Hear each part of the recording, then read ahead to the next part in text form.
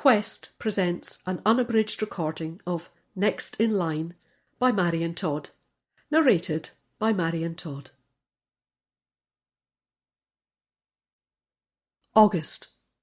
Day 1, Saturday. Prologue. It was 6:15 when Russell stepped out of the back door of Lamond Lodge. The air was still, only the dawn chorus breaking the quiet morning. He closed the door softly, not that it was likely to wake the rest of them, not after last night. Out to the east the sky grew lighter, and he quickened his step, anxious not to miss the sunrise. He crunched across the gravel, stepping lightly onto the manicured grass. Something caught his eye, a movement through the trees, and then it was gone. A fox, or a deer, maybe. He should have brought binoculars. There was bound to be a pair somewhere in the house. It seemed to have everything else. He reached the wooden steps that led to the treetop walk and began to climb, taking them 2 at a time. As he gained height, the scaly brown bark of the Scots pines became orange, and he drew level with the flat-topped branches, admiring their blue-green needles. The elevated walk didn't quite clear the crown of the trees, but there were enough gaps to afford him a panoramic view in every direction. He looked first to the southwest, admiring the Lomond Hills, their ancient volcanic plugs the highest points in Fife.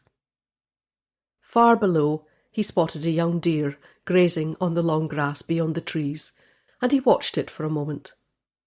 Then he swept his gaze round, admiring the steep gable roof of Lamond Lodge, and across the Eden estuary, north towards Dundee.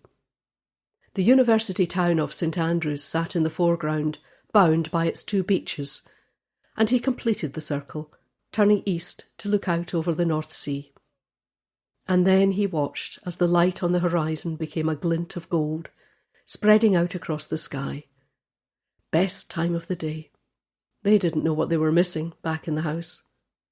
Down on the ground, the deer stopped suddenly, raised its head for a moment, then, with a kick and a flash of its white tail, it bolted across the field. Something had startled it, but he couldn't see what. He didn't see the gun, didn't hear the shot. The sunrise exploded in his head, and he spun round, falling like a stone to the floor of the walkway, a trickle of blood at his temple. Chapter 1.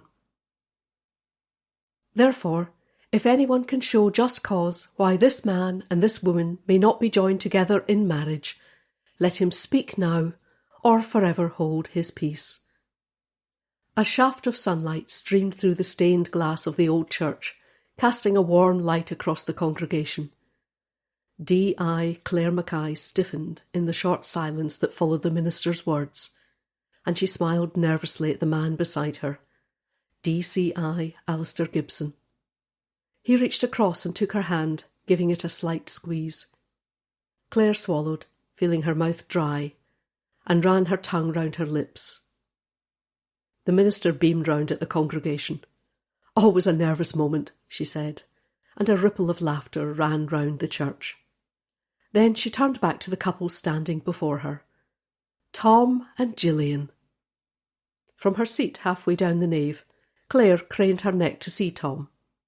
He was in a morning suit.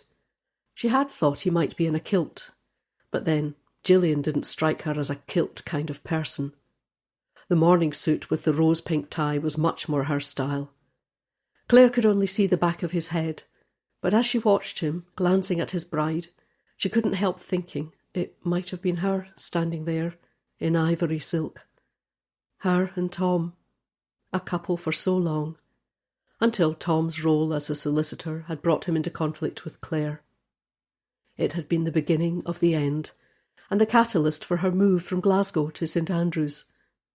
They had both moved on, of course. Clare initially with the sculpture expert, Geoffrey Darke. She had thought he might be the one. But then he'd moved to Boston, and their attempts to keep a long-distance relationship alive had foundered. And then, after a hesitant start, she had found herself drawn to her boss, D.C.I. Alistair Gibson. She counted back mentally as Tom and Gillian delivered their vows. It was almost 7 months now. 7 months since they'd decided to give their relationship a go. And we're still here, she thought. She glanced at him, and thoughts of Tom and what might have been faded to grey. "It's my great pleasure to pronounce you husband and wife," the minister said, and a ripple of applause spread across the church as the happy couple locked lips. And there it was. Tom was married. Tom, who Clare had decided she could no longer be with, despite his best efforts. Tom, who had wanted her long after she had stopped wanting him. And she hadn't wanted him any longer. She was sure about that. But a niggling voice in the back of her mind told her she would miss him wanting her.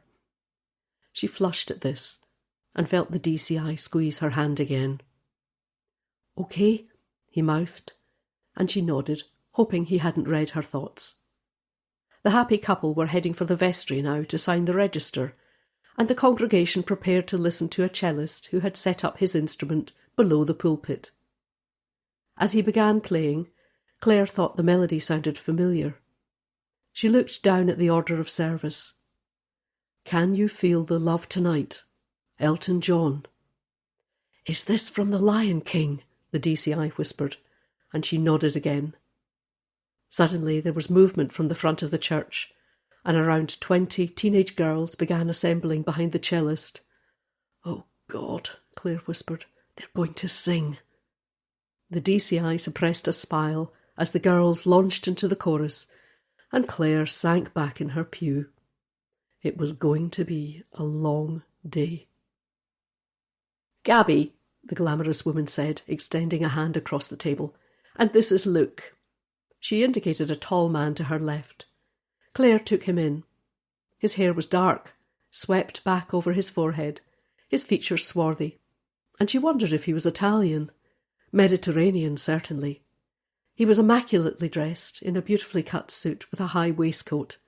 His tie, which seemed to be of an abstract design, was tightly knotted, a tiny jewelled tie pin catching the light as he moved. Clare felt she'd seen him before, but she couldn't place him.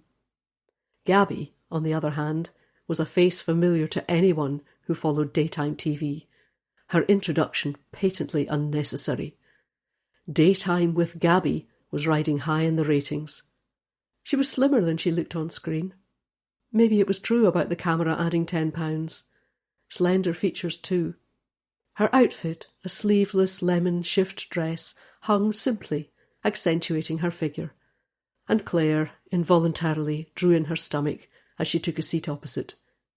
She could see necks craning at the other tables, and she wondered if Gabby was in danger of eclipsing the bride on her special day. "Al," the DCI said, adding, "and this is Clare." Gabby smiled broadly. "Bride or groom?" "Tom's an old friend," Clare said, and Gabby nodded. "Gillian teaches our daughter." Gabby looked across to another table, around which sat some of the girls who had sung in the church. "Lovely singing," Clare said, wondering if Gillian had invited all the girls' parents, or just the glamorous celebrity ones. Luke Gasparini reached across the table for a bottle of wine. "Red, anyone?" Clare shoved her glass across the white linen cloth in response. This reception, she decided, was not to be faced sober. She was just finishing a slice of leek tart when the red-jacketed maitre d' appeared at their table. He bent and said a few words to Gabby and indicated she should follow him. Clare watched as she threaded her way through the tables, all eyes on her. The maitre d' opened the door to the reception area, and Gabby passed through. As the door began to close slowly, Clare craned her neck and saw Gabby take up the receiver of a telephone on the reception desk. Then the door was opened again for a waiter bearing a tray of plates. Clare leaned over in time to see Gabby's free hand go to her mouth. She was looking round wildly, and the maitre d', who had been standing a little way off, approached her once more. Minutes later he was back in the room, heading for their table. Luke rose to greet him, and after a few words he turned back to retrieve Gabby's clutch bag and cream stole. He glanced at them, muttered something that sounded like apologies, and then he, too, followed the maitre d' out of the room. The door was wedged open now as a procession of waiting staff went to and fro with their trays. Clare saw Luke approach the reception desk and take a clearly distressed Gabby in his arms. She made to rise from her seat, but the DCI put a warning hand on her knee. "Leave them to it," he said, his voice low. "You're not on duty today." Clare relaxed back into her chair again, feeling a little as if she'd missed a chance to duck out of the reception. The starter plates were being cleared now, and there were 4 more courses to go, and then the speeches. The day was growing longer by the minute. "On behalf of my wife and myself," Tom paused for a minute to let the applause and cheers die down. Then he continued, "Seriously, folks, Gillian and I are thrilled so many of you could be with us for our special day." Clare hadn't appreciated just how loud her mobile ringtone was until it cut through the middle of Tom's speech. She felt her face grow warm as she snapped open her bag and tried to find the mute button. She felt the eyes of the room on her and heard Tom making a joke about Clare never changing. She didn't dare look at Gillian's face. She had her phone now, but her fingers seemed to have turned into thumbs as she struggled with the buttons. The DCI took the phone from her, flicked the mute button, and the ringing ceased. The phone still buzzed in his hands, though, and Clare saw from the display it was Chris West, her detective sergeant.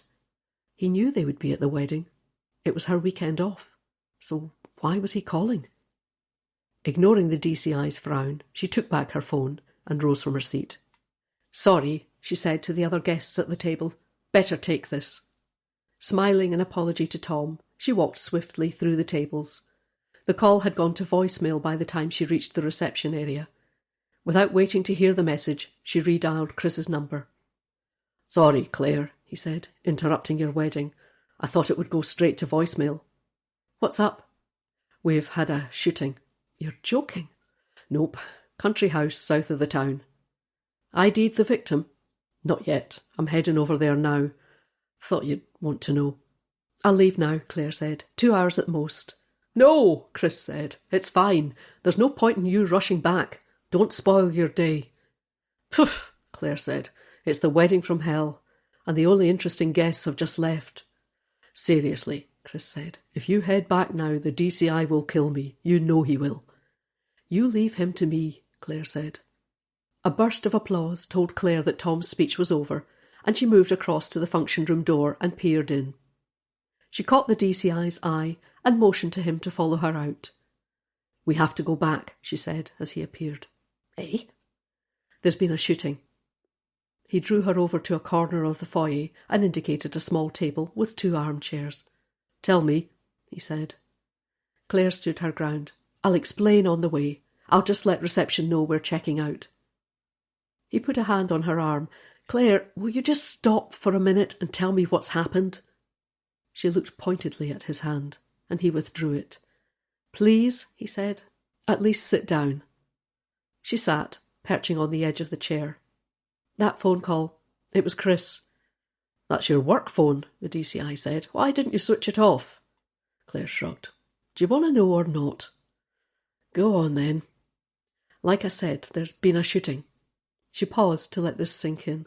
"Some big house outside St. Andrews, so obviously I have to go back." "Hold on," the DCI said. "You're not the only DI in Fife. Dundee can send someone for that matter. And anyway, neither of us is fit to drive." Damn it. She hadn't thought of that. There had been champagne when they'd arrived at the hotel. She'd had 2 glasses of that. Then the wine with their meal. She recalled the DCI topping up her glass a few times. "How much have you had?" He shook his head. "Too much. There's no way either of us can drive back." "Taxi?" "Clare, it's the best part of 70 miles. But a shooting, Al. Listen, you have a good team back there. They know what to do, and we'll head back in the morning. If it makes you feel better, give Chris a call back and remind him of the standard operating procedures." She let her shoulders droop. "Yeah, I suppose. He knows all that anyway. Well then. Look, Claire, we have a lovely room right here in the hotel. We can enjoy the rest of the reception, have a dance tonight, and start fresh in the morning. He reached across and took her hand. Okay? She made an effort to smile. Doesn't look like I've much option. She glanced back towards the function room door. Suppose we have to go back in? He smiled. Not really. Let's just say we were too polite to interrupt the speeches again. We'll stay out here and have a drink instead. We could hide in our room for a bit. He laughed. That might be pushing it. She nodded. Suppose you're right. He squeezed her hand. So, what do you want from the bar? Chapter 2. Claire moved her seat back towards the wall as Tom and Gillian sank down beside them. The band had struck up a waltz, and the more enthusiastic ceilidh dancers were drifting back to their tables for a rest. I'm so sorry about my phone, Claire said, but Gillian waved this away. Tom says you're never off duty, she said, taking his hand. I think that's why he married a teacher, for the holidays. I'm sure they're well earned, DCI Gibson said. I'll say, Gillian beamed. I hope it wasn't anything important, Tom said. Claire forced a smile. Nothing that can't wait until morning. We're staying here tonight, Tom said. Maybe we could all meet for breakfast. Oh, I think we'd better make an early start, Claire said quickly. She smiled at the pair. You know how it is. The band announced an 8-some reel, and Gillian rose. Come on, she said, pulling her husband to his feet. I'm determined to teach you how to do this properly. Claire watched the pair head off to join the dancers. Fancy it, the DCI said. She shook her head. I'd hate to make a mistake in front of the teacher. He laughed. Come on then, we've done our bit. Let's go and hide in the room. They elected to climb the thickly carpeted stairs rather than take the lift. I'll tell you this much, Claire said, stepping out of her heels and stopping to pick them up. I am not having breakfast with Bridezilla down there. I'm with you on that, the DCI said. Let's have it sent to the room. DCI Gibson, we are not made of money. I'll pay. Anything other than watching you glaring at the bride over your granola. To hell with granola. I'm having the full Scottish. They reached their room, and the DCI retrieved the key from his sporran. The bed had been turned down, and the lamps lit. An ice bucket with a bottle of champagne sat on a side table.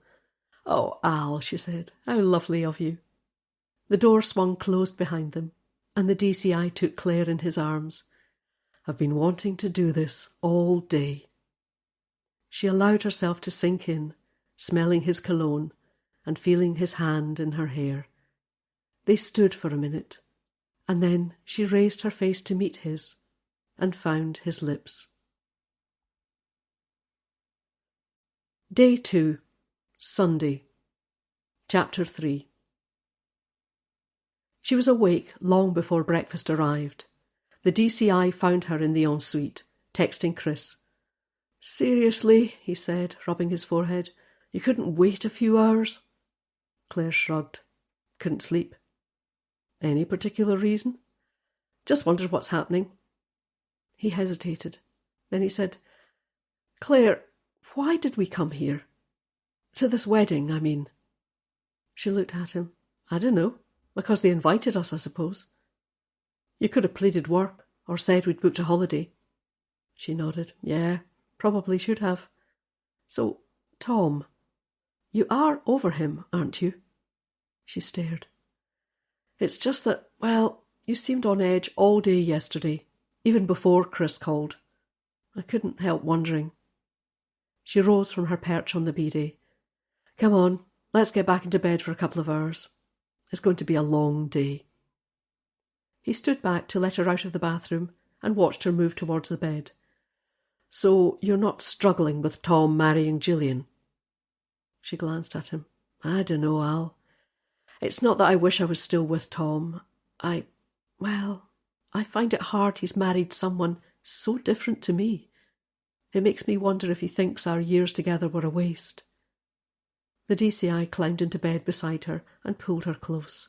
I'm sure he doesn't. Nothing is ever wasted. It's what makes us who we are. She forced a smile. "Why are you always so bloody sensible, Al?" "I told you. It comes with being a DCI," he said.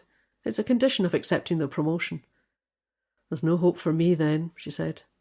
"Nope, not a chance."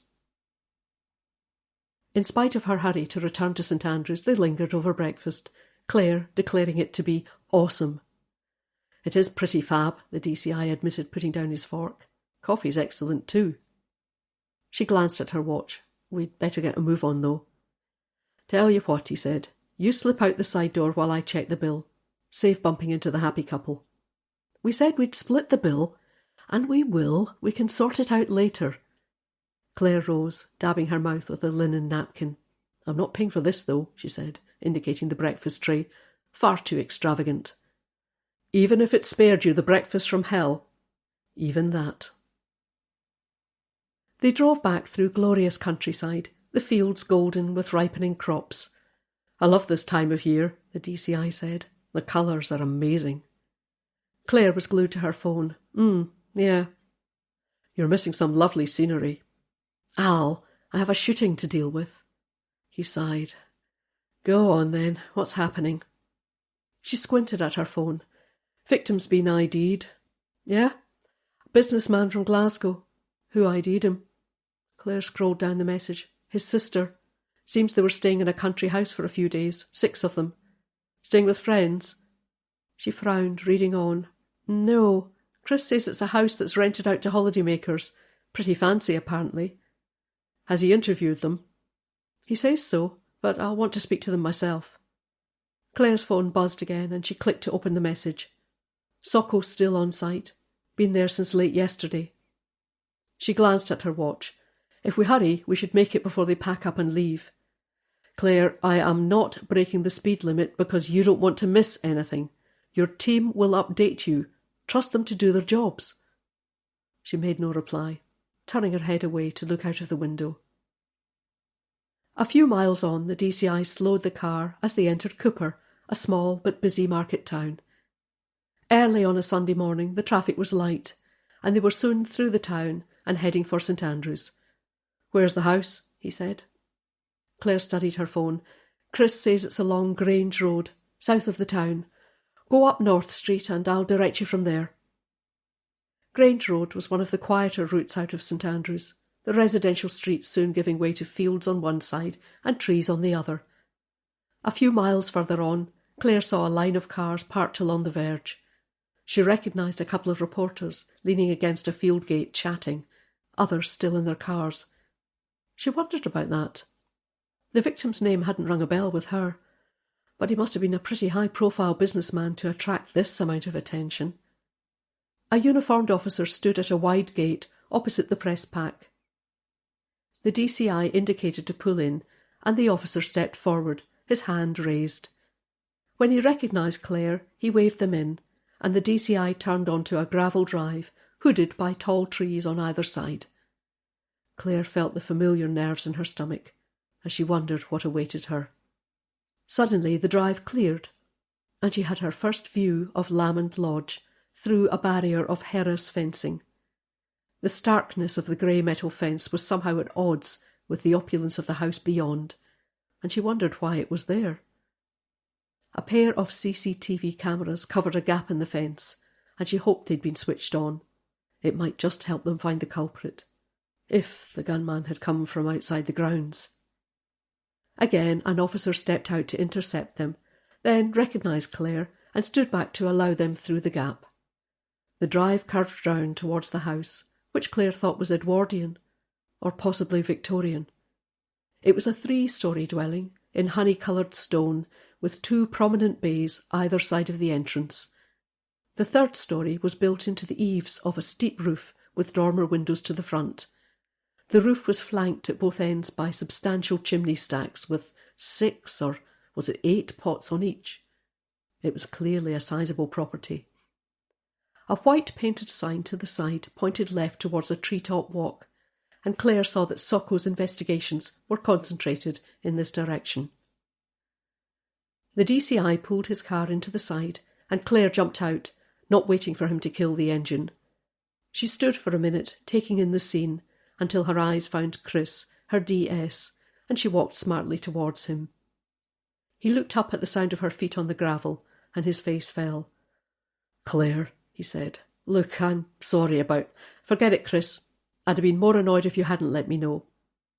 Chris shot a glance at DCI Gibson, who was heading their way. "DCI feel the same, does he?" Claire ignored this. "So, tell me." "Male, aged 40, single gunshot wound to the head, probably killed outright, but we'll need the post-mortem to confirm that." "From Glasgow, you said?" He nodded. "Russell Fox, part of a house party staying in the lodge. They rented it to celebrate his 40th birthday." "Witnesses?" He shook his head. "None. They reckon it happened early on Saturday morning when the rest of them were still asleep." "How are they?" "All seem pretty shocked. Popular guy, no enemies to speak of." Claire considered this. Could it have been an accident? Stray bullet from a grouse shoot? Definitely not. There's not a shoot close enough. And Socko reckon it was a rifle shot. "Shit," Claire said. "I'm starting to not like the sound of this." "Nope." Claire's eyes turned to a white Socko tent at the foot of the treetop walk. "That where it happened?" Chris raised his gaze, up on the walk itself, just about there. He indicated a stretch between two tall Scots pines. Claire looked up, squinting against the sun. The walk was made up of several sections, the floor built in solid wood. The sides were more open, dark green netting stretched between the floor and stout wooden handrails. She put a hand up to shade her eyes from the sun, but the walkway itself was obscured by the dense netting. Beyond Socko's tent, she could see the steps leading up to one end of the walk, but foliage from the trees prevented her from seeing where it ended. "Actually up there," she said. "Yep." "Did he fall?"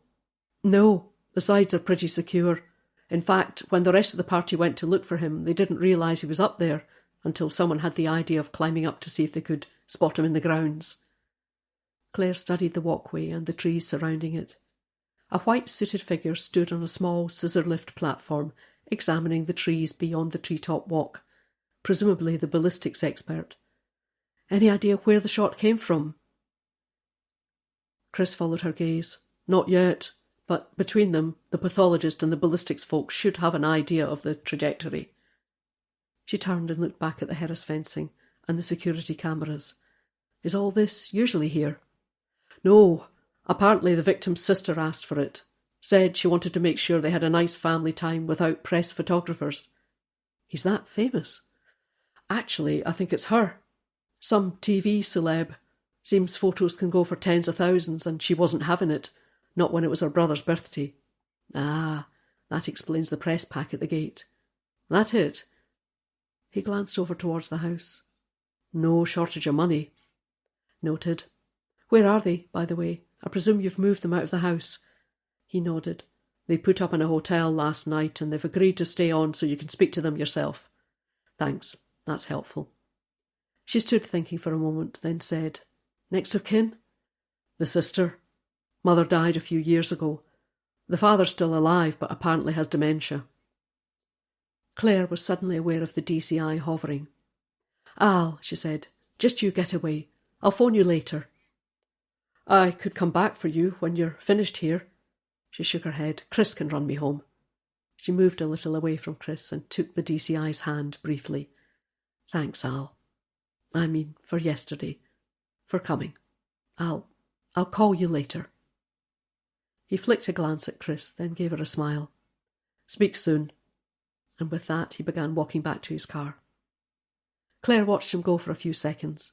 Then she turned back to Chris. "Okay, let's head for the hotel. See what they have to say for themselves."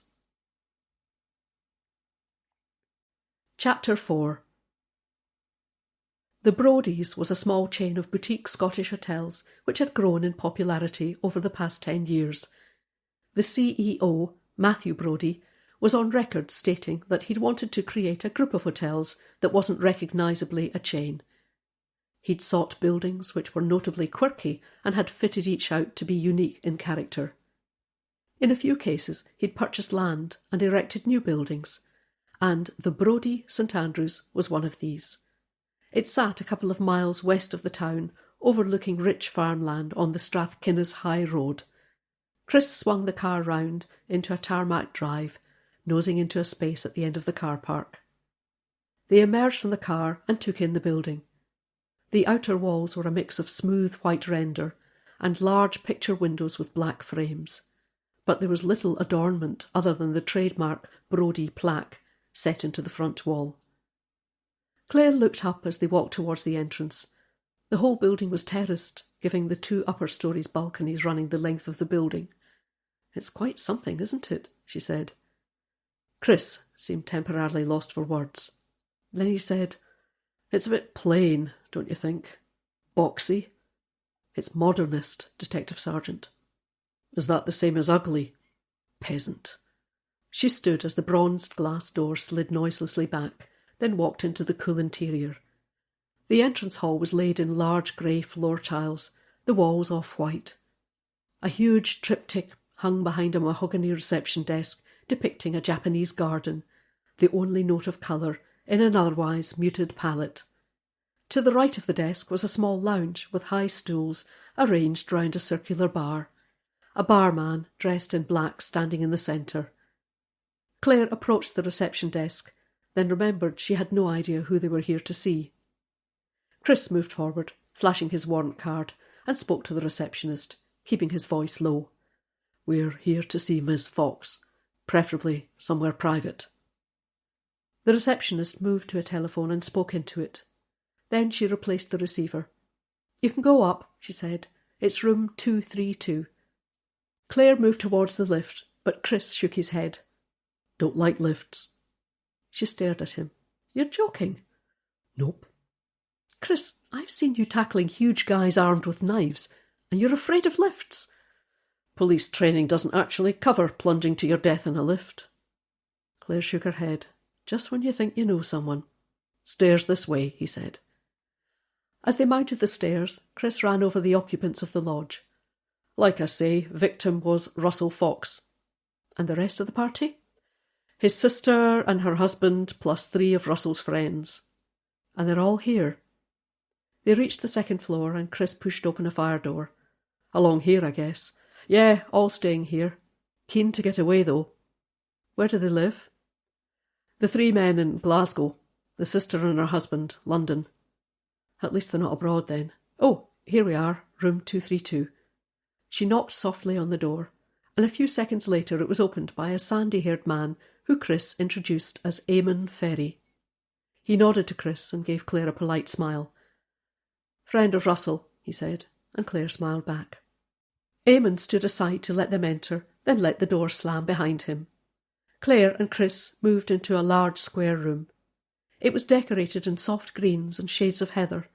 An enormous bed was adorned with scatter cushions in a grey tartan. To the side of the bed, 2 French doors led to a small balcony, and to the right of the doors was a sitting area with a sofa and chairs in the same fabric as the cushions. Claire's gaze swept the room and came to rest on one of the chairs and its occupant. She stared, and the woman in the chair stared back. Her brow clouded, and she seemed confused by Claire's appearance. It was Gabby Fox. Claire hadn't particularly noticed Gabby's surname when they'd met at the wedding. She was known to everyone simply as Gabby. But now she remembered seeing the name on the seating plan at the reception, and she realised Gabby must be the victim's sister. She thought back to the wedding, the maitre d' calling Gabby out to take a phone call, then returning minutes later to fetch her husband. The news of her brother's death. She was more casually dressed than at the wedding, in a Breton top and cropped jeans, but she still exuded an air of glamour. She swung her feet out from under her and slipped them into a pair of mules on the floor. Rising, she said, "You're a police officer?" Claire nodded. "Detective Inspector Clare Mackay," she said, adding, "I'm so sorry to trouble you at a time like this. Am I correct in thinking the victim was your brother?" Gabby's eyes were brimming. "Yes," she said, her voice barely audible. "Russell was my brother." Claire indicated the seat she had risen from. "Please, do sit down. I don't want to make this any more difficult for you." She turned to Chris. "Perhaps you could ask reception for some tea." She smiled back at Gabby. Or coffee? Eamon Ferry had been hovering near the door, and he looked grateful for the suggestion. I'll do it. He smiled at Gabby. Tea okay for you, doll? She nodded, and Eamon looked from Clare to Chris. Tea's great for us too, Clare said. Thank you. Gabby resumed her seat, and Chris pulled a couple of chairs over. They sat. Then Clare said, I know you've already spoken to my colleague here, Miss Fox. Gabby, please. Clare acknowledged this with a smile. Then she said, I hope it won't distress you too much if I ask you to go through what happened once more. She nodded. It's fine. You have your job to do, Inspector. Call me Clare. She smiled again, then said, Maybe you could tell me how you came to be staying in St. Andrews. Gabby was silent for a moment. Then she swallowed. It was Russell's birthday, she said. His 40th, you know. And I thought we'd rent a house, invite his friends, make it a bit of a party. How many of you are there? Clare asked. Just the 6. Luke and me, Russell and his 3 oldest friends. We arrived last Thursday. For how long? Supposed to be a week, Gabby said, but now. Chris cleared his throat. I have everyone's details. Clare gave him a nod, then turned back to Gabby. And the wedding? She shook her head. I can't believe I was there when I should have been here. Maybe if I had, I should never have gone. You said your daughter was taught by Gillian, Clare asked. Yes, that's right. She boards at the school, actually. We're down in London so much, you see. Me with my TV show and Luke with his work. What is his line of work? He's in TV as well. He has a production company, so we both really need to be there. And we agreed that Sasha, that's our daughter, we agreed she'd be better staying up in Scotland. Her friends are at the school, and it's really lovely there. Gillian was her house mistress for a couple of years, so when she asked Sasha to sing at the ceremony and invited us too, well, we could hardly say no, even if I'd rather have been with Russell. She tailed off, her eyes bright with tears. I can't believe he's gone. There was a tap at the door, and Chris moved to open it. A young woman in a dark grey dress held a tea tray. Behind her, Eamon Ferry stood with another man. Clare glanced at the door and recognised the man from the wedding. Gabby's husband, Luke Gasparini. Chris took the tea tray and thanked the woman. Eamon and Luke followed him into the room, Luke moving to his wife's side. He flicked a glance at Clare. Haven't you people upset her enough already? And then he stared. Oh, he said, it's you.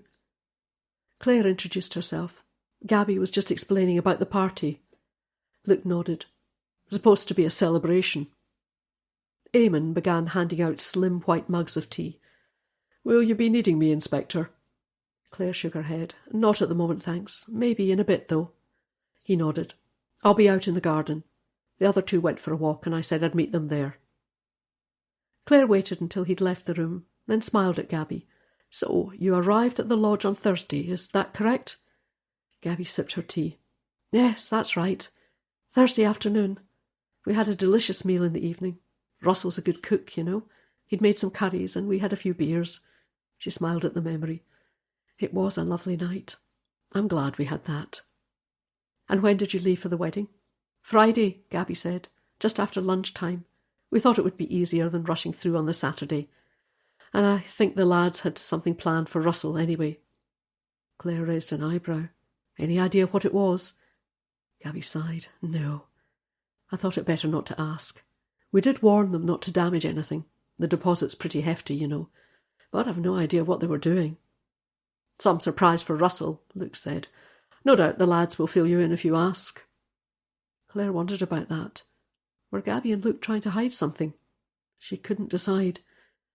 That's fine, she said. We can ask them. And then we had the phone call at the wedding. Gabby glanced at Clare. You probably remember. Who called you? Doug Gerard, one of Russell's friends. Mr. Gerard was the one who had the idea of going up to the treetop walk to look for Russell, Chris said, his voice low. He said we'd better come back. Gabby's voice was shaking. He said something had happened to Russell. Luke moved to perch on the arm of Gabby's chair. He put an arm round her and kissed the top of her head. She clutched his arm and began to cry. Chris threw Clare a look, and she gave a slight nod. We'll leave you in peace for now, Gabby, but there's just one thing more. Gabby looked up but didn't speak. "We do believe your brother was deliberately killed." "No shit, Sherlock," Luke Gasparini spat. "I think we'd worked that out for ourselves." Claire decided she didn't much like Luke Gasparini, but she knew from experience that grief affected people in different ways, so she acknowledged this with a nod. Turning back to Gabby, she said, "Can you think of anyone who might have wanted to harm Russell? Anyone come to mind?" Gabby shook her head. "No," she whispered. "Russell, he was just lovely." Claire smiled. "Was Russell your only sibling? Any other relatives? We can contact them for you. Save you a difficult job, if it would help," she added. A spasm of pain crossed Gabby's face. "We lost my brother David." "Oh," Claire said, "I'm so sorry." Gabby's lips thinned and she attempted to smile. "An accident, you know. When was this?" "Almost 10 years. She dabbed at her eyes again. 10 years next month. And now, Russell." Claire said, "I'm sorry we have to ask these questions, Gabby." She fished a tissue out of her pocket. "It's fine," she said. "You have your job to do." "Thank you." Claire smiled, then she went on. "I know you have your daughter, but are there any other children? Yours or your brother's?" She shook her head. "Luke and I, we only have Sasha. Russell wasn't the marrying kind." "And your brother David?" Claire asked, her tone gentle. Gabby shook her head. "David didn't have children," she said. "Or at least none we know of." Claire nodded to Chris and they rose from their seats. "Thanks, Gabby. I know this wasn't easy for you. We'll leave you in peace now." They turned to leave. Then Gabby said, "Inspector?" "Yes?" "I think we'd all like to go home as soon as possible. We've nothing to stay for now." This was tricky. Claire was used to interviewing victims' relatives in their own homes, and she didn't relish trying to conduct an investigation with the only witnesses spread between Glasgow and London. "Your room's here. How long have you booked for?" "I was hoping tonight could be our last night," Gabby said, "but—" "If you could remain here in the meantime," Claire said, "I'd be grateful. Just until our initial inquiries are concluded. It would be easier for us to keep in touch with you." "You'll let us know when we can go, then?" Luke said. It was more a statement than a question. "Of course," Claire smiled. "We won't keep you a moment longer than necessary." As they walked back towards the main staircase, Chris said, "You don't like him, do you?" "Nope. Cheeky bastard." "I thought the two of you would get on. So, what now?" "Let's go and speak to Eamon Ferry. Find out what they were up to on Friday night." Chapter 5. They found Eamon Ferry in a small section of garden to the rear of the hotel. He was sitting at a wooden table with another 2 men, and he looked up as Claire and Chris approached. He took a last drag from his cigarette, then exhaled and stubbed it out in a metal ashtray. The others followed his gaze, and Claire took her first look at the 2 men who had made up the rest of the house party. They struck her as an ill-matched pair, and she wondered what they had in common. Their expressions, unlike Eamon Ferry's practised smile, were guarded, unsmiling even. Was it the shock of what had happened? Or was there something else? "D.I. Clare Mackay," she said. Then she motioned towards Chris. "I gather you've met D.S. West." The men nodded, and Eamon did a quick round of introductions. "Doug Gerard," he said, indicating a round-faced man, his neatly trimmed goatee beard flecked with grey. "And Steve," he went on, nodding towards the other. "Steve Christie." Claire studied them. She thought Steve Christie looked vaguely familiar. His face was thin, pinched even, his curly brown hair spiked up with gel. His cheek was scarred, and Claire wondered if he'd been round the block a few times. He seemed to be avoiding her eye. Did he have cause to be uncomfortable with police officers? Doug Gerard, by contrast, sat studying Claire and Chris, his eyes lingering far longer on Claire as he took her in, up and down. She met his eye, challenging his overt scrutiny, but he continued staring, a hint of a smile on his lips. They were casually dressed, Eamon the smartest in a polo shirt and dark linen trousers. The others were in shorts and T-shirts. A bottle of Ombre Solaire sat in the centre of the table, its fragrance mixing with the occasional stale whiff from the ashtray. They were drinking craft beers, and as Clare regarded them, Steve Christie raised a bottle to his lips, swigging from it. Eamon indicated 2 empty wooden garden chairs, and they sat, Clare dragging hers round so it wasn't facing directly into the sun. She began by extending her sympathies to the men, watching them carefully. "I gather you were Russell's oldest friends." "Primary school," Eamon said. "And you've kept in touch since?" Doug Gerard nodded. "Off and on," he said. "When we could, you know." "It's nice you were all able to make this weekend," Clare said, keeping the conversation light. "Wouldn't have missed it," Steve Christie said, flicking a glance at Clare. "Whose idea was it?" "Gabby's," Eamon said. "Surprise for Russell." He nodded at the other two. "We all knew months back, but she only told Russell a couple of days before, and he didn't know we were coming too." Chris cleared his throat, and the men turned to look at him. "Was there no suggestion of wives or girlfriends joining the party?" The men looked at each other. Eamon, as usual, was the first to find his voice. "Not this time," he said. Clare thought he was choosing his words carefully. Any particular reason? Only Eamon met Clare's eye. "Russell, he didn't really seem to have anyone special just now, and we thought it might be a laugh. Just the lads." Clare nodded. "So you arrived at the lodge on Thursday?" "Aye." Eamon again. "And I gather Gabby and Mr. Gasparini left on Friday to go to a wedding, so you spent Friday night alone?" Doug Gerard regarded Clare. "Aye." "Gabby said you had a surprise organised for Russell." She watched them as she said this. Steve Christie took another swig from his bottle, and the other two shrugged. "Something special?" Doug laughed. "Nah, I was just winding Gabby up. We ordered pizza, plenty of drinks, bit of poker. Boys' night, you know." He looked round at the others. "It was a laugh, wasn't it, lads?" There were murmurs of "aye," "oh, aye," and more head nodding. Clare smiled. "Can't beat a good pizza. Was it one in the town?" The men looked at Doug. He took out his phone and began scrolling. "Bella Pizza," he said. "Market Street." Clare noted this down. "What time did it arrive?" Doug shrugged. "Anyone remember?" "About 7, Eamon said, or just before." "And there were no other callers that night?" Heads shook.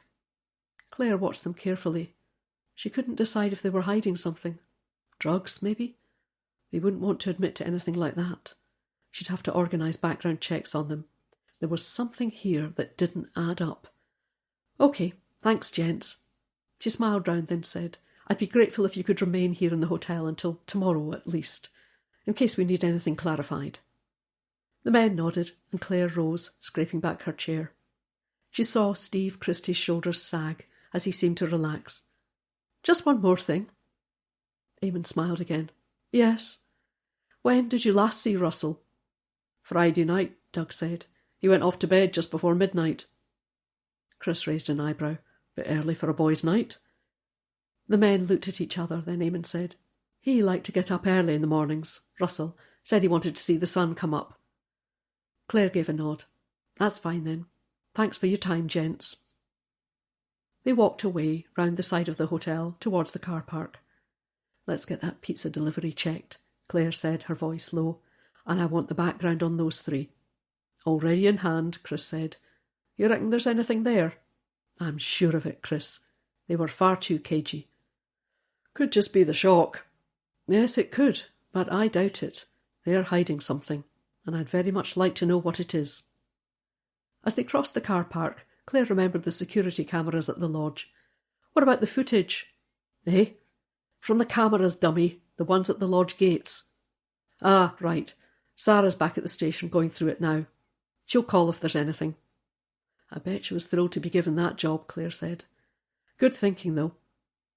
PC Sarah Stapleton, the youngest officer in the station, now engaged to Chris, had a keen pair of eyes. If there was something amiss on the footage, she'd find it.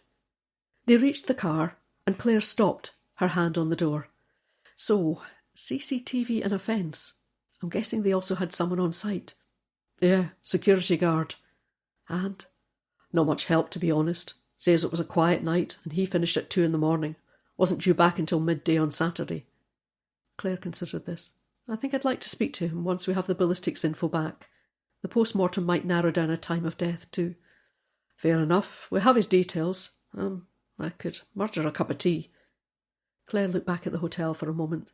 She really needed time to take in what had happened, what they had learned. The search of the lodge grounds would be underway. Was there much more she could do just now? Go on, then, but you'd better have some biscuits. Chapter 6. Pizza van arrived just before 7, PC Sarah Stapleton confirmed, indicating an image on her computer screen. She clicked the mouse, and here it is leaving 5 minutes later. OK, thanks, Sarah, Claire said. Chris, could you check with the pizza company, please? Find out when they ordered, who phoned it in, anything else they can tell you.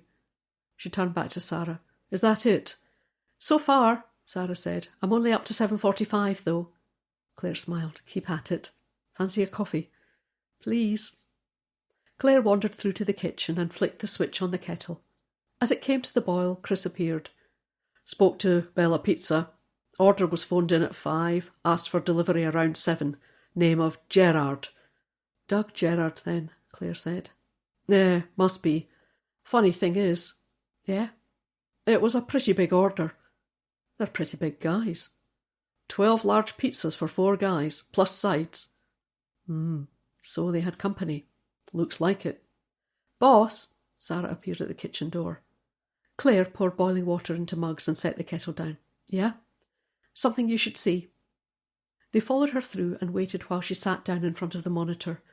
It's just after 8 p.m, Sarah said, moving the mouse. Now, watch. They stood behind her, peering at the screen, and then they saw the security guard appear in front of the gap in the fence. A dark-coloured vehicle approached, and the guard moved to the side and spoke to the driver. A few seconds later, he stepped back to allow the van to pass through. Looks like a transit van, Claire said. What do you reckon's in it? Judging by the amount of food they ordered, Chris said, I'd guess it's people. Claire bent to look more closely at the screen. Can you zoom in on the van, please, Sarah? Sarah paused the footage and zoomed in. Then she advanced it, frame by frame, until the van swung round following the drive, and they had a clear shot of the left side. Is it a minibus? Claire said. Chris peered at it. Converted van, I think. See how the evening sun's caught the windows? It's dark glass, but look. He jabbed the screen. Definitely figures inside. They watched the footage for another few minutes, but there was nothing else to be seen. Keep on it, Sarah, Claire said. We need to know when that van left. Sarah returned to her task while Claire and Chris took their coffees into her office. Did the security guard mention this? Claire asked. Nope. Told me about the pizzas being delivered, but nothing about another van. And the 3 friends said nothing about it either. Want to head back up there? Have it out with them? Let's wait for ballistics first. PM2. See if we have a time of death. Caroline French's phone was engaged, so Claire dialed the number for the pathology lab and asked for Neil Grant. After a short delay, he came to the phone. Just wondering about our gunshot victim, Claire said. I'm writing it up now, Claire. Full report by tomorrow, but the upshot is he died from the bullet wound, probably somewhere between midnight Friday and midday Saturday. Given he was found outside, I'd guess it happened in daylight. Harder to get a clear shot at night, even with a night vision scope. Mind you, I'm no expert on ballistics. What about the bullet? Claire asked. Passed right through the skull. Fair bit of damage to the bullet, obviously. I gather from Caroline it ended up in a tree. Anything on it? Yes. Fortunately, Caroline took samples from where it penetrated the tree. The bark had traces of blood and bone, as did the bullet. I'll run DNA tests, but I'll be surprised if it's not a match for the victim. Any idea where the shot came from, Neil? Sorry, Claire, that's Caroline's area of expertise. But I can confirm the trajectory was upwards as she suggested. It ended just below the temple on the left-hand side and emerged through the top of the skull. So our killer was below the victim. I'd say so. Claire ended the call and tried Caroline French's number again. This time it rang out. Hi, Claire, Caroline said. Chasing up your bullet? Yes, please. Anything you can tell me? I think so. You probably know the bullet passed through the victim and lodged in a Scots pine beyond. It went far enough into the trunk for us to know the trajectory was upwards. The PM probably showed that too, yeah? It did. OK, so we used a laser trajectory kit. Hold on, Claire said. I want to put this on speaker so Chris can hear it. Caroline waited a few seconds, then carried on. We put rods into the entry hole, then used the lasers to track back the bullet's journey. How accurate can you be? Chris asked. Pretty close, Caroline said. Anything the bullet comes in contact with can cause it to deviate, but we looked at the entry and exit wounds on the PM report and compared them with the damage to the tree. I'd say it didn't stray much from its original path. Which was? Claire waited. Well, taking into account the likely distance and the angle, I'd say your gunman fired from one of the upper stories of the house. Probably the top floor, although it's hard to be precise about that. We didn't find evidence of a second bullet, so he must have been pretty close. Either that or a really cracking shot. Claire thanked Caroline and ended the call. So, Chris said, we need to find out who or what was in that van. And the house. I want Socko in all the rooms that face the treetop walk, top 2 stories. Hold on, though. As soon as Russell Fox was missed, those 3 men would have been all over the house looking for him. Compromising any evidence, Claire finished. Yes, I know, but we're only interested in the windows, and Socko might find traces of gunshot residue. She stood thinking for a minute, then said, Who's running the checks on the men? Janie and Bill from Dundee. They'll be over in the morning. Claire nodded. See if you can hurry them up, Chris, and get the whole household checked while you're at it. I'll call Socko, then we're going to track down that pizza driver. Bella Pizza was busy with Sunday afternoon diners, the air thick with mouth-watering aromas. There was a small queue for a table, but Claire sidestepped this and showed her badge to a man in dark trousers and a white shirt. The manager, she guessed. He drew them over to the side, away from the queue of customers, and explained both delivery drivers were out on jobs. Should be back in the next 20 minutes, he said. He glanced across to the kitchen, its front open to the restaurant. I can squeeze you onto a table if you'd like to wait. Chris turned puppy-dog eyes on Claire, but she ignored this. We'll wait outside, she said, smiling her thanks. Chris followed her out. Not even a slice of pizza. If we wait out here, we'll catch the driver before the head waiter can warn him we're looking for him. Suppose. Anyway, it's a lovely day. They found a sunny spot to the side of the restaurant and leaned against the stone wall, feeling it warm in the sun. A steady stream of holidaymakers ambled past, some licking ice creams, others dodging cars as they spilled off the pavements onto the cobbled street.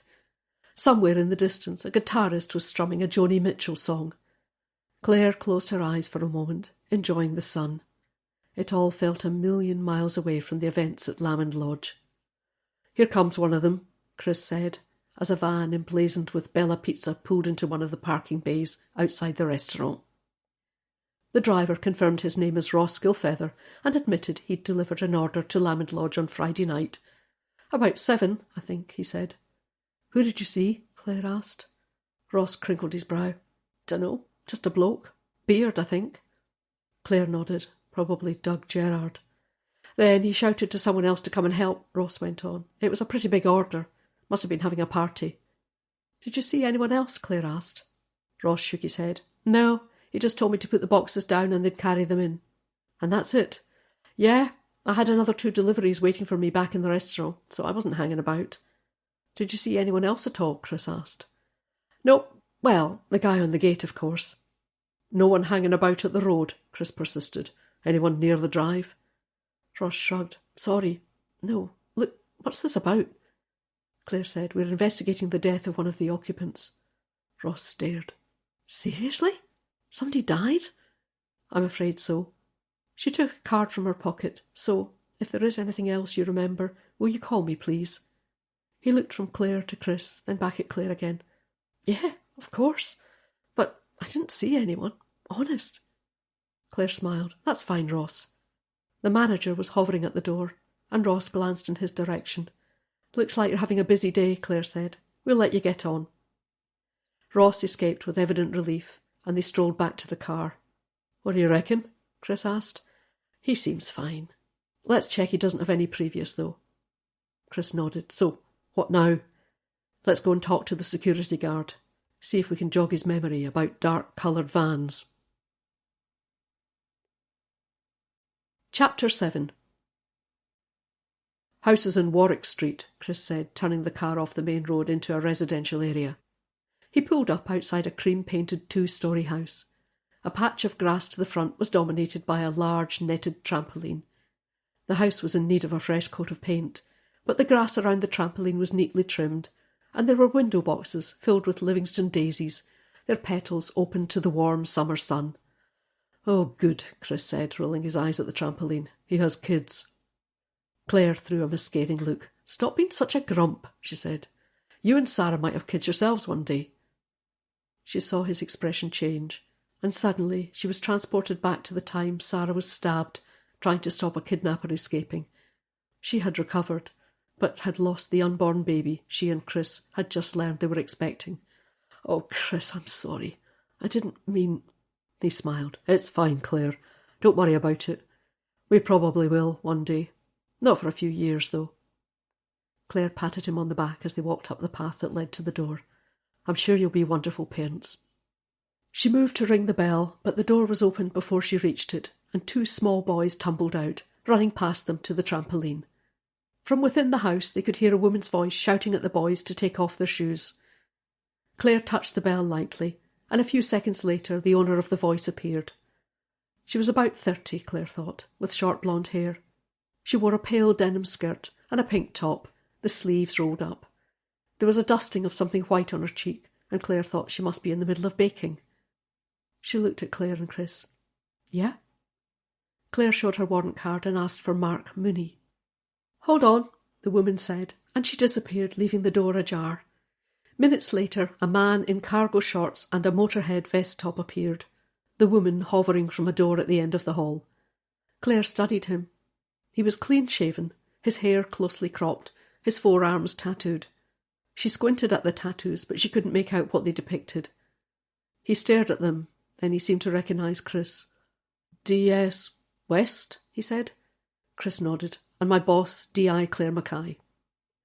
Claire was watching Mark Mooney, and she saw a faint flicker in his eyes when Chris introduced her. "Is there somewhere we could talk?"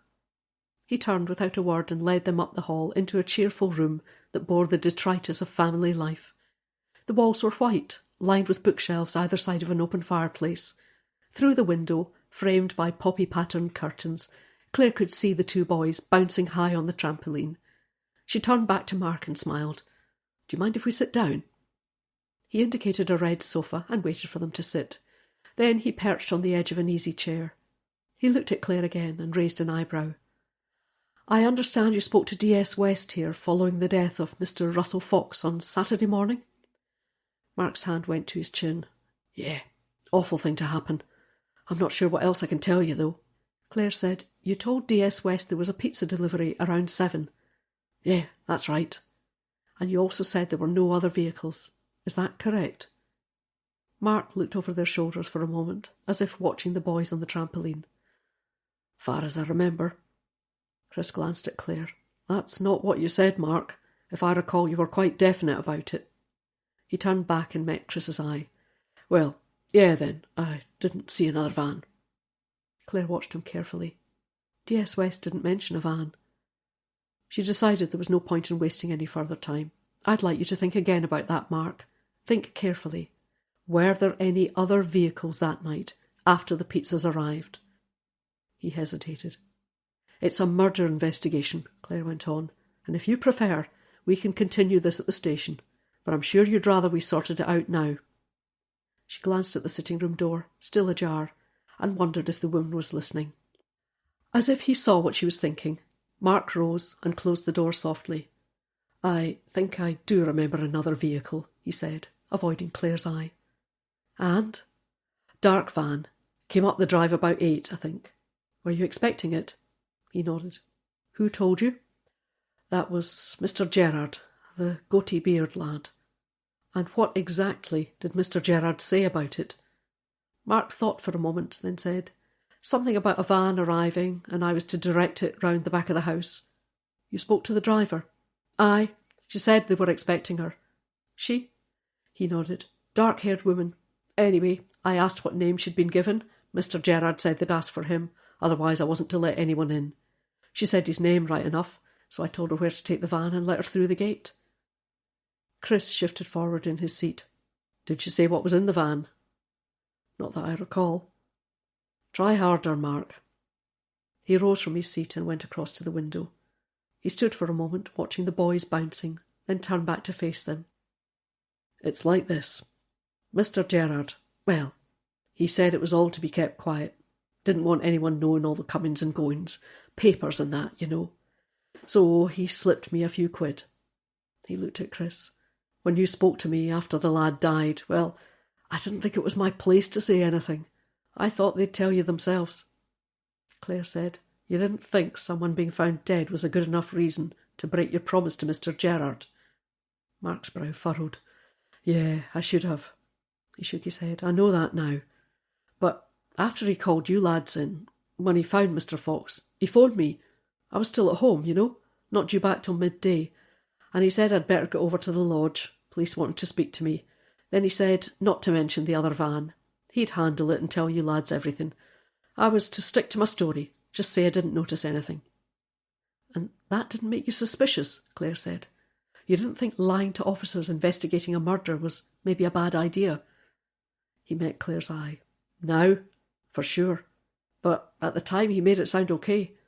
And I didn't even know he'd been killed, Mr. Fox. I thought maybe he'd just had a heart attack. Too much of the partying, you know. And, well, I thought they probably had enough to deal with. He said it would be easier for the family if we kept it simple." Claire considered this. Then she said, "Why do you think that was, Mark? Why would he not want the van mentioned?" Mark shifted in his seat, avoiding Claire's eye. Chris said, "Was it girls in the van?" He exhaled. "Aye, pretty sure it was girls." "And did the van leave again?" "Yeah, not long before I knocked off. Back of 1, I think." Claire nodded.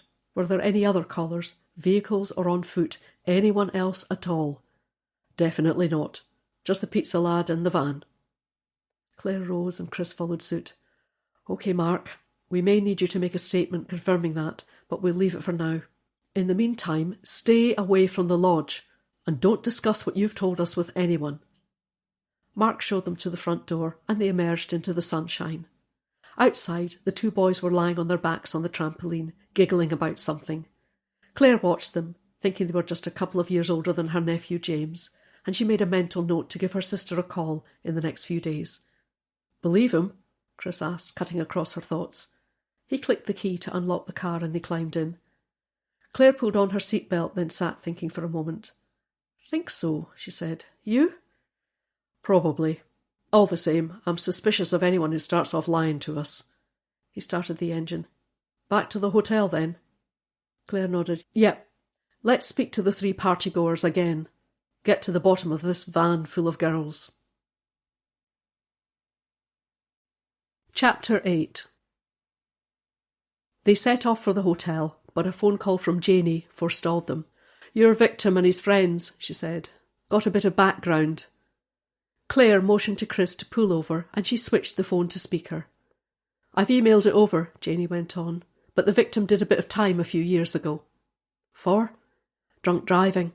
He knocked down a young woman one night, put her in hospital for weeks. He was 3 times over the limit." "How long did he serve?" 8 months. "That all?" "Yeah, it was a dark road, no pavement. She was walking with her back to traffic, dark clothing. The defence made a pretty good case. He pled guilty, so all helped reduce the sentence." "OK," Claire said. "Can you look into who he might have met in prison, please? Was it the Bar-L?" "Yeah, Barlini," Janie confirmed. "I'll get on to the prison and see who he shared with." Chris leaned forward. "What's he done since prison, Janie?" "He's done all right, to be honest. He was a chef by trade, so he started working in a steakhouse in the centre of Glasgow. Then he took over a cafe that was going out of business, got it cheap and built it up. Sold it and bought another restaurant. Up till a couple of months ago he had 2 restaurants, but he put them on the market. Word is he's had a few offers." "Any idea why?" "No, he might just be that kind of guy. Buy cheap, build it up, then sell for a profit." "Yeah, could be. Is that it?" "Not quite. One of the other lads has a bit of previous too." They waited. "Steve Christie. It's a while ago now, but he did a couple of years for firearms offences." Claire glanced at Chris. "What sort of offences?" "Supplying small arms mainly. Smuggled in from Eastern Europe and sold around Glasgow. Small-time gangsters and the like." "How long ago was that?" "Just over 10 years." "And since?" "Nothing, boss. He has an online business now, buys cheap tat from China and supplies a few market stalls, corner shops. All seems above board. Files a tax return each year. No indication he's involved in anything illegal.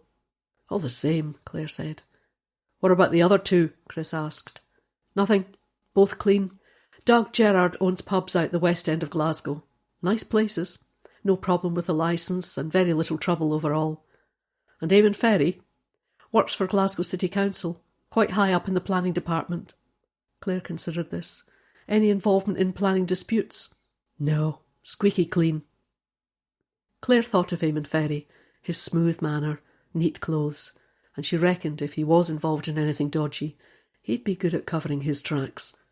But maybe she was being unfair. What about Gabby and her husband? Still to check them, boss, but I'll be surprised if there is anything. She's in the public eye, splashed all over the papers every other week. If there was anything there, the press would be all over it. Fair enough, but check all the same, yeah? And get on to Barlinnie Prison. Find out who was in at the same time as Russell Fox and Steve Christie, especially anyone involved with guns. Chris restarted the engine and signalled to pull out again.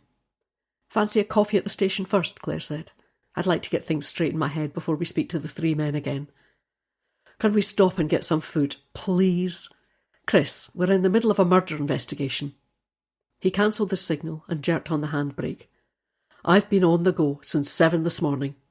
You might have started the day with a hotel breakfast, but I had a slice of toast about, he checked his watch, 9 hours ago, and I've barely stopped since.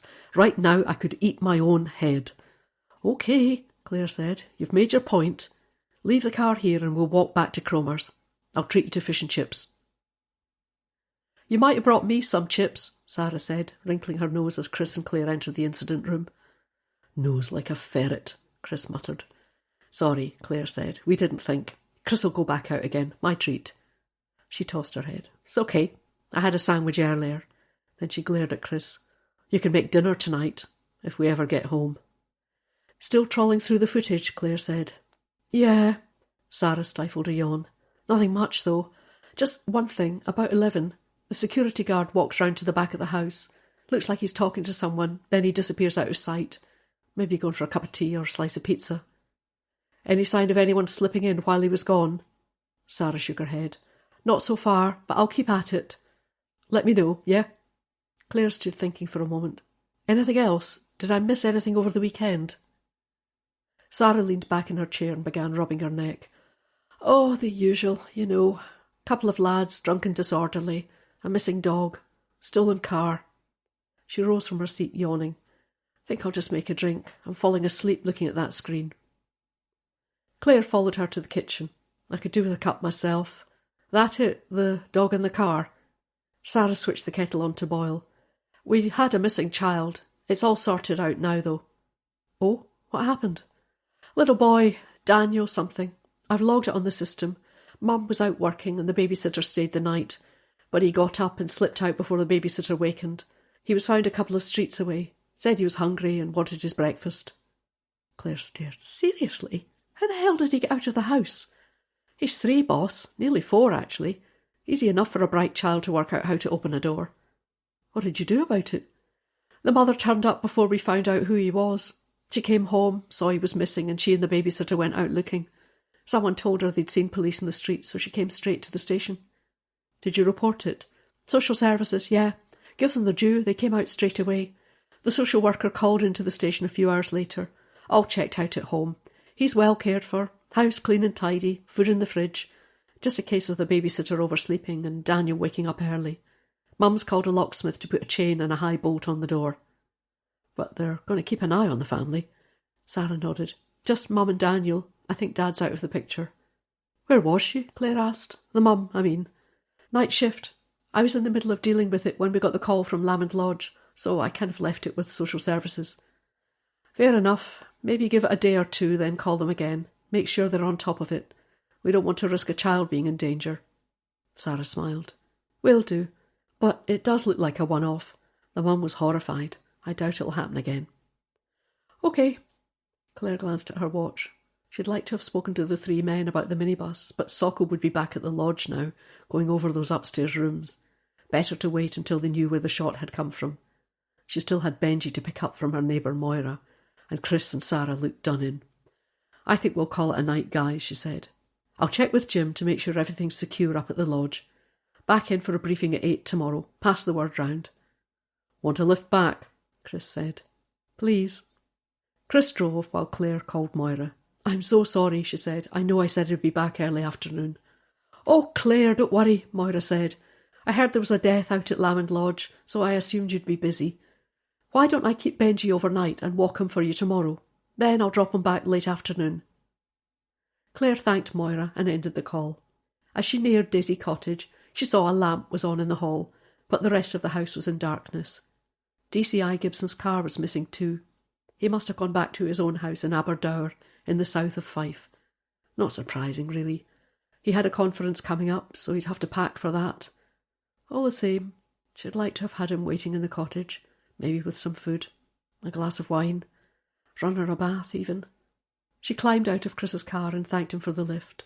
It was odd putting her key in the door and not hearing Benji bark, but she was tired now, and glad she wouldn't have to do his evening walk. She closed the door and saw her overnight bag standing in the hall. In the kitchen, a portion of homemade curry stood defrosting next to the microwave. A wine bottle was on the kitchen table, corkscrew beside it, a post-it note on the neck. She peeled it off and read, "Hope you're not too late home. You deserve a glass of this. Enjoy. Love, A. Kiss." She lifted the note and kissed it softly. Then she began to peel the foil capsule off the cork. Day 3, Monday. Chapter 9. Without Benji to waken her, Claire overslept. She squinted at her alarm clock and saw it was just after 7. Breakfast would have to wait. She showered quickly and pulled a work suit out of the wardrobe. 20 minutes later, she was on her way, driving past fields dotted with bales of silage wrapped in black plastic. A few more weeks and it would be autumn, and the lush green foliage on the tree-lined road would begin turning to red and gold. She slowed down as she approached the roundabout, turning into Bogward Road, a residential street to the west of the town. A young lad wandered languidly between the houses, a sack of newspapers on his shoulder.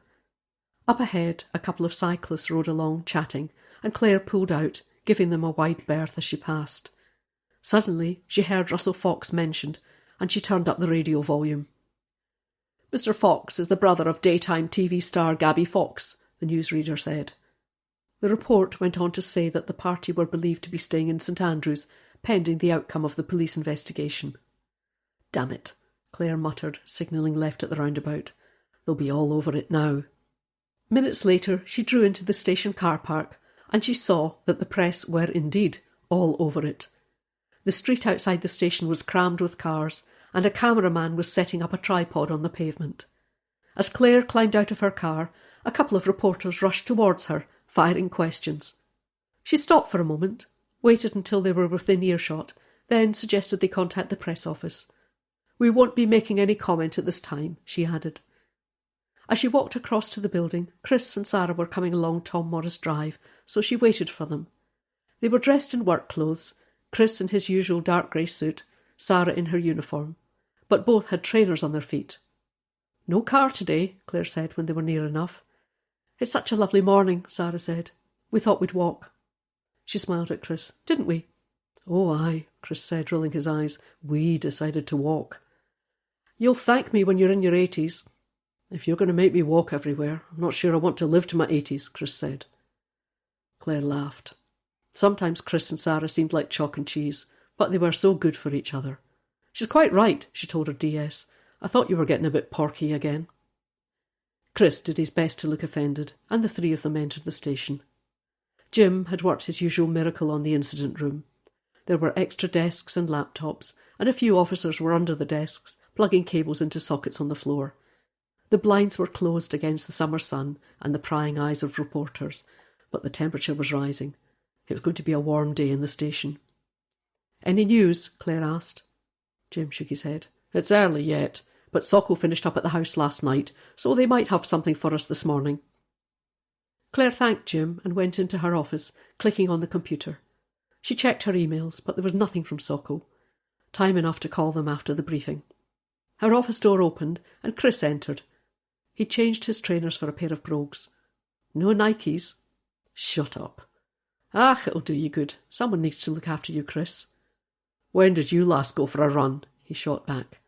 Friday, actually, she lied. He sank down in a chair. They're ready when you are. She reached into her desk drawer and took out a cereal bar. With you in a couple of minutes, she said. I miss breakfast. Chris indicated the bar. You know those things are full of sugar, don't you? Claire tore the wrapper off and dropped it into the bin. Yup. She rose from her desk. Come on then, let's make a start. She recognised a few faces from past investigations.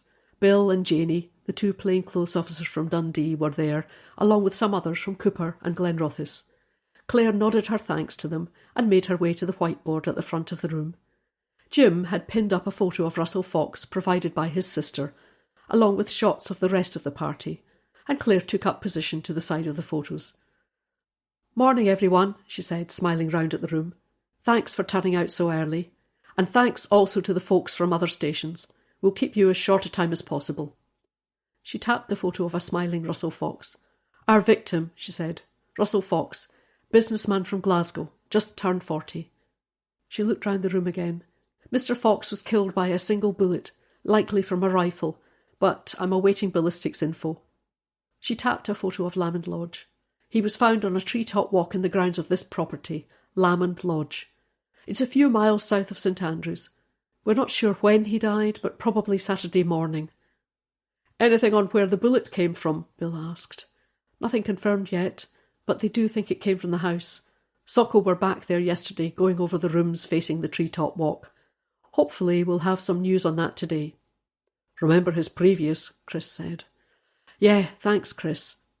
She glanced back at the photo of Russell Fox. Our victim served 8 months for drunk driving, a few years back. She scanned the room until she saw Janie. You were checking up on him, I think. Janie nodded. Not heard back from the prison yet. OK, leave it with me, Claire said. I know one of the senior management team through there. I'll give him a call. She studied the board again, trying to collect her thoughts. Where were we? Lamond Lodge, someone said. Is our victim the owner? No, the house was rented by his sister. She paused for a moment, then said, You'll have gathered, as you came into the station, that there's considerable media interest. In case anyone doesn't know, the victim's sister is the TV personality, Gabby Fox. There was a ripple of interest at this, and Claire said, Obviously, we treat this like any other inquiry, but I don't want any stray remarks to the press, or even to your family. There's enough buzz about it already, so nothing we discuss is to go outside this room. Understood? She paused for a moment to let this sink in, then went on. The house party consisted of Gabby, her husband Luke Gasparini. I've heard of him, Gary, one of the uniformed officers said. TV producer. Claire nodded. He is, but Gabby and Luke were not at the property on Friday night. They left that afternoon to attend a wedding on the Saturday. Anyone else? Gary asked. 3 of Russell Fox's friends made up the party. She tapped the photo of Doug Gerrard. Mr. Gerrard owns pubs in Glasgow's West End. Any pre-cons? Claire looked up to see where the question had come from and saw Nita, a plainclothes officer from Cooper. Hi, Nita. Good to have you here. And no, not Mr. Gerrard, at least. She moved to what seemed to be a publicity photo of Eamon Ferry. He was sharp-suited and smiling. Eamon Ferry, quite high up in local government in Glasgow. Again, no convictions. But, she indicated Steve Christie's photo, Mr. Christie has a firearms conviction, albeit 10 years ago, so he is definitely a person of interest. How do they know each other? Nita asked. School, apparently, Claire said. Friends since they were young boys, and no indication they'd fallen out recently. But I need volunteers to look further into their backgrounds. Check out their businesses. See if they had any financial problems, anyone sacked lately, any known troublemakers on the payroll, bad debts, you know the kind of thing. Bill and Janie indicated they would carry on with this, and Claire went on. The lodge was fenced off while the party were staying there, and they had a security guard on the gate. Chris and I spoke to him yesterday. and based on what he told us, we plan to re-interview the 3 men. They did tell us they had a delivery of pizzas around 7 on Friday evening, but they omitted to mention what we believe was a minibus of women who arrived an hour later. Are we looking into the guard too? Nita asked. I think so, Nita. Could you check him out, please? He told us Doug Gerrard had asked him to keep quiet about the minibus of women. I'd like to know if he has a reason to keep quiet. Might our Mr. Gerrard have something on him? Nita indicated she would do this. Then she said, What about Gabby Fox and her husband? Janie raised her hand. Already checked out, Nita. No convictions. Nothing iffy either, as far as I can tell. Both doing well in their careers. Luke Gasparini was tweeting about securing a big name for his next documentary series. Bill raised a hand. Who benefits from the victim's death? I've not checked yet, Claire said, and I'd rather not ask the family if I can avoid it. Maybe you could track down his solicitor? Bill scribbled a note on his pad, and Claire went on. Anyone looked into the pizza delivery guy? Jim cleared his throat. No convictions, Claire. And I checked his deliveries before and after the lodge. All fine. Thanks, Jim. Claire stood thinking for a moment. Had she covered everything? And then she remembered the CCTV footage. Sarah has been going through footage from 2 security cameras sighted at the top of the drive, just at the Harris fencing. There's a point in the evening. She scanned the room for Sarah. About 11, was it? Sarah nodded. Right. So around 11 on Friday night, the security guard goes off towards the back of the house, leaving the gate unmanned. Sarah spent hours yesterday going through the footage, so I'd like a fresh pair of eyes to look at it this morning, please. Mandy, one of Sarah's fellow uniformed officers, raised her hand, and Claire smiled her thanks. She glanced across to Chris. Have I forgotten anything? Phone records. Good point, Chris, thanks. I need someone to go through Russell Fox's phone records, check his contacts and calls within the past month. Social media too, the works. Anything iffy? Get hold of me. A couple of hands went up at the back of the room, and Claire acknowledged this. OK, she continued. I want every spare officer going over the grounds at Lamond Lodge again this morning. You're looking for anything that might have been dropped, including the gun cartridge. Chris and I will be out and about, but we'll keep in touch.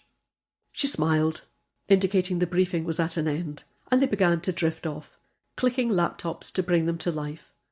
Sarah and Mandy went to load up the CCTV footage. I need a coffee, Claire said to Chris. Me too. That's kind of you. Bring them into my office and I'll see if the PM report's up yet. I don't recall offering, he muttered, trailing off to the kitchen. By the time he returned with 2 coffees, Claire was reading the ballistics report. They've identified the bullet, she said. Chris set down the coffees and produced a pack of wagon wheels, but Claire barely glanced at them. It's a 7.62mm Russian. Chris fished a wagon wheel out of the packet and pulled a chair over to peer at the monitor. What's that when it's at home? The proper name is a 7.62 times 54mm R, from a hunting rifle apparently. Can they tell which one? Claire peered at the screen. Caroline says it could be a couple of different models, but going on past arms seizures, it's likely a Dragunov. Which is? Semi-automatic sniper rifle. Pretty serious bit of kit. Chris gave a low whistle. This smacks of a professional hitman. Where would you get a gun like that? Or she. Yeah, of course, but where? It's a Russian gun, probably through Eastern Europe. That's where most illegal arms come from.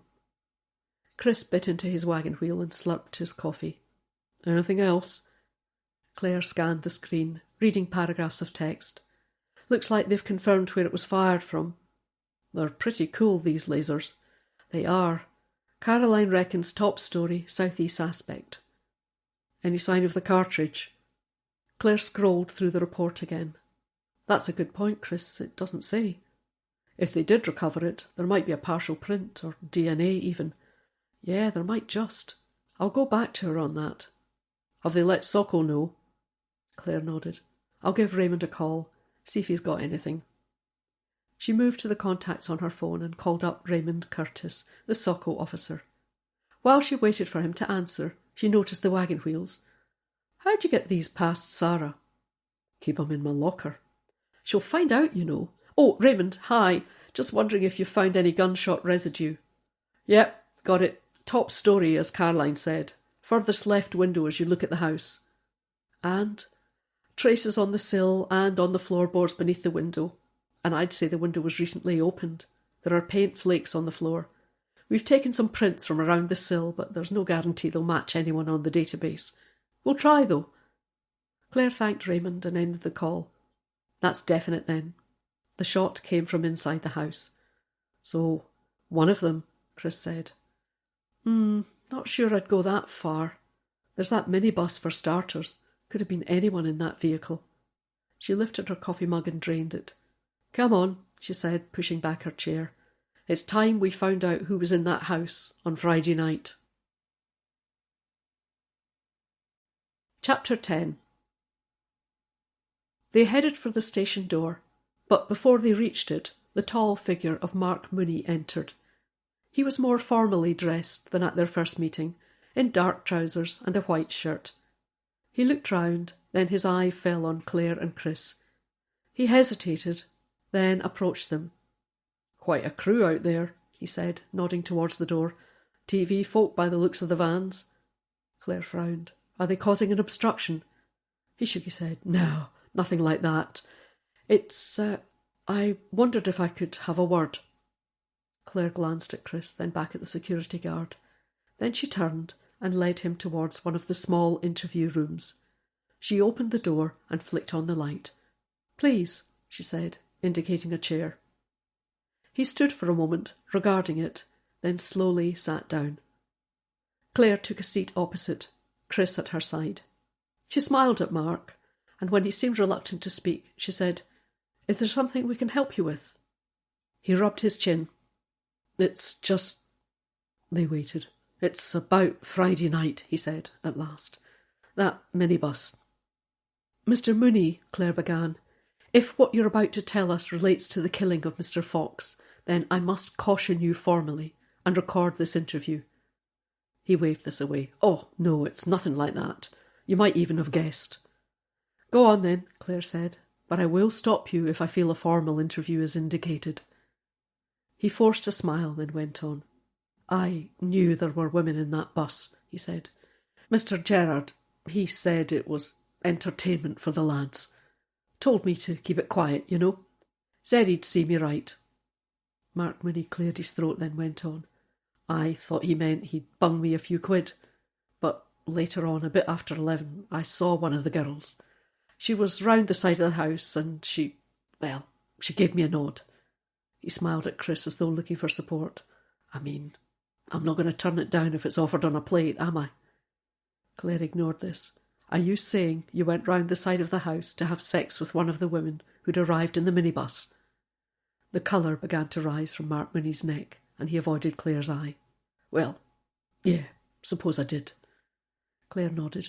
And where exactly did this liaison take place? Round the back. Outside? Yeah. There's a log store just outside the kitchen door. No so many logs in the summer, obviously, so. Did you pay? Eh? Did you offer the woman any money? No. It wasn't that kind of thing, Inspector. I suppose she just fancied me. Claire raised an eyebrow. And how long were you away from your post at the gate? 5 or 10 minutes, I suppose. She watched him for a few seconds, then said, Why didn't you tell us this earlier, Mr. Mooney? He shrugged. Dunno, really. I mean, obviously, you've seen how I'm fixed. Wife and kids, you mean? His face was scarlet now. Yeah. It was just a quickie, though. Meant nothing. Chris leaned forward. Mr. Mooney, when you told us Doug Gerard asked you to keep quiet about the minibus because of publicity, was that true? Mark Mooney drew a hand across his brow and wiped it on his trousers. He said I wouldn't want the wife hearing about it. Chris's eyes narrowed. He blackmailed you into keeping quiet about the women in the minibus. Well, I wouldn't put it quite like that, he said. But he was right. It was stupid. Shouldn't have done it. Definitely not worth risking my marriage for. Indeed, Claire said, her tone sharper than she meant. She met his eye. So, is that it? Or is there more? He sank back in his chair. No, that's everything. Honest. He shook his head. I'm kicking myself for being so stupid. Clare sat silent for a moment, then said, Mr. Mooney, we may call you back in to take a formal statement, but in the meantime, I don't want you speaking to anyone about this, and that includes Mr. Gerard. Got it? Don't worry, Inspector. I won't be taking any more calls from him. They watched him leave as fast as his legs could carry him. Believe him, Chris said. I think so. You? Yes, I'd say he spent a pretty uncomfortable night, worrying about it. Last of the great romantics, eh? Clare said. The question is... Yeah? Did Doug Gerard send that woman out? To make sure he had something on Mark Mooney, Chris finished. Exactly. Clare nodded slowly. I'd say our Mr. Gerard doesn't do anything without a reason, and I'd very much like to know what it is. Chris rose from his seat. Brody Hotel? Yeah. Let's see what they have to say for themselves. Chapter 11. Clare was relieved to see there were no reporters outside the Brody Hotel when they arrived. The grounds to the rear were cleverly designed, with individual sun decks screened from each other by neatly trimmed hedges. They found Gabby Fox and Luke Gasparini sunning themselves in one of these. Luke sat up on his lounger, regarding them through a pair of gold-rimmed sunglasses. Back again, officers, he said unnecessarily. Gabby swung her tanned legs round and off her lounger, slipping her feet into a pair of sandals. She at least had the grace to remove her sunglasses. She held up a hand to shade her eyes and tried her best to smile. Inspector, she said, can I offer you a drink? Or tea, perhaps? Clare waved this away. We were hoping to speak to Mr. Fox's friends, but as you're here, maybe we could have another chat, if you felt up to it. I'm not sure she is, Luke Gasparini snapped. She has just lost her brother, you know. Gabby gave Clare an apologetic smile. Look, darling, why don't you run to the bar and order some cold drinks? I don't mind talking to the officers. Luke glared at them and seemed unwilling to leave. Go on, Gabby said. I'd like a drink too. He glanced at his wife, then said, I'll be a few minutes then, if you're sure. She nodded, and Luke went off towards the hotel. Gabby spread her hands. I'm sorry, Inspector. Clare, please, Clare reminded her. Clare and Chris. Gabby acknowledged this. Then she said again, I am sorry about Luke. He's rather protective, you see, and losing Russell in such a horrible way. Clare smiled. I understand. I think you're both being very helpful in the circumstances. This seemed to put Gabby at her ease, and Clare went on. I wondered, if you didn't mind, could you tell us a bit about Russell? If you felt up to it, of course. We'd like to build up a picture of what he was like, and I'm sure you knew him better than anyone. Gabby's eyes were bright, and for a moment she didn't speak. Then she said, Of course. Her voice was small. I'd like to talk about Russell. She paused for a moment, then said, I was so proud of him. She smiled and gave a slight nod. People think I'm the one who's achieved so much, but Russell, well, you probably know he had a spell in prison, and when he came out, it wasn't easy for him. Can you explain? People, she began, they're so quick to judge. Russell made a mistake, and he had to live with it. But Facebook, the keyboard warriors, they don't miss you and hit the wall. It can be pretty nasty, Clare agreed. And he felt guilty too, Gabby went on. Guilty for that poor woman's injuries. He wrote to her. Care of the police, obviously. But he didn't hear back. Maybe she never received it. The sun went behind a cloud, casting a shadow on the courtyard. Gabby shivered and reached for a cotton cardigan, pulling it on over her arms. She began rubbing her hands together, and Clare noticed her fingers were white. Are you cold? She asked. Gabby followed Clare's gaze to her fingers. "Oh, this," she said. Then she shook her head. "It's nothing. Raynaud's syndrome. Affects the circulation." She continued rubbing her hands together.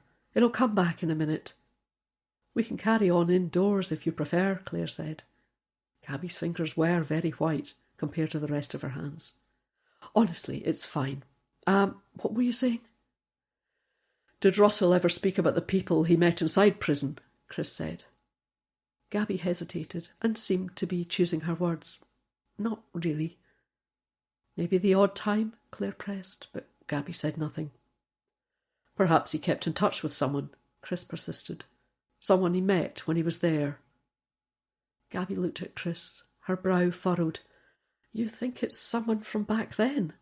That he fell out with someone in prison and this is what they've—" The chink of glasses interrupted them as Luke reappeared, bearing a tray with 4 glasses and a tall jug, bobbing with ice. "I thought you might want something after all," he said, glancing at Clare.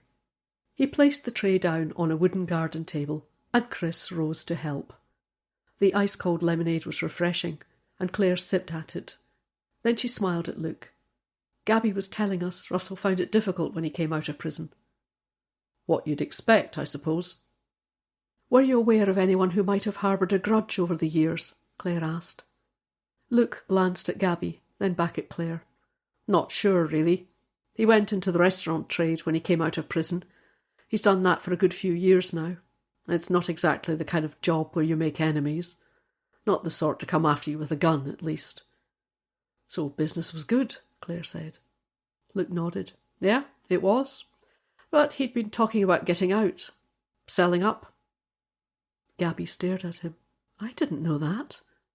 Luke shrugged. "He mentioned it." "Did he say why?" "Think he'd had enough," Luke said. "Told me he'd put the word out a couple of months back and had a bit of interest." He nodded at this. "They were busy restaurants, you know. I reckon he'd have got a good price." Gabby took a draught of her lemonade. "I'm sure he would." Was there a slight edge to her voice?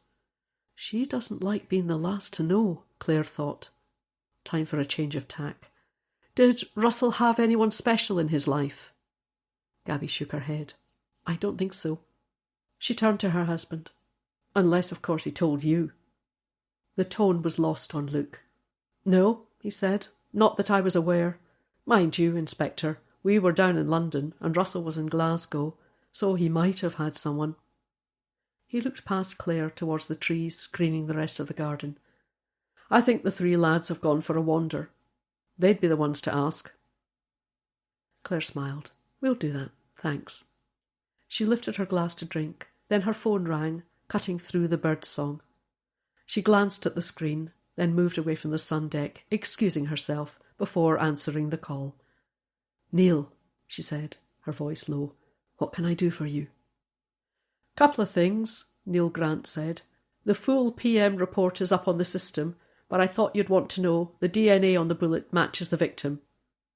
No real surprise there. "No, indeed, but something else might be." Clare waited. "Your victim was not a well man. There was an extensive abdominal mass." "Cancer?" "Afraid so, and pretty far gone." "Would he have known about it?" "Oh, yes. You'll have to check with his GP, but I can't imagine he didn't." "Was it operable?" "In theory, yes, but it would only have bought him time, delayed the inevitable." Clare ended the call and stood thinking. From her brief conversation with Gabby and Luke, she didn't think they could have known about Russell's illness, but it certainly made sense of his decision to sell the restaurants, cash in his investments and spend what little time he had left enjoying his life. The sound of conversation cut across her thoughts, and she saw Russell's 3 friends emerge from the trees, strolling in Clare's direction. They saw her, and there was a brief, whispered conversation. Clare walked smartly across, and they hung back to wait for her. "Inspector," Eamon Ferry said when he was near enough, "sorry to miss you. It's such a lovely day. We thought we'd explore the grounds." She wondered why Eamon seemed to have appointed himself spokesman for the group, and she thought she'd like to speak to them individually. "Isn't it?" she said, smiling. I hope we're not inconveniencing you too much. Steve Christie and Doug Gerrard seemed anxious to move away, and Clare took her chance. She caught Chris's eye, then turned back to the trio.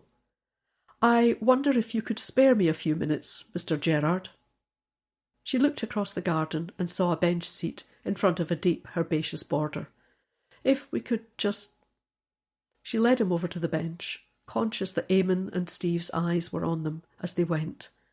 Chris walked briskly across the lawn to join them, and Clare indicated the bench. Please, she said to Doug Gerrard, do sit. He eased himself down, then met her eye. What's this about? Friday night, Clare said smoothly. I gather you had some visitors. She watched him, his eyes flicking left and right, as he seemed to be deciding what to say. Visitors, he said at last. Yes, a dark-coloured van, or maybe a minibus. It arrived about 8 o'clock. I'd like you to tell me who or what was in that van. She waited for a few moments, and when he didn't speak, she went on. I think it was a party of women. Am I correct?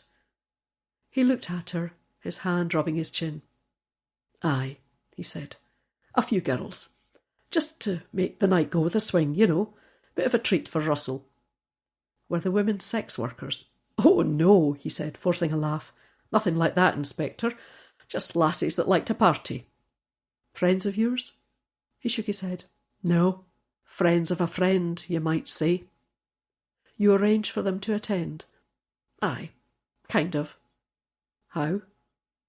He glanced at Chris and inclined his head. You ken how it is. You get chatting in the pub. Somebody says they know some lassies, the kind that like a laugh and a few drinks. And did any of you have sex with the girls? Oh, now, Inspector, I'm not sure that's relevant. I mean, I'm no the kiss-and-tell kind of guy. In a murder inquiry, Mr. Gerrard, Clare said, her tone icy, you have no choice. So I will ask you again, did any of you have sex with these women? Suppose. And did money change hands? He avoided her eye. No from me. Can't speak for the other lads. Let's talk about the security guard then, Mark Mooney. He still didn't meet her eye. What about him? Did you arrange for one of the women to have sex with him? Me? He spread his hands in a gesture of mock innocence. Why would I do that when we're paying him to man the gate? I'd say it was so you could later persuade him to keep quiet about the minibus. Did you threaten to tell his wife he'd been with one of the women? Nope. None of my business what he got up to. Clare glanced at Chris. They were getting nowhere. He took the hint. How did you arrange for the women to be there? He asked. Can he remember? Chris leaned forward. With respect, sir, even I know that's bollocks. You don't just happen to book a busload of women, then forget how you managed it. He looked at Chris for a moment, and Chris held his gaze. Eventually he said, I met a lad in a pub one night, got chatting, told him we were coming through here for the party. Lad says he knows some girls out this way, girls that like a good time. Phone numbers were exchanged. I made a call, and that was it. We provided the venue, plenty of food and drink, and we had ourselves a party. The number? Clare said. Eh? The number you called to invite the women to your party. He looked past them towards the house where the others were waiting. Dunno, he said. Don't think I have it any more. It'll be stored on your phone, Clare said. Can we see it, please? Deleted. I like to keep the phone tidy, you know. We can get it from your phone company. A smirk was forming on his face. Knock yourself out, Inspector. I've nothing to hide. He rose from the bench. That it? For now. He gave a slight nod, then ambled off, glancing back at them. Adios. They watched him go, and when he was out of earshot, Clare said, I'll wipe that smirk off his face if it's the last thing I do, Chris. Mark my words. Chapter 12. Eamon Ferry and Steve Christie were no more forthcoming on the subject of the minibus women. Yes, there had been girls there on Friday night, but no, they weren't sure who had booked them. Yes, they'd had a bit of a party, but they were cagey when the subject of sex came up. "We don't go in for public orgies," Steve Christie said. "We're no like that." Eamon Ferry looked appalled when Chris asked if any drugs had been taken, and Steve Christie seemed to agree. "Mug's game that, Sergeant," Steve said. When they had drifted off, Claire said, "Get anything else out of Gabby and Luke?" "Nope." "What was your phone call?" Claire's expression was blank for a moment. The conversations with the men had put the call out of her head. "Oh," she said, remembering, "it was Neil Grant. And? Well, the bullet in the tree was the one that killed Russell Fox. DNA matched." Chris nodded. "We pretty much expected that. But what we didn't know is that Russell Fox wasn't long for this world." "Eh?" "Massive abdominal tumour. Neil reckons he must have known about it." Chris looked towards the hotel. "Do you reckon the rest of them know? The sister and the friends?" "Doesn't sound like it. But Russell's decision to sell the restaurants makes more sense now." "Make the most of the time you had left," Chris said. "I'd say so." He looked towards the sun deck. Luke and Gabby had been joined by the 3 men, and the 5 of them were deep in conversation. Duck Gerard glanced across once or twice. "Getting their stories straight," Claire said. "Question is, do we tell them about Russell's illness?" "No reason we should. It could add to their distress." "Fair point. I have my uses. So, what now?" "Let's head for the lodge. I'd like to go up to the top floor, see the room the gunman used." They walked round the other side of the hotel, avoiding the sun deck and back towards the car.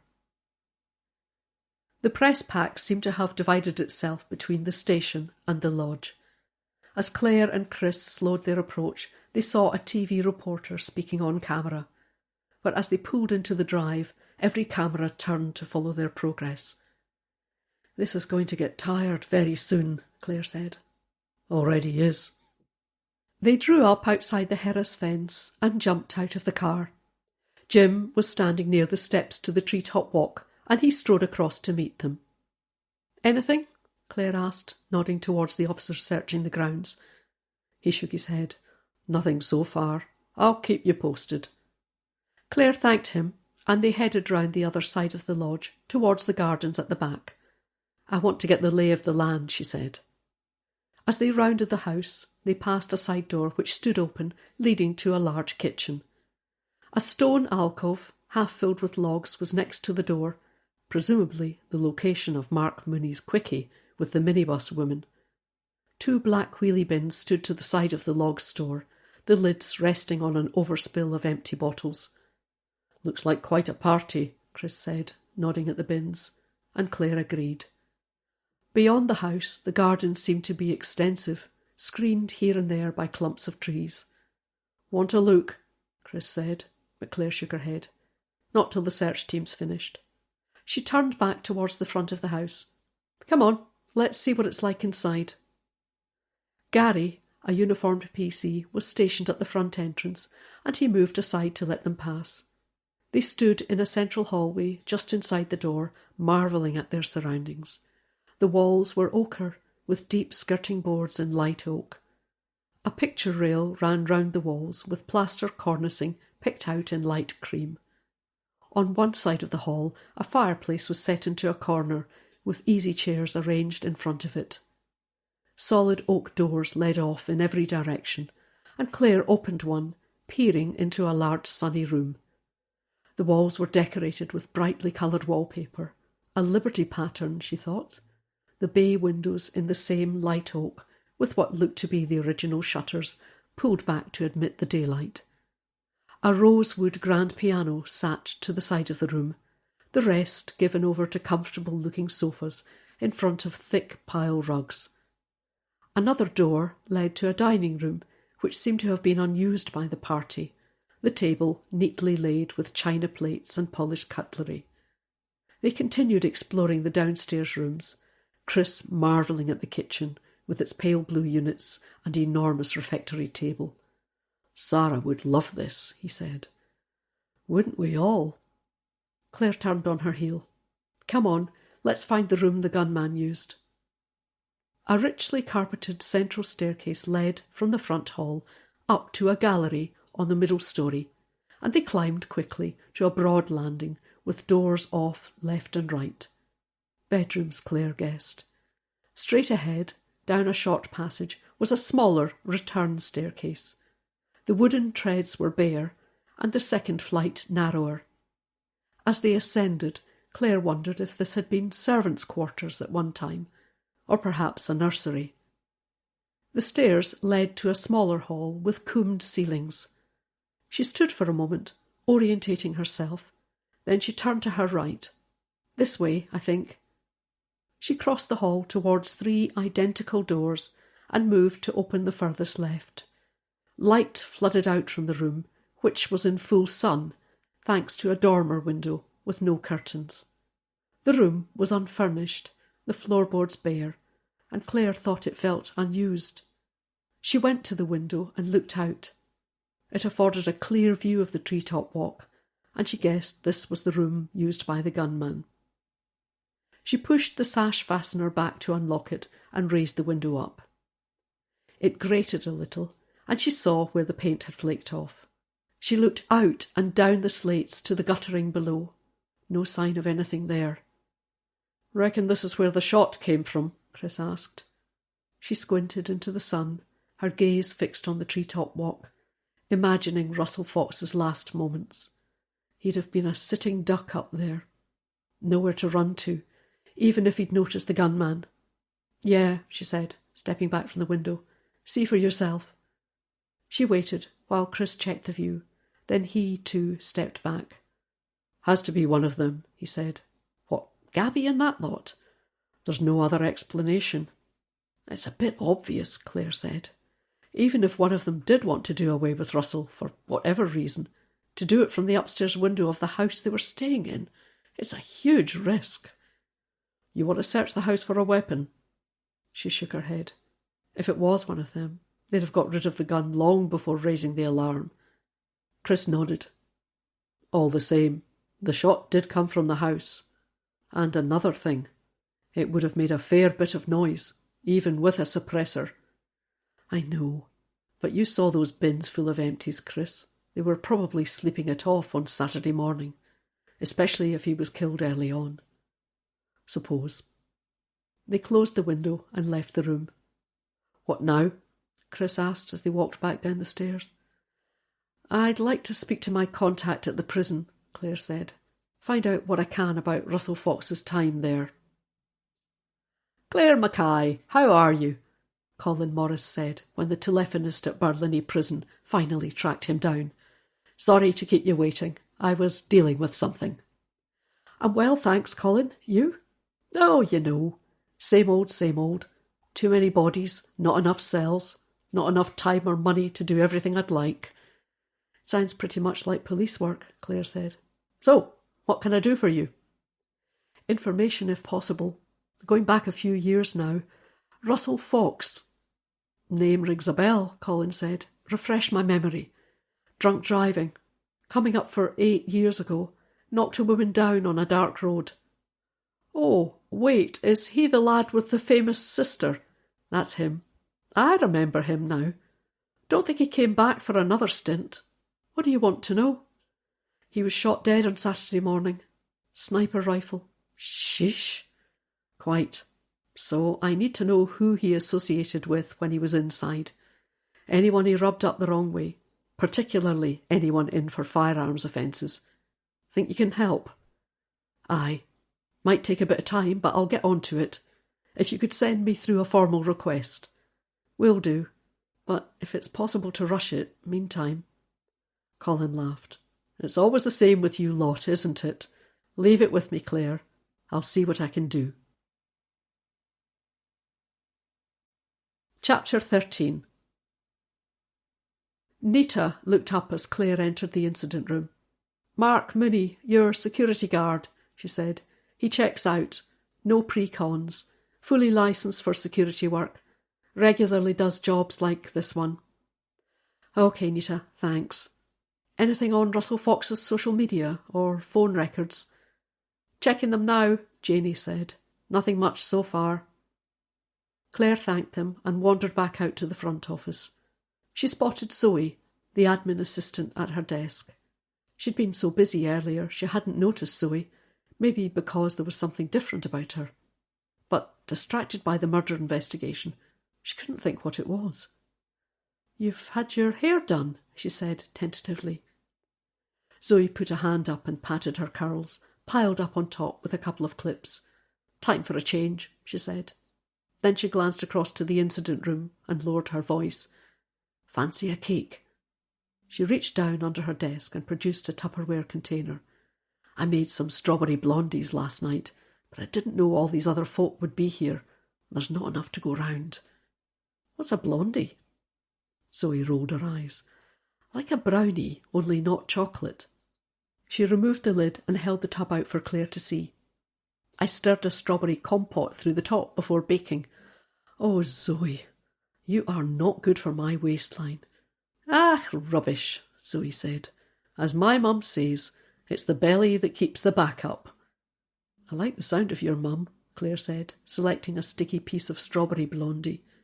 She took this into her office and sat down at the desk. For some reason she was finding it hard to think clearly about this case. Was it because she'd been away at the wedding? Missed those crucial first few hours? Whatever the reason, she had to get a handle on it. She bit into the cake, licking her fingers clean. As usual, it was utterly delicious. She'd bet money on Zoe winning the bake-off competition one of these days. Her office door opened and Sarah looked in. "Boss," she began. Then her eye fell on the remains of the cake. "Zoe gave you a blondie then," she said. "They are so good, Sarah. How does she do it?" "Beats me. She gave me the recipe, but they never turn out the same when I try them." Claire thought of her own attempts at baking. Non-existent these days. "Nor me," she said. "Anyway, take a seat." Sarah hovered by the door. "Actually, I can't stop. Just came to say I was due to follow up with the mum whose toddler wandered off, but there's been a road accident down on North Street." "Anyone hurt?" "Don't think so, but it's partly blocking the road, and you know how congested it gets down there, so I'd better head over." Claire suddenly thought a bit of ordinary police work was just what she needed. "Tell you what, Sarah," she said, "give me the toddler's mum's details. I'll call in on her myself." Sarah looked doubtful. "You sure, boss? She's a nice woman. I wouldn't want her worrying. You being a DI, I mean." "Don't worry, I'll not go in heavy-handed. You go and sort out your traffic, and I promise I'll be kind to your toddler woman." Sarah turned to leave. Then Claire said, "Sarah? Boss? Was Zoe's hair always purple?" Melanie Fraser lived in a 2-bedroom flat above a hairdressing salon in Bell Street. Claire was pleased to see she only opened the door a few inches, thanks to what seemed to be a shiny new chain. She studied Claire's warrant card before releasing the chain and inviting her in. She led Claire into a small sitting room. It was sparsely furnished, but clean and tidy. A TV sat in one corner, with a selection of Peppa Pig DVDs. Next to this stood a bookcase filled with toddler board books and chick-lit novels, and there was a Duplo train on a rug beneath the window. Claire's practised eye took it all in, and she decided there was nothing to worry about here. She looked round for somewhere to sit, and her eye fell on a copy of the local newspaper on a chair. The photo wasn't a recent one, Claire thought, but they'd caught Gabby at a thoughtful moment, her wide smile for once absent. She inclined her head and read, "Daytime Gabby's tears for brother." And she sighed inwardly. There would be no holding back the press now. She took the seat Melanie had indicated and gave her a smile. Melanie followed suit, perching on the edge of a chair, twisting a silver ring on her middle finger. Claire looked round the room. "It's nice here," she said. "Lots of light." Melanie nodded. "I do my best." "Is it just you and your little boy?" "Yeah, just the two of us, me and Daniel. He does see his dad sometimes, but we mostly manage on our own." A black cat strolled languidly into the room, brushing past Melanie's legs. Then it saw Clare and stood for a moment, unblinking, taking her in. Melanie moved to pick up the cat, but it leapt from her hands and walked up to Clare, sniffing at her legs. "Sammy," Melanie said, but the cat ignored this. It continued to sniff Clare until she put a hand down to stroke its head. At this, it turned and began rubbing its head against Clare's hand, purring softly. "He likes you," Melanie said. "Probably smelling my dog," Clare said. And then she remembered she hadn't seen Benji since Saturday morning. He'd be having a wonderful time with Moira, her nearest neighbour and dog walker, but she'd be so glad to see him later on. "So," Melanie said. Clare smiled. "It's really nothing to worry about. PC Stapleton, who spoke to you on Saturday, she's dealing with something, so I said I'd pop in for a quick chat." Melanie sighed.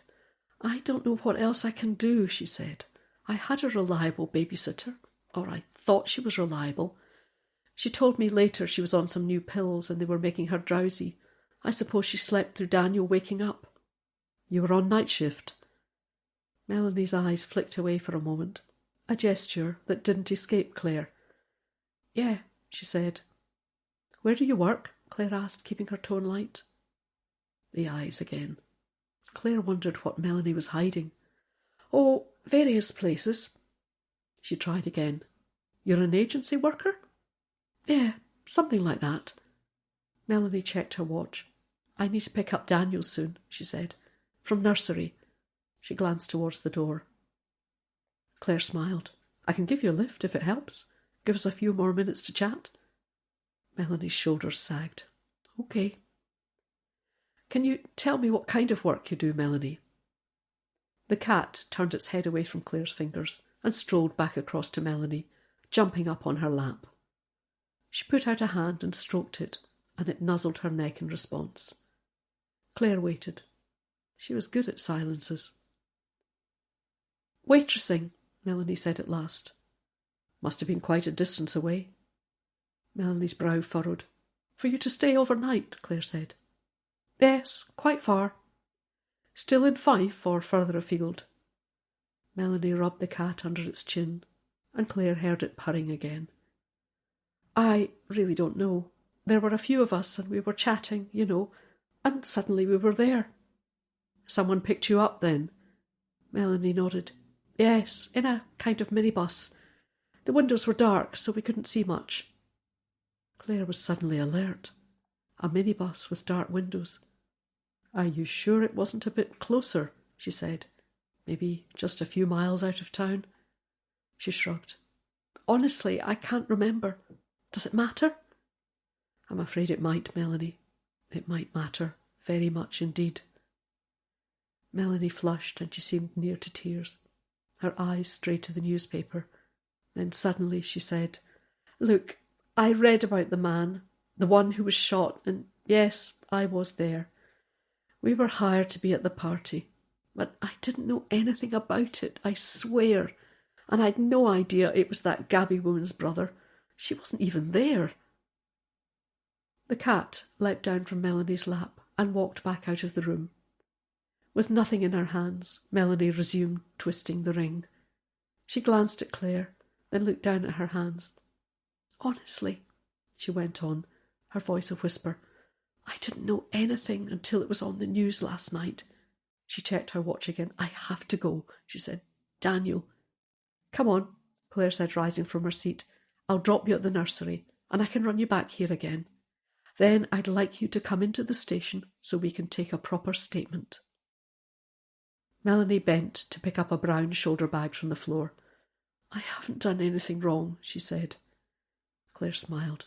"I know, but you might have seen something that could help us." She stood for a moment as though unconvinced. Then she led Clare to the front door and took a set of keys from her bag. Outside, she pulled the door closed and turned a key in the mortise lock. In the car, she began directing Clare to the nursery. "Take a right here." As Clare swung the car round into Church Street, Melanie spoke again. "Look, I don't suppose it could be tomorrow. When Daniel's at nursery, I mean. Save me getting a sitter. Claire considered this. Melanie probably didn't know anything about the shooting, but she had been another pair of eyes inside the house on Friday night, and judging by the time she'd arrived at the station the next morning looking for Daniel, she'd been there all night, perhaps still there when Russell Fox had been shot. They were approaching the nursery now. Melanie clicked off her seatbelt. "Just drop me here if you don't mind," she said. "Don't want anyone seeing me getting out of the car. No offence." Claire was about to say she'd like Melanie to come straight over to the station, that they'd find someone to keep Daniel occupied, when she saw something that changed her mind. Or rather, someone. Walking towards the nursery building, pushing an empty stroller pram, was Susan Clancy. Suddenly, Claire was transported back to a missing baby case. Susan had come under scrutiny because her own little girl had been taken into care. But then she had helped Claire track down the real culprits and had proved herself capable of looking after her daughter once more. Claire had helped her find a flat in the town, away from her old contacts, and she'd begun a new life in St Andrews. She racked her brains, trying to recall the name of Susan's daughter, and then she remembered it was Paige. And now, she guessed, Paige was at the same nursery as Melanie's son Daniel. Melanie opened the car door. "So, tomorrow morning?" she said. "I can come about 9:15. Yes, that's fine, Melanie. See you then." She watched as Melanie quickened her step and headed for the nursery door. She overtook Susan and nodded to her. They exchanged a couple of words, then Melanie walked ahead of Susan into the building. Claire saw Susan enter behind Melanie. "I wonder," she said, starting the car engine. Chapter 14. Sarah was at the front desk dealing with callers when Claire returned. Presumably the traffic accident hadn't taken long to sort out. As she entered her office, the phone began to ring. Colin Morris from the prison. "Colin," she said, "good of you to call so quickly." No problem, Claire. How's the investigation going?" "Early days. I'm kind of hoping you might have something." "Well, yes and no," he said. "So, first of all, our records show Russell Fox had 4 different cellmates while he was inside. No particular problems with any of them. Seemed to get on okay." "Do you know where they are now?" Claire asked. "Aye. 2 of them have since died. One's back inside and the 4th went to an address in England when he was released." Claire snatched up a pen. "Name?" "John Joseph Alexander, known as John Joe. And from what I can see, he's still in England. Birmingham, last I heard, but you might want to check that." Claire scribbled the name down. "Anything else?" "Yes, bit of trouble a few weeks before Russell was released." "Oh, yeah?" This sounded more hopeful. "One of Russell's cellmates was set upon by another lad, Zach Buchanan. A real bad lot, Zach. He was doing a stretch for an aggravated assault. Don't ask me why it wasn't attempted murder. Anyway, Russell's cellmate must have done something to upset Zach. Next thing Russell knows, Zach's cornered the lad in his cell, giving him a right kicking. Russell tried to intervene, but 2 big lads were barring the door. Zach half kills the lad, then the 3 of them swan off, leaving him in a bloodied heap. Cellmate, of course, wouldn't say anything, but Russell named all 3. Next thing they knew, Zach and the others were transferred to another wing, and Zach had another year added to his sentence. He swore he'd get Russell for it. But surely that was years ago now. It was, but Zach Buchanan was released just 4 months ago. Word is he's living near your neck of the woods now, down in Leven. Claire considered this. Leven was a busy seaside town, popular with holidaymakers thanks to its sandy beach, and it was just 15 miles from St Andrews. "Thanks, Colin. That's worth following up." The cellmate, the one who was beaten up." "Sadly, one of the ones who died, Claire. Nothing to do with Zach, though. He was found in an alley one night, about a year ago, needle still in his arm."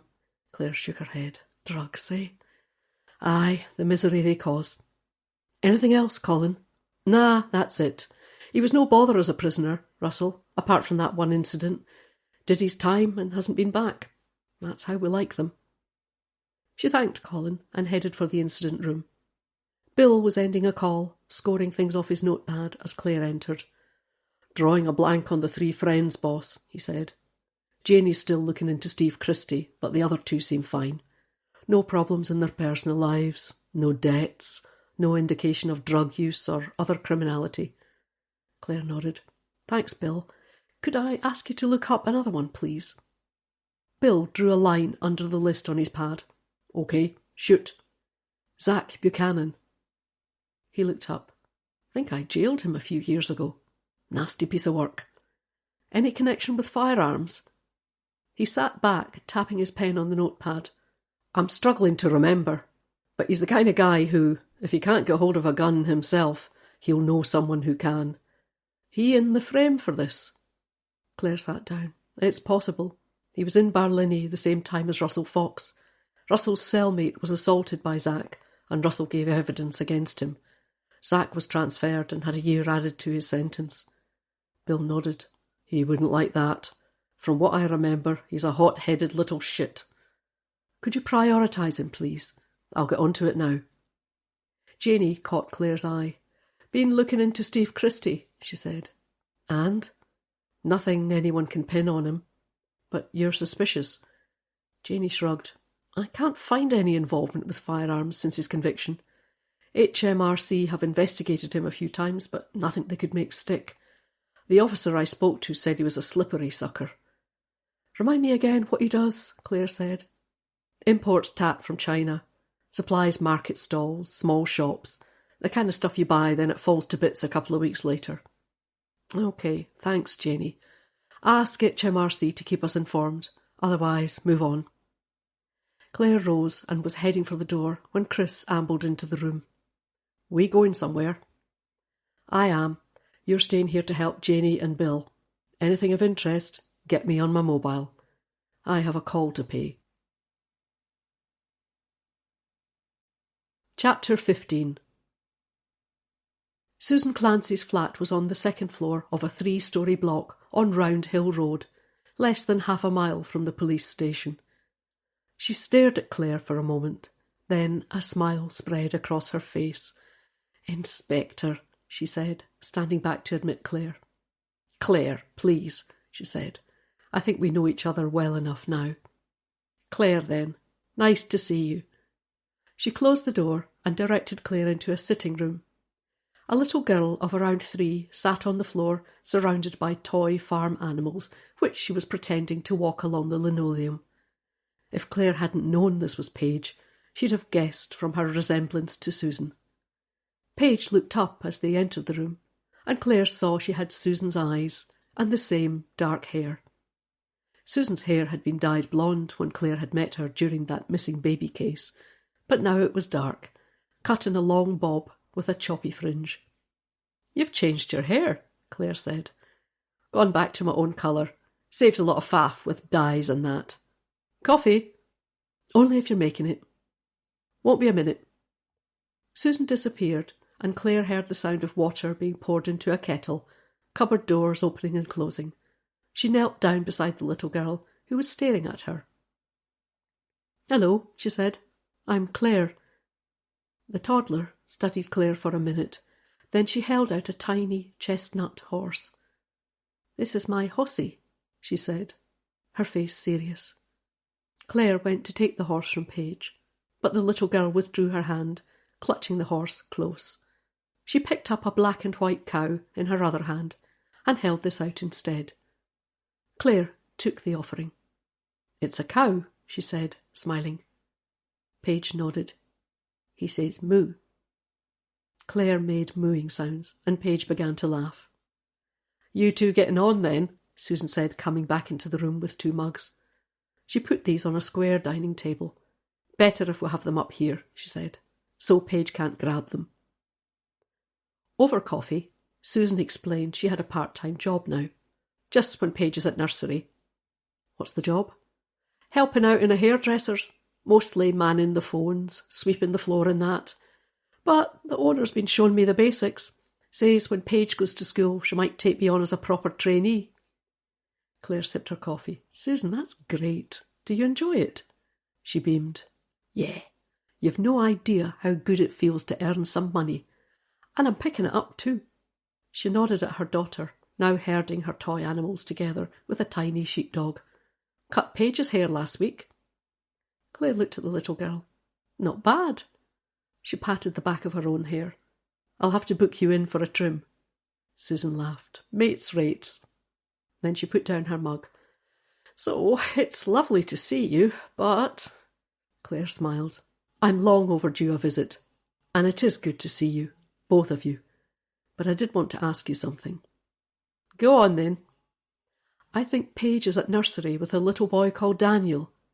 Yeah, Daniel. He was there this morning. I heard something about him going missing at the weekend. Seemed okay, though. Is that why you're asking? Clare hesitated. She didn't want to be unfair to Melanie, but if there was a chance, Susan could help. Have you any idea what Daniel's mum does for a job? Susan looked at her for a moment, then said, Melanie, why are you asking? It's not that Melanie's in any trouble, nothing like that. But I am concerned there could be something illegal going on, that she might actually be a victim. Susan avoided Clare's eye. Wouldn't know. Clare regarded her, then said, Susan, is Melanie a sex worker? The pause was just long enough to tell Clare she was right. She said, It won't go any further, Susan, and I'm interviewing Melanie tomorrow morning in any case. Susan's face fell. You won't charge her, will you? She must need the money, otherwise she wouldn't be doing it. Clare shook her head. No, nothing like that. I just need a bit of information from her. If you're looking for her to tell you who's behind it, you'll have a long wait, Susan said. Oh? Why's that, Susan? Not worth anyone's while to talk, is it? You're not involved yourself, are you? Phew, not a chance. I've had my fill of being manipulated by folk like that. But they did ask you. Susan took a moment before answering. Then she said, Word went round. Anyone who fancied it. Frankly, I wouldn't risk losing Paige again for all the money in the world. Clare looked back at Paige, playing contentedly on the floor. I'm so glad she's back with you. She drained her cup and rose from the chair. Better get on. Susan saw her to the door. As she opened it, she said, Go easy on Mel. She's a nice girl. Like the rest of us. She's just doing her best. Any luck with the CCTV footage? Clare asked Mandy as she entered the incident room. Mandy shook her head. Not that I can see. I've still a few hours to trawl through. I've got your van, though. Yeah? She scrolled back through the footage to the point when the van arrived. I asked tech support if they could enhance the image, and they reckon this is the reg. She held out a post-it note. I've checked with DVLA, and it's a black Ford Transit, converted to what they call a crew van, with extra seats in the back. Clare stared at the post-it. Good work, Mandy. Got the owner? Yep, I'll just jot it down for you. She checked her notepad and wrote down a name and address. It's out Bogward Way. Law Mill Gardens was a quiet residential street that ran off Bogward Road, Clare's main route home to Daisy Cottage. What's her name? Chris said, peering at the paper Clare had handed him. I can't make out Mandy's writing. Samantha Reynolds, Clare said, pulling up next to a low bungalow. And there's our vehicle. A black Ford Transit sat in the drive, and Clare checked the registration against the number Mandy had given them. Yep, that's it. She pulled off her seatbelt. Let's see what she has to say for herself. Samantha Reynolds was in her late 30s, Clare thought. She was slim, dressed in skinny white jeans and a checked top. Her hair was scraped back, accentuating her bony features. She was heavily made up and looked as if she was about to go out. She stood in the doorway and glanced at Clare's warrant card. What's this about? She said. Could we talk inside, please? She stood back to let them in. I'm supposed to be on my way out. We'll be as quick as we can, Clare said smoothly. In here, is it? She indicated a door just off the hall. Suppose. Samantha followed them in and stood, her arms folded. So? You have a black Ford Transit van outside. Is it yours? Yeah. Can I ask what it's used for? Samantha nodded at 2 black bin bags, knotted at the neck. Right now, I'm using it to take this lot to the dry cleaners. I'm guessing you use it for more than that, Chris said. Samantha straightened her back. Yeah, so? Care to tell us what? She shrugged. This and that. Chris gave Claire a look that said, Over to you, boss. Claire took the hint. Did you use the van last Friday night? She hesitated, just enough to alert Claire. Yeah, she said. Can't quite remember what, though. I do a lot of stuff in it. Claire smiled. Take your time, Miss Reynolds. Samantha glanced at her watch. Look, could this wait? Sorry, it is urgent. She gave an exaggerated sigh. Okay. I gave a few friends a lift. They were going to a party. Happy? You drove? Yes, I drove. Where was the party? Samantha suddenly became interested in her manicured fingernails. Can't really remember now. Some country house? It was only 3 days ago, Claire said. Try to remember. Probably put a postcode into the sat-nav. She brightened. Yeah, that's what I did. I remember now. So the code will still be in the sat-nav, Chris said. We could go and check the van now. I probably cleared it. I don't keep addresses if it's just a one-off. I see, Claire said. And did you stay at the party?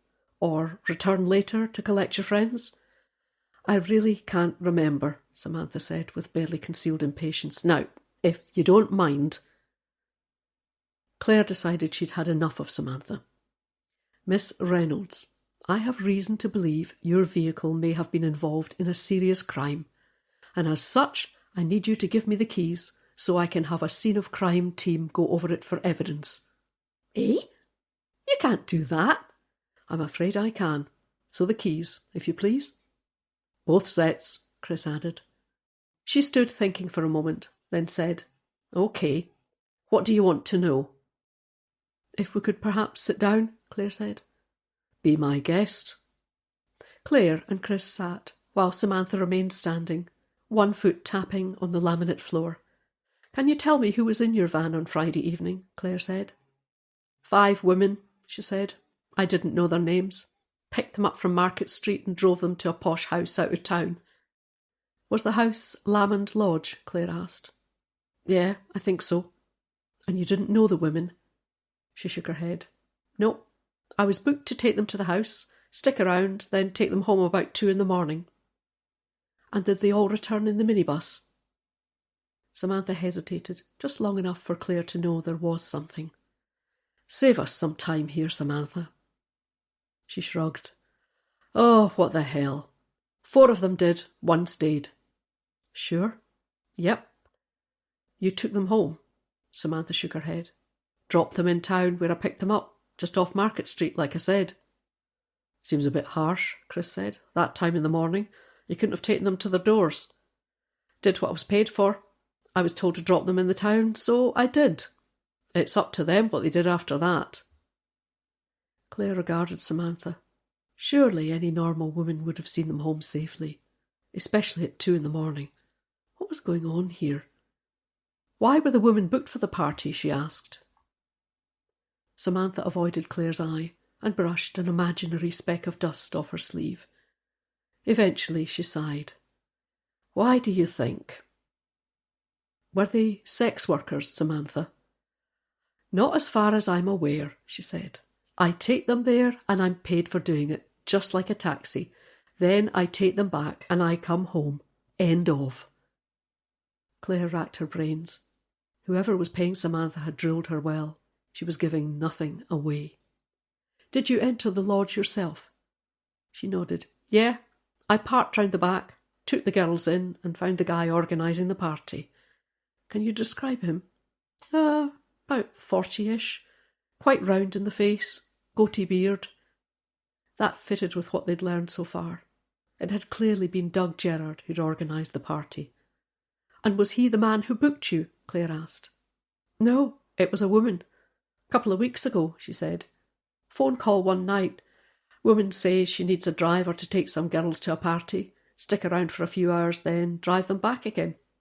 Good money, and she'd heard I had a van. Got the number? Claire said. Eh?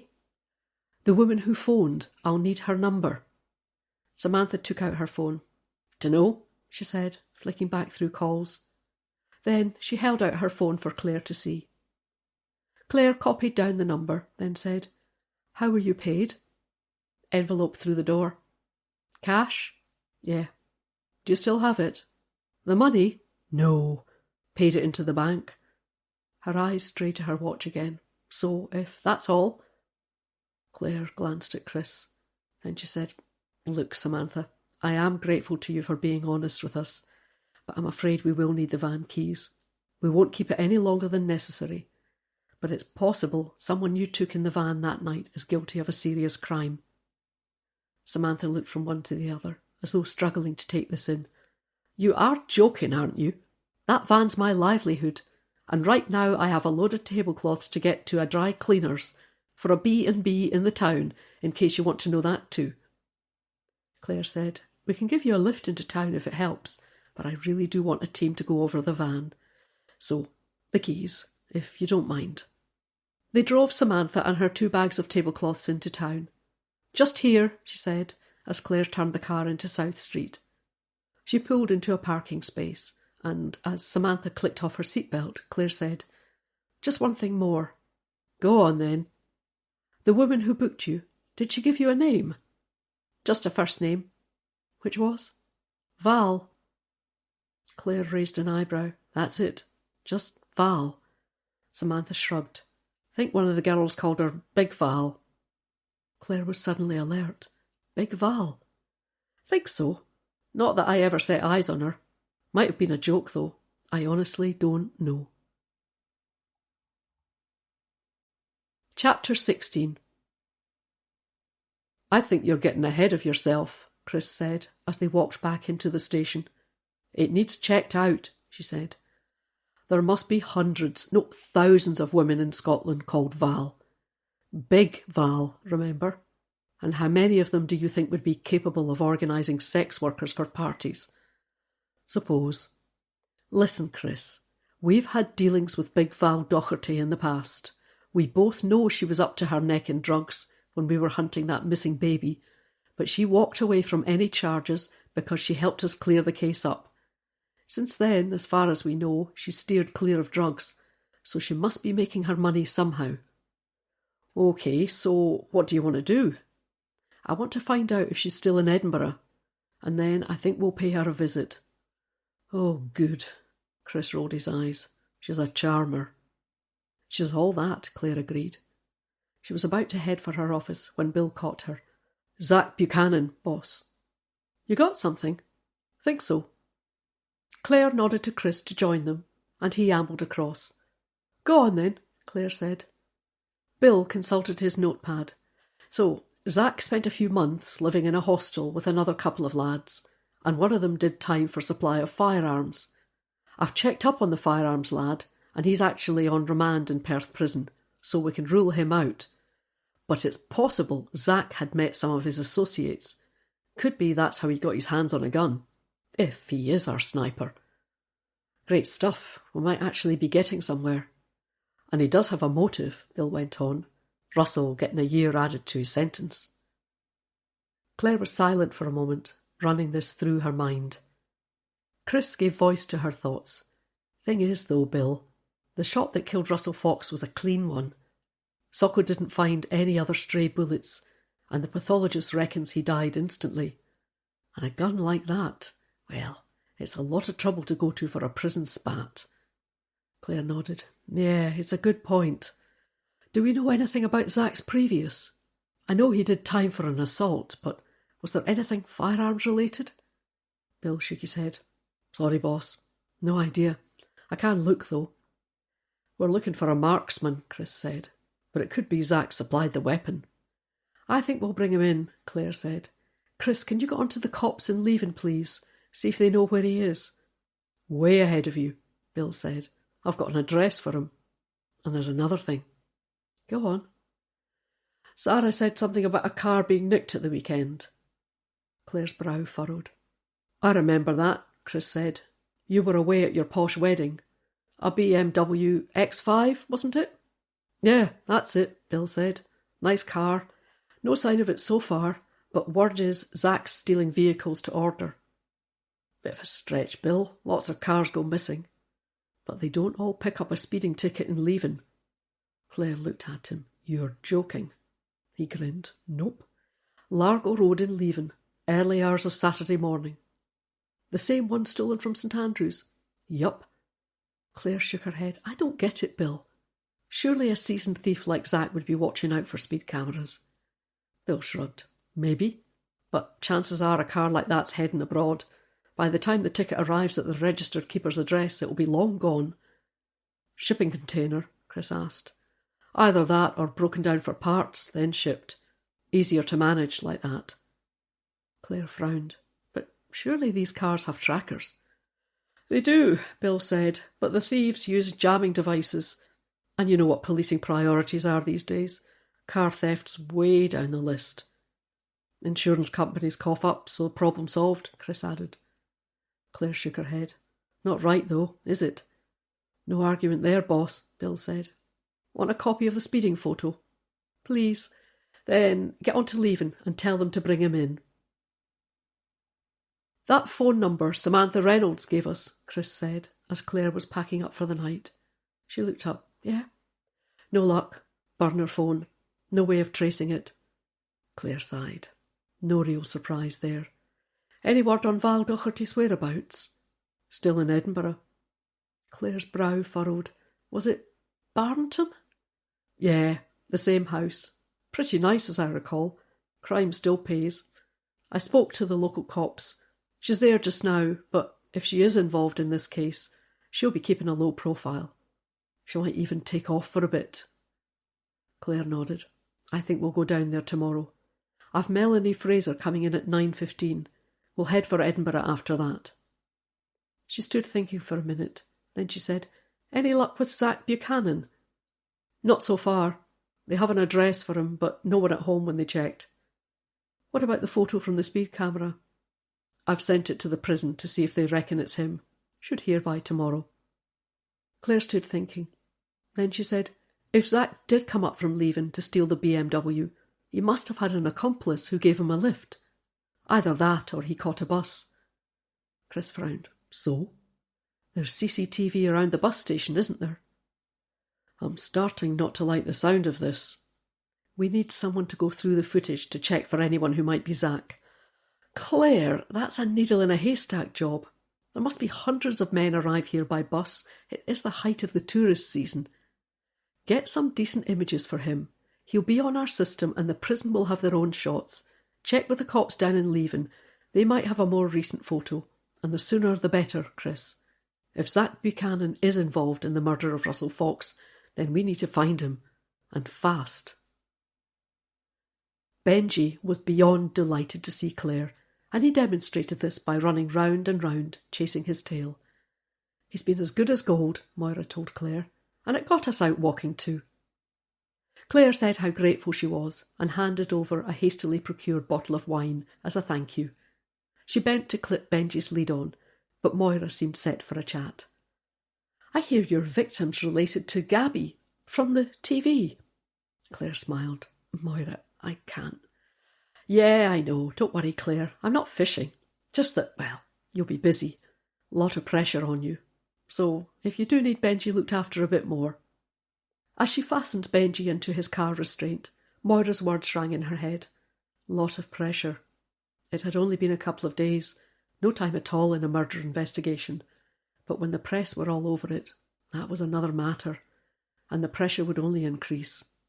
At Daisy Cottage, Benji ran through the rooms, sniffing everywhere, as though checking his position hadn't been usurped in his absence. Claire busied herself in the kitchen, boiling water for pasta and tipping the contents of a ready-made bolognese from her favourite deli into the microwave dish. Benji, having satisfied himself the cottage was still his domain, took up residence below the window, where a shaft of sunlight was warming the floor. A ping from Claire's phone alerted her to a message, and she poured boiling water into a saucepan, then swiped to read. "How's the investigation? I saw it was top item on the news tonight. Hope it's going okay. Conference is deadly dull. Missing you. Al. Kiss." She found herself smiling as she read the message. She typed back, "Miss you too, Al. Early days for investigation. I guess they'll send us a DCI. Don't suppose you could come back early. Benji says woof. C. Kiss." She waited, then saw he was typing a reply. The pasta came to the boil, and she stirred it, then put the lid on the pan and turned back to her phone. After a few minutes, the message appeared. "Hope to be back Wednesday night. Suspect they'll send you someone tomorrow. Can't mess about with a gunman on the loose, especially when it's all over the papers. Better go. Dinner and a few mins, then a speaker. The changing nature of policing. God help me. Kiss, kiss, kiss." She laughed at this. "Sometimes," she told Benji, "it's quite nice not to be a DCI." He was fully stretched out on the floor now, and his tail swished back and forth in response. Then he eased himself up to his feet and wandered over, sniffing at Claire's legs. She took the hint and opened the cupboard where his food was kept. The sky outside was turning a warm red as the sun sank lower, and she decided to have her meal in the garden. She carried her plate and glass out, and, as she ate, her thoughts returned to Lamond Lodge and to Russell Fox's friends and family, now decamped to the Brodie Hotel. Did one of them know more than they were letting on? Or was Zack Buchanan the key to it all? In the woods behind the cottage, a blackbird began its evening song, and her eye was caught by a movement to the side. A bat darting to and fro, feeding on the insects that hung in the still night air. The sun had dropped behind the trees now, and she suddenly felt cold. Gathering up her plate and plastic wine glass, she whistled to Benji and went indoors to wash up. Day 4, Tuesday. Chapter 17. Claire awoke to another glorious day, although the forecast warned the weather was set to break. She opened her back door and stepped out into the morning sun, Benji trotting at her heels. Better make the most of it, she told him. Rain tomorrow. He took off down the garden, running round and round as he waited for Claire to unhook the back gate. Then he raced into the woods, snuffling in the undergrowth. Claire strolled on behind, contemplating the day ahead. There was a lot to do. No doubt a DCI would appear at some point. She had hoped Al Gibson might have ducked out of his conference to oversee the case, but it didn't look like that would happen now. She was more than capable of running the investigation. She knew that. But with what looked like the work of a trained sniper, and the victim being the brother of a high-profile TV star, it was likely the bosses would play it by the book, and that meant a DCI at the very least. And then there was the Lamond Lodge party. Gabby and co, now holed up in an expensive hotel and desperate to leave. "I'd like to bury my brother," Gabby had said, and frankly, Claire couldn't blame her. There was no question of releasing the body, not until they knew what had happened, but she really couldn't keep the party here in St Andrews much longer, now they'd all been interviewed. The letting agency was another problem. They'd already been on the phone to the station, pointing out there was a booking from Thursday, but the whole place was still a crime scene, and there was no chance they'd clear up the investigation in 2 days. She had to hope the owner wasn't one of those with friends in high places. Why did these people always claim they knew the chief constable? She checked her watch. Time to head back. Whistling to Benji, she turned and began to make her way through the woods to Daisy Cottage. It was time to go to work. The incident room seemed busier than ever when Claire entered. A mix of uniformed and plainclothes officers were chatting, some on the phone, others tapping at laptops. Someone had left a newspaper on one of the desks, and Claire couldn't help seeing the headline. Police stumped in search for St Andrews sniper. That's all we need, she thought, as she weaved her way through the desks to the whiteboard. Right, she said, let's not hang about. She indicated a photo pinned up on the board.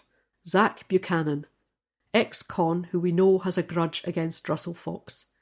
She scanned the room for Jim. Is this the most recent photo? Jim nodded. Taken the last time he went inside. OK, thanks, Jim. He raised his hand, indicating there was more. Interesting thing. His last stretch was for theft of high-end vehicles. Quite an operation he had going. Sheriff said he'd no option but to jail him. Claire smiled. It fitted with the theft of the BMW X5. Thanks, Jim. She looked round the room. So, Zack, if he was our car thief, he must have arrived in the town somehow. Anything on the bus station CCTV? Gary, one of the uniformed officers, raised his hand. Couple of images that could be him, boss, he said. There's a shot of two men walking out of the station. One of them does look like Zack, but it's hard to be sure. Can you email your stills to the cops in Leven, please? Claire said. They might be able to say if it's him or not. And while you're at it, get onto his bank and see if his card was used on Friday. If so, let's have the location. If they're difficult about it, tell them it's a murder investigation. Gary indicated he would do this, and Claire went on. The camera footage from the lodge shows a black minibus-type van going through the gates on Friday evening. We've traced the van, and according to the owner, it was booked to run a party of 5 women to and from the lodge. The owner picked them up in town and drove them there. Then she waited in a back room and ran them home about 2 a.m. But we know that one of the women didn't go back with the others. Claire waited for this to sink in, then went on. The mum of our missing toddler was away from home until around 10 on Saturday morning. By that time, we think Russell Fox was dead. Is she a person of interest? Nita asked. Claire considered this. On balance, I'd say not. But she's coming in this morning to make a statement, so we'll see what she has to say for herself. Anyone else stay the night? Nita went on. Claire spread her hands. Not according to the owner of the van, but I'll ask the toddler's mum. Could the gunman have been in the van too? Janie asked. It's possible. Socco are going over it now. I've asked them to swab for DNA plus gunshot residue. Hold on, though, Chris said. If the minibus left the lodge at 2 a.m, and we think Russell was shot after that, there won't be any gunshot residue. The gun wouldn't have been fired by then. He had a point. Probably not, Claire conceded. But chances are this wasn't a new gun. Most likely been fired in the past, so, unless it was thoroughly wiped down, there could be residue from previous use. Either way, she added, it makes sense to check. Chris looked doubtful, but Claire pressed on. We also know the security guard left his post during the evening. His story is he went round the back of the lodge to have sex with one of the women, so we need to find out who that woman was. Could be she was a diversion to allow someone to climb over the fence, out of sight of the camera. So the gunman could have come from outside, Nita said. Definitely, unless our minibus driver was involved. Frankly, she doesn't seem the type. Does she know who the other women were? Claire shook her head. She was pretty vague about it, but she did give us one thing. Claire paused to make sure they were all attending, then said, she told us she was hired by a woman called Val, or possibly Big Val. Not Big Val Docherty, Bill said. Claire shrugged. I've no idea. It wouldn't surprise me. Val's been linked to a lot of criminal activity in the area, but we've never been able to nail her. We can't ignore a possible connection, so Chris and I will see her today. She turned back to the board, scanning the information there, then said, Anything else on the house party? Bill raised his hand. Janie and I had a good look into them. Nothing at all to suggest they'd fallen out with Russell. No money worries. None of them suspected of criminal activities. What about Russell Fox's will? Did he leave one? Yep. It all goes to the sister, Gabby. Claire sighed. Looks like money isn't the motive then. Gabby and Luke both have an alibi for the time of the murder. She looked round the room again. Anything else? Heads shook, and Claire smiled. OK. Thanks for your efforts. Let's focus on the victim. Word is he was planning to sell his restaurants. We know from the PM he was ill, and it's possible his decision to sell was connected to that. But we can't assume that's the case. There could be something else. Money worries, problems with competitors, I don't know, but let's find out. She glanced at Chris. Have I forgotten anything? Before he could reply, the door opened. A tall figure stood there, taking in the room, and Claire's heart sank. It was DCI, Tony Mackay. Claire led Tony through the front office. He stopped briefly at Zoe's desk. You're new, he said. No, she's not, Claire said, opening the door to her office. Come on.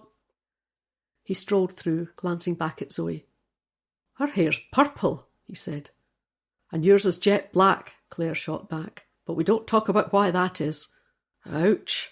Someone got out of bed the wrong side this morning. Claire stepped neatly round the back of her desk before Tony could assume ownership of her chair. Please, she said, indicating the other chair. Sit. He seemed faintly amused, but pulled the chair out and sat down. So, he said, here we are again. Claire sighed. I take it you're our DCI. I have that honour. Then let's get one thing clear, Tony. Go on. You are not to wind Chris up. Got it? He smiled. Nah, you're okay, Claire. To be honest, the lovely Sarah's not my type. But Purplehead out there, who's getting on for 20 years your junior. It worked for Charles and Di. Actually, Tony, I don't think it did. Maybe we should talk about our murdered man. That's what I'm here for. So, what you got? Claire relayed the events of the past few days. One of the women from the minibus is due in at 9:15, she said, checking her watch. What about the other women? At the moment I can't identify them. The minibus driver was booked by message on a burner phone. Wad of cash put through the door in payment. The women were picked up and dropped back in town, and from what I can gather, they didn't know each other. Doesn't sound like they've been trafficked then. Claire shook her head. No, I agree. What about the 3 men? Anything there? I'm not sure. One does have previous for firearms offences. He has to be in the frame. I don't know. Hell of a risk with the others in the house. You think it's an outside job then? Claire explained about the CCTV footage. The security guard was away for a quickie with one of the girls.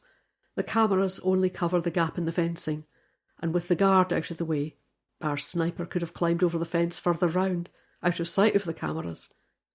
Then lay low till morning, Tony said. Claire checked her watch again. Look, Tony, the minibus woman will be in here any minute. Want me to sit in? I don't think so. She's quite nervous, and I want to build up her trust. See if I can get her to relax. If I take a DCI in, she might clam up. He nodded. Suits me. I'll just hang out here for a couple of hours. Use your desk. Claire rose. Thought you might. She left him to her office and sought out Chris. I can't believe they've sent him again, he said. Claire steered him over to the side of the room and indicated 2 chairs.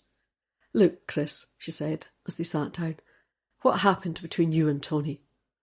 You mean when he slept with my girlfriend and I burst his nose? Yeah, that. It's old news. You're with Sarah now, and, well, he'll basically always be Tony. A philandering arse.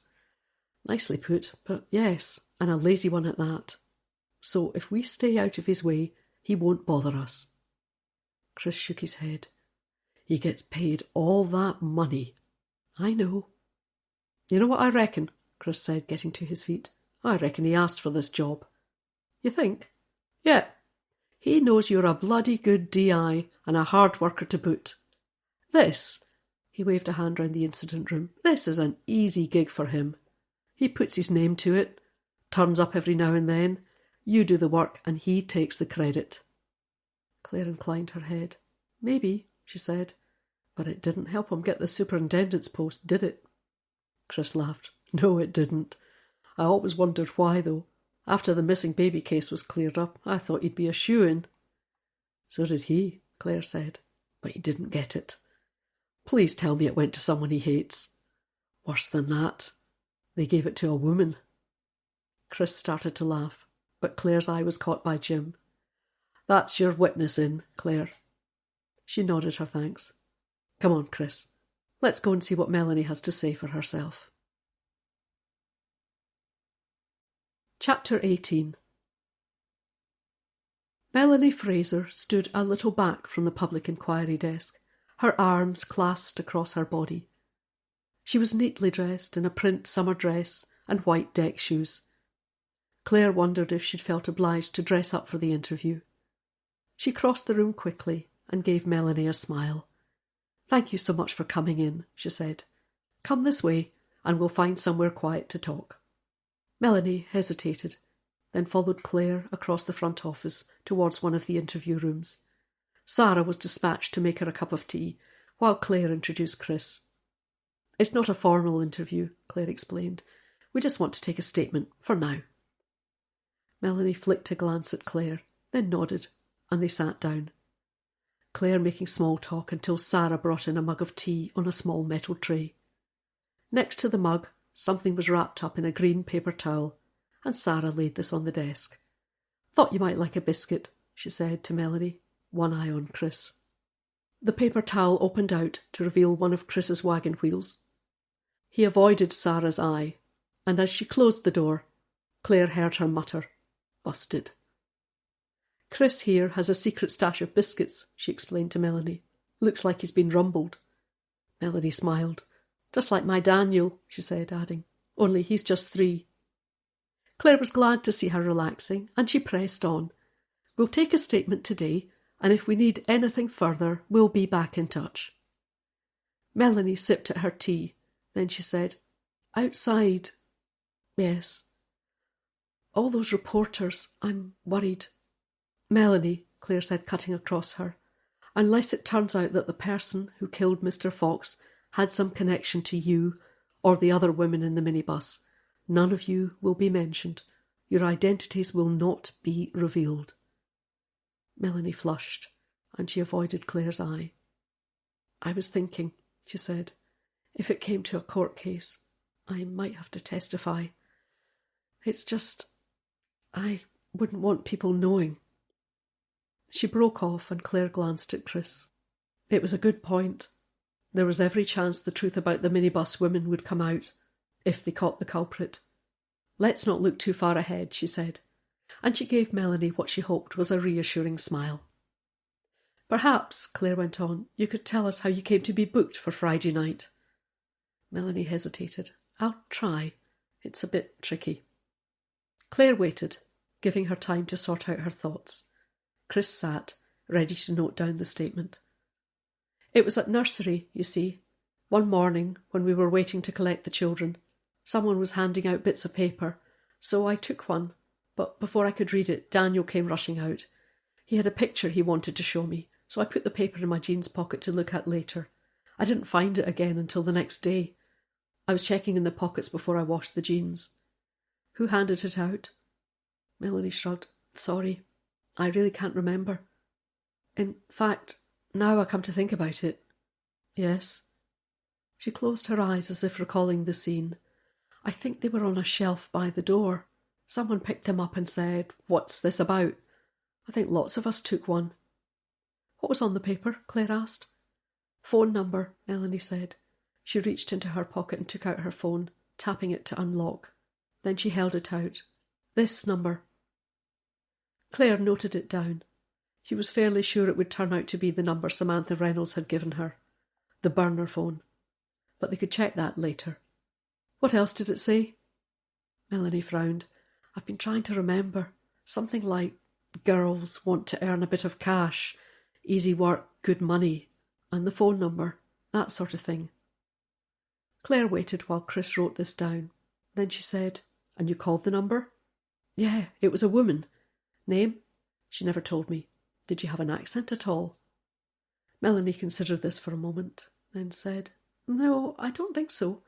I mean, she was Scottish. Not posh. Her voice, it was a bit gravelly, you know? Like she was a heavy smoker. But I can't really tell you much more than that. Okay, please, go on. Well, this woman, she said, was I interested in a bit of evening work? Maybe nights. So I said it depended on what it was, and the woman said it was easy enough, providing I wasn't fussy about men. Chris scribbled this down. Then Claire said, "What did you take her to mean by that?" Melanie avoided Claire's eye. She called it waitressing, with added extras. Said she'd pay me a flat rate to go along, mingle with a few men, party a bit, you know. Anything else I wanted to earn above that was up to me. Melanie, this next bit is important, so please think carefully. Melanie stared at Claire, but she said nothing. Did you understand you would be expected to have sex with the men? Is that what you were being paid for? She looked down. It wasn't exactly stated. Not like that. But she said... Chris stopped writing, and they waited. She said if the men were pleased with the party, there would be more work for me. And did you think having sex with the men would constitute pleasing them? Claire asked. I'm sorry to be so direct here, but I'm concerned you're being exploited. Melanie nibbled a bit of the wagon wheel and took another sip of tea. Then she met Claire's eye. I knew what I was getting into, Inspector. No one forced me. I was never forced. Sometimes I liked the men, and things went a bit further. Other times I didn't. Claire watched her, wondering how it was a young woman like Melanie could value herself so little that she did this kind of work, if you could call it work. And on this occasion, she said, did you go a bit further? Well, obviously you know I didn't come home in the minibus. You stayed overnight with one of the men. She nodded. Which of the men was it? Steve, she said. Steve Christie, I think. Chris stopped writing briefly and glanced at Claire. And did you stay in Mr. Christie's room all night? Claire asked. Yes, she said, all night. We had breakfast in the kitchen and he called me a taxi about 10. Everyone else was starting to come downstairs. I thought I'd better make myself scarce. She looked at Chris, then back at Claire. He was nice, you know. Nice man. I didn't mind staying. Some of my friends, she said, they go out dancing and have one-night stands. I don't see this as much different to that, except I earn a few quid doing it. Claire wasn't so sure, but she didn't want to upset Melanie, so she changed tack. Can you think, please, if Mr. Christie left the room at all during the night? I'm pretty sure he didn't. What makes you so sure? Claire asked. Melanie smiled. I take it you don't have kids of your own, Inspector. If Daniel so much as turns over in bed, I hear him, and he's in another room. Claire laughed. Good point. It would take an earthquake to waken me. So you believe Mr. Christie stayed all night in the room with you? Yeah. There was an ensuite off the bedroom, so he might have used that, but the main bedroom door creaks. I'd definitely have heard it. Chris stopped writing and looked up. Melanie, what about the other women? Did you know them? No. I've done a few jobs now, but never seen anyone I know. So, none of the other nursery mums? Melanie shook her head. How many were there of you? Claire asked. 5, she said. Anyone else in the minibus? Just the driver. Skinny woman, dark hair, scraped back. Samantha Reynolds, Claire thought. You're sure there was no one else in the minibus? Behind the back row of seats, perhaps? Definitely not. I was near the back. I'd have noticed. OK, Melanie. And did any of the others stay the night? Don't think so, she said. I didn't see them at breakfast. We were in Steve's room by the time the minibus was leaving. One of the girls tapped the door, but Steve shouted back he'd get me a taxi. Claire reached into a folder on the desk and withdrew photos of Russell Fox and his 3 friends. She laid these out on the table in front of Melanie. Do any of these men look familiar? Melanie moved each photo in front of her in turn, nodding. This is Steve, she said, indicating the photo of Steve Christie. She looked up. He was lovely, you know, kind. Then she turned back to the other photos and identified Russell, Eamon and Doug. Claire put the photos back in the folder. Was there anyone else in the house? apart from you ladies and the 4 men. Melanie sat back thinking. No, she said, I don't think so. It's a huge house, but I didn't see anyone else. There was a security guard at the gate. I think one of the girls went out to... Well, went out to be with him. What time was that? She wrinkled her brow, then said, 11ish, I think. No one else. No, I mean, nobody doing the cooking or anything like that. There was loads of food, but it was all takeaway. Rubbish, really. All fattening stuff. And I'd had my tea with Daniel before I went out. And how did you spend the evening? Melanie shrugged. Didn't do much, to be honest. Had a few drinks, bit of dancing. And then? Melanie's face reddened. Steve suggested we take a bottle up to his room. And did you come down again during the evening? She shook her head. Not till breakfast time. Claire glanced at Chris. I think we're almost done here, Melanie. Anything you want to ask, Chris? He sat forward. Just this, Melanie. Was there anything in the minibus? Like a case or a long bag?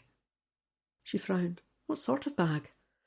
Like a sports bag, but maybe a bit longer. She shook her head. Not that I noticed. It was still light when I got into the minibus, and I didn't see anything like that, but I can't be absolutely sure. Chris looked at Claire, and she nodded. Thanks so much for coming in, Melanie. She scraped back her chair and rose. We appreciate your cooperation, and can I suggest you don't... Oh, don't worry, Inspector, Melanie interrupted. After what happened last weekend, I'll not be leaving Daniel with a babysitter any time soon. I'm done with those parties. Good news from the bank, Gary said when Claire had shown Melanie out. Tell me. Zach Buchanan used a cash machine in Market Street on Friday. Time? 8:30 in the evening. So that places him in the town the night before Russell Fox died. What time was the car stolen? Hard to say, Chris said. Owner got home about 6 and didn't go out again until the next day. He discovered it was missing just after 9 on Saturday morning. I don't get how you can steal a car like that these days, Gary said. Keyless, Chris said. He'd need an accomplice and a couple of relay devices, one beside the car and one near the house, close to where they think the key fob is. The device outside the house tricks the fob into sending a signal to the other one, which unlocks the car. Once they're in, they can access the car's computer port and program a blank fob to work as a key. Takes minutes. Gary shook his head. Just as well my car's a heap. Any luck finding Zach? Claire asked. Don't think so, Gary said. Leaving guys will let us know. Okay, thanks. She turned to Chris. Big Val, then? He rolled his eyes. Can't wait. Chapter 19. I'll tell you what, Claire said as Chris accelerated up the slip road to join the M90 towards Edinburgh. Yeah? He raised a hand in thanks to a lorry driver who'd flashed him out. Steve Christie. What about him? He's the only one who had a woman stay all night. And? I'm wondering if he wanted an alibi. But Melanie says she'd have wakened up if he'd moved, Chris said. She might not. He could have slipped something into her drink. Or she might actually sleep more soundly than she thinks. She glanced across at Chris. I seem to recall someone falling asleep on night shift not so long ago. You said you wouldn't mention that again. Claire smiled. Yeah, I did, didn't I? Just slipped out. But seriously, Chris, you see my point. It's possible, but it depends when Russell Fox was shot. What time's it light just now? About 6, I think, or just before. Okay, Chris said. So Russell gets up, say, 5:45, goes up on the treetop walk to watch the sunrise. Our man, let's say it's Steve, he nips out of bed, up to the next floor. He's posed the gun somewhere, opens the window and shoots Russell, nips back downstairs into bed with Melanie. Could she really have slept through that? The creaky door, noise from the gun? Claire shrugged. It's possible. No one else seems to have heard the shot. Could Melanie be lying? Maybe he slipped her a few quid to say he was there all night. Claire considered this. On balance, I'd say not. Given Russell Fox is dead, I reckon she'd have been too scared to carry on lying for him, particularly in the station, with the two of us sitting across the table. But let's keep it in mind. They were passing the huge Amazon warehouse now, and Claire's gaze drifted to the horizon.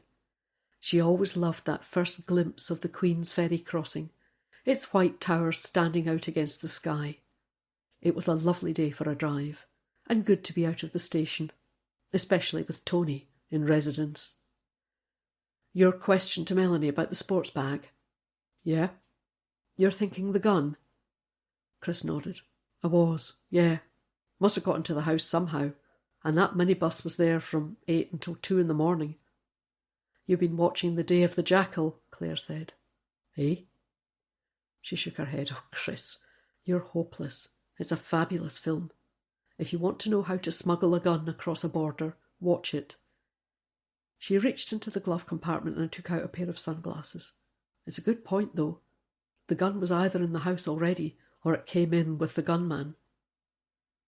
An overhead gantry loomed up, flashing 30, and Chris eased off the accelerator. Does Val know we're coming? No, Claire said, but I've been on to the local cops, and they think she's at home. They're keeping an eye on the house in case she decides to go out. A queue of traffic lay ahead, and Chris slowed the car until they were crawling along at 10 miles an hour. I don't know how commuters do this journey every day, he said. It'd drive me mad. To be fair, Claire said, staring out the side window, you do have a head start on that. Don't give up the day job, Inspector. Barnton was a popular suburb in the northwest of Edinburgh, off the busy Queen's Ferry Road. Val Docherty's house was in Barnton Avenue, a quiet, curving road with individually designed houses behind mature hedges. A police car was parked discreetly at the end of the road, and Chris pulled in behind. As they approached the car, an officer jumped out. She's at home all right, he said. Postie rang the doorbell half an hour ago. I spoke to him when he came down the drive, and he said she took a parcel in. Claire thanked the officer, and they made their way up a long gravel drive towards a 2-storey house finished in a white render. It was an attractive property, with a cross-gable roof and a broad corner window on the first floor. The roof, which sloped down low in a concave curve design, was tiled in red, with a tall chimney stack at one end. How much do you reckon this would set you back? Chris asked as they crunched up the drive, which was bordered either side with high laurels. Oof, well over $1 million, Claire said. Maybe more. As they cleared the hedge, they heard the sound of running water, and Claire turned to see a stone fountain with a cherub in the centre, water pouring from his mouth. Ugh, she said. That's a matter of taste, Inspector, Chris said, laughing at her expression. Yep, we've been spotted. A figure stood at a front window, glaring at them. Claire recognised the brassy blonde hair and leathered face. Valerie Isabel Docherty. Val seemed unwilling to let them over the threshold. I'm busy, she said, her voice gruff, and Claire thought of Melanie's description of the voice on the phone. Gravelly, she had said. Val's voice was all that. Val cleared her throat, then said, If you could come back another day. Claire smiled. Can't do that, Val. We need some information. But if you prefer, we could take you back to St. Andrews. Val exhaled audibly, and a whiff of sour breath reached Claire's nostrils. "Mon then, if you're coming," she said, standing back to let them in. "But you're no staying long, mind." A broad hall was patterned in a dark red carpet which continued into a square sitting room. It was a pleasant, airy room with a high ceiling and a bay window curtained with swags and tails, which made Claire think of a tired hotel lounge. It was dominated by an oyster-coloured leather corner settee, and Val waved a pudgy hand towards it. "Take a seat," she growled, adding, "I'll no waste your time with tea or coffee. You'll be busy." They sat, and Claire said, "I'll come to the point, Val." Out of the corner of her eye, she saw Chris take out his phone and begin tapping at the screen, and she wondered what he was doing. She turned back to Val. "Do you know a woman called Melanie Fraser?" Val raised an eyebrow. "Nope." Never heard of her. Samantha Reynolds? Nope. Somewhere distant there was a faint noise, like tinny music. Chris looked up. I think your phone's ringing, he said. Val regarded him for a few seconds, then said, Not mine, sonny. My kitchen window's open. It'll be neighbours' kids in the garden. Chris tapped at his phone, and the ringing stopped. Then he tapped once more, and after a few seconds the tinny music began again. Claire realised what he was doing. I'm sure that's a phone, she said to Val. She scowled. You lad's got a warrant. Claire raised an eyebrow. You might want to answer it. Could be urgent. Val smiled, showing her teeth. The front ones yellowed with nicotine. Like I say, kids. Claire nodded. OK. How about this? We believe you are involved with supplying women for parties, that you book people, like Samantha Reynolds, to drive these women to and from parties, and that you are paid for doing so. Val shrugged. Not me, love.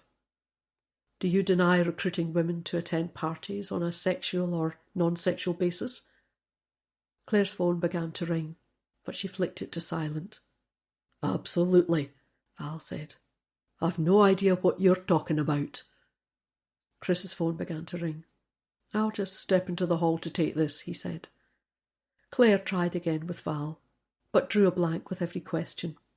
No, she hadn't arranged any women for a party on Friday night.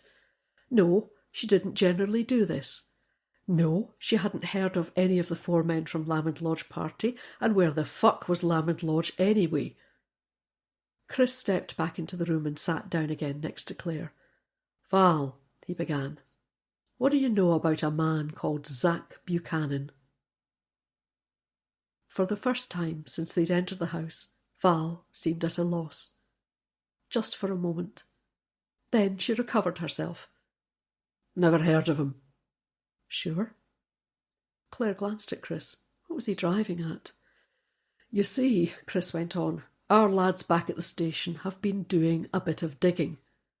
And it seems your daughter, Lauren, is it? Val's face darkened. You leave my Lauren out of it, sonny, she said, an edge to her voice. It seems Zack's son, Leo, and Lauren, they were a couple. Is that correct? Val glared at Chris. Why are you asking? Claire said, We're anxious to get hold of Zack, so if you or Lauren could tell us where we might find him. Val shook her head slowly. No dice, lads. Lauren, well, I suppose she might have been seeing Leo once upon a time, but that's ancient history now. So, if there's nothing else... Claire tried one last time. Thing is, she said, that party at Lamond Lodge, a man died, and we have reason to believe Zack Buchanan may have been in the area. We also believe there's no love lost between Zack and the victim. If you have evidence of his whereabouts and you withhold it, like I said, nothing to do with me. But, yes, well, you might find him in leaving. I'm no saying I've got an address, mind, but the local police will know. Claire nodded. We'll check with them. Just one more thing. Oh, aye. What do you know about stolen cars? High-end cars? Val raised an eyebrow. Zack been up to his old tricks again. Claire said, It's something we're looking into. So? She shrugged again. Nothing to do with me, love. Now, if you don't mind. Claire rose from the sofa. Thanks for your cooperation. As they walked to the door, Chris said, Don't forget to check your phone for missed calls.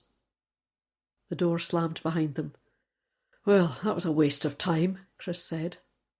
Not entirely. We now know the burner phone is Val's. Good idea calling it, by the way. I try. And there's a definite link between Val and Zack Buchanan, their kids knowing each other. What if Val and Zack are both involved in the killing at Lamond Lodge? Bit tenuous, Chris said. He clicked to unlock the car and they climbed in. I can see Val might have arranged the minibus and the women. He started the engine, but sat on, letting it idle. And, if she did, maybe the gun was hidden in the vehicle, but... Go on. I don't see where Zack fits in. From what Melanie said, it doesn't sound as if he could have been in the minibus. Claire pulled on her seatbelt. Don't forget Zack and Russell have history. Fair point. He sat, considering this, and pulled the car out into the road. So, back to the station? Yeah, I think so. The leaving lads will let us know if Zack shows up. They sat at traffic lights, waiting to emerge onto the busy Queen's Ferry Road. Claire watched the stream of traffic for a few moments, then said, Let's recap what we know. The lights went green, and Chris nosed forward, just making it through the junction as they went to amber again. OK, he said. Gabby Fox arranges a surprise party for her brother. Her brother who, Claire went on, is planning to sell his restaurants, a fact Gabby seemed unaware of. But the husband knew. He did, Claire agreed. So why would that be? They'd left the houses behind now, and were heading for the Queen's Ferry crossing. Maybe Russell wanted advice from someone he wasn't so close to, Chris said. Fellow businessman, that kind of thing. Who knows? OK, so Gabby and Luke are away at the wedding. Can you be sure they were there? Early Saturday morning, I mean, Chris said. You've only got their word for it. They stayed Friday night at the hotel. Good point, Chris. I'll get someone on to checking that. We can't take anything for granted. OK, then we have the three friends, Chris said. Steve Christie spends the night with Melanie Fraser, and she gives him an alibi. But he is the only one with a link to firearms. Albeit a few years back, Claire said. Once a thug, always a thug. God, I hope not. They were approaching the bridge now, and Chris slowed to join a queue of cars. Doug Gerrard and Eamon Ferry have no pre-cons, Claire said, and from what we can tell, none of the three has a motive. I'll tell you what we've not considered. Yeah? Who else benefits from Russell Fox's death? We know Gabby inherits the money, but could he have an estranged wife tucked away somewhere? Kids? Anyone who could potentially contest the will? Claire nodded. Good point. She fished out her notepad and scribbled this down to check later. Then, she continued, we have a minibus with a driver and 5 women, probably booked by Val Docherty. Samantha Reynolds, the driver, remains in the house for the evening. Samantha drives 4 of them home, Chris said. Around 2, we think. And Melanie Fraser stays, spending the night in Steve Christie's room. And then there's Mark Mooney, Claire added. He leaves his post around 11 at night for a quickie round the back of the house. They had crossed the River Forth now, and the sun, which had been so bright all day, passed behind a cloud. Going to rain tonight, Chris said. Yeah, I saw that. We've had a good run of weather. Anyway, while Mark Mooney is otherwise engaged, an unknown person could have climbed the fence and slipped into the house. We can't be sure about that, Chris said. I know, but it would have been easy enough for someone to wait in the bushes, see him head off round the back, then slip into the grounds. And if Russell and co were partying hard, he could easily have nipped into the house and up to that room at the top, bide his time until Russell appeared in the morning. So Russell Fox was killed by person, or persons unknown, Chris said. Claire was silent for a moment. Then she said, It looks that way. The question is who? And how did he know Russell would be up on the walkway the next morning? Chapter 20. Tony Macavity was pulling on his jacket when Claire entered her office. She threw her bag down in the corner. Leaving us so soon? Things to do, people to see, Claire, he said. Any luck with Big Val? She shook her head. No. Not surprising, really. She covers her back, that one. And the prosy? She glared at him. Who? Oh, don't go all prissy on me. Your interview this morning. Melanie Fraser? For the record, I don't believe she is a sex worker. She was hired to entertain 4 blokes and spent the night with one of them. What would you call it? Claire found she was lost for words. What was Melanie Fraser? Was it fair to call her a sex worker? Or had she made a good point about her friends and their one-night stands? Whatever the rights or wrongs of it, she wasn't about to let Tony away with bad-mouthing Melanie. "Whether she has sex with men for money or not, Tony," she said, "we do not use words like prostitute these days." "Aye, whatever. Was she any help?" "Not much, to be honest. But we've found a link between Big Val and a small-time crook called Zack Buchanan." He wrinkled his brow. "Rings a bell. Remind me." Zack did a stretch for serious assault at the same time as Russell Fox. Zack whacked another prisoner, and Russell gave evidence against him. Gives him a motive. Tony nodded. "Still, a sniper's pretty far-fetched for a guy like Zack." "I agree. It's unlikely he fired it, but he could have supplied it." "True. We'll have his DNA on file. Get Socko to cross-check with any samples from the scene." "Gee, thanks, Tony. I hadn't thought about that." The sarcasm was lost on him. "You're welcome, Inspector." He put a hand on the door, then stopped. "You've seen that lot out there." "The press. Hard to avoid. So, an early result would be good." "We're working flat out." "Course you are," he said. "Just make sure you're using the resources wisely." He flashed her a smile. "And now I must rush." Claire followed him into the front office, looking for Chris. She noticed Zoe picking up her bag from under the desk. Tony was striding towards the front door, and she saw Zoe give him a slight nod.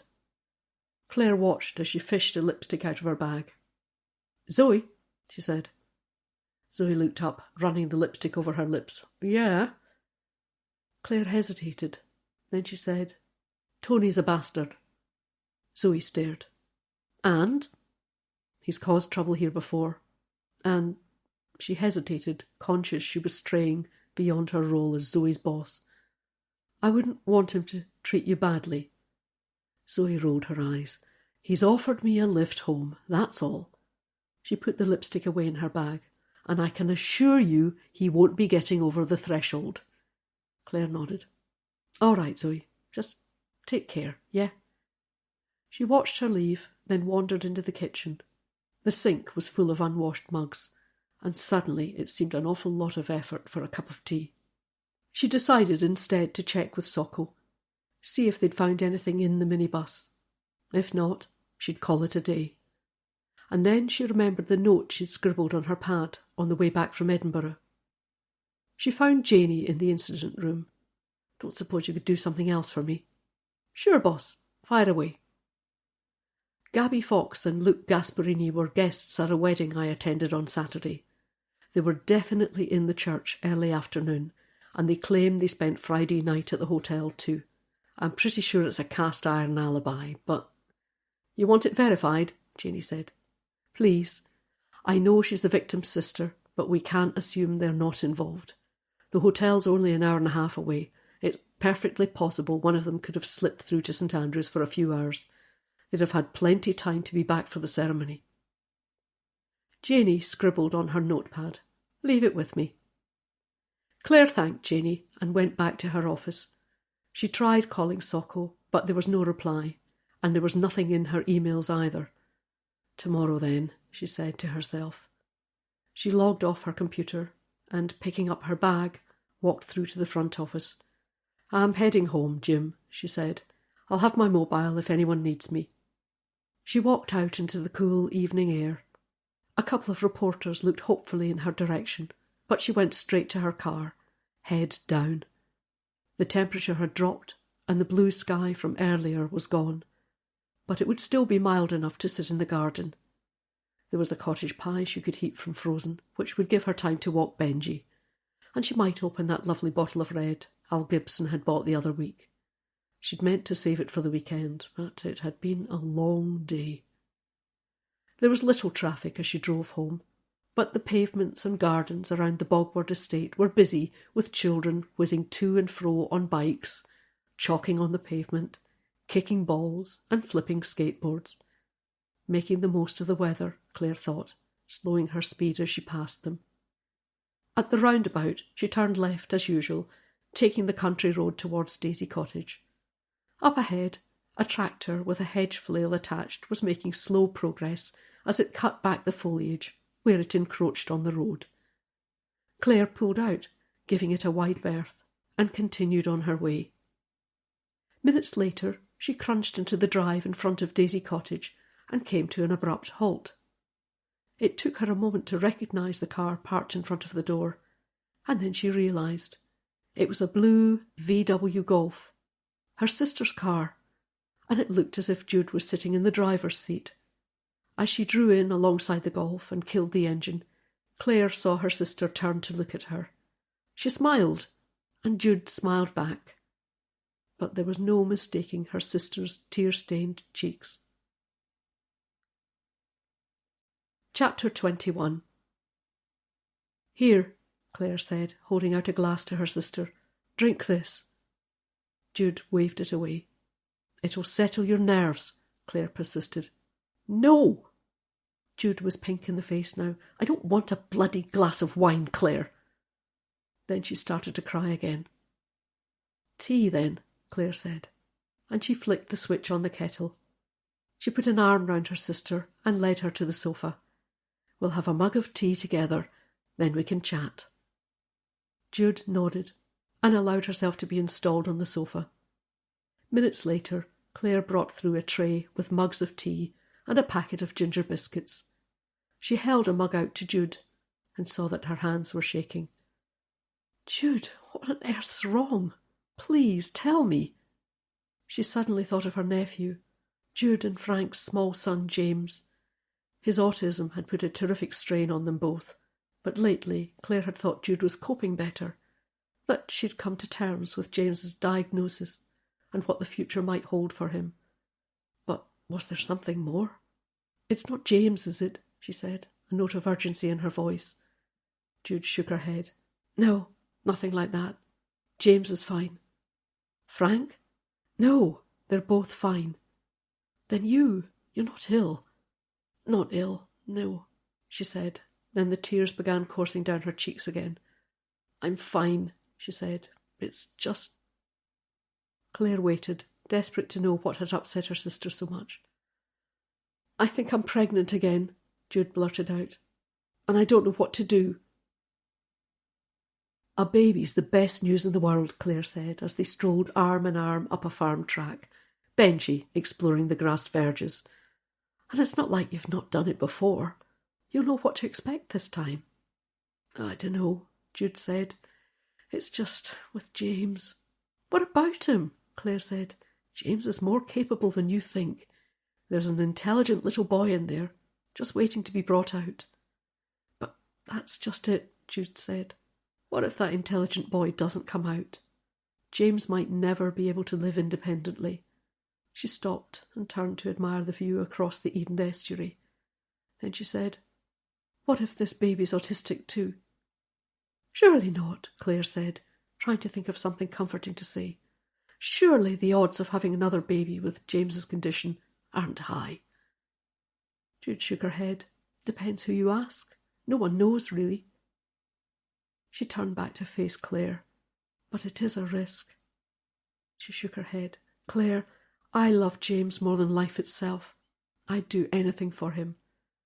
But I'm not sure I could cope if another baby was autistic." "Jude, you cope brilliantly." Her sister laughed, a harsh laugh. "You've not seen me, Clare. I don't have 2 minutes to myself. James won't leave my side. I can't send him to nursery, to a childminder.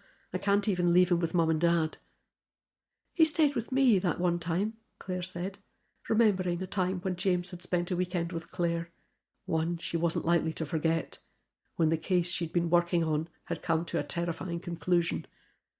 "Yes," Jude said, her face softening. "He loves you. But you have your own life. You have Al, your job. That's not a solution." "I know," Clare admitted. "But if he's able to come and stay with me, surely you could work on him getting used to other folk." Jude began walking again. "Oh, I don't know. It all seems so difficult just now." Clare opened her mouth to say something, but her sister went on. "And What if this baby isn't autistic? Oh, that would be good, wouldn't it? Claire said. Jude shook her head. We'd be condemning the baby to a lifetime of responsibility for James, and that's not fair. Claire put her hands on her sister's shoulder. Jude, stop. You're getting way ahead of yourself here. You don't even know if you are pregnant yet. And even if you are, you'll work it out. Mum and Dad don't live too far away, and it might actually help James having a little brother or sister. She nodded. I know, she said, her voice a whisper. It just all seems a bit overwhelming at the moment. Baby hormones, Claire said. And you'd know. Her sister forced a smile. Fair point. She glanced up at the sky. Think we should turn back, she said. Looks like rain. They began walking back to the cottage, Benji at their heels. How was the wedding? Jude asked. Tom's?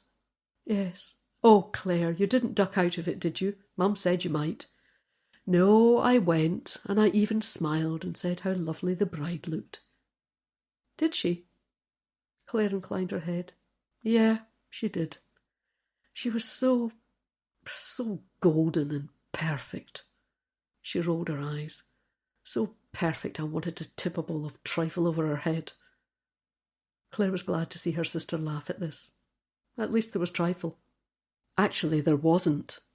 Dessert was some tiny crap. Mini desserts, you know? 3 tiny things I wolfed in a mouthful each. Al was so hungry we considered ordering from room service. He should have. We would have done, but there was this murder, you see. Kind of got in the way. Day 5, Wednesday. Chapter 22. Claire was glad to see her sister looking brighter over breakfast. They sat, cradling mugs of coffee, while the rain drummed against the kitchen window. I slept like a top, Jude admitted. First time for weeks. She smiled. I suppose it was the relief of telling someone. Claire lifted the cafetiere and topped up her sister's mug. And now? I know, Jude said. Now I have to go home and tell Frank. There was a click from the toaster, and Claire rose to retrieve the toast. And you're really okay about it? Jude nodded. Yes, I am. I think, talking it through, facing my worst fears, I think it helped. She grabbed Claire's hand across the table and gave it a squeeze. Thanks, Claire. Claire squeezed her hand back. Any time. She pushed the butter towards her sister. I need to go soon, but stay as long as you like. Just pop the spare key in the box outside. I've been looking into Russell Fox, Chris said as he followed Claire into the station kitchen. And? She stooped to put her lunch in the fridge. Seems the restaurants were doing well. He stood to make a tidy sum from the sale. Plenty of interest, talk of a few offers, just verbal at the moment. But looks like he'd have had no problem selling. And the sister takes the lot? Yep. Claire said. Maybe we need to look into her, and her husband. I don't see why, Chris said. She's worth a hell of a lot more than Russell was. All the same, I think I'll ask Tony for a warrant to investigate their finances. It's such a high-profile case, I can't risk missing something. Speaking of our DCI, Chris said, he's at it again, you know. At what? Claire headed for the incident room, Chris in her wake. He took Zoe out last night. She texted Sarah. Claire shook her head. I did warn her. She stopped, thinking for a minute. Look, Chris, maybe Zoe thinks I'm coming on a bit strong, being her boss and all that. Could Sarah have a word? Set her straight about Tony. She's already tried, but Zoe won't have it. Says she's big enough to look after herself. Oh well, maybe she is. I mean, she's pretty sparky. Maybe she'll finally be the one to break his heart. You're assuming he has one. Sorry, Claire said. Rookie error. They entered the incident room, and the hum of chatter died away. Claire turned to face them. Okay, she began. Lamond Lodge. We've established that a party of 5 women was driven there on Friday night by a Samantha Reynolds. Miss Reynolds owns a minibus and was booked by text message from a burner phone. Chris and I believe the phone belongs to Val Docherty, but we doubt we can prove it. We also know there's a connection between Val and a small-time crook, Zach Buchanan. We know Zach had a grudge against Russell Fox, but was it enough to get his hands on a sniper rifle, track Russell down, then break into the house to shoot him? She shook her head. It seems far-fetched to me. Nita's phone buzzed on her desk, and she excused herself to take the call. Claire went on. We know Zach was in St Andrews on Friday night. He used a cash machine in the town, and a rather nice BMW was stolen. Zach, as you probably know, has pre-cons for stealing high-end cars, so he might have been in town to nick the car, or he could be connected to Russell Fox's death. Or it could even just be a coincidence. Don't forget Val's daughter, Chris said. Thanks, Chris. She looked round the room again. Val's daughter Lauren was the girlfriend of Zach Buchanan's son Leo. According to Val, Lauren and Leo aren't together now, but I need someone to check that. It's unlikely to be a factor, but we can't ignore it. Val is almost certainly involved with the minibus of women, and Zach has a grudge against Russell Fox. They could be in it together, someone said. Claire nodded. They could indeed, but would someone like Val be interested in a spat between Russell and Zach? She shook her head.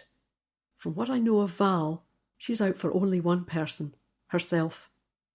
All the same, we have to check it out. What about the hotel? Chris asked. No luck, Janie said. Staff I spoke to weren't on duty at the weekend, and they haven't come back to me on the CCTV yet. Claire clicked her tongue. It is a murder inquiry, Janie.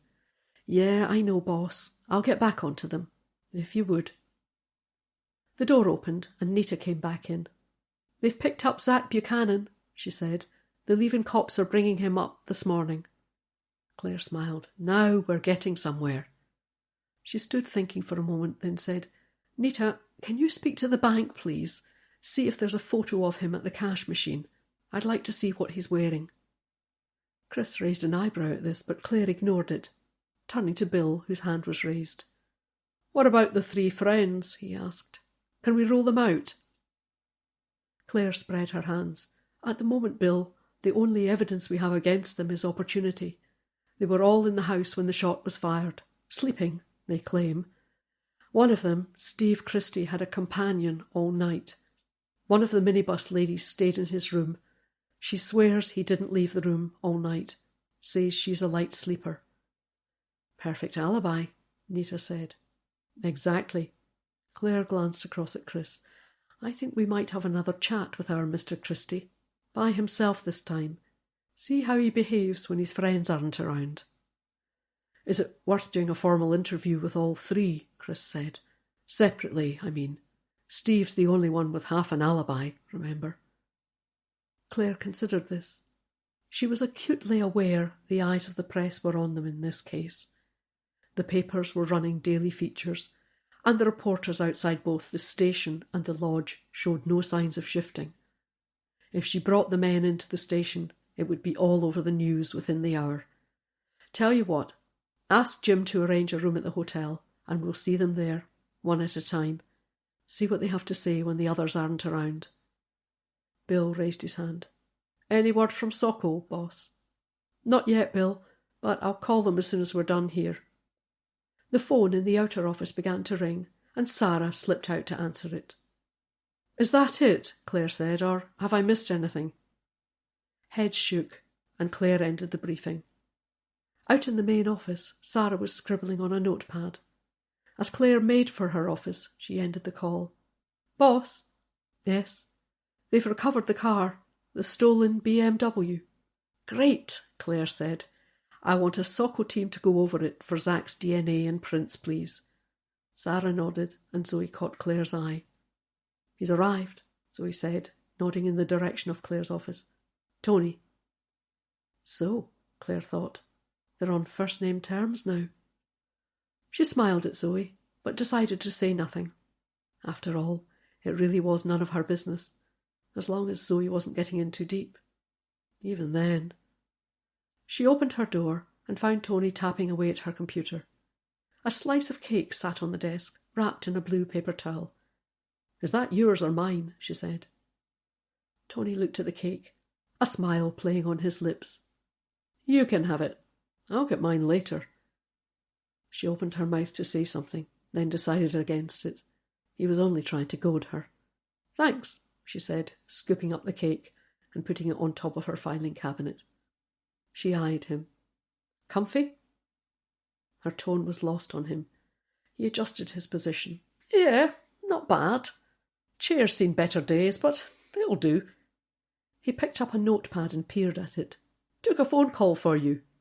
"Oh?" "Yeah, Socko. Seems there's no gunshot residue in the minibus." He wrinkled his forehead. "That makes sense." Claire sighed. "Unfortunately, yes. It was a long shot anyway. Is that all they said?" Tony squinted at the note again. "Loads of prints, multiple DNA, but none on our system."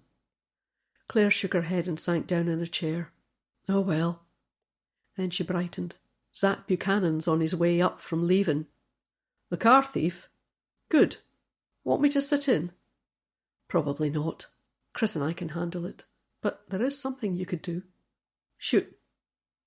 "I'd like a warrant to look into Gabby Fox and Luke Gasparini's finances." Tony exhaled. "You don't want much, Claire. Have you grounds?" "I believe so. Russell Fox had found out he was terminally ill and was planning to sell his restaurants." "Understandable." "I agree. But then someone kills him. Now, if, and it's only a guess at this stage, if his reason for selling the restaurants was to have a blowout while he still felt well enough to do it, there would be less for Gabby and Luke to inherit." "Claire, she's a big-shot TV presenter. Surely she doesn't need her brother's money." Claire shrugged. "That's what I aim to find out. That shot came from inside the house. And correct me if I'm wrong, but they weren't there at the time." "I'm checking that too." He sat, considering this for a moment, twiddling a pen in his fingers. Then he said, "Okay, I'll authorise it, but you'd better not be wrong." Chapter 23. Zack Buchanan sat slumped on a plastic bucket chair, his hands driven deep into his pockets. He was in his late 30s, Claire thought, maybe early 40s. Slim, wiry even, fit enough to climb over a Harris fence, and wily enough to slip into a house undetected. His criminal record bore witness to that. He was casually dressed in dark tracky bottoms and a lightweight navy Adidas jacket over a white t-shirt. His hair was closely cropped, his skin sallow. He glanced up at Claire and Chris as they entered, then looked away again. Next to him sat an older woman Claire recognised as one of the duty solicitors, and she nodded to the woman. When Claire had completed the formalities and cautioned Zack, the woman cleared her throat. "Mr. Buchanan has indicated he will be answering no comment to all questions." She turned to Zack for confirmation of this. He inclined his head as if to say he didn't much care either way. "That is your right, of course," Claire said to Zack, "but it might help shorten the interview if you did answer our questions.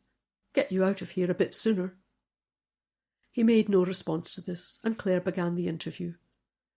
"Perhaps you could tell us where you were on Friday night." Zack mumbled, "No comment." Claire opened a folder and withdrew a sheet of paper.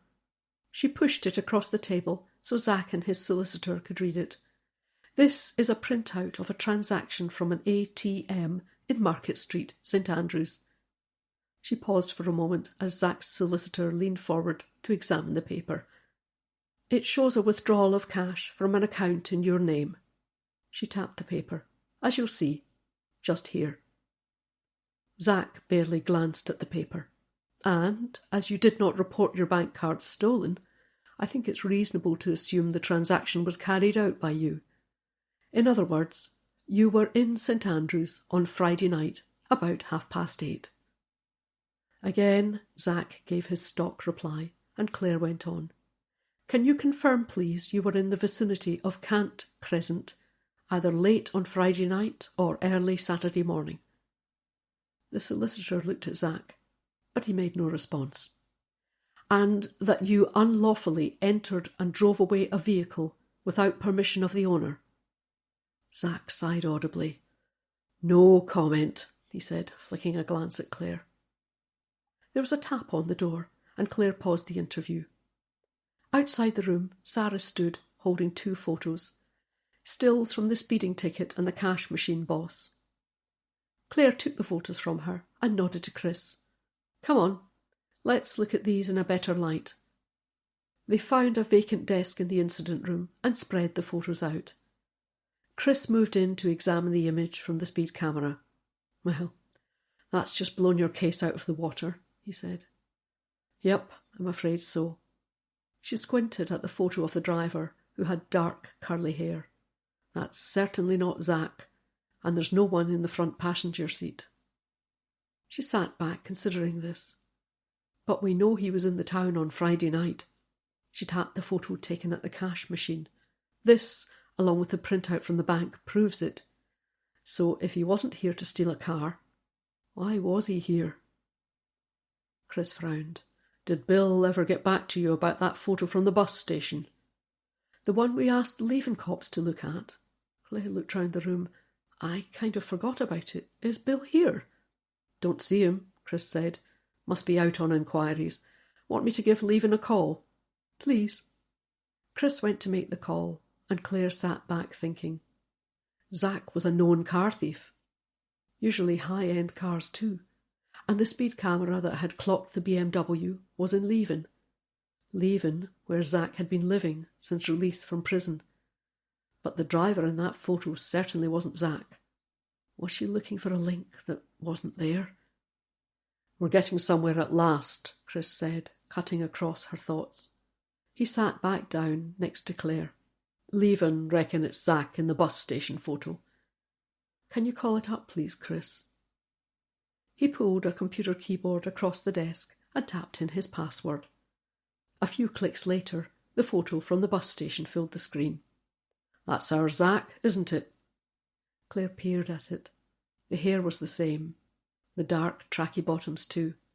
Not that they were uncommon, but there was no mistaking the Adidas jacket with its distinctive 3 stripes pattern on the sleeves. Same jacket in the cash machine photo, and I think it's the one he's wearing today. Look at his companion, Chris said. See the hair? Then he picked up the speed camera photo and held it next to the monitor. That's our speed merchant. Claire nodded slowly. He was right.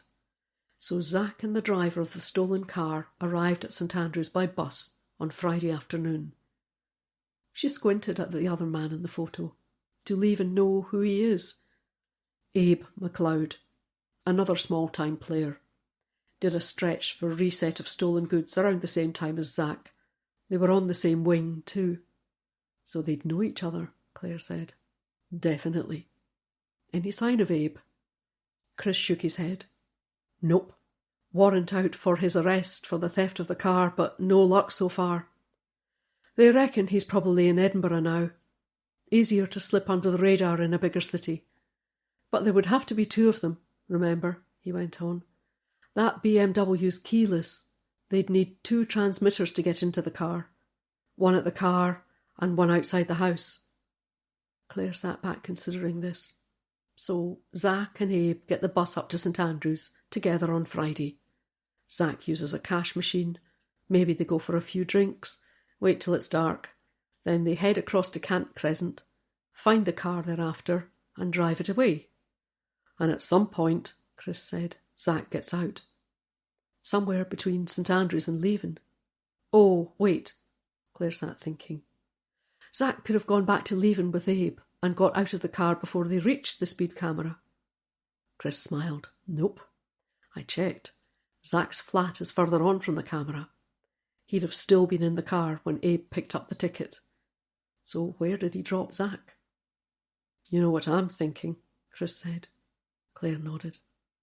Lamond Lodge is on the outskirts of St Andrews.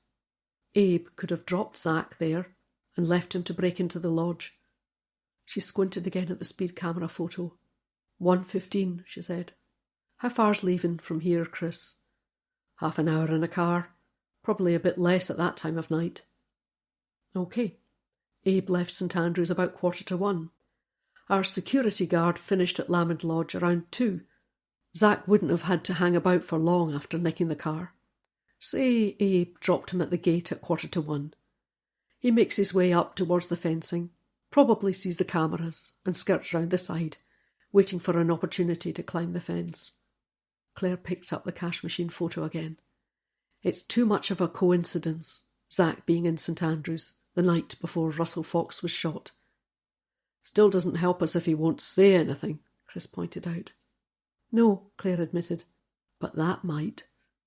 She jabbed the photo of Zack at the cash machine. The jacket. He's sitting in our interview room wearing the same one he wore on Friday night.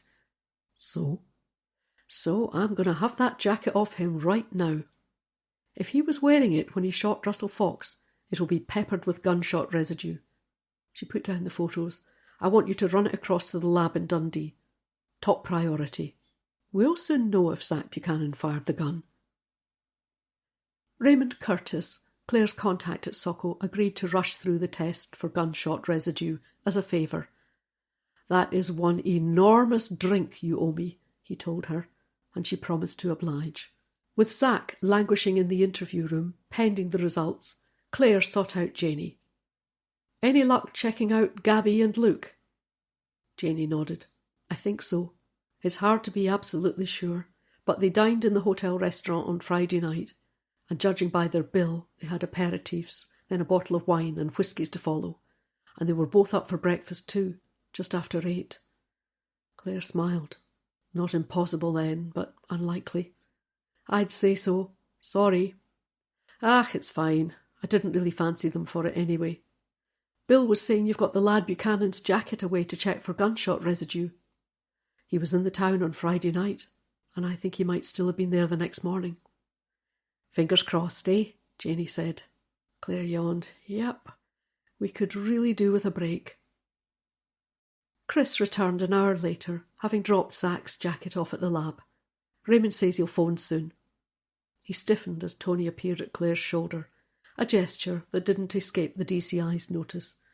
Easy, Tiger, he said to Chris, the hint of a smirk on his face. I come in peace. Did you want something? Claire said before Chris could respond. Aye. Tony pulled a chair across the floor and eased himself down. The Lamond Lodge folk. When can they go home? Claire checked her watch. Depending on what Socko say about a jacket we've sent over, it could be later today. How so? Claire explained about Zack Buchanan being in St Andrews on Friday. We know he arrived with the car thief early evening on Friday, but it looks like he didn't go back with him to Leven that night, and given he has history with our victim... Tony drummed his fingers on the desk. Seems pretty serious stuff for a low-life like Zack. I'd have thought a knife in the guts was more his style. Claire nodded. I agree. But he has motive and, to an extent, the opportunity. And the means? Tony said. I'm not seeing it. Correct me if I'm wrong, but ballistics thought it was a high-powered rifle. They did, and yet, going on what's been seized lately, it's probably a Dragunov. Chris shot a glance at Tony. That's a good point. Where would Zack get the money for a gun like that? Unless he didn't pay for it, Claire said. If he'd been hired to kill Russell Fox, the gun could have been provided. Chris frowned. Would you hire the likes of Zack to shoot someone? It was a clean shot, remember. Don't gang up on me, guys, Claire said. It could easily have been Zack. For all we know, he could have been practising somewhere, middle of nowhere. Chris shook his head. I still don't see it. I mean, that Dragunov. Yeah, that gun. It sounds like a pretty expensive bit of kit. Oh, it is, Claire said, but a lot of guns aren't sold outright. They're hired. Chris stared at her. Seriously? Think what you'd pay for a weapon like that, Chris. Thousands. But you can hire it for far less.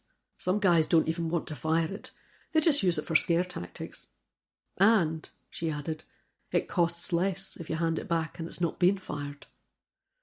Listen to Annie Oakley, Tony said. She knows her guns. Claire ignored this reference to her time as a firearms officer, a time when she had shot and killed a young lad who she'd thought was about to shoot her. They'd all thought he was about to shoot her. Problem was, the gun turned out to be a replica. Claire was exonerated, even commended for her actions, but it had left a rotten taste. And so she'd applied for a transfer, ending up as the DI in St Andrews. How many years was it now? 3? Nearer 4. But still, the likes of Tony Mackay wouldn't let her forget it. But remember the CCTV, Chris went on, from the bus station. It's a clear shot of Zack and Abe walking into town, and neither of them's carrying anything that could be a rifle. You don't stick a gun like that down your breeks. Claire nodded. Good point. The gun must have been waiting for him in the house. So one of the parties involved, Chris said. She shook her head. Not necessarily. Anyone who knew about Gabby's booking could have posed the gun there, ready for Zack. And it's a holiday house, don't forget. All sorts going in and out. Folk from the rental agency, cleaners, other holiday makers. Or it could have been left somewhere in the grounds. Tony rose from his chair. Well, whoever it is, find him and get him charged. The press are making a huge deal of it, and I'm getting pressure from above. Gee, Tony, Claire snapped, I didn't think of that. She stood quickly, sending her chair flying back. Come on then, Chris. Let's go and solve the case. Chapter 24. You shouldn't let him get to you, Chris said as Claire accelerated along the road towards the Brodie Hotel. He only does it to wind you up. That's rich coming from you, she said, taking the corner a bit too fast. At least I didn't burst his nose. Chris reached for the grab handle above his window. You might want to slow down a bit. Claire hit the brakes. We're here anyway. She turned the car sharply into the car park and shot nose first into a vacant space, jerking on the handbrake. Then she snatched the key and clicked off her seatbelt. Coming? Chris stayed put. I'm not going anywhere with you in this mood. You might be the DI and me only a DS, but if you go storming in there, you'll have more than Tony to worry about. Claire sank back in her seat and exhaled noisily. I know. Sorry, Chris. It's just... You don't have to tell me. I thumped him, remember? She nodded. Yeah, I do remember. Sometimes I forget what an arse he is. Her phone began to ring, and she fished it out of her pocket, switching the speaker on. Anything doing, Jim? Caroline, the ballistics woman. She's found your cartridge. Claire grinned. That is good news. Where was it? In the guttering. Claire glanced at Chris. But we were up there, Jim. I remember looking down at it. I'm sure I'd have seen a cartridge. I think ballistics missed it the first time.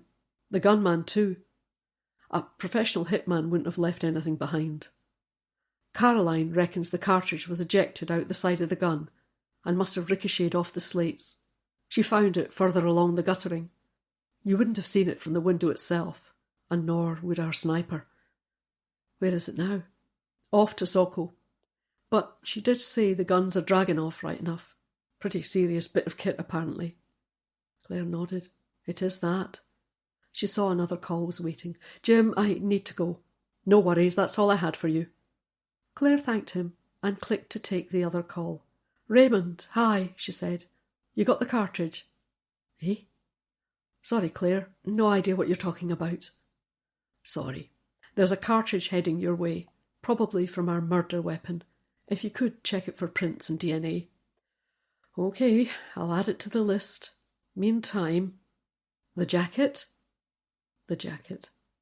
And? Sorry. Oh... Claire couldn't keep the disappointment out of her voice. I can't find it if it's not there. Does that mean he couldn't be our gunman? No, he said, I'm not saying that. That's for you lot to work out. All I'm saying is the person who fired the gun probably wasn't wearing that jacket. He might have taken it off, or he might have been wearing some kind of PPE. I don't know, Claire, but there is no residue on that jacket. Claire ended the call and sat on, thinking for a minute. Then she came to a decision. Change of plan. The clock's ticking on Zack Buchanan. I want to have another go. See if he'll tell us why he stayed on after Abe stole the car. Chris looked doubtful. Guys like Zack tend not to talk. He rubbed his chin. We could hang on to him until Sokos examined the cartridge. She shook her head. That could take a while. I doubt we'll get a result on it today. But if he is our sniper, and he knows we have the cartridge, he'll also know it's only a matter of time until we have the forensics on it. He might just talk. She pulled her seatbelt back on. I'm convinced he wasn't acting alone, and I want the name of whoever's behind this. Told you, Zack Buchanan said, when Claire revealed the absence of gunshot residue on his jacket. I told you it was nothing to do with me. But when Claire said she might detain him pending analysis of the gun cartridge, his demeanour changed. The solicitor raised a warning finger. Perhaps, before we go any further, Mr. Buchanan and I could have a private word. 5 minutes later, Claire and Chris resumed their seats and recommenced the interview. Mr. Buchanan has some information he would like to share with you, the solicitor said. But we wish to make it clear he denies any wrongdoing. He is providing this information in order to exonerate himself. Claire smiled. Of course. She turned back to Zack. So, what is it you'd like to tell us? He shot a glance at Claire, then looked away again, examining his fingernails. I caught a bus, he said, to St. Andrews, like. Why? He shrugged. Nice day and that. Fancied a walk on the beach. Maybe an ice cream, you ken? He glanced at his solicitor, then said, So I met a boy on the bus. Name? Abe. Abe MacLeod.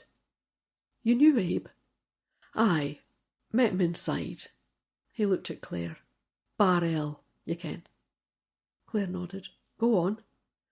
So, Abe tells me he's gone up to St. Andrews too, Zack went on. Said maybe we could get a drink, catch up and that.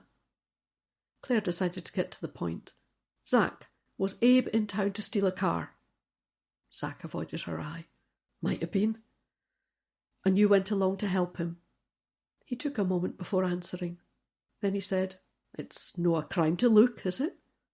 No, Claire agreed, but if it goes beyond that. Zack glanced at his solicitor. Abe, he told me about this car. Said the owner had fallen behind on the payments, but he wouldn't hand the keys back. Abe said he was supposed to go and get the car back. Said if I helped him, he'd slip me a few quid. Claire suppressed a laugh. She had to hand it to Zack. Full marks for imagination. So Abe told you he was legally entitled to repossess this car and asked you to assist. Is that correct? Aye. He avoided her eye. In the middle of the night? Zack made no reply. And did he show you paperwork relating to the repossession? He smiled at this. Said it wasn't that kind of deal. The boy had bought the car off a lad, Abe knows, and hadn't kept up the payments. Abe agreed to help the lad out. Claire sat back and folded her arms. She decided to keep Zack talking. Eventually, he'd trip himself up. What time was this? Bit after 12. The early hours of Saturday morning. Aye. Chris said, And after you got into the car? Zack rubbed his chin. Then I get this message. Chris raised an eyebrow. Message? Like a text message? WhatsApp? Somebody pass you a note in the street? Zack threw him a look. Text. From? He shrugged. Didn't he ken the number? We can check your phone records. Whatever. Go on then, Chris said. So the message says, could I meet a boy in the morning, collect a package and take it back to leaving? Said there was 100 quid in it for me. What was in the package? Chris asked. No idea. Message said to wait inside the gates of the museum, off Double Dykes Road. Said the boy would be along about 7. Claire sat forward. And? And nothing. Boy never showed. Hardly saw anyone all night. Finally went back to the bus station about 8 and caught the next bus back to leaving.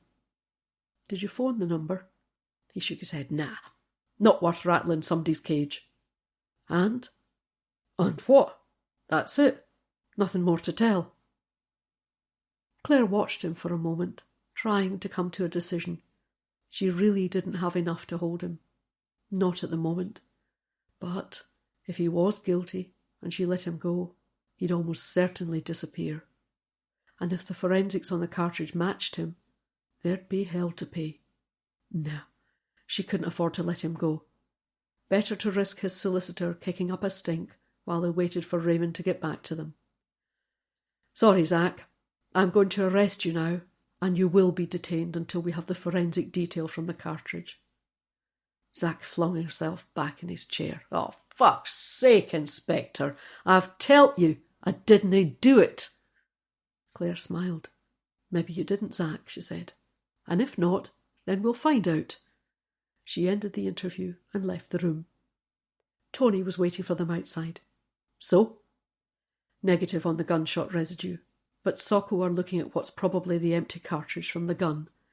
If they find his DNA or prints on it, we'll charge him. Meantime, I'm going to detain him overnight. So the lodge party can go home. Claire frowned. I'd like them to stay at least until we have the forensics back on the cartridge. Tony rolled his eyes and turned on his heel, heading back to Claire's office. Claire saw Zoe smile as he went past, but he barely glanced at her. She stared after him, then returned to her work, her cheeks pink. Trouble ahead there, Chris said with a nod at Zoe.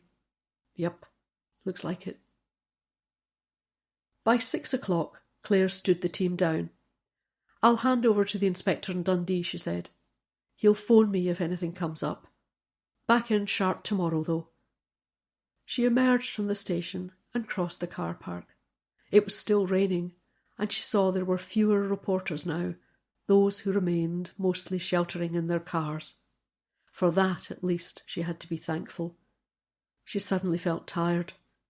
They weren't making progress in this case, and if she was being honest, Zack didn't fit the profile of an assassin. He was too small time for that. If he was involved, he had to be working for someone. Nothing else made sense. She pulled on her seatbelt and started the engine. The windscreen wipers flicked into life, and the inside of the car began to steam up. She turned up the fan and sat, waiting for the windscreen to clear, her mind running over the events of the day. If Raymond did find traces of Zack's DNA, or even a fingerprint on the cartridge, Zack might talk in return for a reduced charge. It had to be better than putting him away for a murder he'd committed but hadn't orchestrated. The windscreen was clear now, and she drew out of the car park, past the reporters, and headed for home. As she drove, she thought about her sister and wondered if Jude had broken the news of the baby to Frank, her husband. Would he be pleased? Claire thought he would, but she understood her sister's misgivings. The rain grew lighter, and the wipers squeaked across the windscreen. She flicked them to the intermittent setting and blinked away the tiredness she felt. By the time she pulled into her drive, the rain was off, and her heart rose. The DCI's old Ford Focus was parked in front of the door, and she could see there were lights on. From inside, she heard Benji's volley of barks, and she stepped out of the car, thankful to be home. Al greeted her with a cool glass of Chablis. "I've put a fish pie in the oven," he said. "I'll just put the veg on." Over dinner, he talked about his conference. "Some interesting bits," he said, "but it could easily have been squeezed into 2 days." He speared a prawn. "How about you? How's the case going?" "Oh, you know." "No, but I know that face. Is it not going well?" She shook her head. "I arrested someone today. Still waiting on forensics. He may be our man, but if he is, I reckon someone's paid him to do it." "Any idea who?" "Not a clue. And to make matters worse, Tony Macavitti's installed himself in my office." The DCI picked up the wine bottle and topped up Claire's glass. "Drink up," he said. "Sounds like you need it." After dinner, Claire lay on the sofa, her head in his lap, a companionable silence between them. She said, "I like this." "What?" "You, being here. You've no idea how my spirits lifted when I saw your car. Even the old Focus. Even that. Although you really need to do something about it. It's a good runner. Yeah, right. I do like it here, though, he said, looking round the room. Claire lifted her head and turned to face him. You could be here more, she said. He put a hand round the back of her head and began stroking her hair. I could. Do you want to? I do. Why do I sense a but? Fear, I suppose, he said. Fear of failure. She pulled herself up and took hold of his hand. What's to fail, Al? She said. We're paying for the upkeep of 2 houses, and you spend half your time here already.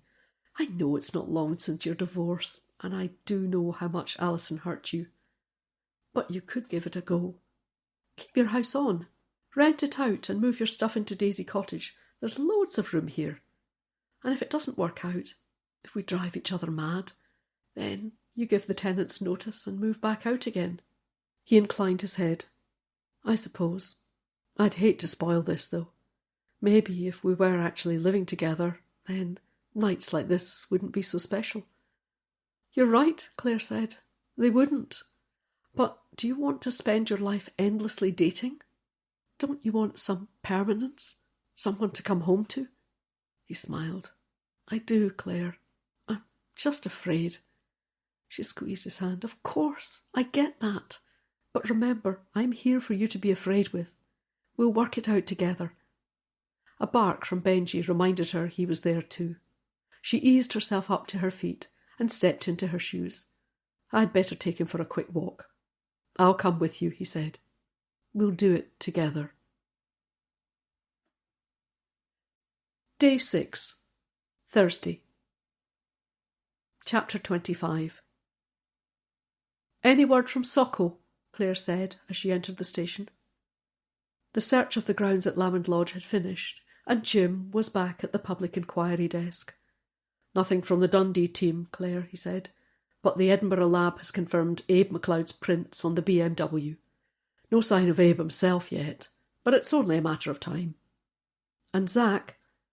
Nothing conclusive, but they're still going over the car, so it may yet come.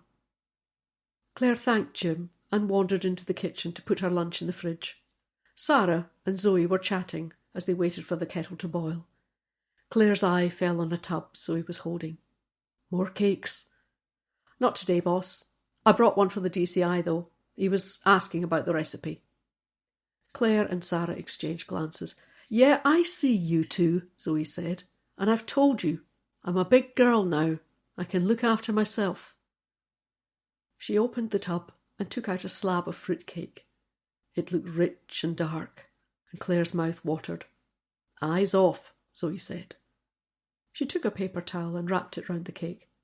Okay if I leave this on your desk for him? Suppose.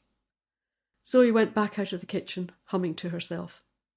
I can't get through to her, Sarah said. He'll leave her high and dry. You know he will. Claire sighed. I'll have another go at him, but don't get your hopes up. Tony was unrepentant. She's made me a cake, he said, indicating the paper towel. Claire sat down. Look, she said, Zoe, she's a real sweetie. Good fun and a good worker too. I don't want her upset. He laughed. Don't worry, I won't break her heart. I'll be gone in a few days anyway, if you ever wrap this case up. You'll let her down gently. He drew the cake across the desk and broke a piece off. Already done. Seriously, you've told her? Nothing to tell. I just said I was going to be busy for the rest of my time here. He shrugged. She seemed okay with it. He popped the cake in his mouth and began to chew. Oh, this is fab. Shame she didn't bring you a bit. I hope it chokes you. She turned to leave, but he called her back. Executive decision, Claire. I'm letting the house party go. Claire frowned. I'm not sure, but I am. Look, it's 5 days since the brother was killed. None of them's in the frame for it, as far as I can see. He broke off another piece of cake. I reckon you're looking for a professional hitman. There's nothing to be gained by keeping them in that hotel. Claire sighed. Suppose. When did you say they could go? Whenever they like. The sister, famous Gabby, she was asking about the body, but I told her it wouldn't be released any time soon. On the plus side, got your warrant to investigate their finances. Claire nodded. OK. She rose from her chair. I just hope it's not a mistake, letting them leave. Get the team on to checking anyone with precons for gun crime. He popped another bit of cake in his mouth. That's the way ahead. Chris was waiting for Claire in the incident room. I hear he's letting them go. Tony, yeah, afraid so. I can see his point, to be honest. We can't keep them here indefinitely, and we're making zero progress. What about the house? Eh? The agency have been on the phone again. They want to send the cleaners in. The woman who phoned said they've bookings right through to the end of October. Claire looked at him. Out of the question. We maybe can't keep Gabby and Co in that hotel, but the lodge itself is still a crime scene. Surely they realise that. It's probably the owners making a fuss. That's a good point. Claire was silent for a moment. Who are the owners? I mean, whoever shot Russell Fox knew where to go for a clear view of the treetop walk. And it's not like he'd have been able to wander all over looking for the best spot. There was a house party in full swing. You're thinking it's someone who knew the house? Could be. Can you find out who owns it? And when you've done that, get every spare body onto checking anyone with precons for firearms offences. Start with a 50-mile radius of the lodge. As Chris went off to telephone the rentals agency, Claire's phone began to ring. Raymond from Socko. Your gun cartridge, he said. Got a result. Claire moved to the nearest desk and sat down. Go on, she said, picking up a pen. We were pretty lucky, he said. It landed in a section of guttering sheltered by the chimney stack, so it didn't get wet when it rained the other night. And DNA. On the system. She held her breath, waiting to hear if it was Zach's. Sorry, Claire. There is a clear profile, but it's not on the database. Claire's heart sank. Not even Zach Buchanan. Definitely not Zach's. And I can tell you it's not a relative of the deceased. She sat back and exhaled. So, no clues at all then. Only that it's male. Sorry. She thanked Raymond and ended the call, mulling this over. Agency phoning me back with the owner's details, Chris said, cutting across her thoughts. The property manager was in a meeting. Never mind that, Claire said. I've just spoken to Raymond. And she related the gist of the phone conversation. So our gunman isn't known to us. He rubbed his forehead. Not sure where that leaves us. Claire got to her feet. Nor me, Chris. Come on, we'd better let Gabby know before she leaves. Chapter 26. A black Range Rover was parked near the front of the hotel, the tailgate standing open. Eamon Ferry appeared as Claire drew into a parking space opposite. He was carrying an overnight bag, and he waited for them to approach. Any news, Inspector? He asked. His tone was smooth, the smile fixed. Claire ignored this. If you could let Miss Fox know we're here. He looked at them for a moment, then said, Of course. He loaded the bag into the back of the Range Rover and walked smartly back towards the front door. Claire and Chris followed him in and stood waiting in the reception area. A few minutes later, Gabby came down the main staircase.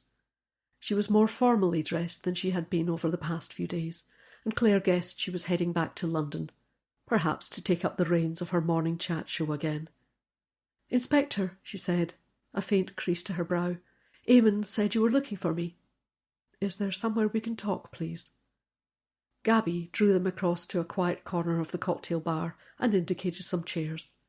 She waited for them to sit, then she perched on the arm of a sofa. Claire thought she seemed more in control than she'd been on their last visit. Perhaps it was the clothes. Was she back in work mode already? Gabby, she began, we have some news. The frown deepened and Claire searched her expression. Was it worry? Distress? Yes, she said. We recovered a gun cartridge from the roof of Lamond Lodge. Gabby flinched at the mention of the word gun, but Claire pressed on. We believe it's from the weapon used to kill Russell. Her face softened and she gave a slight nod. Thank you for telling me. It's not easy, hearing these things, but I know you have your job to do. Claire went on. The cartridge was examined by our forensic scientists, and they recovered a DNA profile from it. She paused, watching Gabby carefully, then said, I'm afraid it doesn't match anyone on our system. Gabby's shoulders sagged. Then you still have no idea who's responsible for Russell's death? I'm afraid not. But our investigation continues, and I have every available officer working on it.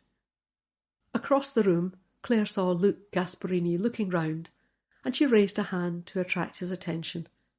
He walked quickly towards them, his brow creased. We're leaving shortly, he said, moving to stand beside his wife. I hope you won't keep Gabby long. Something in his manner made Claire hesitate. Then she came to a decision. She took a deep breath and said, There is just one last thing before you all leave. Yes? I'd like to ask for your permission to take DNA samples. Gabby's eyes widened, and Luke stiffened. Then he found his voice. Mind if I ask why? Claire sensed Chris sit forward, but she avoided his eye. We're still carrying out some forensic tests at the lodge, and it's quite likely these tests will include taking swabs from any doors or windows the gunman might have touched. Obviously, if any of our swabs match with your DNA, we'll know to disregard them. Claire's tone was light, but she watched the pair carefully. She saw Luke weighing this. He looked about to speak, then Gabby cut in. So we're not under suspicion, she said. Claire smiled. No, and it would be entirely voluntary. In that case, Luke said, I don't agree. You can't force us. Gabby glanced at him, then back at Claire. And what would happen to our DNA records? Once you've found the culprit, I mean. They'd be destroyed. We're required by law to do so. So you say, Luke snapped. Claire ignored this, her eyes on Gabby. It really would help us, she said. Gabby met Claire's eye. All right then, I consent. She took hold of her husband's hand. Why not, if it helps find who did this to Russell?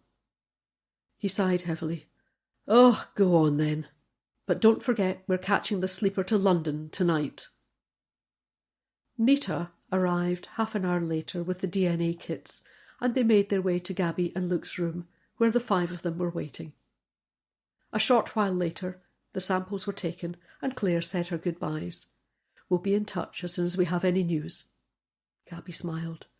Russell was very dear to me, she said. Please, find whoever did this.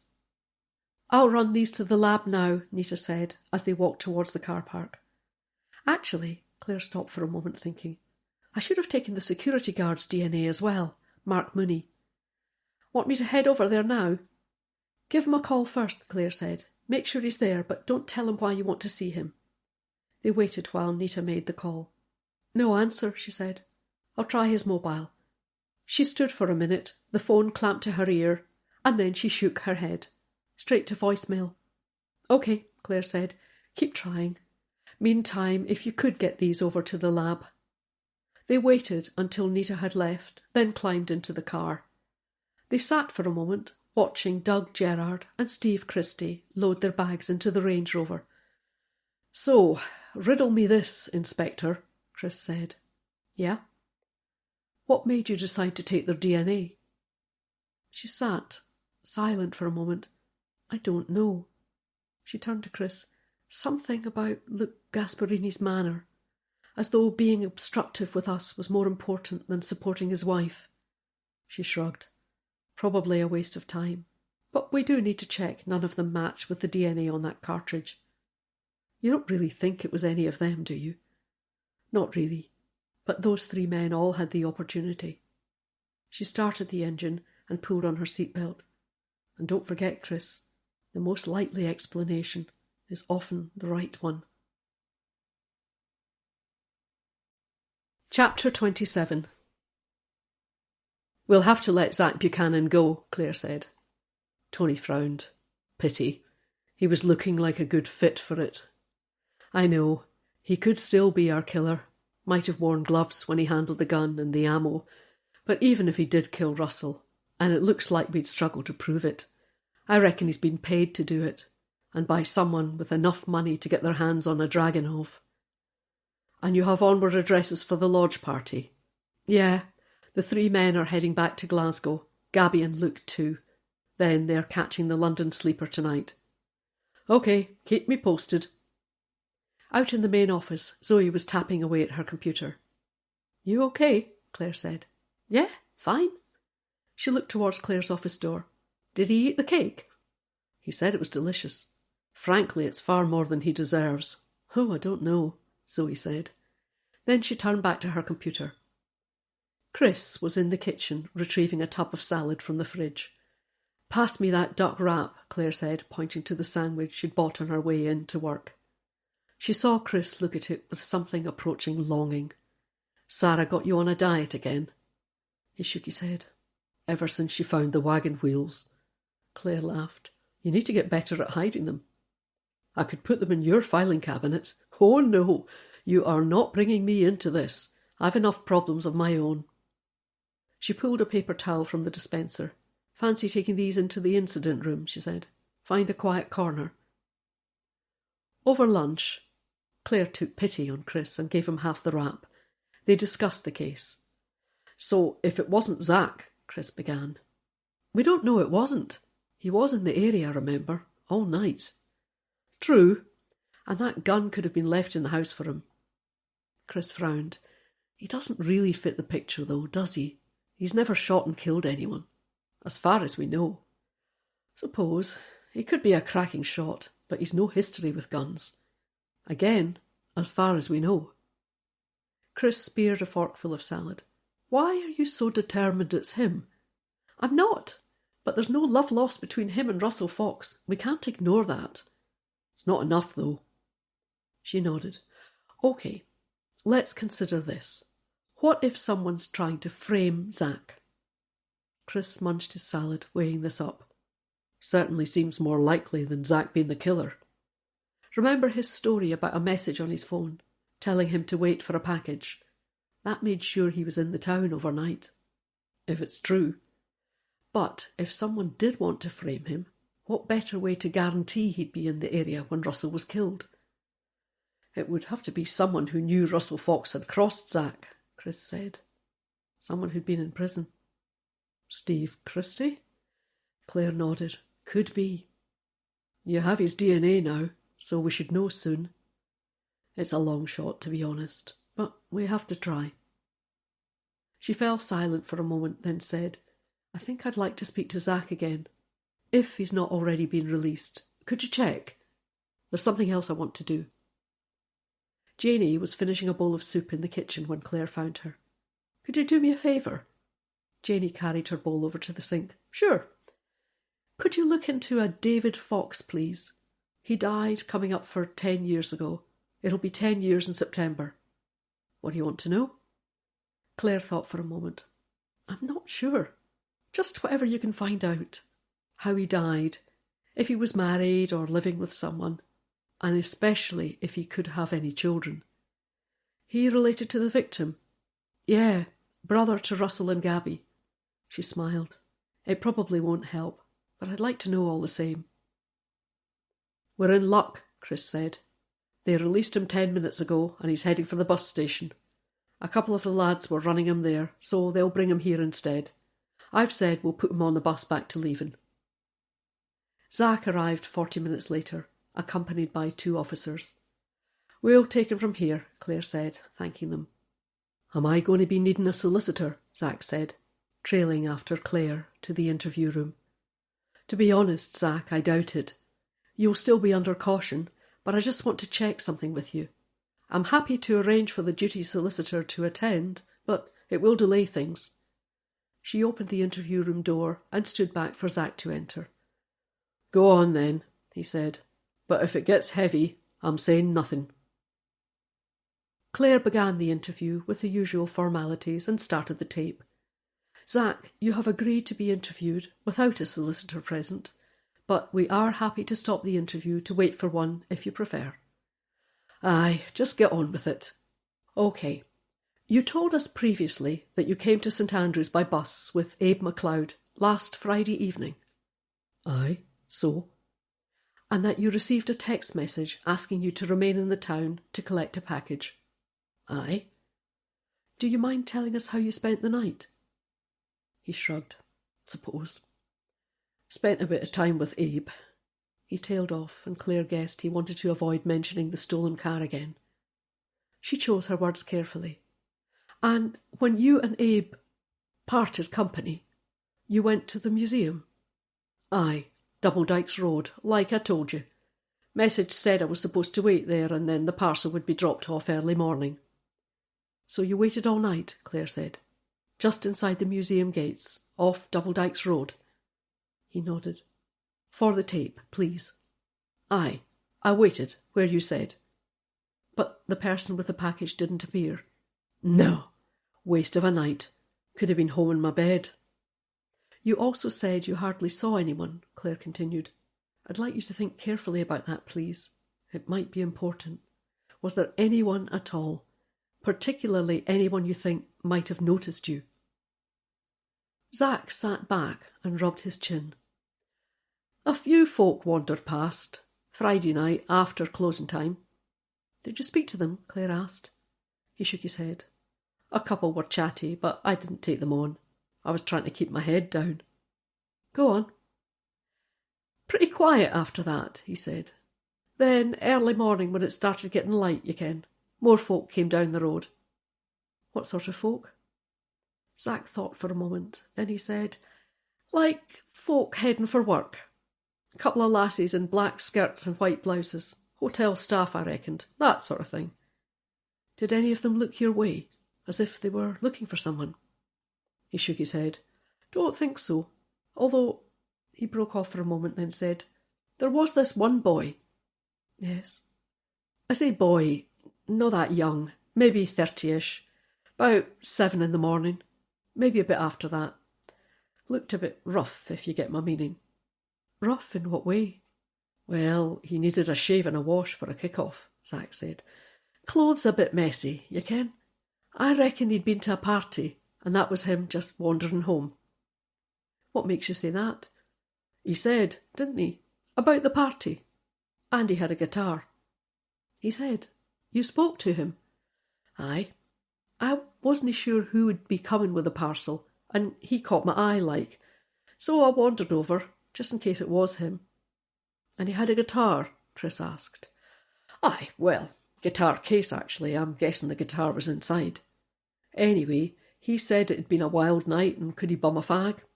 I've been there myself, you ken, desperate for a smoke. So I lit one up, took a couple of drags and gave it to him. And then said thanks, said I was a braw lad and went on his way. And that's all you can remember? Zack creased his brow. There was one thing, he said. A bit odd. Yes. He was wearing gloves. Gloves? Aye, thick woolly ones. And I remember thinking it was a bit odd. Height of summer in that. Clare sat thinking for a moment. Was there some reason this man stopped to ask Zack for a cigarette? Was this part of a plan to set Zack up by making sure he was in the town the morning Russell Fox was shot? Whether it was or not, they couldn't ignore it. Would you help us put together a photo fit of the man? It might be important. She sensed Chris shifting in his seat, but she ignored this. Zack? He sat back and folded his arms. Strikes me, Inspector. I've been put to a hell of a lot of trouble. If I do your photo thingy, I'll probably miss my bus back to leaving. Clare raised an eyebrow. Strikes me, Zack. We're not charging you in connection with theft of a rather nice BMW. She scraped back her chair. You help us with the photo fit. Then we'll talk about how to get you back to leaving. Outside the room, Chris said, You want to catch me up? Clare stood thinking for a moment. Might be nothing. But what he said about the man with the guitar. Guitar case. That's my point. Quite big, aren't they, guitar cases? And you're thinking the case could actually contain a gun? Chris said slowly. Chris, it would work. Our sniper has the gun in the guitar case. He knows Zach's been set up, so he wanders by to check Zach's there, as per the message. Then he goes on his way, safe in the knowledge Zach was in the town around the time Russell Fox was shot. He probably knows Zach would head for the bus station when the parcel bloke doesn't appear, and we'd see him on the bus station CCTV. Chris fell silent for a moment. Then he said, I don't know, Claire. It's a bit far-fetched. He could just be a bloke with a guitar. There's only one way to find out. Let's get him working on a photo fit and see if we can identify our tramp with the guitar. Chapter 28. The photo fit officer was tied up on another job. I could probably make it in a couple of hours. Soon as you can, then, Claire said. Zach agreed to hang around in exchange for a mug of tea and a lift home. They left him in the interview room. I'm keen to see if the photo fit looks anything like Russell's 3 friends, Claire said. You still think it's one of them? She shook her head. Probably not, but it's possible. One of them could have shot Russell early morning, then nipped into town to check Zach was at the museum. Plenty time to head back to the lodge before the rest of them surfaced. Sounds a bit far-fetched, Chris said. It does, but there's something about those 3 I can't put my finger on. Chris yawned. Fair enough. He checked his watch. Might nip out for an hour if there's nothing much happening. Get me a bag of crisps, please. Cheese and onion. I'm not going to the shops. You're a dreadful liar, Detective Sergeant. As Chris left the station, Sarah appeared. Oh, has Chris gone out? Yeah, on inquiries. Wish he'd said. I could murder some chocolate. Claire laughed. We need to get you out of uniform and into plain clothes, Sarah. You're a far better detective than he is. With Tony still holed up in her office, Claire took a laptop into an empty interview room and was poring over the station budget when Sarah put her head round the door. Jim's asking about Zach, she said. Has the photo fit guy arrived? Yeah, nearly done. Right, Claire said. When Zach's finished, he can go. He's saying you promised him a lift back to leaving. Claire swore under her breath. See if there's a bus this evening. I can't spare the manpower. She rose, closing the laptop. Let's see the Z-fit then. Zach was at the public inquiry counter, waiting for Gary, who'd promised to drop him at the bus station. I was supposed to get a lift home, he said, his face set in a scowl. Tell you what, Zach, Claire said, heading for the incident room. Next time I pick you up for nicking a car, I'll make sure you're escorted all the way. The E-fit image was up on the computer screen as they entered the incident room. Just printing off copies, Jim said, as Claire sat down to study it. Somebody give Tony a shout, she said. He ought to see this. Chris came across, and Sarah peered at the image too. The hair was collar-length, dirty blonde in colour, the complexion tanned. Zach wasn't sure about eye colour, the E-fit officer said, so we've gone for hazel. Height, Claire asked. About the same as himself, he thought, so maybe 5'9", 5'10", Chris said. He stared at the image. Certainly doesn't ring a bell with me. And it doesn't look like any of the 3 friends either. He looked round at the others. Anyone else? Tony wandered over. Then he shook his head. Nope. Sarah was still staring at the screen. He's familiar, she said. I just can't place him. Claire looked at her. Recently? I think so. I just need to remember. They waited while she stood, her brow creased. Then it cleared. Got it, she said. The homeless shelter, down by the harbour. I'm sure that's where I saw him. Or someone pretty like him. I was checking on a bit of vandalism they'd had, and that E-fit's a likeness for one of the residents. That would fit with Zach's description of him looking a bit rough, Chris said. Did you catch his name, Sarah? Claire asked. She shook her head. No, but the guys at the shelter will know who I mean. She fished out her phone. I'll call them now. If he's there, Claire said, we don't want him alerted. Just find out if he is, and if not, when they expect him back. They stood, the room silent, while Sarah made the call. But Claire knew from her face. Sorry, boss, she said, putting down the phone. He left this morning. As in, gone for good? So they say. Don't suppose they know where he was heading? No. Claire sat silent for a moment. Then she said, "Sarah, call the shelter back, please. I want to know if he had a guitar." "A guitar?" "Yes, now please. And while you're at it, see if they noticed him wearing gloves, and anything else you can find out about him." Sarah stared for a moment, then picked up her phone again. They waited, and after a short conversation she clicked to end the call. "You're right, boss. He did have a guitar, or at least a guitar case. They never actually saw inside it. Apparently one of the others asked Willie, that's his name, they asked him for a tune, but he said he was too rusty. He kept it in his room most of the time."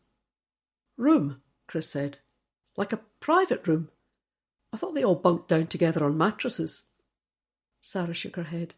"Some of the men at the shelter can pay a bit extra for a single room, if they pick up work." "And this guy Willie," Chris said, "he'd been working?" She nodded. Then she turned to Claire. "That's the other thing.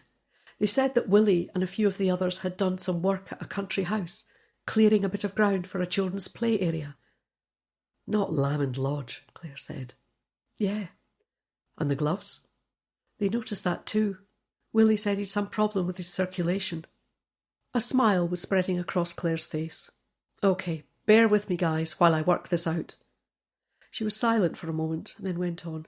"Let's assume this homeless guy, Willie, is our gunman, yeah?"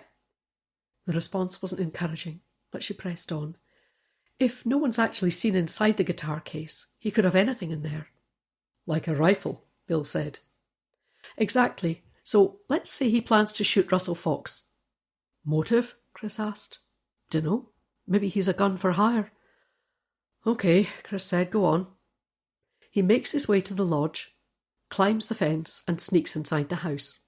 Then he goes up to the top floor, looking for the best view of the treetop walk. He beds down for a few hours, then, early next morning, he sees Russell on the walkway. He shoots him, puts the gun back in the guitar case, and slips out of the house. He heads for Double Dykes Road, where he knows Zack will be waiting, and stops to ask for a fag. Maybe thinks if he chats for long enough, anyone passing will remember Zack.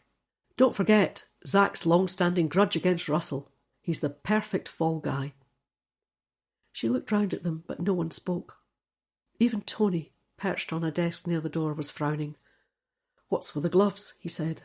"Why is that relevant?" "Gabby Fox has a condition called Raynaud's syndrome." "The cold hands thing?" Bill asked, and Claire nodded.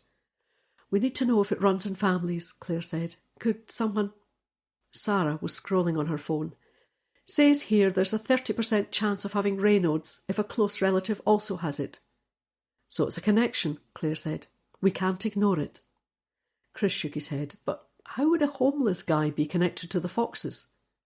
She spread her hands. "I don't know yet, but I'm sure that lot are keeping something back." "So," Chris said slowly, "let me get this straight. You reckon this guy, Willie, was the same one Zack gave a fag to? That he knew his way around the house and grounds because he'd worked there a couple of weeks before. He set Zack up to be a suspect in the shooting of Russell Fox, and he had the gun in his guitar case." When she heard it out loud, Claire realised how lame it sounded. "I think," she began, "this Willie, if that's his real name, that he could turn out to be a close relative of Gabby and Russell's, and yes, that he shot Russell and tried to frame Zack." She ran a hand through her hair.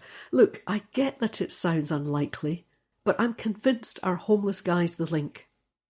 "So why would he still be hanging around days after the shooting?" Chris said.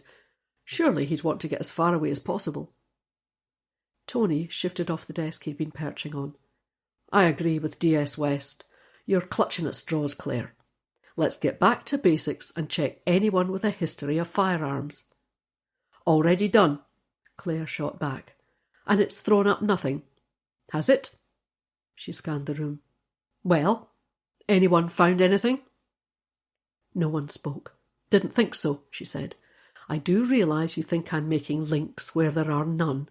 But in the absence of any other bright ideas, this is what we're going with. So I want that photo fit out to every station in Scotland. I want it on social media, and I want an alert put out for this Willie. I want Socko going over his room at the shelter. She glared at them. "And if anyone has an issue with that, well, just keep it to yourselves." She marched from the room, heading for her office, past Zoe, who was in the process of shutting down her computer. "Boss?" Zoe said, but Claire ignored her, slamming her office door.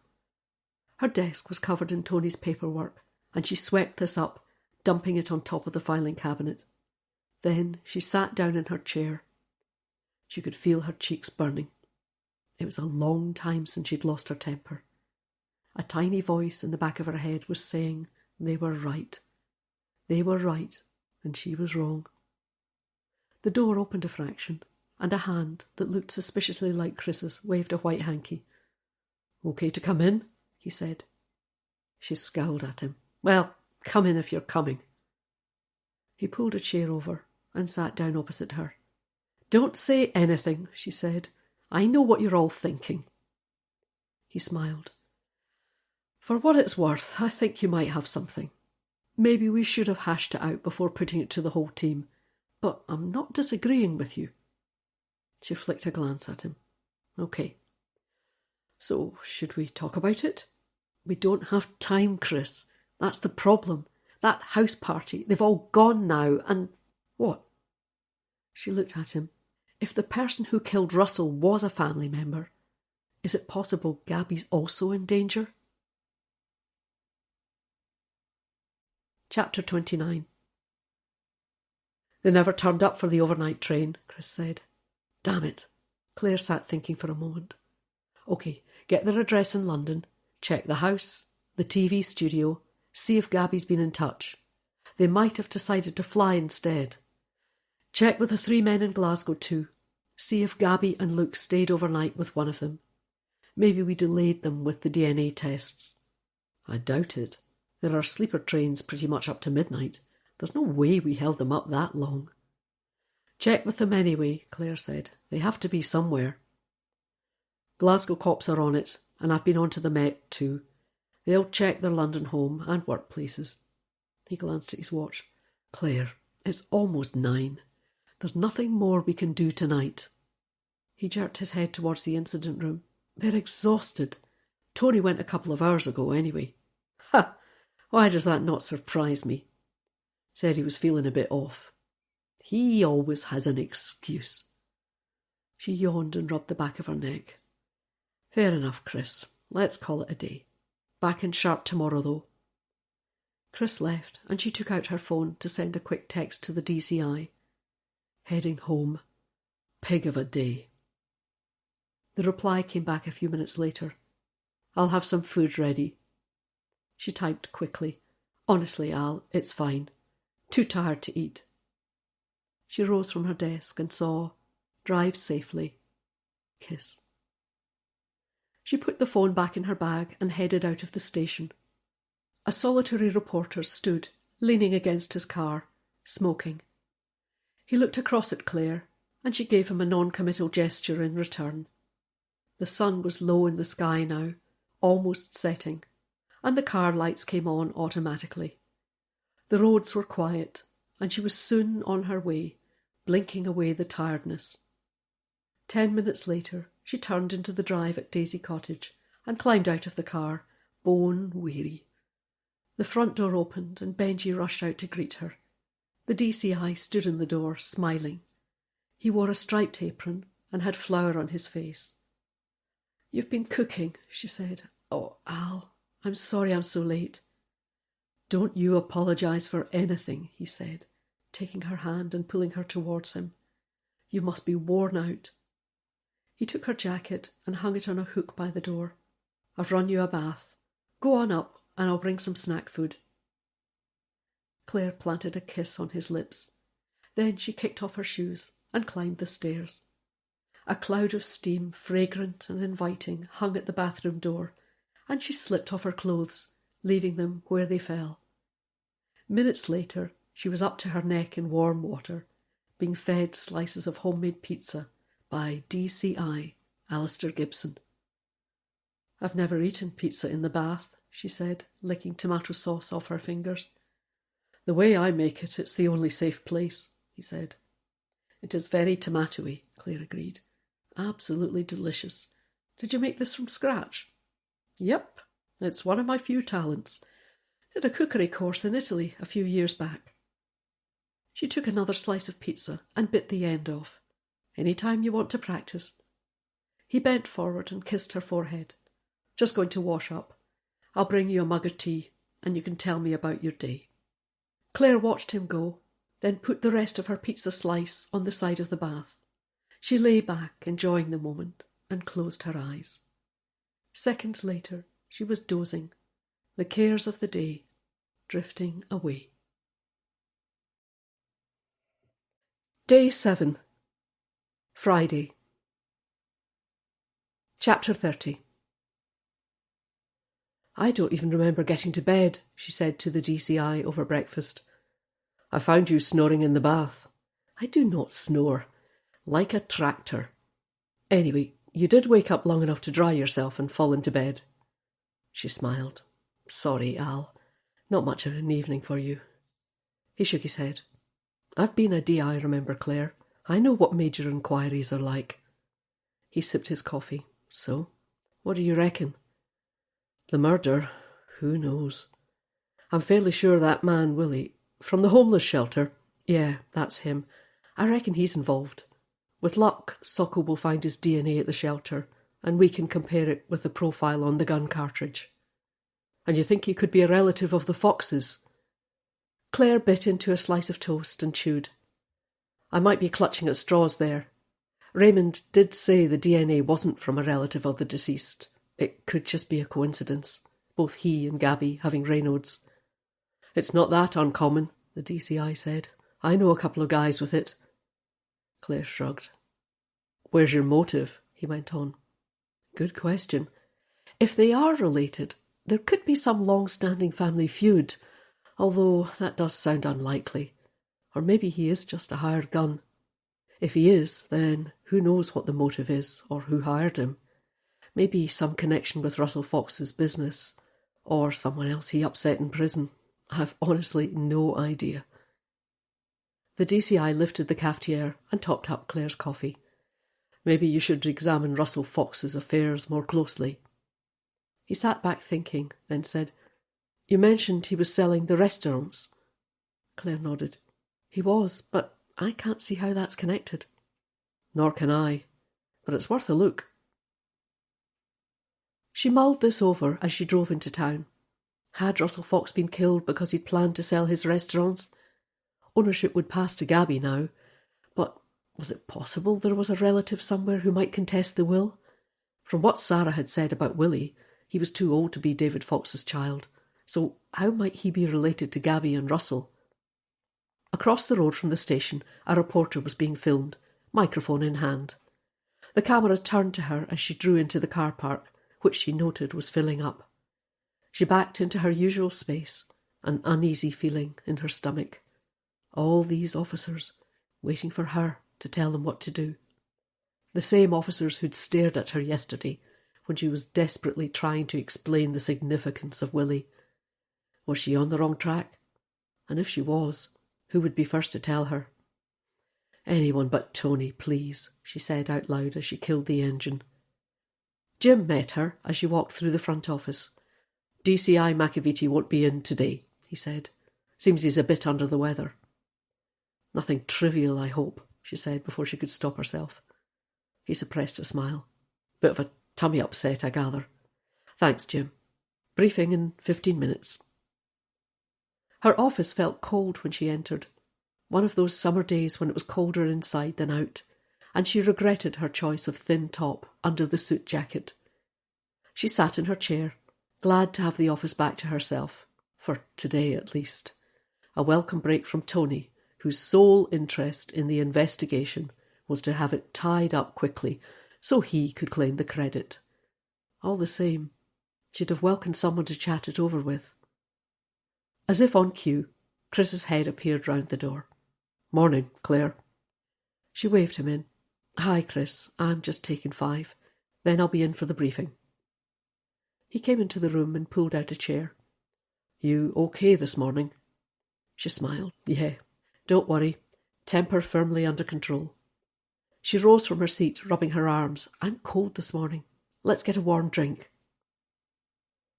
They took their drinks into the incident room, which, thanks to its south-facing aspect, was warmer. Claire moved to her usual place in front of the whiteboard and put down her mug. Let's make a start, then. She scanned the room. Any luck with the EFIT? Anyone recognise Willie? There were murmurs of, no, boss, and sorry, boss. And Claire went on. Socko? Any word from them? Chris raised his hand. They finished up at the shelter late last night. Raymond said he'd let us know if he finds any DNA matches. Claire nodded. What about the DNA we took from the house party yesterday? Negative, Claire. Sorry. No matches with the gun cartridge. Across the room, a phone began buzzing, and Janey picked it up. She put it to her ear and headed out to take the call. What about Gabby and Luke? Claire went on. Any sign of them? Bill said, Nothing. They've not used their passports, so we know they're still in the country. The TV studios said they weren't expecting her back for a couple of weeks. Luke's production company said much the same thing. The flat's in... He squinted at his notepad. Belgravia, apparently. There's a kind of caretaker looks after the block, and he let the local cops in. No sign anyone's been there for a few days. Post and newspapers behind the door. And he knows to alert us if either of them appears. Bill nodded. Then he said, What I don't get is why they disappeared. Why tell us they were catching the train, then not turn up? It was a good question. Claire looked round the room. Any thoughts? Maybe they just wanted a bit of time to themselves, Chris said. Time to grieve and all that. But wouldn't you want to do that at home? Claire said. Chris shrugged. Not necessarily. Don't forget, Gabby's in the public eye. They'd probably have press at the door, round the clock. Suppose. Has anyone tried their mobiles? Bill raised a hand. Straight to voicemail, both of them. Fair enough, Claire said, but keep trying, yeah, Bill? Bill indicated he would do, and Claire went on. What about the three men? Can they shed any light on Gabby and Luke's whereabouts? No one spoke. Then Nita raised a hand. I'll get on to that, boss. Claire's eye fell on Chris. Did you ever find out who owns Lamond Lodge? He shook his head. I'll try the agency again when it opens. Janey came back into the room. Boss, Claire turned. You got something? It's David Fox. Gabby's brother, the one who died. Janey nodded. Yeah, that's him. I'm not sure if it helps us, but there's no actual evidence he is dead. Eh? Janey looked at her notepad. He was travelling. 2004, his last known location was Thailand. He phoned Gabby from the beach on Christmas Day. She told the inquest they chatted for 20 minutes. Everything seemed normal. And she never heard from him again. 2004, Claire said slowly. Why did it ring a bell? The Boxing Day tsunami, Chris said. His body was never recovered, Janey went on. After 7 years, Gabby applied for a presumption of death, and it was granted. Claire stood thinking. Then she said, Did Gabby benefit by David's death? Not really. David Fox himself didn't leave much, and his share of the parents' money is currently being swallowed up by the father's care home fees. Claire stood, processing this. Then she said, Any thoughts? He has to be dead, Chris said. It's too much of a coincidence, him disappearing at the same time. Unless he wanted to disappear, Janey said. He'd been travelling for years. Maybe he liked the idea of stepping off the radar. It's a long time though, Janey, 2004. You'd think he'd have surfaced at some point. The mother's funeral, for instance. Janey shrugged. He may not have known, if he was travelling. Claire considered this. I think I'd like to find out a bit more about the Foxes. We have a warrant now to investigate their finances, so I want someone on that. But we need to look wider, see if we can turn up anything at all. Schools, universities, workplaces, neighbours. But discreetly, mind. This is a family grieving Russell's death, and Gabby has a high media profile. She smiled round at them. OK, that's it. Keep in touch, everyone. She went back through to her office, Chris trailing behind. She opened the door and shivered. God, this room's cold today. Why is it so cold? Seems okay to me, Chris said. Turn up the radiator. Claire bent to do this. Then she looked up again. I'm wondering. Yeah? Do you think we should be looking a bit closer at Luke Gasparini? His background, I mean. Wouldn't do any harm. Want me to do that? Maybe. She pulled her keyboard across the desk. Let's see what's available online. She typed Luke's name into a search box, and thousands of results were returned, mostly about his TV work. He's busy, Claire said, angling the monitor so Chris could see. He peered at it. See what you mean.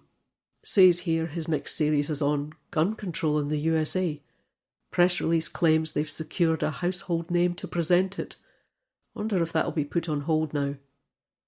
Guns again, Claire said. We keep coming back to them. Her computer dinged as an email arrived. She glanced at it. Oh, it's Raymond. She clicked to open the email and read it quickly. Damn it. Chris leaned across and scanned the text. Sorry, Claire. Called out to another job. Quick message to say multiple DNA profiles in the room at the homeless shelter. It'll take a while to sort them out. Sorry, I know this isn't what you wanted to hear. I'll be in touch if I do find a match. R. He leaned back again. Sorry, Claire. She sighed. It's okay. I'll just have to find another way to prove Willie's our killer. Chris hesitated, then said, assuming he is. He rose and headed for the door. I'll try the letting agency again. Claire watched him go, and she sat on, his words running round her head. Assuming he is. But what if he wasn't? Chapter 31.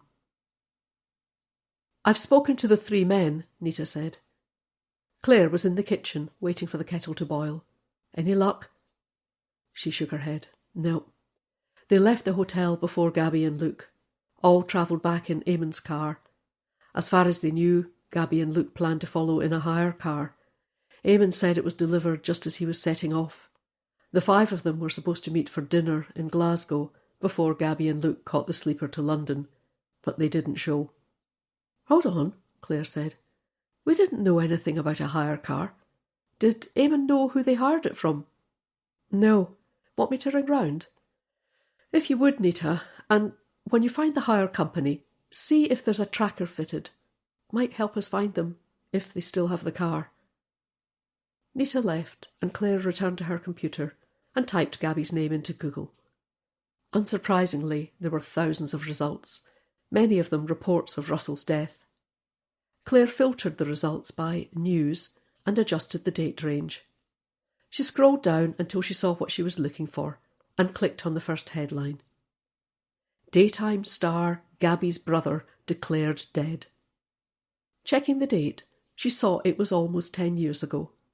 The photo of a smiling David Fox must have been taken in his late teens or early 20s. She could see the family resemblance, to Gabby at least, and there was a similarity to the photo of Russell Fox pinned up in the incident room. Reading on, she saw the 3 Fox children had been privately educated in Glasgow. Claire knew of Dalgleish Grammar School, but she hadn't known anyone who'd gone there. It was an exclusive establishment on Glasgow's south side, popular with the great and the good. Entry was by examination, and the school prided itself on its excellent results. It was the place to send your children if you wanted them to get on in life. She returned to her perusal of the article. Gabby was mentioned, of course, with a brief summary of her career. The paragraph on Russell was shorter, stating simply that he was employed as a chef at a Loch Lomond hotel. Obviously before his drink-driving conviction, Claire muttered. Reading on, she saw David Fox had done some voluntary work after leaving school and had found his niche as an instructor at Camp Canada. She sat back and pondered this. Was it one of those places North Americans sent their kids in the summer? According to the article, David had a place to study engineering at Strathclyde University. His spell at Camp Canada was part of his gap year. The article went on to say, but the wanderlust was too strong, and David, a keen traveller, never returned to make his home in Scotland. The rest of the article consisted of quotes from friends and his headmaster at Dalgleish. Then there was one from Gabby herself, saying that, while it was not the news her family had hoped for, they could finally begin making plans for a memorial service. Chris put his head round the door, and Claire glanced up, her mind still on the article. "Chris, do you know anything about Camp Canada?" "Eh? Camp what?" "Canada," Claire said. "David Fox worked there after leaving school." "Dunno," he said. "Google it. But never mind that. You've got something." "Oh, and how?" He came in and closed the door, pulling up a chair. "Lamond Lodge." "The owners?" "Yep. And you're not going to believe this one." "Go on." "It's a partnership. Glenkirk Properties." "And the partners?" "Val Docherty and Doug Gerard." Claire gaped. Big Val and that sleazy Doug Gerard are business partners. "They are." "Let me get this straight," Claire said. "Doug Gerard part owns Lamond Lodge, so he was renting his own house?" Chris nodded. "All done through the agency. It was Eamon Ferry who made the booking. Paid just over $3,000 for the week, plus deposit. Card payment in Eamon's name. I'm guessing the others reimbursed him." "Hold on though, Chris. Are you saying Doug Gerard let Eamon Ferry pay $3,000 for a house he already half owns?" "Yup." Claire shook her head. "I don't get it. He could easily have agreed with Val that the agency would block out the dates they wanted. And if Val wasn't happy, he could have given her what she'd have got from the agency after commission. Why pay top dollar when you don't have to?" "Good point." Claire scraped back her chair and stood, pulling her jacket round her. "You realise what this means, Chris?" He frowned. "To be honest, Claire, I'm not sure what to make of it." "Think about it. Doug and Val could access the lodge any time they liked. They would know all the rooms, the layout, and the best place to take a shot at someone on the treetop walk. They could even have posed a gun there." "Hold on, though, Claire. Doug's DNA wasn't on the cartridge, and Val's is bound to be on our system with her precons. Sokka said there wasn't a match with anyone on the database." "No," Claire said. "They're far too clever for that. But Val has the contacts, and Doug was on the spot. And he's savvy enough to have worn gloves." She stooped to pick up her bag. "Come on, we're heading for Glasgow." Chapter 32. "They've taken them to Baird Street Station," Chris said, glancing at his phone. They were approaching the Clackmannanshire Bridge now, a broad crossing, sitting low above the Firth of Forth. "You know it?" Claire eased the car into the outside lane, past a succession of slow-moving lorries. "Yeah, it's a good choice. Decent size of station, and it's this side of the city, so we won't get snarled up in traffic." Chris glanced across at the water. "I love how low this bridge sits," he said. "You get used to the other bridges being so high." Claire ignored this. "They do know to keep them apart from each other," she said. "I don't want them getting together and fixing their stories." "If they've not already done it." "Fair point." They were over the bridge now, onto the M876. "Half an hour," Claire said. "Who do you want to see first?" "Let's do Eamon Ferry. Get him out of the way. Somehow I think he's too careful to get mixed up in anything. Too keen to protect his position." "Okay. You know, thinking it through," Chris said, "it's starting to make sense. Those women, I mean. Melanie and the others." "Yeah. Doug and Val. He tells her he's planning to book the house, and she says she can arrange for some women to come along. Make the party go with a swing." Claire nodded. "Spot on, Chris." They were passing under the iconic Castle Carey arches, the 19th century railway viaduct forming part of the Edinburgh to Glasgow railway line. Val wouldn't pass up the chance to make a few quid. And exploit young women in the process, Chris added. Claire was silent for a moment. Then she said, "Those women." "What about them?" "Melanie Fraser made a good point, you know." Go on then." "She spoke about her friends, the ones without kids. They go on a night out, get drunk, and sometimes they have a one-night stand with a bloke they've only just met, who they'll probably never see again." "So?" "Well, Melanie said she really liked Steve Christie. She liked him, and it wasn't much of a hardship to spend the night with him. She won't see him again. So how is that any different from what her friends are doing?" "You're not serious," Chris said. "Claire, I can't believe you're condoning women being paid for sex. I thought you were a feminist." Claire was silent for a moment. Then she said, "My sister, Judith, she has a wee one." "Yeah, James," Chris said. "I know." "Jude, sometimes she really seems to struggle." "What, financially, you mean?" "A bit, but it's more than that. I mean, obviously, James is autistic, and that makes life a bit more challenging. She had planned to go back to work, you know, after her maternity leave. But the cost of childcare, all the running around, what you do when they're not well, all of it, it makes life really difficult for working parents." She glanced at Chris. "I hadn't realised how hard it was until James was born."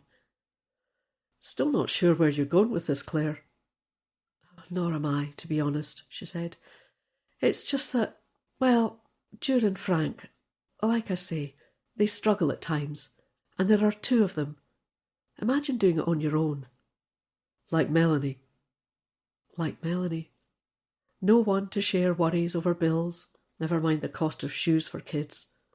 No one to help you get a sense of proportion, to tell you that sleeping with men for money isn't the answer." She shook her head. "I just think we shouldn't judge her too harshly." "I'm not. But the likes of Doug and Val, I'll judge them for exploiting women like Melanie. Don't tell me you don't feel the same." Claire sighed. "Yeah, I do. Of course I do. All I'm saying is, I get what Melanie means." She smiled at Chris. "Probably sounds stupid." "Don't be daft. I know what you mean. Sarah's friends have a wee one, and they're always stuck for money. Oh, hold on, get in the left lane. Junction 15. Yeah, follow signs for Springburn." Claire took the slip road off the motorway towards a T-junction. "Every time I come through here, it feels like they've changed the roads." "That's age." "Shut up." Next left, then right." Minutes later, Claire drew into a vacant space in front of the red brick building. "I've never actually been inside this station," she said, as they walked to the main entrance.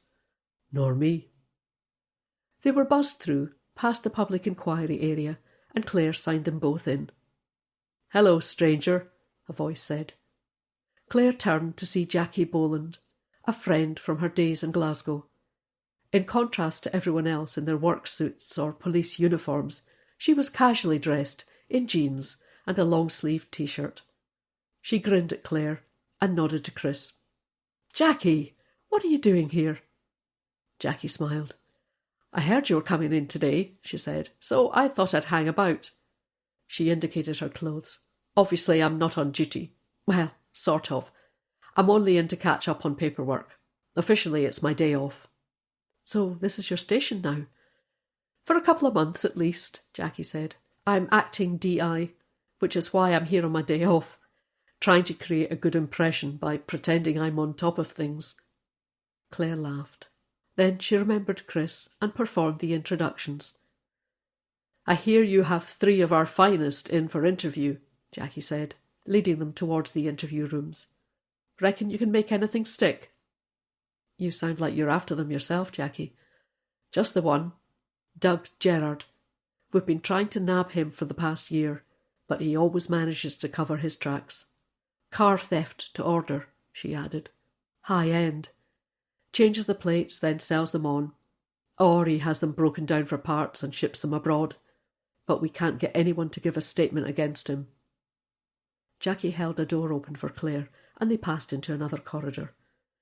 "Funnily enough," Claire said, "we'd a car stolen at the weekend, but it was recovered pretty quickly. I doubt it made it out of Fife, to be honest." Jackie smiled. "That's something then. Anyway, we have the three of them in separate interview rooms." "How are they?" "Not bad. One of them looks pretty worried. A guy by the name of Ferry." Claire nodded. "I think we'll see him first, Jackie. I'd say he's the one with the most to lose." Eamon Ferry was perched on the edge of a chair when Claire and Chris entered. He jumped to his feet and attempted a smile.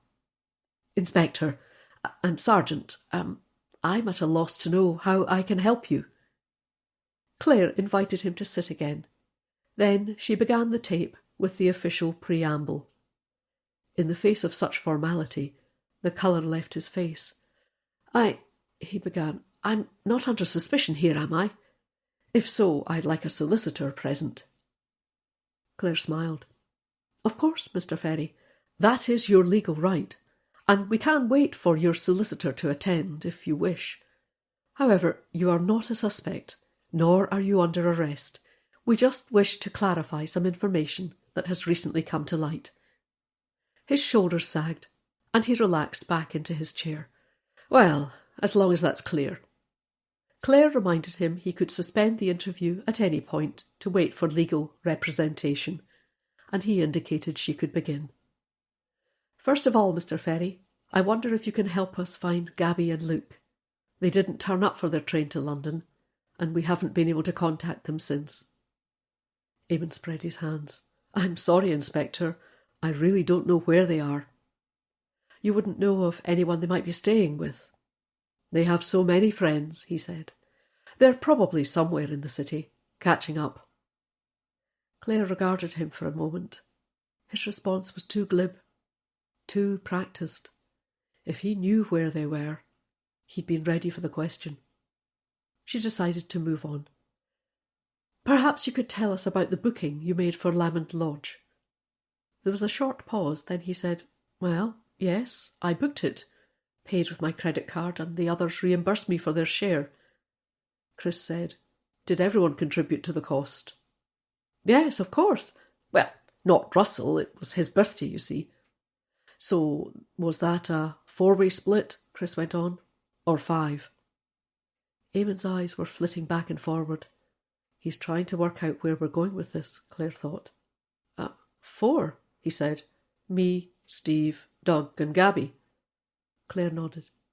"And what made you choose Lamond Lodge?" He glanced at her, then away again. "Oh, I don't know," he said. "I think one of the others found it." "Would that be Mr. Gerard?" Claire asked. "Probably. Yes, I think it was Doug." "Any idea why he chose the lodge?" Chris said. Eamon shrugged. "I'd say it was a sound choice, apart from what happened to Russell, obviously. You saw the house. Pretty amazing." Claire said, "So there was no other reason for choosing Lamond Lodge?" Eamon shifted on his seat. "It wasn't, perhaps," Claire went on, "that Mr. Gerard had an interest in the property." There was a pause. Eamon avoided her glance, brushing at his sleeve as though there was dust on it. "Doug," he began, Doug said you could get us the lodge at a decent price. Top-notch accommodation, nice and secluded, so Gabby wouldn't be bothered. Said he'd even throw in a security guard." He smiled. "Seemed like a good deal to me." Claire said, "Was there a reason Mr. Gerard didn't book the lodge himself?" Eamon smiled. "I'm good with paperwork, Inspector. It's what I do. Doug said would I mind, as he was pretty busy with the pubs. So I gave my credit card to my PA and asked her to book it for me." He took out his mobile phone. "I can give you her number, if you like." Chris noted down the number, then Claire went on. "Did any of you visit the lodge prior to your stay? To check on the accommodation? Anything like that?" Eamon looked genuinely surprised at this. "No," he said. "I'd have thought, a place like that, well, it'd be booked up in the summer. Wouldn't be easy to have a look round." "And during the time you stayed there, did you have cause to go up to the top story?" Eamon stiffened. "I didn't shoot Russell, if that's what you mean, Inspector. I've never handled a gun in my life." Claire shook her head. No, not at all, Mr. Ferry. I am not suggesting that. Only that if you were in the room used to shoot Russell Fox, you might have noticed something. To be honest, Inspector, I couldn't tell you. The house was a maze. 10 bedrooms, you know. OK, thanks, Mr. Ferry. I wonder if I could ask you about Russell, please. You said you were at school together. Is that correct? He nodded. Yes, that's right. All through primary. Then Russell went off to private school, and the rest of us to the local secondary. But we still kept in touch. He wasn't a snob, Russell. And did you know his brother? David? Not really. He was a year or two younger than Russell, you see. Just young enough to be annoying to boys of our age. Obviously it was dreadful what happened. The tsunami. Russell was devastated. Mind you, yes. I don't think he'd seen David for a few years before he died. He said David could be a bit funny. Claire frowned. Funny? In what way? Moody, Eamon said. Up one minute, down the next. I tried to suggest to Russell that David should see someone, that it could be a mental health issue. But Russell said that wasn't David's way. He was always a bit of a maverick. I suppose that's why he went off-grid for so many years. Claire glanced at Chris. They weren't learning much they didn't already know. Were they done here? Chris leaned forward. Just one last thing, Mr. Ferry. What can you tell us about Russell's decision to sell his restaurants? Eamon looked relieved at this. Not much, he said. Only that he seemed keen to offload them. We spoke about it, you know. When was this? Oh, maybe a year ago. It's hard to be precise, but probably the end of last summer. Did he say why? Eamon shook his head. Not exactly. But I got the impression he was finding it all a bit much. Staffing, all the rules and regulations. I think he was looking for something else to do with his money. What sort of thing? Claire said. Not sure. Maybe invest in something. Russell always had ideas. He smiled at this. He'd have found something. Chapter 33. Believe him? Chris said, as they watched Eamon Ferry make his way down the corridor towards the exit. Nope. I'd say he knows more than he's letting on, especially about Doug's connection to Lamond Lodge. But is he implicated in Russell's murder? Nah, he's not the type. I agree. Interesting that Russell was talking about selling his restaurants as far back as last summer. Claire nodded. Yep, so it can't have been anything to do with his illness. So, who next? Let's leave Mr. Gerard to stew a bit longer. Steve Christie next. Steve Christie appeared agitated from the minute they entered the room. He watched Claire setting up the tape, drumming his fingers on the table. When she began the interview, he burst in. Listen, Inspector, I know how it looks, me with previous for firearms, but I had nothing to do with this. Claire smiled. Thanks for that. Noted. We just have a few questions. Shouldn't take too long. A look of relief crossed his face. Happy to help. Can you tell me how the party came to be at Lamond Lodge, please? Why that particular property? He seemed surprised by the question. Oh, he said, his brow creased. I think it was Eamon. He phoned to say was I interested in coming along for the week. Then he said he'd let me know where we were going and how much. He tailed off. And did he? Steve nodded. Yeah, about 3 weeks ago. Told me my share and I transferred the money to his account. Then he said he was taking his car and he could give Doug and me a lift. He looked from Claire to Chris. That's about it. Claire said, You weren't consulted? Given a choice of properties to look at? Nah, it's coming up to my busy time. Lots of customers looking for their Christmas stock. I told Eamon I'd go anywhere there was plenty of beer. He laughed at that. Claire took a moment to frame her next question. Mr. Christie, did you have any contact or correspondence with the owners of Lamond Lodge? Again he looked surprised. No, there's a key box round the back of the house, with a code, you know. I think Eamon knew it and he opened up. He wrinkled his brow for a moment, then said, Him or Doug. I was getting the bags out the boot. I think, he went on, I think there was a kind of folder on the kitchen table. Emergency numbers and that, but we didn't need it. Nice house, he added. I'd book it again. Claire said, would it surprise you to know the house is part owned by Mr. Gerard? There was no doubting Steve Christie's reaction. He sat forward, his eyes wide. Eh? That fancy house? Doug owns it. Part owns. Steve sat back in his chair, rubbing his chin. He seemed to be turning this over in his mind. Then he said, sneaky bastard. He could have given us it for nothing. He laughed. Always the businessman. That's Doug. So you didn't know? No, I did not. Then he said, who's the other owner? Claire smiled. I'm sure Mr. Gerard will be happy to tell you. Meantime, we're keen to contact Gabby Fox and her husband. Do you know where they are? He shook his head. No idea. Sorry. Claire watched him carefully. Was he hiding something? She decided to wait, see if he would say anything else.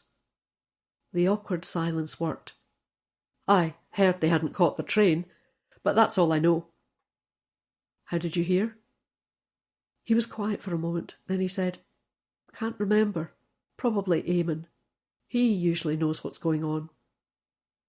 Where do you think they might be? Claire asked. No idea. Maybe they wanted to break away after what happened. Claire smiled. OK, Mr. Christie. Just a few more questions. Sure. Fire away. How well did you know David Fox? His eyes narrowed, but he didn't reply. Gabby and Russell's brother, Chris added. The one who died. Yeah, of course. I know who you mean. Just surprised you're asking. You remember David? He inclined his head. Not really. He was that wee bit younger, you see. Obviously, tragic what happened. Did you ever meet him? After you left school, I mean. No, we didn't have the same friends, and he was always a bit... They waited. Well, a bit odd, to be honest. In what way? He didn't seem to think he needed to get a job. All that travelling, bumming off his mum and dad, didn't sit right with me. Claire thought doing a bit of travelling was a lot better than dealing in guns, but she stopped short of saying so. There was a memorial, though, he said. Did you go? Ah, no, Inspector. He rolled his eyes. I was otherwise engaged, you know, at Her Majesty's pleasure. Claire nodded. She glanced at Chris. I think that's everything, Mr. Christie. Unless... Chris shook his head. Thanks for your time, Claire said. Obviously, if Gabby or Luke get in touch... Yeah, I'll let you know. He rose from his chair. I can go then, yeah? Claire smiled. Yes. If you just let us finish up here, we'll escort you to the door. He laughed. I reckon I can find my way, Inspector. Plenty practice. They watched him stride out of the station, fishing car keys from his pocket. You know, Claire said as they walked back towards the interview rooms, he's the only one of the three who's done time, but I think he's probably the most honest. He's still a convicted criminal, Chris said. He is, but there's something more straightforward about him. That Eamon Ferry is too smooth for my liking. I wouldn't trust him as far as I could chuck him. And as for Doug Gerard... You ready for him? Am I ever? Doug Gerard was casually dressed in faded jeans and a zip-neck sports top. He raised an eyebrow when Claire and Chris entered the room, but didn't speak. Claire thanked him for attending and said they would keep him as short a time as possible, and reminded him he could have legal representation at any time. Am I likely to need it? Claire smiled. I hope not, Mr. Gerard. This isn't a formal interview, and you are here voluntarily. He raised an eyebrow. It didn't quite sound like that to me. She made no reply to this and started the tape. The formalities completed, she began by asking him how the party came to be staying at Lamond Lodge. There was just the hint of a smile. I'm guessing you already know that, Inspector. She decided not to waste time.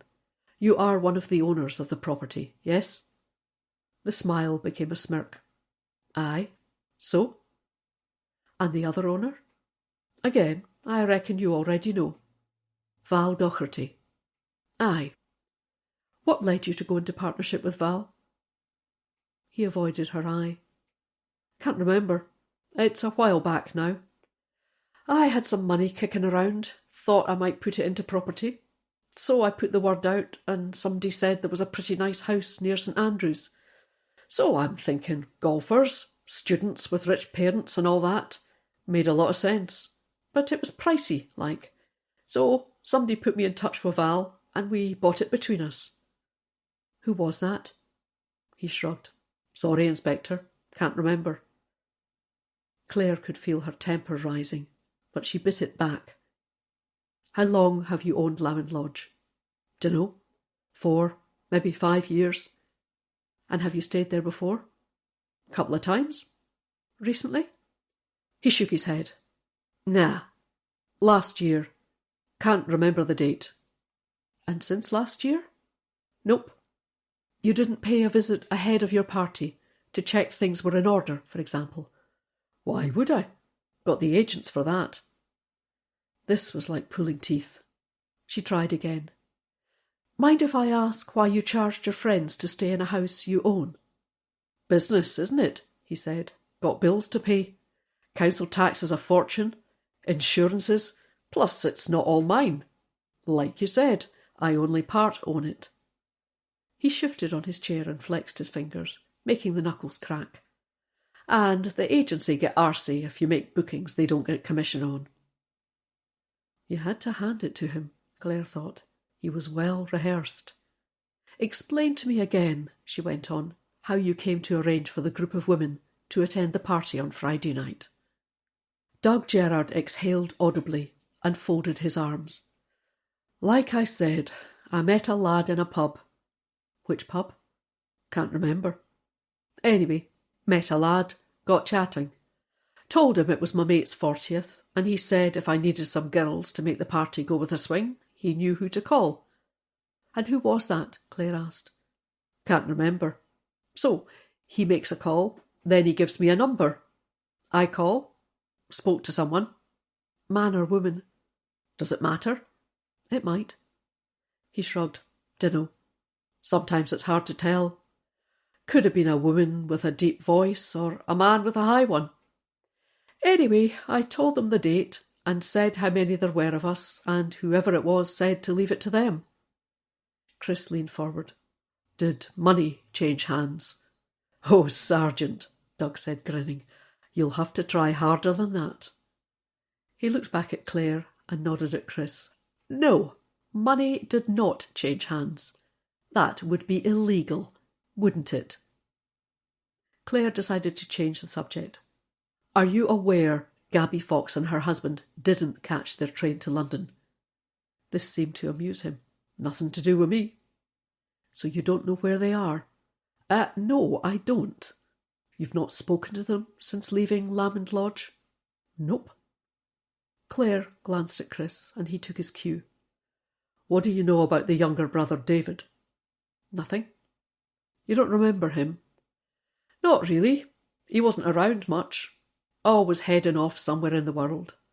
Russell talked about him sometimes, where he was and so on. I wasn't that interested, to be honest. For the first time since the investigation began, Clare found herself wondering what sort of man Russell Fox was, and why he'd been friends with someone like Doug Gerard. A thought struck her, and she said, Did you know Russell planned to sell his restaurants? He nodded. Yeah, matter of fact, I said I might be interested. Clare said, You were considering buying Russell Fox's restaurants? Yeah, all above board, obviously. Had you made an offer? He shook his head. Nah, it was early days. But I probably would have. He ran them well. Good investment for somebody. Clare glanced at Chris. There was nothing to be learned here. Doug Gerard was far too well prepared. She ended the interview. If you do hear from either Gabby or Luke, she said, I'd like you to contact me immediately. She withdrew a card from her pocket and held it out. He looked at the card for a few seconds, then said, Don't worry, I'll find you. Chapter 34.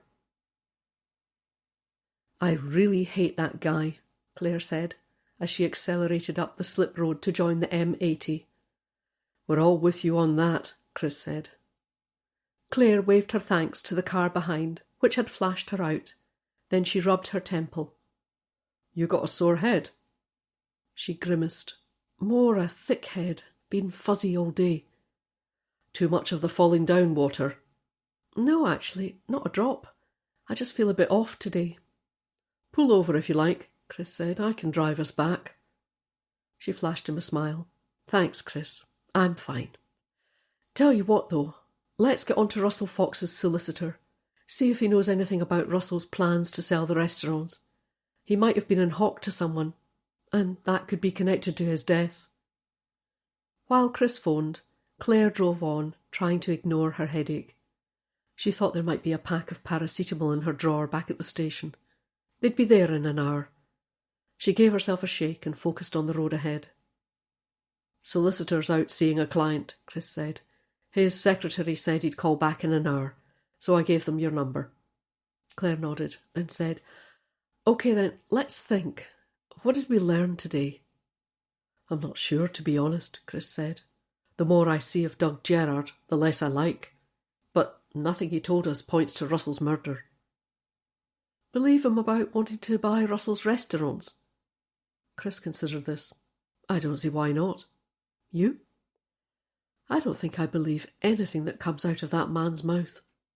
She glanced to her left as they passed Aria, the huge steel mermaid sculpture. It always caught her eye. Then she dragged her thoughts back to the case. "What time do you reckon it is in Canada?" "I've no idea. Why?" "Remember, David Fox went out there to work." "But that was years before he died," Chris said. "All the same, we might learn something from them. Speak to the police in Canada. See if they can tell us where he worked." Chris took out his phone again. "I'll see what I can do." The roads were fairly quiet, and they managed to reach the station before rush hour. Claire went straight to the kitchen to make herself a mug of tea, which she carried to her office. Her drawer was the usual jumble of clutter, but she found the paracetamol and swallowed a couple. As she sipped the tea, the phone rang. An unfamiliar number. "Inspector Mackay?" "Yes." "Patrick Meikle, returning your sergeant's call from earlier." Claire remembered. Russell Fox's solicitor. "Thanks so much for calling back, Mr. Meikle."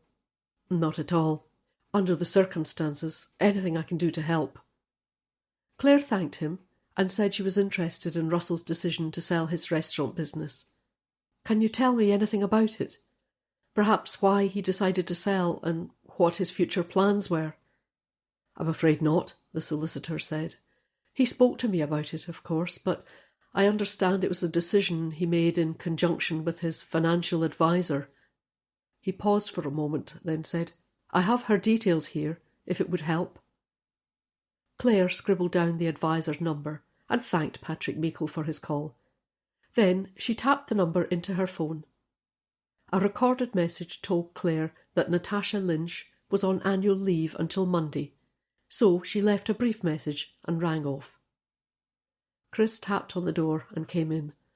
"Phew, Claire," he said, waving his hand. "It's like an oven in here." She looked at him. Her eyes hurt now. "Is it?" She shivered. "I can't seem to get warm today."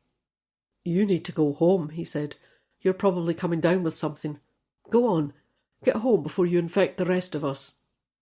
She shook her head. "It's nothing, Chris. I'll be fine." Then she peered at him, forcing her eyes to focus. What did you want?" "Oh, just to say the Mounties are calling me back." "It's not really the Mounties, is it?" "It is, actually. But they'll find out which province he was working in and pass it on. Should get a call back later today, or tonight at worst." She nodded. "OK. Anything else happening?" "Nita's got hold of the hire car company. There is a tracker on the car, so they should locate it pretty soon." "Good." She leaned back in her chair. "Actually, Chris, I really don't feel great. Think I'll go home for an hour or so. See if a nap will sort me out." "I'll drive you," he said. "Keys." "Don't be daft," she said. "I'm quite capable." Claire, you're as white as a sheet. Keys. She logged off her computer and followed him out to the car, muttering it was a lot of fuss about nothing. Sarah followed behind in another car to take Chris back to the station. They arrived at Daisy Cottage just as Moira, Claire's neighbour, was finishing Benji's walk. She took one look at Claire's face and, after a hurried conversation with Chris, said she'd take Benji back and keep him overnight. "You get yourself to bed," she told Claire. Claire, who was too tired to argue, thanked them all, told Chris she'd be back in a couple of hours, and staggered inside, shutting the door behind her. She let her jacket fall to the floor. Her head was swimming, and she climbed the stairs on her hands and knees, fearful she might fall. Then she staggered to her bedroom and kicked off her shoes. She was shivering now, and she cursed her summer duvet. The DCI's navy woolen dressing gown hung on the back of the door, and she pulled this round her and climbed into bed, under the covers. Day 8. Saturday. Chapter 35. Claire wakened at 6 o'clock with the sun streaming in through a gap in her bedroom curtains. Her nose was blocked and her throat felt dry. She sneezed and reached for the box of tissues at her bedside. She blew her nose, then sat up in bed, putting a hand out to steady herself. Her head was still swimming, and she glanced at her phone. She could see messages and missed calls, but her eyes were fuzzy, and she put the phone down. It was time she got back to the station. They'd be wondering where she was. The bedroom door opened, and DCI Alistair Gibson appeared with a mug of tea. "Thought you might want a hot drink," he said. "Fancy some breakfast?" "Breakfast?" She stared at him. "Don't tell me." "You've slept the clock round, Claire.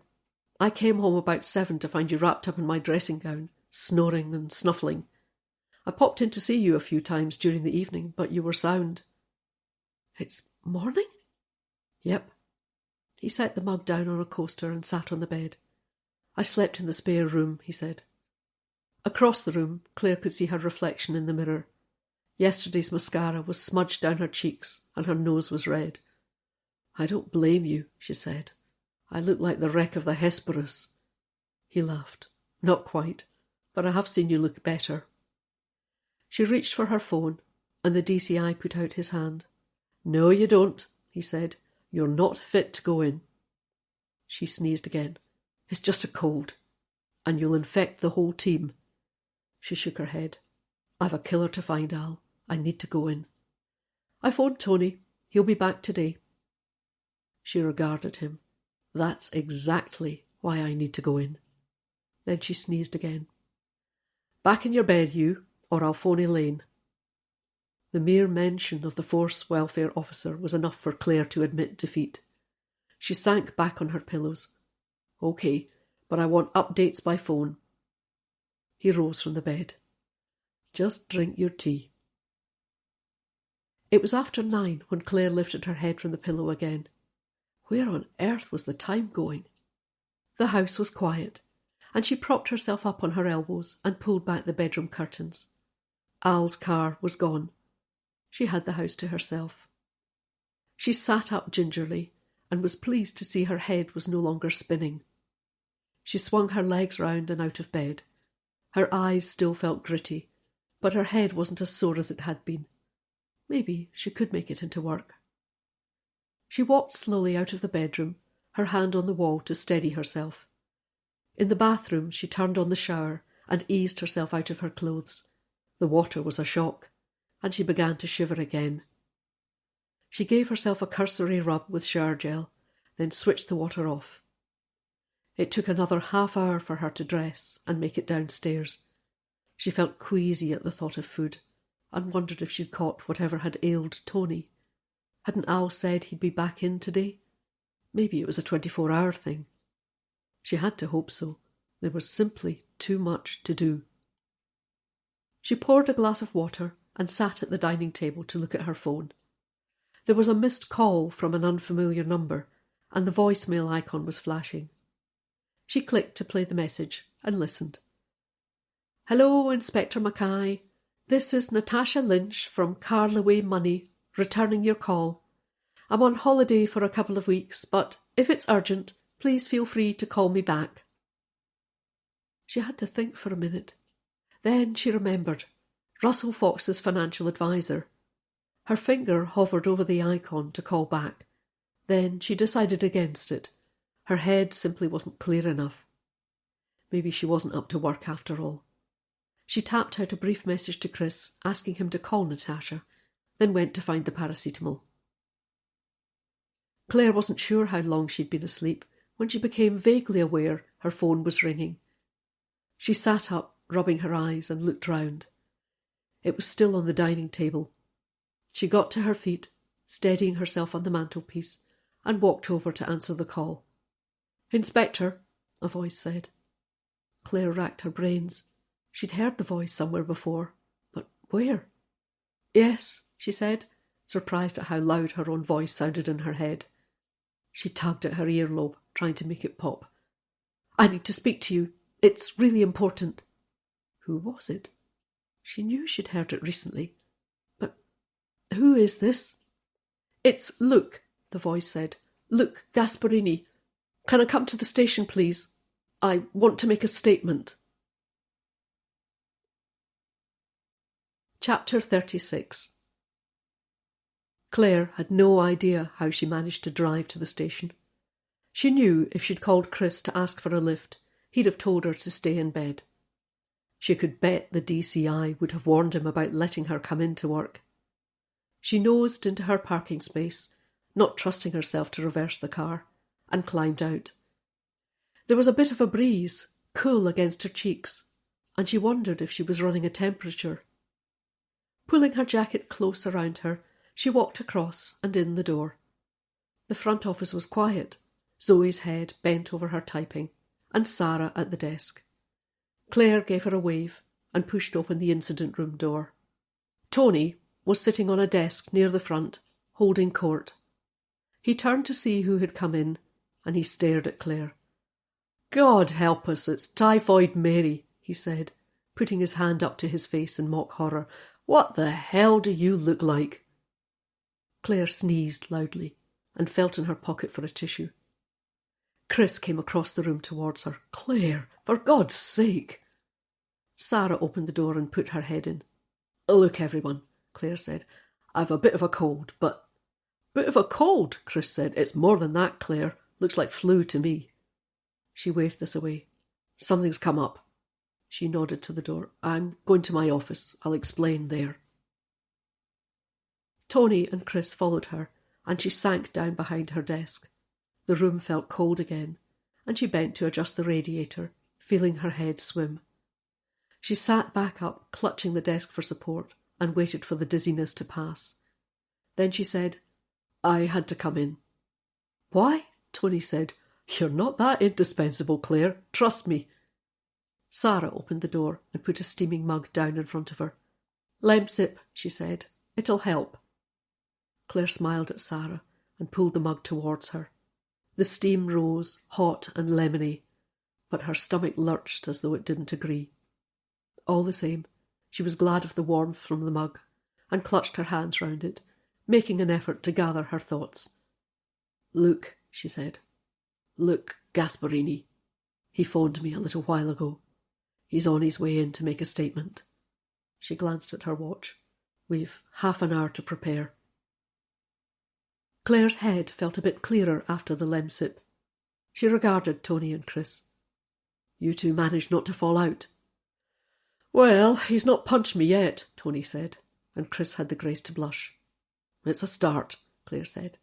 "So, before Luke gets here, fill me in on what's been happening. Did you get Mark Mooney's DNA? Chris shook his head. Nita called round to the house. Seems he's taken off for a couple of days up the hills. Wife thinks he'll be back late tonight or tomorrow at worst. Claire raised an eyebrow. That sounds convenient. Nita thought it seemed okay. The wife said he'd been planning the trip for a few weeks. Weather looked good this weekend, so he took off. Okay, I'll be happier when he's back, though. Anything else? Chris said, I spoke to the police in Ontario. and they put me onto the camp organisers. Seems David Fox spent a few seasons out there. He was popular and good with the kids. They were genuinely sorry when he moved on. He hesitated. Go on, Claire said. He was a riflery instructor. Claire stared. Riflery? As in guns? Yep. So I went back to the school, Dalglish Grammar. Seems they had a kind of cadet corps the kids could join. Let me guess. They taught them to shoot. They did. And David Fox was apparently one of the best they'd ever had. Claire put a hand up to rub her temple, trying to take this in. So our killer, Tony said, is a cracking shot, and Gabby's brother is also a cracking shot. And let's not forget, David Fox's body's never been found. Claire looked at the two of them. It seems too much of a coincidence, doesn't it? But I can't see what his motive would be. Remember the 3 men in Glasgow, Chris said. They all said he was a bit of a maverick. Maybe he took against Russell. Long-standing grudge Gabby didn't know about. Claire frowned. Maybe. She rubbed her forehead. What else? They've still got the hire car, Luke and Gabby, and the tracker shows it's in Fife. Oh? Looks like they decided to stick around for a bit longer. Explains why they didn't catch their train, Tony said. Maybe they did just want a bit of time before heading home, away from all the fuss. They could have just stayed at the hotel, Chris said. That Brodie place. Tony shrugged. Maybe the press got wind of them? Yeah, Claire said, yawning. Makes sense. She checked her watch again. Well, he'll be here shortly. He can tell us himself. Claire, I don't think you're up to interviewing him, Tony said. He nodded at Chris. The lad and I will do it. Claire took out a tissue and blew her nose. Nope. It's my case and it's me he phoned. If I start to struggle, Chris can take over. She dropped her tissue in the bin and reached into her drawer for a small bottle of hand sanitizer. You're welcome to sit in, of course. I wouldn't go into an interview room with you if you paid me, he said. I don't want a dose of whatever you're carrying. She regarded him. You feeling better then? Aye. Just a dicky tummy. Must have eaten something. He glanced at Chris. Keep an eye on her, son. I don't want her keeling over. Your concern is touching, Claire said, her voice heavy with sarcasm. It's not you I'm concerned about, he said, getting to his feet. I just don't fancy filling in the accident report. Chris waited until Tony had left. Then he turned back to Claire. Seriously, he said, I can manage this myself. I'll get Nita or Janie to sit in. Claire sniffed. And miss all the fun, she said. No chance. She rose slowly, trying to keep her head level. Let's go and prep the interview room. Claire had insisted on Luke having legal representation, and the duty solicitor arrived just before 11. She began the interview with the usual caution, and Luke indicated he understood. Then he said, Are you okay, Inspector? You don't look too well. Just a cold, Claire said, trying to keep her tone brisk. Perhaps I could start by asking where you and Gabby have been since leaving the Brodie Hotel. Luke didn't speak for a moment. Then he said, A cottage. At a place called Hazelton Walls. Why did you go there? Claire asked. I understood you had a booking on the sleeper to London. He sighed. Gabby. He broke off. Would you like some water? Chris asked, and Luke nodded. Chris left the room for a moment, then returned with a plastic cup of water. Luke took this and sipped. Then he said, When Russell's friends left the hotel, we sat on for a bit. Just the two of us, you know? The first chance we'd had to be properly alone.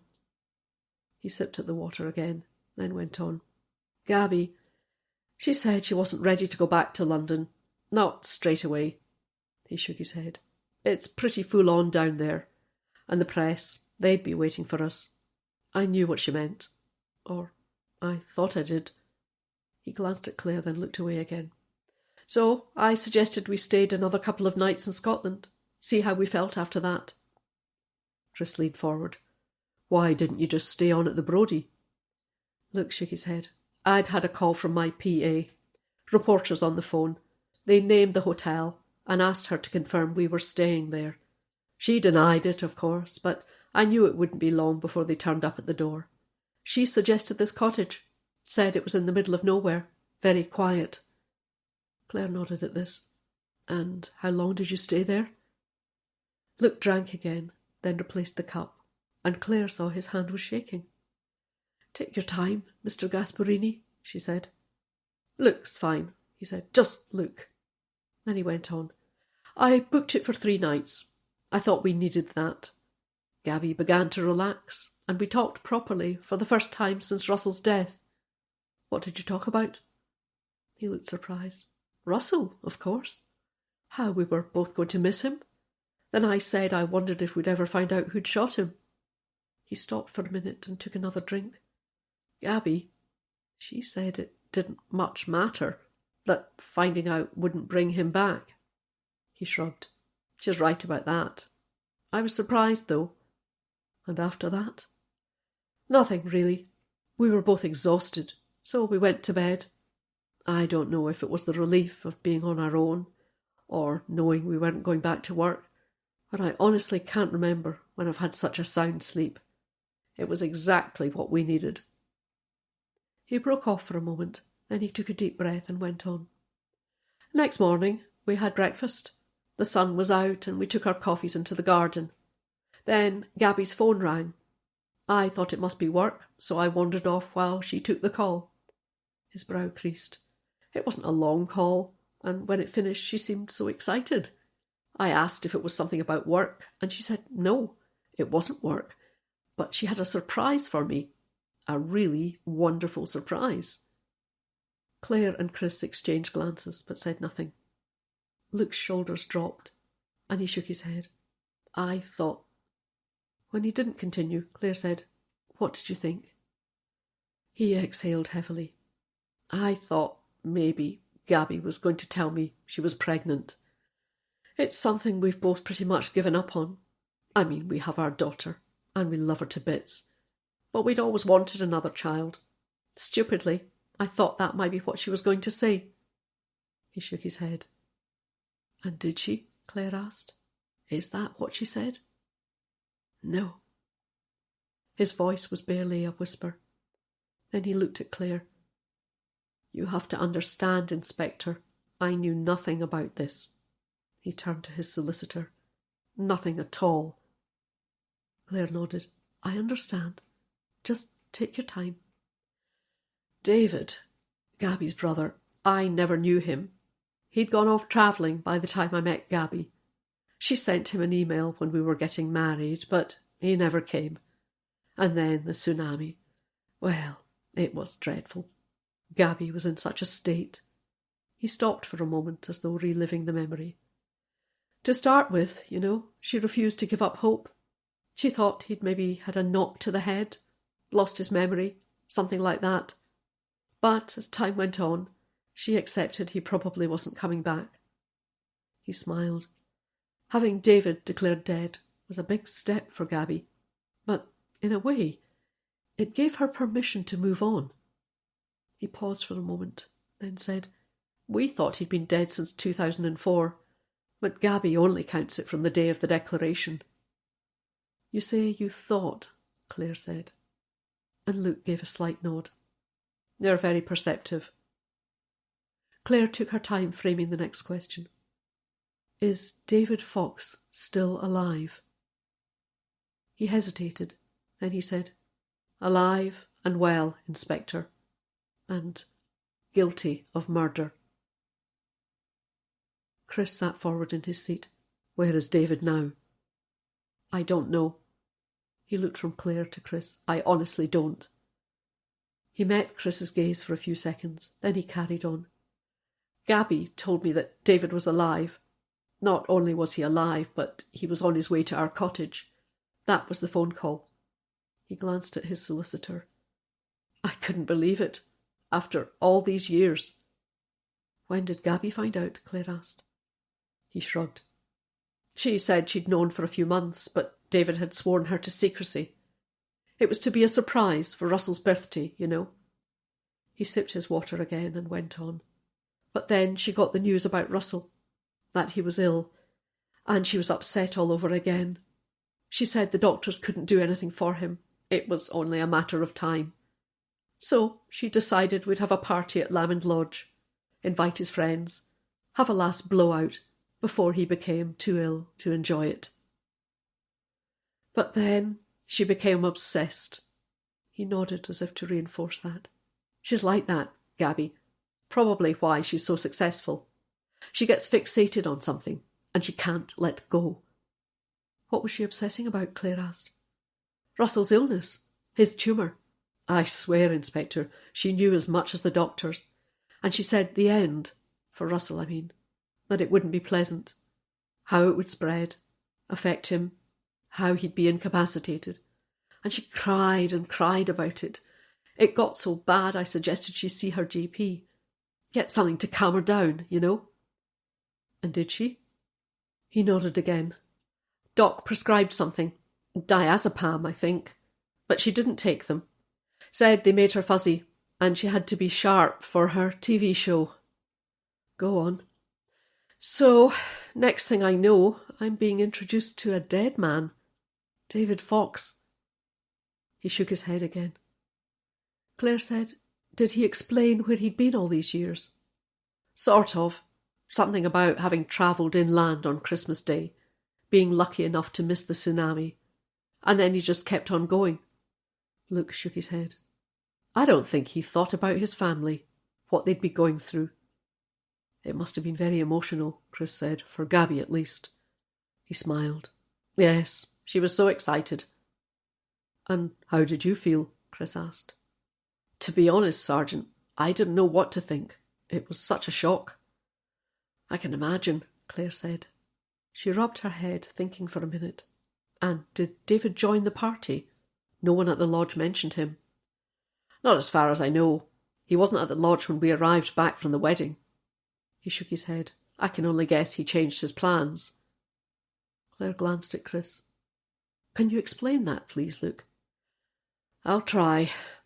He broke off for a moment, then said, David, I think he's always been a bit of an odd lad, but he was so scruffy, dressed like he'd fallen off a flitting. Anyway, he starts talking about where he'd been living for the past few weeks. Right here in St Andrews, at some homeless shelter. He nodded again, as if to emphasise this. So I said, was it to be near the lodge for Russell's party? And he said, something like that. What did you think he meant? Claire asked. I didn't know. Not straight away. And then he said they had something else to tell me.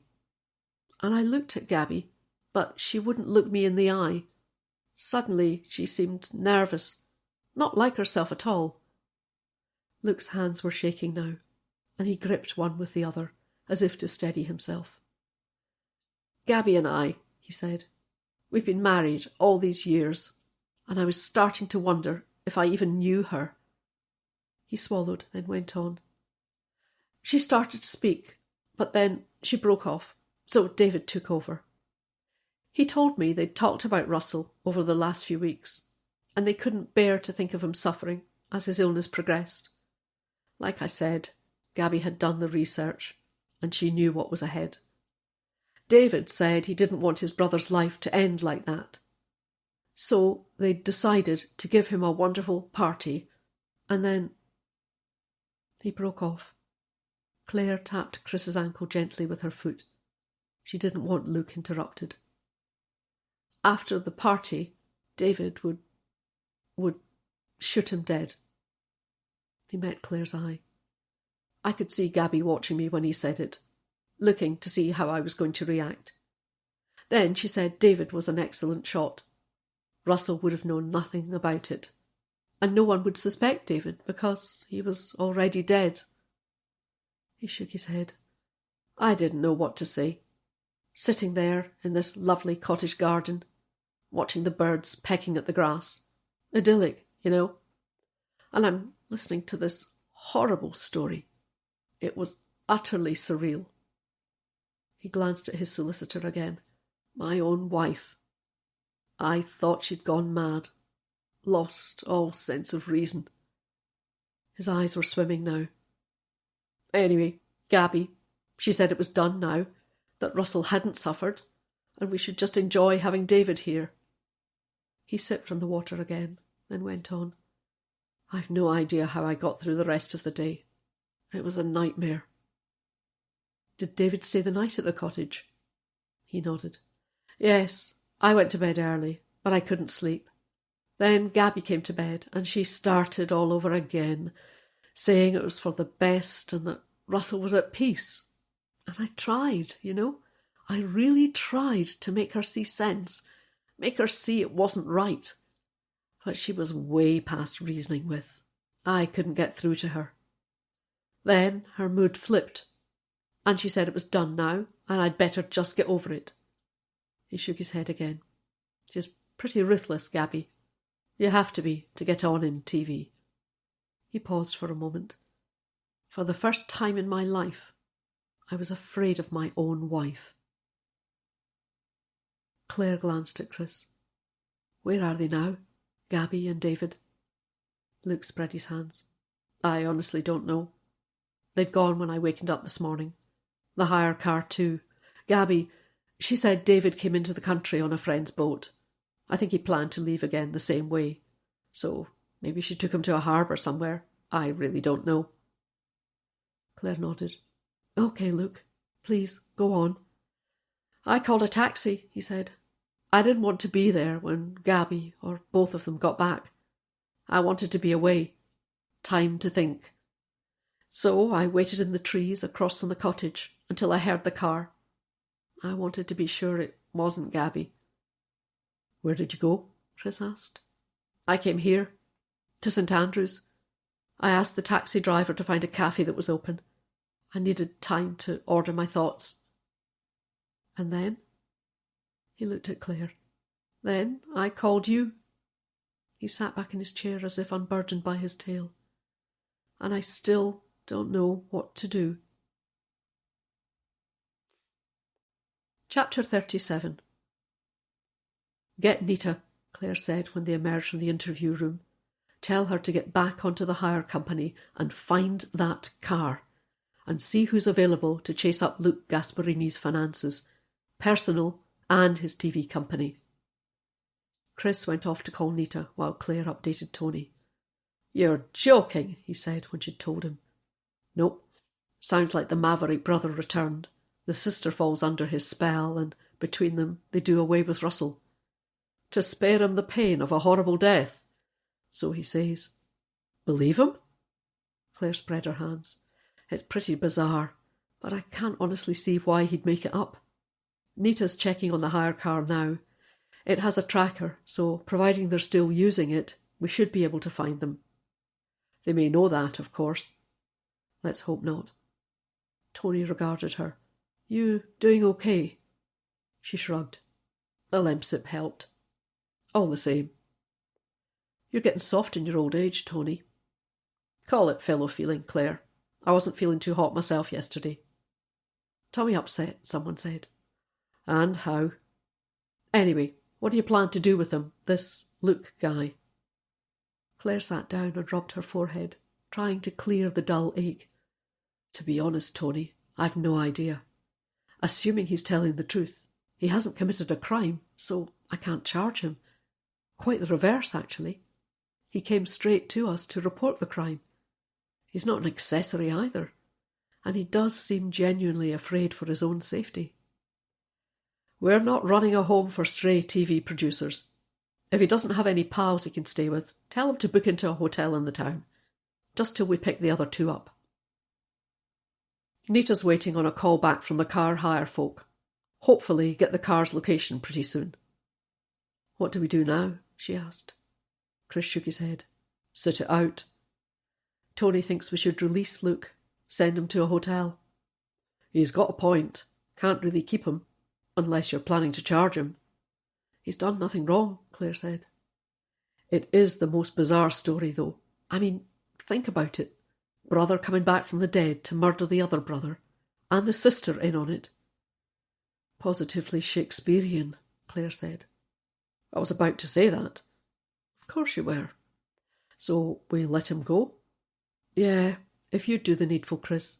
I'm just going to shut my eyes for 5 minutes. It was then that she remembered Natasha Lynch, Russell Fox's financial advisor. She scrolled through her phone and found the number, but it went to voicemail again. Just like the Scarlet Pimpernel, Claire muttered. She ended the call and wandered through to her office. Tony's jacket was gone, and she sank down in her chair, allowing her eyes to close. Claire had no idea she'd fallen asleep until she came to, her head resting on a pile of papers.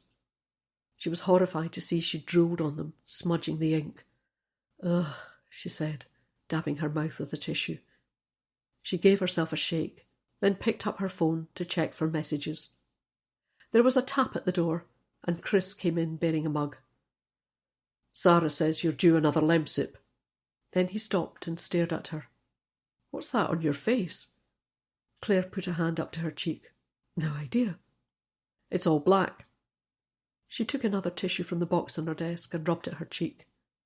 Glancing at it, she realised it must have been the ink from the paper she'd fallen asleep on.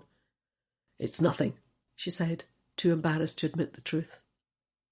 Chris raised an eyebrow, but said nothing, setting the mug down on the desk. He pulled up a chair and sat opposite.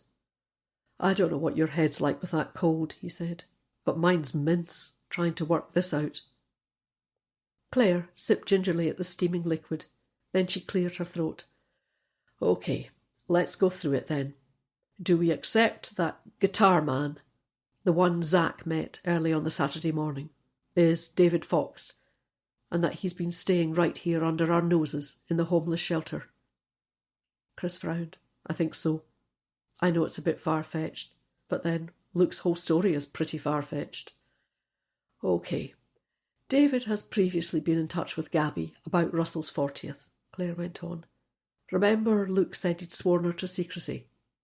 Gabby tells David she's booked a house in St Andrews, and he sees there's a homeless shelter in the town.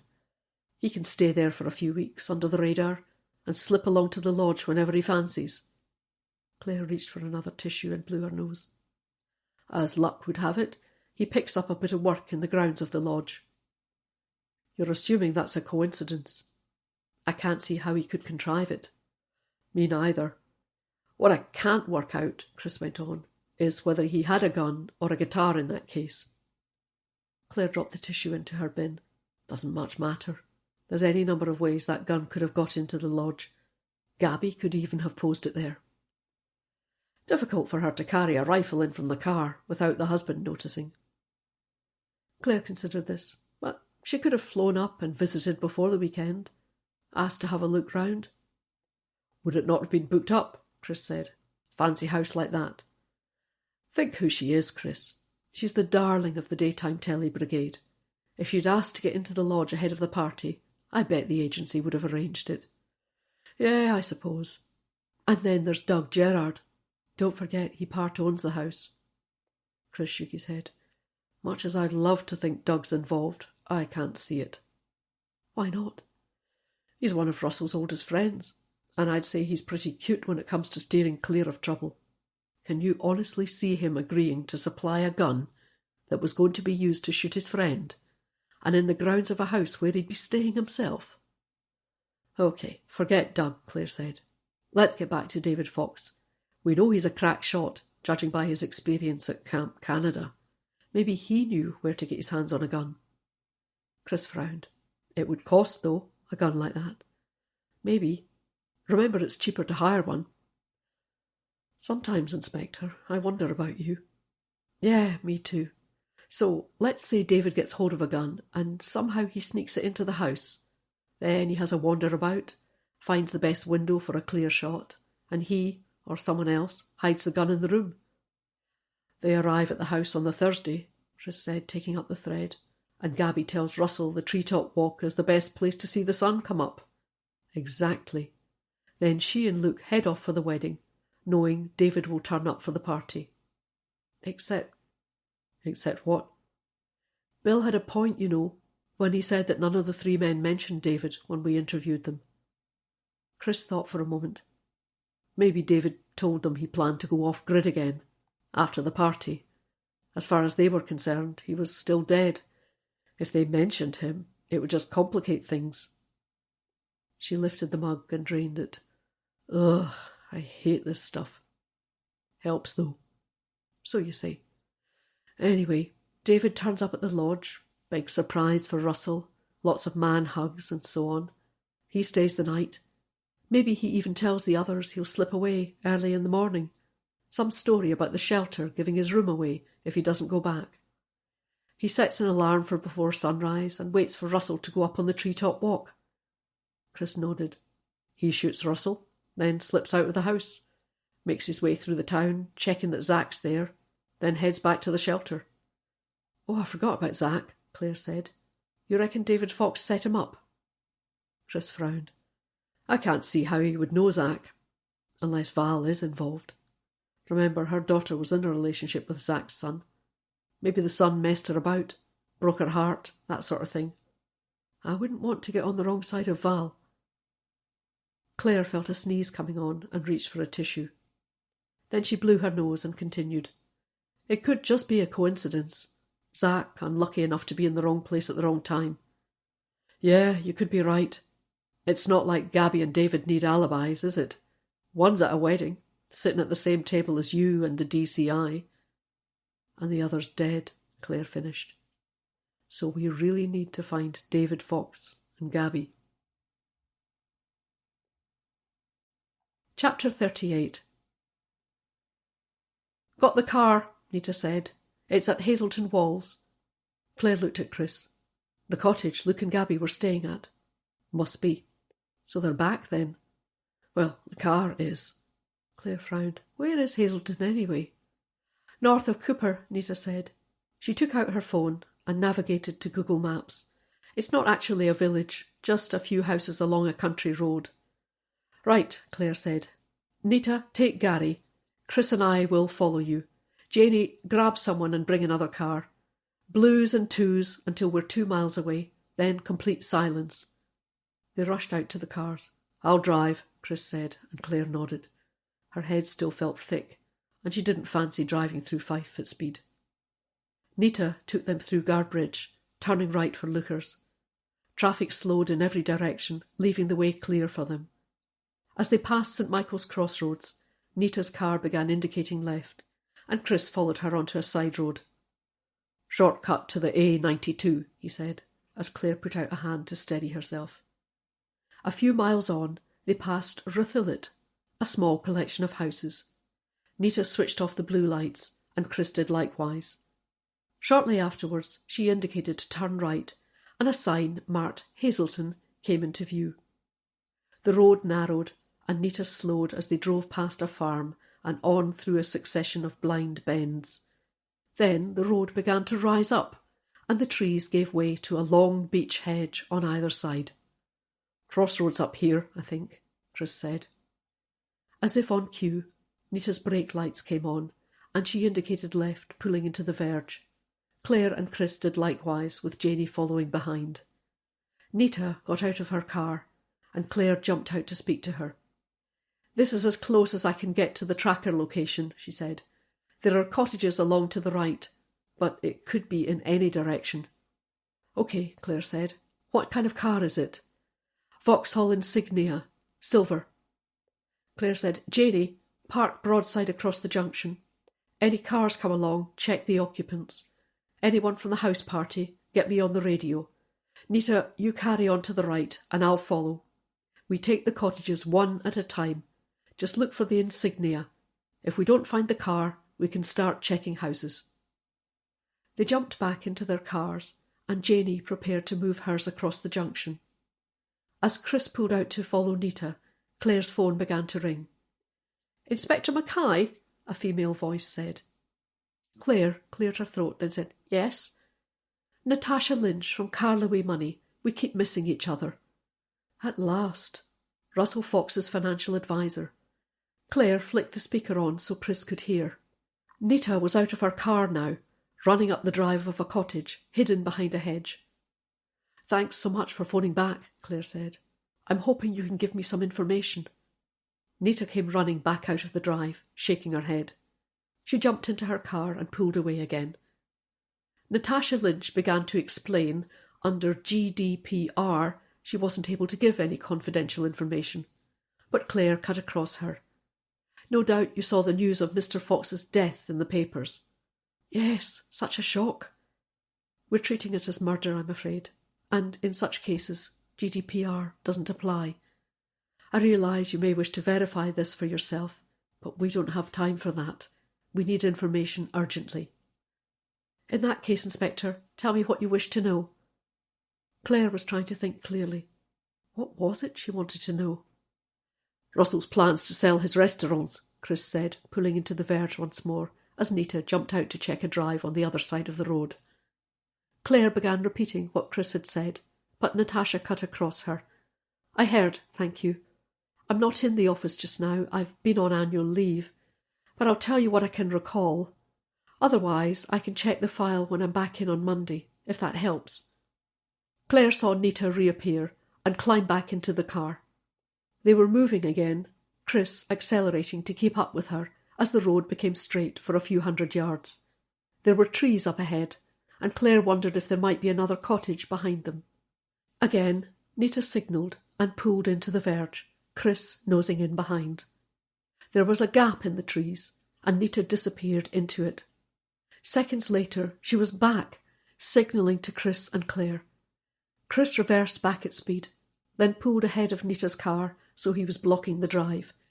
Then he killed the engine, and they jumped out to join Nita and Gary. Inspector, Natasha prompted, is this a good time? It sounds like you're busy. Claire was tempted to tell Natasha she'd call her back, but now she had her on the phone. She wasn't keen to let her go. She flicked the speaker off and put the phone to her ear, nodding to Chris to join Nita and Gary. I understand Mr. Fox had planned to sell his restaurants, she said, resting against the car for a moment. That's right, Natasha said. I'd put the word out, and we'd had quite a lot of informal interest already. Obviously, everything's on hold now. Do you know why he wanted to sell? Number of factors. I think he felt he'd taken the business as far as he could. Time for a change. Claire began walking up the drive, the phone still clamped to her ear. She stopped again, her eyes taking in the cottage. It was a pretty one-storey house, built in local sandstone, with Velux windows in the pitched roof. A porch had been added to the front door to form a shelter. There was a teak-coloured garden seat against one wall, and to the right of the cottage a lean-to served as a log store. But her eyes were drawn to the silver insignia, parked outside the front door, and she was glad Chris had the foresight to block off the drive. Nita and Gary were heading round the back, while Chris waited outside the front porch. Claire walked up the drive, her eyes everywhere, ear still glued to the phone. Did he say what else he was considering? She asked Natasha. As a matter of fact, he did ask me to look into a couple of ideas. Which were? Chris was knocking on the front door now. She heard him say, Police! Open up, please! Claire moved the phone away from her ear a little to listen for a response from within the house, but the knock was met with silence. Natasha was still speaking, and Claire put the phone to her ear again.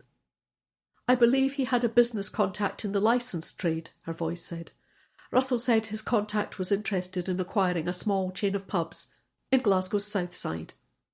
He was moving from restaurants into pubs. Technically, yes. Chris was looking in the windows now, shielding the sun with his hands. He planned to put up 60% of the capital, Natasha went on, but he told me he'd be a sleeping partner. His contact would run the pubs. Russell would be an investor in name only. I looked into it for him, she said, and it seemed a sound enough investment. There was a shout from Nita, and Chris ran round the back of the cottage.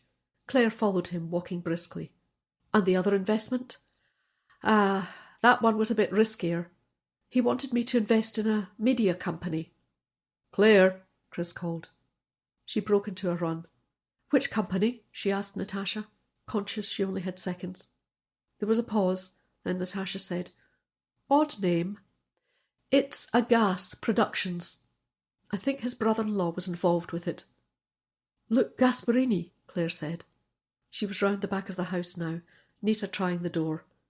Chris was looking round, and he darted across to a small wooden shed. He pulled back a bolt, securing the door, and stepped inside, reappearing moments later with a garden spade. "Yes, that's him," Natasha said. "I did warn him against it. Family investments are rarely the product of clear thinking. But he was set on the idea." Chris was at the back door now, and he forced the edge of the spade between the door and the frame. The door creaked and finally burst open, and they rushed inside. Claire, still in the garden, said, "Miss Lynch, I have to go now, but I will call again to discuss this in more detail." "Of course." She was about to end the call, then a thought struck her. The other investment, the chain of pubs. Who was Mr. Fox's contact? The person he planned to invest with? "In here," Chris called. Claire dashed in, past the broken door, following the sound of Chris's voice. She moved into a small bedroom at the back of the cottage. It was a bright room, cheerfully decorated with yellow walls and floral curtains. There were watercolours dotted around, and a traditional mantelpiece, which had been painted a rich cream. It wasn't a large room, and was dominated by an oak-framed double bed. And on top of the bed, fully clothed, her eyes closed, lay Gabby Fox. Chris had his fingers on her neck, feeling for a pulse. He was shaking his head, and then suddenly he said, "It's there. Faint, but it's there." He turned to Gary. "Call an ambulance. Tell them east of Hazelton Walls to look for our cars, and quickly." Nita moved to the bedside cabinet where a half-empty glass of water stood next to a small cardboard box with a pharmacy label on the outside. "Don't touch it," Claire warned. "Sorry," Natasha said.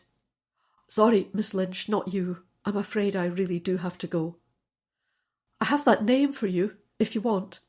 Claire waited. "It's Mr. Gerard, Douglas Gerard." Chapter 39. The paramedics headed off to Ninewells Hospital, siren blazing. "Go after them," Claire said to Janey and Bill. "Stick to her like glue." Janey headed off after the ambulance, a photo of the pharmacy box on her phone to show the doctors at A and E. "Reckon she'll pull through," Chris said. Claire shook her head. "No idea, Chris. She was barely breathing." "Pupils sluggish too." He frowned. "Attack of conscience? Or panic, maybe? Realising she'd told Luke everything, and he must have come to us." Claire's eyes narrowed. "I'm not so sure." She tugged at her earlobe, trying to unblock her ear. "Where is Luke? We need to get hold of him." Chris took out his phone. "I'll give Jim a call. Get him to put something out on the radio." Claire studied the house while Chris made the call. "Jim's on it," he said, putting his phone back in his pocket. "Seems Luke managed to arrange another hire car. Had it dropped at the station. Jim's ringing round hire companies now to get the details." "There's someone else we need to find," Claire said. "David Fox." "You reckon he's done this? Fed Gabby an overdose?" "Dunno, Chris, but we have to find him." They were walking back to the car now. Gary was on his phone, explaining the location to a locksmith. "What now, boss?" Nita said. Claire looked back at the cottage. "We'd better get in touch with the owners. Can you track them down, please, Nita?" She turned to Chris. "And there's something else that doesn't add up." They climbed into the car. Chris went to start it, but Claire put a hand out to stop him. "Hold on, I need to think. That phone call. The financial advisor. Yeah, Russell had discussed his plans to sell the restaurants with her. Seems he wanted to invest the money in 2 other enterprises." "Which were?" "One was a partnership, taking over a small chain of pubs on Glasgow's south side. Russell planned to be a sleeping partner, put up the money, but stay out of running them." Chris raised an eyebrow. "Pubs, eh?" "Uh-huh. Want to guess the other partner?" "Not Doug Gerard." "Yup." Chris sat mulling this over. "I'm not sure what that means, though." "Nor me. Except—" "What?" "Well, with Russell dead, that won't happen now. And I'd very much like to know how Doug Gerard feels about that." "Pretty pissed off, I'd imagine," Chris said. "He'll have to find another backer now. Unless—" "Yeah? Well, if Gabby inherits Russell's estate, she might have wanted to go along with his wishes. Give Doug the money for the pubs." Claire considered this. It's possible. It wouldn't be quick, though. There's all the legal stuff. Then the restaurants will have to be sold. It'll take time. So Doug Gerard doesn't benefit by Russell's death? No, quite the opposite. They sat silent for a few moments. Then Chris said, "What was the other investment?" Claire smiled. "A media company." "Not Luke." "The very same. His production company. So he's also affected by Russell's death, although, again, Gabby could still agree to finance it." Chris rubbed his chin. "I'm struggling to see why anyone would kill Russell Fox. Luke and Doug both lose out by his death. And as for Luke's story about Gabby and David planning to shoot Russell to spare his suffering, it's a bit far-fetched." Claire nodded. "Mind you, the unknown factor in all this is David Fox," Chris finished. "Absolutely. He had the opportunity, and while we can only guess at his motive, if he really is still alive, I'd say pretending to be dead for 17 years is pretty bloody weird." "You still fancy him for shooting Russell, then?" Chris said. "You got a better idea?" "Nope. Let's just hope Gabby recovers." Claire's phone began to ring. "Janie," she said. "Hiya, what's happening?" "She's being assessed now," Janie said. "Still alive. Medics plan to get some activated charcoal into her ASAP." "Okay, thanks, Janie. Stay with her and keep me posted. I want to know if she recovers consciousness." Claire ended the call and turned back to Chris. "Charcoal?" he said. "Yeah, apparently it neutralises the effect of the sleeping pills. That's if they can get it into her fast enough." "Every day's a school day," Chris said. Claire's phone began to ring again. She glanced at the display. Sarah. "Boss." "You'd better get back here." Chapter 40. Sarah was at the front desk when they entered the station. "Where is he?" "Interview room 1. "Has he said anything?" Sarah shook her head. "Only that he wants to speak to the officer in charge of the Fox case." She glanced towards the interview rooms. "I've requested a solicitor, just in case." "Good work, Sarah, thanks." The PC smiled. "I'll get you another lemsip. You're looking pretty white. And the solicitor won't be here for another 10 minutes. Quarter of an hour later, they sat down in front of the man who for the last 17 years had apparently been dead. David Fox. Claire had to hand it to Zach. His description to the photo-fit officer had been pretty spot on. "Where's my sister?" was his opening remark. Claire didn't answer this directly. Instead, she went through the formalities of setting up the tape. She decided, in view of Luke Gasparini's statement, that she would caution him. He seemed frustrated by this, and again asked for Gabby. Again, Claire left the question unanswered. "I gather you told my officer your name is David Fox. Is that correct?" "Yes, I am David Fox," he said, his voice rising. "It really is me, and I'm not dead." He ran a hand through his hair. "I just want to know if Gabby's okay. I've been trying to reach her, but she's not picking up." Claire regarded him. His distress appeared genuine, and she took pity on him. "Gabby is in hospital just now." He rose to his feet, and the solicitor gently touched his arm. He glanced at her, then sat down again. "In hospital? What's happened to her?" Claire said, "At the moment I can't say too much, but I have an officer at the hospital. As soon as there's any news, I'll let you know." He sat for a moment, taking this in, then said, "Is she in danger?" "I'm sorry, Mr. Fox. I don't know any more than that." She gave him what she hoped was a reassuring smile. "But she's in the best place." He nodded. "Sorry. It's just, well, I hadn't seen her for so long, and now we're back in touch." Claire scanned her notes, wondering where to begin with this interview. And then she remembered her boss from CID when she'd been a newly promoted detective sergeant. A crusty old DI. "Always start at the beginning, Hen," he'd say. "Perhaps we could start with the tsunami, David. Can you tell us about that?" "It's so long ago," he said. "Not that you forget." "Just what you can remember." "Well, you probably know I was in Thailand that year. For Christmas. Brilliant time. Met a great crowd. We had Christmas on the beach. They said stay a while, but I'd always planned to head north. So I thanked them for the company, wished them well, and headed off that night. He looked down for a moment as if the memory was a painful one. Never saw them again. His voice was husky. They probably all died the next day. Someone was definitely looking out for me. No doubt about that. When did you hear about it? A few hours after it happened, David said. It was everywhere. And I kept thinking of all the lovely folk I'd met. He frowned. I just wanted to get away. Forget about it, you know? Claire nodded. And then? He spread his hands. I don't know. I sort of got used to being off-grid. No responsibilities, no ties. I bummed my way round Asia. He smiled. Have you been? It's the most wonderful continent. Chris said, Didn't you miss your family? Gabby and Russell? A spasm of pain crossed his face at the mention of Russell's name.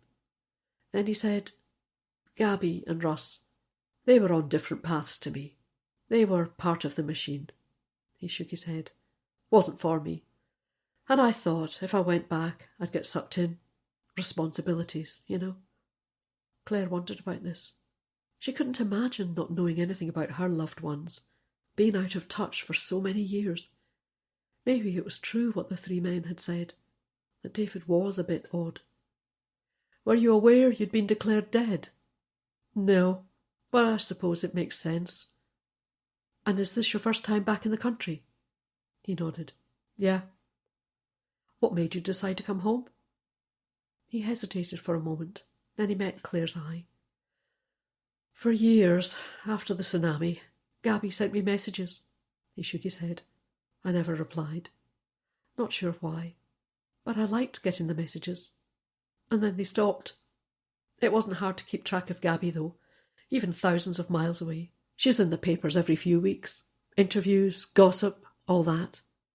And that's how I found out about my dad. He broke off for a moment, then went on.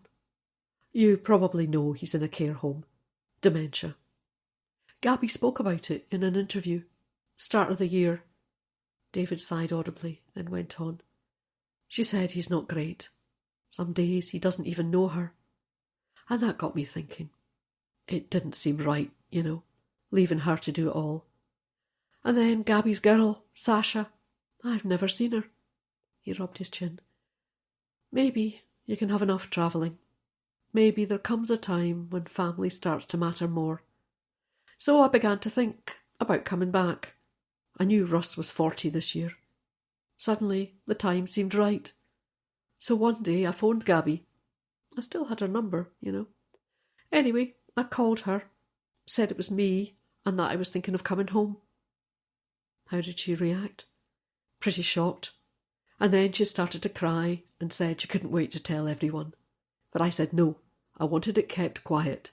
I'd come back for the party, catch up with my dad, meet Sasha and Luke, but I didn't want anything official. None of that back from the dead stuff. Mind if I asked why not? Claire said. He shrugged. I wasn't sure I'd want to stay. And if folk got to know I wasn't dead, well, maybe I'd get sucked in, wouldn't be able to go away again. So I told Gabby I'd keep my options open, and she was to tell as few folk as possible. Did she agree to that? Claire asked. Didn't give her much option. I said it was my way, or not at all. So she agreed. Said she'd get Russ and his pals there on the Thursday, and she'd tell them there was a surprise, but no more than that. Did you stay at the lodge? Only the Friday night, after the party, you know. They don't like you coming into the shelter the worse for drink, and I'd had a few. Chris said, Mr. Fox, why did you stay at the shelter? I'm sure Gabby would have sorted something out for you. Why not? I am homeless after all. And they're a good bunch of lads. I did some work in the town, earned a few bob for them. I like to give a bit back when I can. You had your own room, Claire said. Yeah, I told Gabby where I'd be staying, and she sent me some cash, care of the warden. Padded envelope. Meant I had a bit of privacy. He smiled. Nice, after years on the road. Claire nodded at this. She felt she was starting to understand David Fox. "I'd like you to tell us about the party now. On Friday night at the lodge.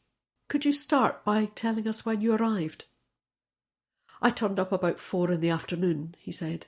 "Gabby and Luke had already gone to their wedding, but I told her I'd see them when they got back on the Sunday. Obviously, that didn't happen." "And how did your brother react?" Claire asked. He smiled at the memory. Should have seen his face. It was a picture. He looked at Claire. "I don't mind admitting, we both shed a few tears." He smiled again at this, then went on. "And I'd taken my guitar along, so I gave him a couple of songs." He stopped for a moment as if recalling. "It was a good night." "You did have a guitar then?" Claire said. He looked surprised. "Yeah? Any reason I shouldn't?" "No reason. Just curious." Claire's throat was becoming dry, and she cleared it. "It's odd," she went on. "No one at the lodge mentioned you when we spoke to them." He nodded. "That's down to me. I asked them not to say anything. And then one of the other lads let slip they'd arranged for some women to make the party go with the swing." His face darkened. "I wasn't down for that kind of thing. I don't hold with using women for sex. Saw enough of that on my travels." He shook his head. "And, like I said, I wasn't sure how long I'd stick around, and I didn't want any of the women asking about me. So I helped myself to some of the food and drink and went off to my room." "You didn't think you were missing out?" Chris said. He laughed. "After years on the road, bunking in hostels, no privacy and all that, you've no idea how good it felt to have a room to myself, especially in a house like that. And like I said, it kind of suits me, being dead." Claire's head was thumping now, despite Sarah's lemsip, and she was trying to work out where to go with this interview. Maybe she should have left it to Chris and Tony. She forced herself to concentrate. "Mr. Fox, how did you enter the country without a passport?" He suppressed a smile. "That would be telling, Inspector. We could charge you. To be honest, I'm past caring. I just want to know my sister's okay." Claire studied him. Was he telling the truth? Or was Luke's version of events true? If Luke was to be believed, then the more David Fox talked, the more likely he was to trip himself up. "Where did you spend Thursday night?" she asked. "Thursday? Nowhere really. It was a nice night. Rain had cleared up, so I walked till dusk. Past a farm and I found a barn, dossed down in the corner." He shrugged. "Amazing what you get used to." "And Friday?" "Gabby phoned. Said Luke had found a quiet cottage. They planned to stay a few days. Nice place," he nodded. "Chance to catch up properly, without the other lads, you know." Where was this? "Hazelton something," she said. "I'd never heard of it, but I gave Gabby my location, and she sent a taxi." "And was it?" "Was it what?" "A chance to catch up." He looked at them. "Course it was. I mean, she'd been through a hellish time, and we'd a lot of years to make up for." "And that was the first time you'd met Gabby's husband?" "Luke? Yeah, he was there, obviously, but he was pretty good about it. Left us alone for a fair bit so we could talk." He smiled at this. "I think Gabby appreciated it. Seems a decent bloke." Claire glanced at Chris, wondering what David Fox would have said if he'd heard Luke's statement. Was it just yesterday? She closed her eyes for a moment, wishing her head would clear. What was the truth here? Then she forced herself to concentrate. "And this morning?" "Luke and Gabby said they planned to stay in the cottage for a few more days, before going back down south, you know. I think Luke had some business in Scotland, and he seemed to think Gabby needed the rest." "You didn't want to stay on with them? Spend a bit more time with Gabby?" "Course I did. But I needed to come back here too. I'd missed a couple of guys at the shelter when I left, and I wanted to say a proper goodbye." "And then?" He shrugged. "I wasn't sure, really. Maybe visit my dad, tell the staff I was a family friend, that sort of thing." His voice was thick suddenly, and he cleared his throat. "I thought, even if he didn't know me, I'd know him." Then he frowned. "But then I tried to get hold of Gabby to ask about visiting, and she didn't answer. Look, I'm worried about her. Why is she in hospital? What's wrong? Is Luke with her? I don't have his phone number." The solicitor cleared her throat. "I do think Mr. Fox has the right to know what's happened to his sister." Claire nodded. "It's possible," she said, "that Gabby's taken an overdose. We found her unconscious with an empty box of pills beside her." David stared. "Gabby? An overdose? No, that can't be right. She just wouldn't." He broke off for a moment, then he said, "There's Sasha. Gabby wouldn't leave her. She just wouldn't. I know Sasha's at boarding school and all that, but Gabby loves her so much. She'd never do anything to hurt her." He shook his head. "Whatever you think, Inspector, it's not that. Gabby's just not the type." They left him to speak with the solicitor. "What do you reckon?" Chris said. Claire thought for a moment. "He seems genuine enough." "Yeah, I thought so, but who's telling the truth? David or Luke?" Claire was frowning. "What I don't get is, if Gabby knew David would be at the lodge for the Friday night party, why keep it from Luke? After all, if Russell hadn't died, David would probably have been at the lodge when Gabby and Luke returned from the wedding. Once the three friends knew about David, there would be no reason not to tell him. But Luke said he only found out about David yesterday, at the cottage, so one of them's lying. And the only person who knows the truth is in Ninewells Hospital, having charcoal poured into her." She glanced at the desk and saw Jim poring over a sheaf of papers. "No news, Jim?" "Nothing from the hospital, Claire, and no sign of Luke's new hire car yet. But I've got the reg now, and the hire company are checking the tracker. There's always the chance he'll ping an ANPR camera, too." "Good work, Jim." "No bother. Oh, I think Nita was looking for you." Claire found Nita in the incident room. "You wanted me?" "Yes, boss. About that cottage, the one at Hazelton. It's managed by a letting agency, but the owner is Doug Gerard." Claire's expression hardened. "Get on to Glasgow for me, please, Nita. Baird Street. Tell them I want Doug Gerard again, and this time I want him brought through here." Chapter 41. "Any news of Gabby?"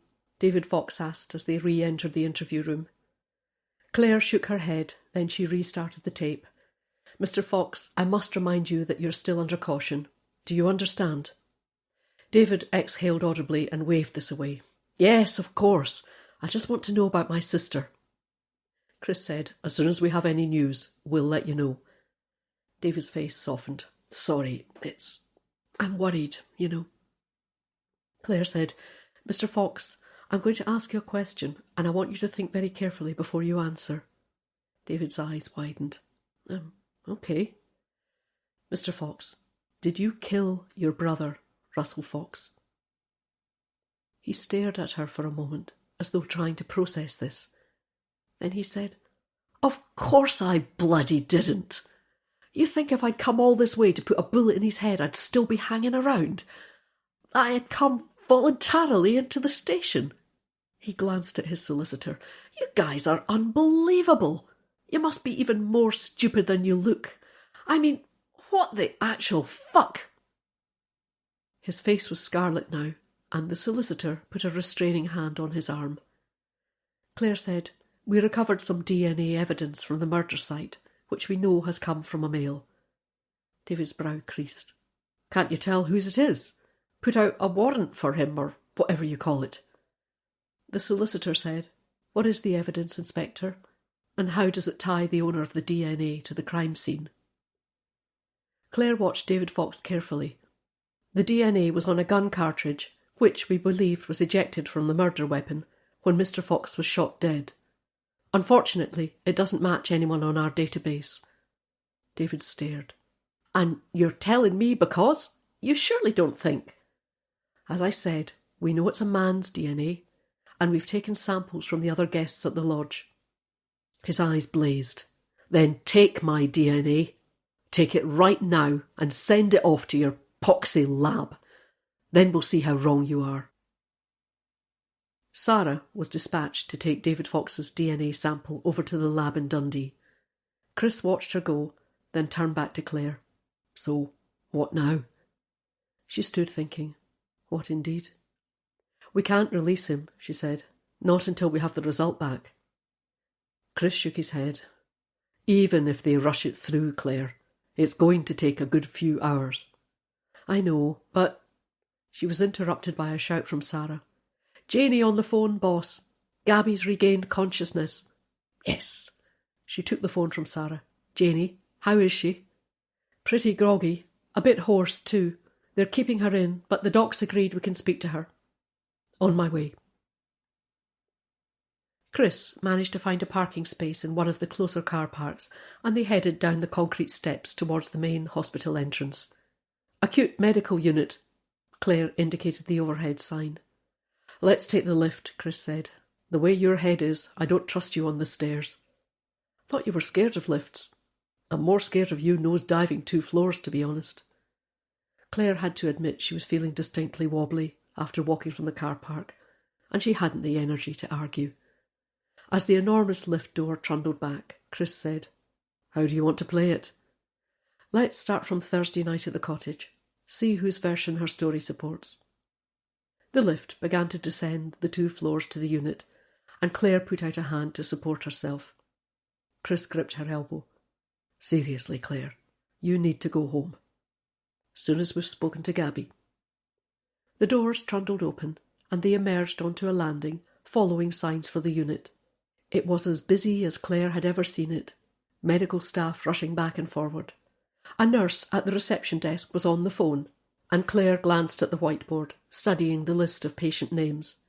Then she saw G. Fox. "Looks like they've got her in a side room. At least they've not put her full name on the board." "Good idea," Chris said. "Publicity and all that." They walked round the unit until they saw Janie and Bill standing outside one of the rooms. "We okay to go in?" Claire said. Janie nodded. "Doc said not too long, though.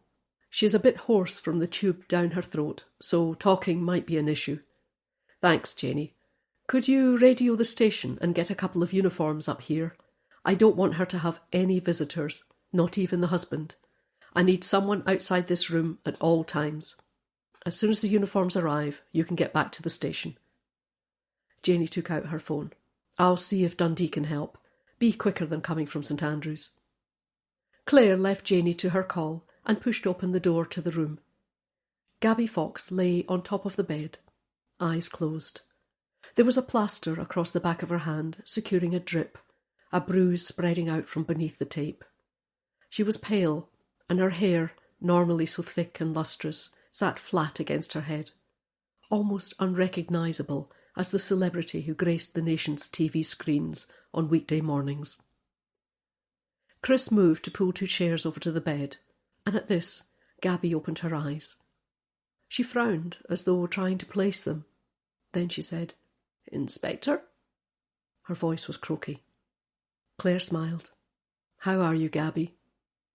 Gabby looked down, examining her hand. "Oh, you know, apparently I'll be fine." She lifted her gaze to meet Claire's eye. "Have to see a shrink, though." She attempted a smile. "They seem to think I wanted to, well, harm myself." Claire took one of the chairs from Chris and sat down next to the bed. "And did you?" she said, her voice as gentle as she could manage.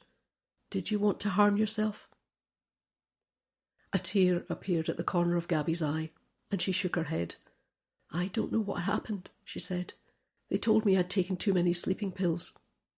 "You don't remember?" Gabby's brow creased. "I don't know," she said. "I must have, I suppose. But I hardly ever take them. I didn't even know I had enough to be dangerous. I was tired," she went on. "Maybe the strain of what happened. Maybe it was catching up with me." She hoisted herself up the bed on her elbows. Claire leaned across to pull up her pillow, and Gabby sank back on it. "Thanks," she said, clearing her throat. She looked at Claire. "I'm not sure what else I can tell you." Claire smiled. "Maybe, if you feel up to it, we could go back to when you left the hotel. I understood you were booked on the sleeper to London." She nodded. "We were. But then Luke said neither of us was fit to go back to work. He'd phoned London and said we'd be staying on a bit." She paused, then said, "I was surprised he hadn't mentioned it. But then he said he'd kept it quiet because he didn't want anyone to know." She gave an apologetic smile. "I know everyone thinks it's a cheek when someone like me complains, but it can be hard to find a bit of privacy, especially at a time like this. So he booked us into a cottage for a few nights. She flicked a glance at Claire, then away again. Claire looked at Chris, then said, "Gabby, perhaps you could tell us about your brother David." Gabby's colour rose, and she hesitated. Claire said, "It might help if I tell you we've spoken to your brother today." "So you know that he's still alive?" "Yes, we do." "Where is he?" Gabby asked. "Back at the station. He's helping us piece together what's happened over the past few days, but I'd like to hear your account of it." Gabby nodded. "What would you like to know?" "The cottage. You said it was Luke's idea, yes?" "It was. But when I thought about it, it made sense. It had 2 bedrooms, so there was room for David too. He joined us on the Friday, gave us a bit more time together." Claire's brow creased. "Just to be clear, Gabby, your husband, Luke, booked the cottage and said there would be room for David as well." "Yes, it was so kind of Luke. David had sworn me to secrecy about him coming back, but once we were on our way to the wedding, I told Luke." "How did he react?" Claire asked. "Oh, shocked, of course," Gabby said, asking me if I was sure that it wasn't someone pretending to be David. And then thrilled once he got over the shock, excited for me." She nodded. "I think he was as pleased as I was." Claire wondered about that, but she just smiled. "So Luke said there was room for David at the cottage?" Gabby nodded. "It was so kind of him. I didn't know what David's plans were. He said he wanted to spend some time with Dad and to get to know Luke and Sasha, but I honestly wasn't sure how long he'd be around. Itchy feet, I just wanted to have a bit of time with him, time to catch up." "And did you?" Claire asked. "Catch up, I mean?" "We did. We had a meal together. Then Luke went out for a walk. It gave David and I time to speak properly." She smiled. "Oh, it was so good to be with him again, especially with what had happened to Russell." She broke off, then said, "David, he wanted to know all about Russell, about his time in prison, the restaurants, and his friends, of course." "What was his impression of Russell's friends?" Gabby frowned. "I'm not sure. He seemed to think maybe you hadn't investigated them closely enough. He kept saying, was I sure the 3 of them could be trusted?" "And what did you say?" Claire asked. Gabby shrugged. "I said they were Russell's best friends. Of course we trusted them." And then he asked Luke the same question. He seemed fixated on them, as though he really did suspect them of being involved. "What did Luke think?" "Same as me," Gabby said, "that they were Russell's oldest friends. All the same." She broke off for a moment, then said, "It does make you think something like this." She raised her eyes to meet Claire's. "Makes you wonder who you can trust." Claire nodded. "And the next morning?" "We had breakfast together. Luke mentioned some business he had, said he'd be gone most of the day." "And David?" Gabby frowned. "He wanted to go back to St. Andrews. Something about saying goodbye to the folk at the homeless shelter." She smiled. "He said they'd been so kind. I gave him a bit of money to tide him over, and off he went. Luke offered him a lift, but he said he'd rather go under his own steam. So we hugged and said we'd meet again once he knew his plans." "So David left the cottage," Claire said. "What did you do next?" Gabby wrinkled her brow as if trying to remember. "Luke went to change. Then he called a taxi. I told him to take the hire car. I wasn't planning to go anywhere, but he said he wanted to leave it for me in case I changed my mind." "And then he left?" Claire asked. Gabby frowned again. "Actually, we had coffee first. The taxi was going to be half an hour, so Luke made a pot and suggested I have a lie down." Claire glanced at Chris. "And did he leave you to drink it?" Gabby considered this. "Actually, I think he was still there while I had it. He brought a tray through to the bedroom, and we chatted while I drank. I think he topped me up." "Do you remember what you chatted about?" Claire asked. Her face softened. Then she said, "We spoke about Dad, Once things are settled with Russell, there will be some money. The restaurants are doing well. They'll sell easily, and I don't need the money. I make more than enough. Obviously, Russell's will only benefits me. I know that. But it seems fair to share the inheritance with David. How did Luke feel about that? Claire asked. He agreed with me. It's only fair, after all. Then there's my poor dad. He's too ill to be helped now. But I'd like to give some of Russell's money to a dementia charity. I mentioned it to Luke, and we're going to check it out. Claire seemed about to speak. Then she stopped. Chris glanced at her, then he turned to Gabby. The coffee, Gabby. Do you remember taking any tablets with it? She shook her head. No. But I suppose it must have been all the upset over Russell, you know. Maybe I was tired and forgot. She yawned. Sorry, I'm just so sleepy. Chris smiled. We won't keep you much longer. He glanced at Claire again, then he went on. Did Luke say where he was going? Sorry, no. I had the feeling it might be Glasgow, though. Any reason for that? He has contacts through there. I just assumed. Claire suddenly remembered Gabby and Luke's daughter, the one who'd been part of the singing group at Tom's wedding. Maybe visiting your daughter, she said. Gabby shook her head. No, it wouldn't be that. Sasha's in France just now. A school trip. They left the day after the wedding. Not back until next week. The door opened and a nurse came in. Just a few more minutes, she said, if you don't mind. Claire didn't reply, and Chris nudged her. Oh, sorry, she said. Then she smiled at Gabby. I think we're done here. She rose from the chair. We'll be in touch, Gabby.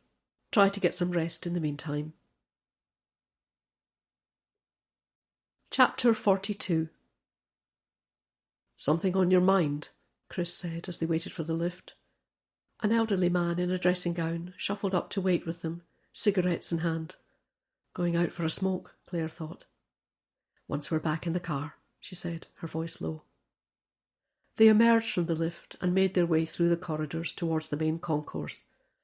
Rumour is, Chris said, when this hospital was built, one of the doctors drove an MG car down the corridors. I don't believe a word of it. Absolutely true. So you say. They were back at the car now. Claire pulled on her seatbelt and looked at Chris, who was making no effort to start the car. In your own time, Sergeant. Not until you tell me what's going through your mind. Money, Chris. Russell Fox's money. What about it? Claire fished in her pocket for a tissue and blew her nose. Then she said, Look, Gasparini is lying. Agreed? I reckon so. David and Gabby's statements corroborate each other. Admittedly, if Luke is telling the truth, then their stories would match. But that bit about the two of them hatching a plot to carry out a mercy killing on their brother, Luke fleeing for his life, I don't buy it. OK, Claire said. Then there's Gabby. She denies taking an overdose. That could be embarrassment, Chris said. It's not uncommon in people who survive overdoses. Maybe she's worried about the publicity. If it gets out, might harm her career. Claire considered this. Yeah, that's possible. But she claims Luke made her the pot of coffee and topped up her cup while she was resting in the bedroom. There was no sign of a coffee pot when we got there, or a cup. There was a glass and the pillbox, but no cup. Chris nodded slowly. So he washed it up. Yep, I reckon he drugged Gabby. Motive? That's what we have to work out, Claire said. But the more I think about it, the more I think Luke's trying to frame David for the murder.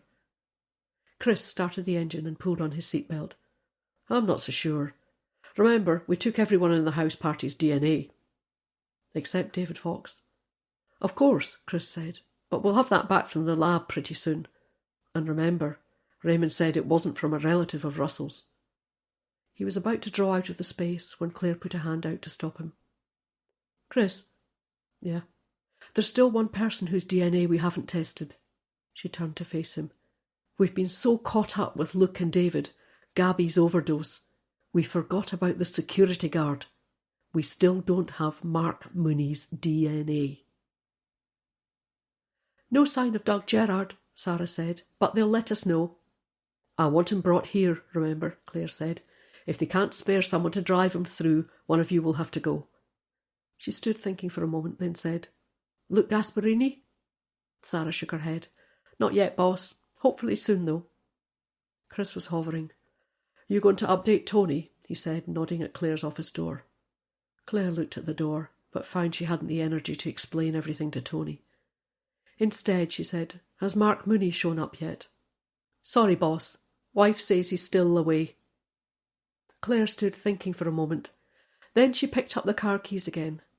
"Come on, let's go and speak to the wife." As they walked up to the front door of the house in Warwick Street, they were met with the aroma of barbecue smoke. "God, but I'm hungry," Chris said. "Fancy stopping for some food after this?" Claire shivered. Food was the last thing on her mind. "Let's just see how we get on, yeah? Just because you have the lurgy."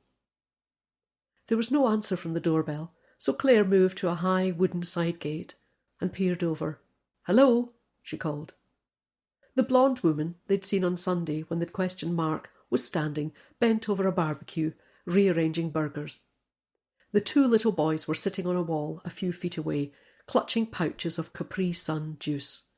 She looked up at the sound of Claire's voice, then glanced back at the boys. "You two stay put," she said, raising a warning finger. The boys nodded, then whispered and giggled, sharing some private joke. The woman walked over to the gate, tongs still in hand. "I won't keep you," Claire said. "I just wondered if Mark's back yet." "Sorry, no. Probably late tonight, or morning at worst. I think he's working tomorrow night." "And you don't know where he's gone?" Claire asked. "I don't. He did mention Glencoe, but that wasn't definite." Claire smiled. "We'd like to speak to him as soon as possible," she said. "Do you have his mobile number?" "I do, but he's out of signal wherever he is. What do you want him for?" "We've had some information about a car seen near the lodge," Claire lied. "Just wondering if Mark saw it at all." She seemed satisfied with this and felt in her jeans for her mobile. She tapped it a few times, then held it out for Chris to copy the number. "Thanks," he said. "Got it now." The woman indicated the barbecue. "If there's nothing else." "Just one thing," Chris said. "Mark was working on Friday night, wasn't he?" "Yeah." "Was it a late one?" "Think so. Why?" Chris ignored this. "Just wondering what time he came home." She stared at him for a moment. Then she said, "Actually, I wasn't here. I'd gone to see my mum, down near Peebles. Mark said he'd be working most of the weekend, so why didn't I take the boys to see her?" "So you were away on Friday?" "Yeah, we left about 5. Chris smiled, keeping his tone light. "When did you get back?" "Sunday morning." "Why?" He shrugged. "No reason, just being nosy. Comes with a job." She laughed and went back to her burgers. Claire and Chris walked slowly to the car. "So," Chris said, "Mark Mooney has no alibi for Saturday morning." "He does not. He could have been up there all night. Plenty of time to slip up to the top floor, retrieve the gun, assuming it was hidden there." "Or he could have brought it," Chris said. "No one's going to ask the security guard what's in the boot of his car." Claire nodded. "The sooner we get his DNA to the lab, the happier I'll be." Chapter 43. "Got something, boss," Janey said as they entered the incident room. "Yeah?" Claire wandered over to Janey's desk and sank down in a chair. "Luke Gasparini's finances. Couple of things come to light." "Go on." "First of all, I called a pal who works for the Met, and she spoke to a contact in media circles. Seems Luke has taken a bit of a gamble on his next production." Claire frowned. "Gamble? How?" "He signed a big name for a start, half the fee up front, and word is the production costs are spiralling out of control. So he secured a substantial loan from a third party just over a month ago. We did see that when we checked initially. It's not unusual for these companies, but my pal's contact reckons the loan will only keep them afloat for 6 months tops. And once something like that gets round, investors start pulling out." "So he could go bust?" Claire asked. Janey nodded. "Quite possibly, especially if the loan's called in." "This guy, Luke," Chris said, "strikes me as pretty industry savvy. This isn't his first big production. He'd surely have known to keep a tight rein on the finances." "Could be he was banking on Russell's investment," Janey said. 6 months would tide him over until the restaurants were sold." "Then Russell died," Claire said. Janey nodded. "Exactly.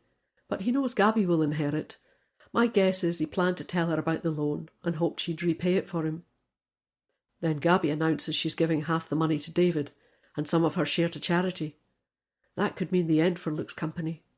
Claire sat thinking for a minute. Then she said, Janie, who's the lender? A smile spread across Janie's face. The company's called DG Investments. DG, Chris said. You're joking. Claire shook her head slowly. Doug Gerard. She smiled at Janie. It's him, isn't it? Yup. There's your motive then, Chris said. There's more, Janie went on. Yeah? That boarding school. They're 6 months behind with the fees. Claire gaped. Seriously? Yep. Chris frowned. I could be wrong, but I reckon Gabby doesn't know that. I'm sure she doesn't, Claire said. She told us she didn't need Russell's money. So, Luke's been dipping into the joint account to keep his company afloat, Chris said. Claire put a hand on Janie's desk and pulled herself to her feet. Come on, she nodded to Chris. Let's update Tony. Just give me the gist of it, then get off home, Tony said, before you infect the whole damn team. Claire sat down and pulled her jacket round her. It's freezing in here. Why is the station always so cold? Never mind that. Where are we? Claire sneezed and Tony passed a box of tissues across the desk. I'll explain, Chris said. Basically, we have two different versions of events. Luke Gasparini claims Gabby and David Fox conspired to kill Russell, but David denies this, says he's no idea who killed Russell. And Gabby? Tony asked. Claire shook her head.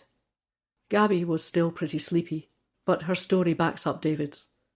Tony frowned. Well, it would, if the two of them are in it together. Chris looked at Claire. But we don't believe they are. We're waiting on DNA results that might help, though. OK, forget Russell for now, Tony said. What about the overdose? Chris said, we think the diazepam tablets were fed to Gabby, probably in a pot of coffee Luke made for her. Tony frowned. Where's your motive? Money. Explain, please. Chris looked down for a moment, as though ordering his thoughts. Then he said, Russell Fox planned to sell his restaurants and invest the proceeds in two projects, one with Doug Gerard and one with Luke. So both lose out by Russell's death, Tony said. Chris nodded. They do. And Luke's in a mess with money. He's behind with the daughter's school fees, and he's borrowed heavily for his next TV show. Tony sat silent for a moment. Who inherits Russell Fox's money? Gabby, Chris said. But she told us she doesn't need it. In fact, she plans to split it with her brother David and to give some of her share to charity. It's still a pretty thin motive for murder, Tony said. If Luke told Gabby he was in a mess, she'd surely have bailed him out. Cut down on the charity donation. Chris shrugged. She might, but Gabby strikes me as pretty shrewd. I'm not sure she'd pour money into Luke's company if she thought it was badly managed. And they've a pretty expensive lifestyle, don't forget. Never mind the school fees, there's a flat in Belgravia. That won't come cheap. My guess is their income's good, but it's matched by their outgoings. Don't forget the loan, Claire said. What loan? Tony asked. Chris smiled. That's where it gets interesting. He's borrowed from Doug Gerard. 6-month loan to keep the company afloat. And a guy like Luke's no match for Doug, Claire said. It wouldn't be long before he came asking for his money, and then Luke really would be in a mess. But if Gabby was grief-stricken enough at Russell's death to take an overdose... She's probably insured as well, Chris went on. 1 pot of coffee, and all Luke's problems are over. He can repay Doug, and still have enough to shore up his company. He might even agree to invest in Doug's pubs, as a thanks for helping him out. I'd say Luke and Doug have a pretty strong motive for getting rid of Gabby then, Tony said. And Gabby was found half dead in a house belonging to Doug Gerard, Claire added. She sneezed again. Right you, Tony said. Home. He nodded at Chris. The lad and I can deal with anything else that comes up, and I do not want to see you here in the morning unless you're a whole lot better. Aye, right, Claire said, getting to her feet. See she goes, Tony said to Chris. Claire waved this away. I'm going. Out in the main office, she was surprised to see DCI Alistair Gibson waiting for her. Jim called me, he said. Come on, I'm taking you home. Benji followed Claire round the house, more subdued than usual. "He knows you're not right," the DCI said, bringing her a bowl of soup. She looked at the soup and her stomach turned over. "Try a little." She smiled. "You've made me chicken soup." "Correction. I've reheated chicken soup. But it is the supermarket posh range." He handed her a spoon. "Try a mouthful." She took the spoon and sipped at it. It was piping hot, and she winced as she swallowed. "Hurts." He nodded. "The paracetamol should kick in soon. Try a little more." She managed half the bowl, then lay back on the sofa. Benji climbed up beside her and put his head on her lap. She put down a hand to fondle his neck, and he nuzzled into her. Minutes later, she was fast asleep, snoring like a tractor. Day 9, Sunday. Chapter 44. "I don't even remember getting to bed," Claire said, nibbling a slice of toast. "You fell asleep on the sofa," the DCI said. "Please tell me you didn't carry me upstairs." He laughed. "No, you wakened up enough for me to walk you up the stairs." He indicated the toast. "How's that going down?" "Doesn't taste of much, but I am enjoying it." "And your head?" She smiled. "Not quite as stuffy today. I'm definitely on the mend." She took a drink of coffee, then said, "What are your plans?" "Working from home. Thought I might walk into town and pick up your car." "No need. Give me a lift in, and I'll drive it home myself later." "Claire." "Claire, nothing. I survived yesterday, and I'm honestly feeling much better today." "Your nose is like a beacon." She did her best to smile. "On the plus side, it's keeping Tony away from me." The toaster clicked, and the DCI rose to retrieve the toast. "He pulling his weight?" "Ah, now and then. He's another pair of ears when I need to go over stuff, but he pretty much rubber stamps what I say." "No change there, then. How's he getting on with Chris?" "They're rubbing along. Better than it was." He began buttering toast. "You can always chat to me about it, if it would help." She smiled. "Yeah, I know, Al. Thanks for that." She put down her toast. "Think I've had enough for now.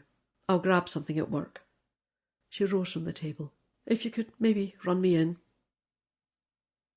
The DCI drew up outside the station door, dropping Claire as close to it as he could. But she couldn't help hearing one reporter call, "Inspector, why is Gabby Fox in hospital?" "Where the hell do they get their information?" she said, her voice low. "In league with the devil." He smiled. "Give me a shout if you need a lift home again." She touched him lightly on the arm, then jumped out of the car and escaped into the station. She'd phoned ahead, calling a briefing for 7:30, and the incident room was packed. She declined Sarah's offer of a lemsip, but she did accept the mug of tea Jim pressed into her hands. "Thanks, Jim." He frowned. "Sure you're okay to be here?" "I am. Much better than yesterday." "Okay," he said. "Here if you need me." "Oh," she said, remembering Luke Gasparini. "Any sign of that hire car?" He shook his head. "They never came back to us. I'll chase it as soon as they open, though." Claire nodded her thanks and moved to the whiteboard to begin the briefing. "Okay," she said. "Thanks for turning out, everyone. I think we're starting to make progress." She looked at the board for a moment, then said, "First of all, anything come in overnight?" Chris raised a hand. "David Fox agreed to remain in custody until his DNA comes back." "Dundee?" "Yeah, they kept him last night and they'll bring him over if he needs to be charged." "Thanks, Chris. That it?" He indicated it was, and Claire looked back at the board again. She tapped Gabby's photo. "Yesterday, as most of you know, we found Gabby in a cottage about half an hour from here. She was comatose and close to death, having ingested a large quantity of diazepam." "Suicide?" Gary asked. Claire shook her head. "It seems unlikely, although Gabby's recollection is hazy. My thoughts are someone added the tablets to her coffee." "How much had you taken?" Bill asked. "The medics reckon around 40 or 50 milligrams. Certainly a toxic dose for someone of Gabby's size. She'd been prescribed 5 milligram tablets, so we're only talking 8, maybe 10, needed to kill her." Nita raised her hand. "Any idea who's responsible?" "Possibly," Claire said. "We're working on the theory that Luke Gasparini was desperate for money and decided to kill his wife. Bit extreme, Bill said. Claire nodded. I agree, but he's in one hell of a mess with money.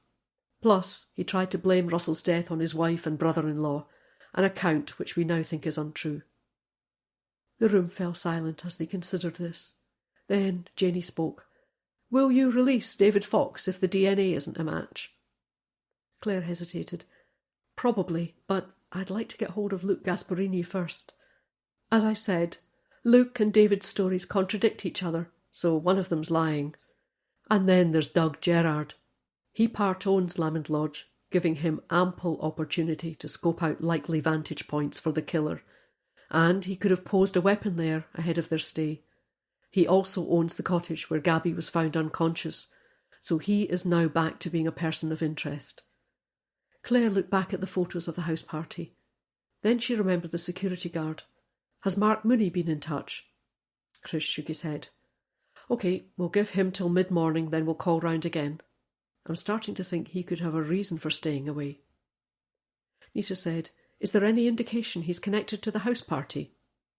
Claire spread her hands. Only this. Doug Gerard told Eamon Ferry he knew of a house they could use, and if they booked it, he'd throw in a security guard for free. She looked round the room, and anyone with a connection to our Mr. Gerard is definitely on my radar. She stood thinking for a minute. Anything else? Head shook. OK, she said, let's keep checking on Luke and Doug. Money, personal lives, Doug's pubs, anything at all, I want to know about it. And I'd like someone on Mark Mooney too. Dig a bit deeper there. See if you can find any connection to the house party. She looked round at them. We are getting there, guys. Just one last push. Jim was waiting when they drifted out of the incident room. The lad Mooney's here to see Chris. At last. Thanks, Jim, Claire said. Where is he? Interview room 1. Mark Mooney looked up as they entered the room. Mr. Mooney, Claire said, thanks so much for coming in. Sure, Inspector. Hoping it's just a quick thing. I'm working this evening, and I could do with getting my head down for a couple of hours. Claire smiled and sat down. Might need you to put that off, she said. I'd like your permission to take a sample of DNA from you. The colour drained from his face. Mind if I ask why? Hopefully just a formality. We suddenly realised we'd tested everyone who'd been at Lamond Lodge over the weekend, but we hadn't tested you. In most cases it's to rule someone out, rather than in. She looked to Chris for support, and he nodded on cue. Mark Mooney was silent for a moment. Then he said, I'm no keen, to be honest, Inspector. You hear about mix-ups at labs and all that. He laughed as if trying to make light of it, but his eyes betrayed him. Just be my luck, you can. I understand, Mr. Mooney, Claire said, but I can tell you these mix-ups are incredibly rare. They almost never happen. Talked up by the papers, Chris added. Mark Mooney frowned. All the same. Claire said, Mr. Mooney, I'm afraid if you do not agree, we'll arrest you, which will give us the power to take your DNA, with reasonable force, if necessary. But we'd prefer to do it with your consent. Better not to be arrested if you can avoid it, Chris said. His gaze dropped as he appeared to be weighing this up. Then he glanced at the door. Chris rose from his seat and moved between Mark and the door. I wouldn't, if I were you, Mr. Mooney. He looked at Chris for a moment, hand on his chin. Then he said, I'd like a solicitor, please. Chapter 45. It was late morning by the time Mark Mooney had consulted with a solicitor, and the inevitable DNA sample had been sent to the lab. Raymond agreed to prioritise it. Got David Fox's result back, Sarah said. Negative for the gun cartridge. Damn it. Claire couldn't keep the disappointment out of her voice. Sorry, boss. Claire turned to Chris. Any reason we can't release David Fox? He shrugged. Not that I can think. Want to run it past Tony? Tony agreed. Yeah, get rid. We've enough loose ends in this investigation as it is. Phone through and get Dundee to release him. Chris went off to make the phone call, and Claire sat down. Tony studied her. You don't look quite as grim today. Thank you very much. Seriously, it's good to see you looking a bit brighter. So, where are we now? Good question. We need to bring Luke Gasparini in again. I'm pretty sure his statement yesterday was all lies. Thing is... Yeah? She shook her head. I can understand Luke trying to kill Gabby, if he was desperate enough and he couldn't see any other way to pay Doug back. But I still don't understand why Russell was killed. Chris came back into the room. That's David Fox released. He wants to see Gabby, so I've called ahead to Mandy up at the hospital. Told her it's fine to let him in. No one else, though, Claire said. No, Mandy knows the score. She'll call us if anyone else turns up. So, what now? Tony said. Claire sighed. Bit of a waiting game. Mark Mooney. Who? The security guard. He's in an interview room, waiting on his DNA result. That'll take a while, though. Yeah, I know, but I'm not keen to let him go until we have it. You think it's his on the cartridge? Tony said. Claire shook her head. Probably not. He had the opportunity, and I can't see what the motive would be. Bit suspicious, him asking for a solicitor, Chris said. And he wasn't keen to give his DNA, was he? Claire nodded. True, but there might be another reason for that. Maybe nothing to do with our murder. She checked her watch. Either way, we'll know in a few hours. There was a tap at the door, and Jim poked his head round. Glasgow just been on the phone, Claire. They've picked up Doug Gerrard. Bringing him through? Yeah, should be here in a couple of hours at worst. Thanks, Jim. Claire frowned. What were we talking about? Before anyone could speak, Claire's phone began to ring. She didn't recognise the number, and she clicked to take the call. D.I. Mackay. Inspector, this is Natasha Lynch again. Carlaway Money. Oh, yes, Miss Lynch, Russell Fox's financial advisor. That's right. How can I help? Well, look, it's probably nothing, but as it's a murder inquiry, I thought I should let you know. Yes? I was going through my emails. I'm back to work tomorrow, you see, and I like to know what I'm going back to. Anyway, there was another email from Russell. Must have been sent a couple of weeks ago, just after I went off on holiday. Go on. Would you like me to read it out? Claire switched the phone to speaker, so Tony and Chris could hear. Please. OK. It says, Hi, Natasha. Hope all's good with you. Bit of a change of plan, I'm afraid. Forget those 2 investments I mentioned, the pubs and the TV thing. Had a bit of bad news last week. Doc told me I've a tumour. No point in operating, too far gone. Bit of a kicker, but there you go. I don't want Gabby left to sort out my stuff. She's enough on her plate with her career and dealing with her dad. I still want to sell the restaurants as planned. Could you arrange for them to be marketed ASAP, please? I might take a bit of a holiday while I'm still fit enough to do it, but the rest of the money's to go into a trust for Gabby and her daughter Sasha. Going away for my birthday, so I'll call you when I'm back. Cheers, Russ. Claire thanked Natasha and asked her to forward the email. She put down her phone. So now we know, Chris said. But did Luke and Doug know? Good question, Chris. Chances are he did tell them. He wouldn't want them to get too far ahead with their plans if he was pulling out. She sat thinking for a moment, then said, It gives them both a clear motive for murdering Russell. With the money going into trust, Luke couldn't repay Doug, nor could he plough any more into his company. But with Russell dead... Gabby inherits, Chris said, before any trust could be set up. Quite. Do you reckon they hatched it between them, Luke and Doug? Claire nodded. Wouldn't surprise me. Doug organises a hitman, and Luke promises to see him right once Russell's money comes through. There was a knock on the door, and Jim appeared again. The lad you have in the interview room. Seems he wants to talk. Chapter 46. Claire began the interview by cautioning Mark Mooney, but before she could ask what he wanted to say, the solicitor spoke. Mr. Mooney has some information, she said, but he's concerned that, by disclosing this, he may incriminate himself. He would like you to consider a reduced charge if he divulges this information. Claire watched Mark Mooney carefully, but he wouldn't meet her eye. What was it he was about to tell them? I can't give any guarantees, she said, but Mark, if you know something, if you are involved in this crime, you must tell us. Chris said, Inspector Mackay's right, Mark. It'll come out eventually. It always does. But if you've helped us, It will be taken into account. He sat staring at the floor for a moment. Then he lifted his gaze. And a reduced charge? Claire shook her head. No guarantees, I'm afraid. But we'll ensure your cooperation is noted at every stage. He looked at Claire, then back at his solicitor, who gave a slight nod. OK, then. He cleared his throat, then said, What I did, you have to understand. I did it under duress.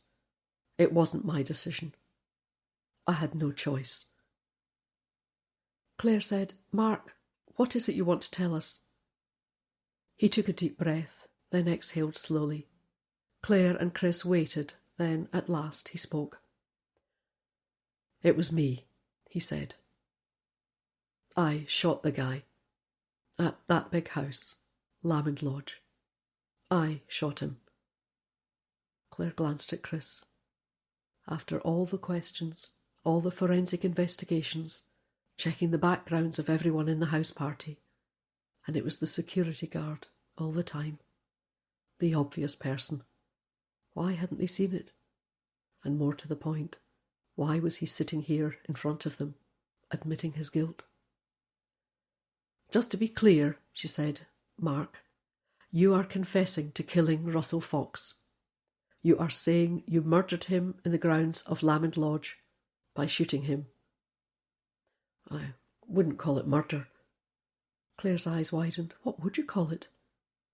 He hesitated, then said, I don't know what the charge would be, but you have to believe it wasn't my choice. I did it to protect my family. OK, Claire said. Perhaps you could explain. Not easy, Inspector, but I'll try. He took a drink from a cup of water in front of him. Then he said, I like a flutter, you know. Gambling? Aye. Bit of horses, sometimes a poker game. He rubbed his chin. Anyway, I got this tip one day. Fella said it was a dead cert. 20-1, you ken. One of those races where money had changed hands. The outsider was definitely going to win. His brow furrowed at the memory. Didn't he win, of course? You bet a lot of money on it. Aye, the wife's holiday money. He shook his head again. Florida. Did you tell your wife? No. I reckoned if I won it back she'd never know. So I put another few bets on. Lost more. He glanced at Claire. Mug's game. He fell silent, and after a few moments Claire prompted him. So you'd lost a lot of money, Mark. What did you do next? He seemed to be considering what to say. Then he spoke again. You get to hear of folk that'll lend you a few quid. He shrugged. I reckoned if I did some extra shifts, earned some cash, I could pay it off. You borrowed money, Claire said. Aye. Who from? Again he took a few moments before speaking. Just some guy. In a pub. Said he'd see me every Friday and I'd give him the cash. Claire said, and did you? For a bit, aye. Then he said the interest rate was going up and I owed him more than when I'd started. Said I'd have to keep paying. And how much did you borrow? £1,000. You borrowed £1,000 from a moneylender? Aye. And how much did this man say you owed? He hesitated, then said, £8,000. Claire's eyes narrowed. You borrowed £1,000, and despite making weekly repayments, you now owe £8,000. Aye. Or, actually, I don't. Not now. Claire sighed. Mark, you could have come to us. We'd have helped. He shook his head. I doubt it. Chris said, Was there something preventing you coming to us? He looked down. Not at first, I suppose. I mean, they've got my SIA card. Claire frowned, and Mark seemed to notice this. Security Industry Authority, he explained. I can't work without it. Took my driving licence too. Said I'd get one of them back when I'd paid half, and the other when I'd paid in full. But the interest...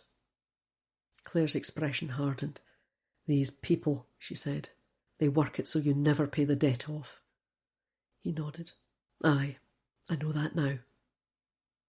Chris leaned forward. Mark, you said, not at first. Did something change? He looked at Chris for a moment. Then he gave a slight nod. Aye. Go on. Got a phone call. Didn't know who, but the guy said he had my SIA card and my licence. Said I'd get them back. Debt wiped clean. Just had to do him a favour. Sounded too good to be true. He shook his head. Turns out it was. What was the favour? Clare asked. He took a moment to answer. Then, with a glance at his solicitor, he said, he told me he'd been doing a bit of digging. Found out I used to be a gamekeeper.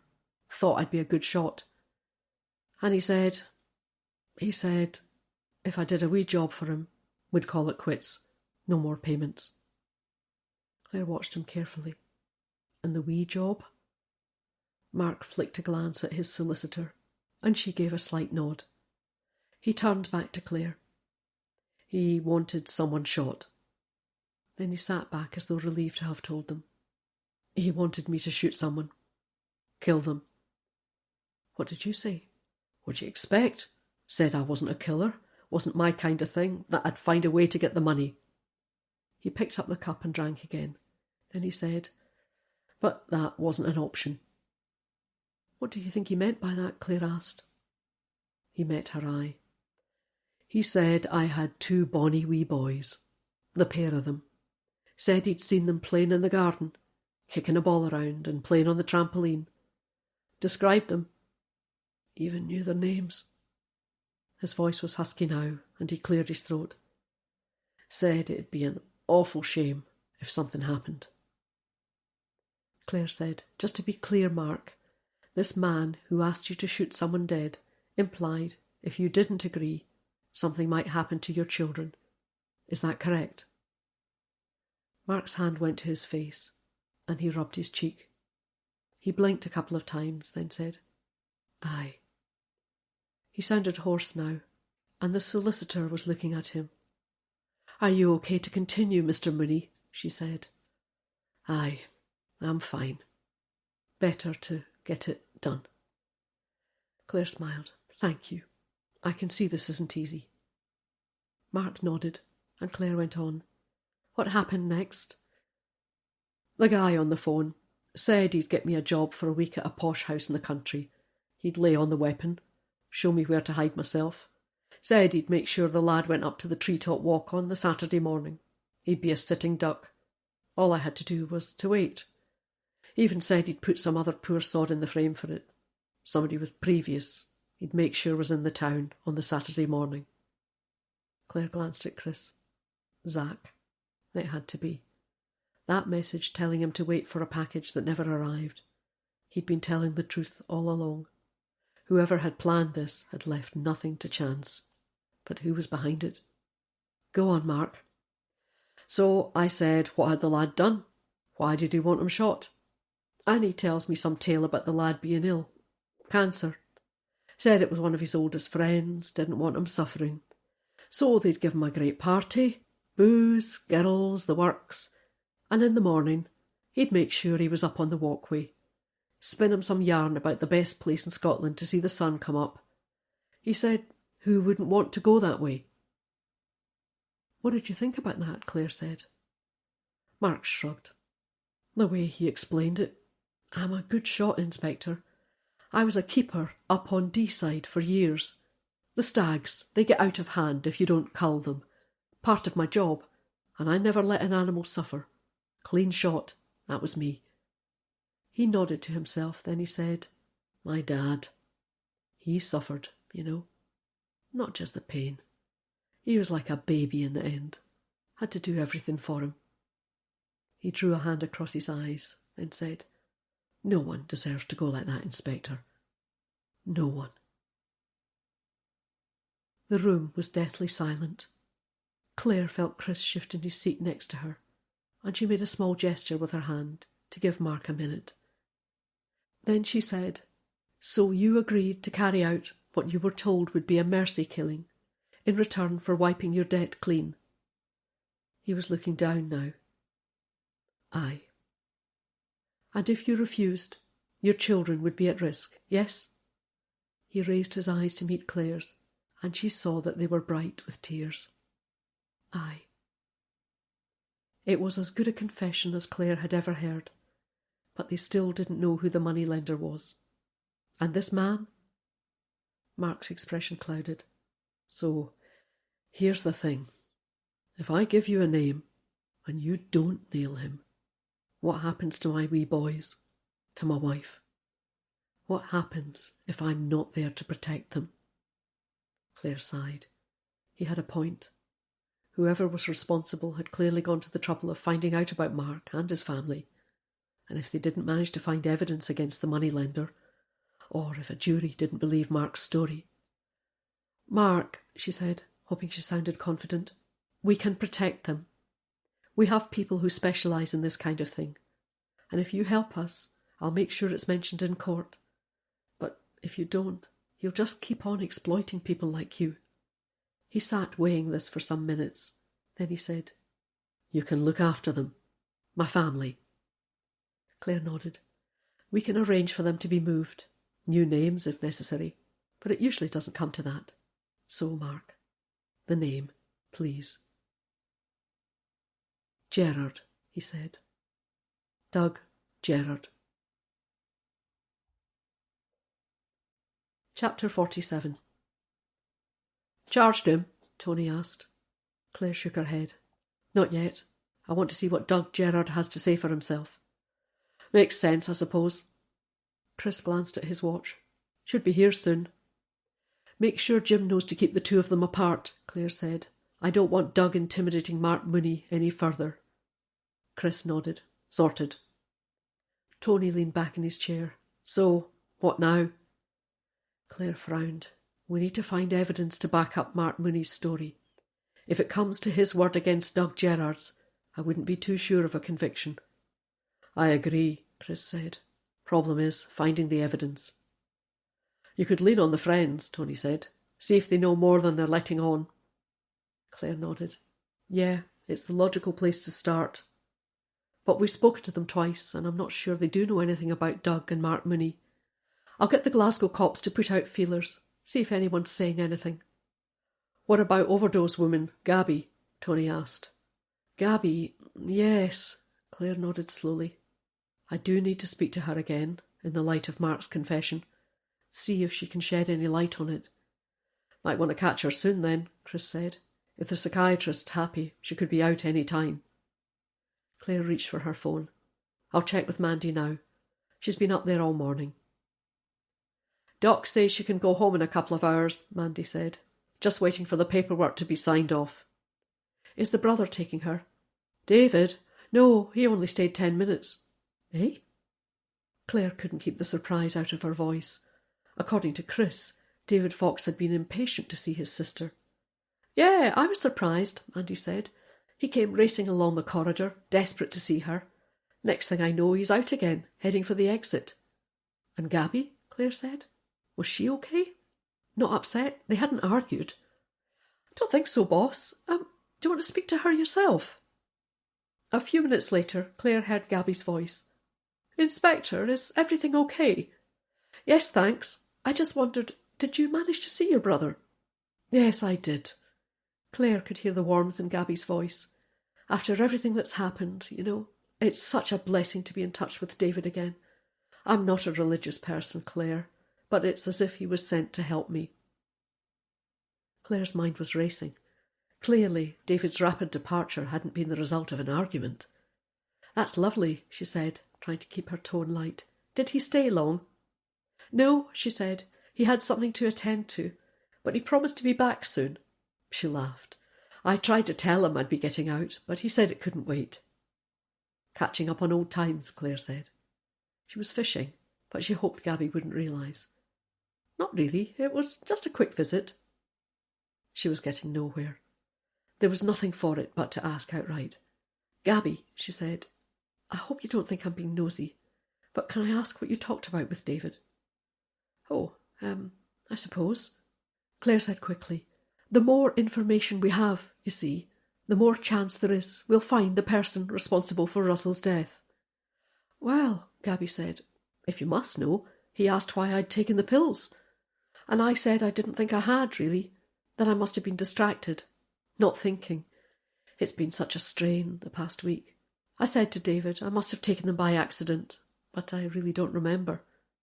And is that all you spoke about? There was a pause, then Gabby said, I think I mentioned the cottage, the one at Hazelton. You spoke about the cottage?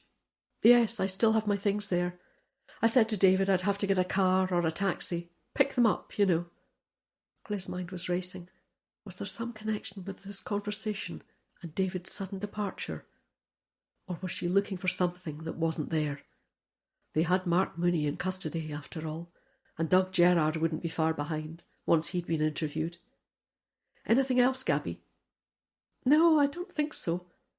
After we spoke about the cottage, David said he had a few things to do, but he'd be back. Then I said I'd be discharged soon, and he said he'd call me. Claire thanked Gabby and asked her to hand the phone back to Mandy. Hi, boss. Listen, Mandy, I'm not sure what's going on, but I don't want Gabby to leave the hospital. I'm sending Gary up to join you, but do not let her leave, okay? Claire ended the call and sought out Gary. Get yourself up to Ninewells Hospital and find Mandy. She's outside Gabby Fox's hospital room. Gabby is not to leave until you hear from either me or Chris, okay?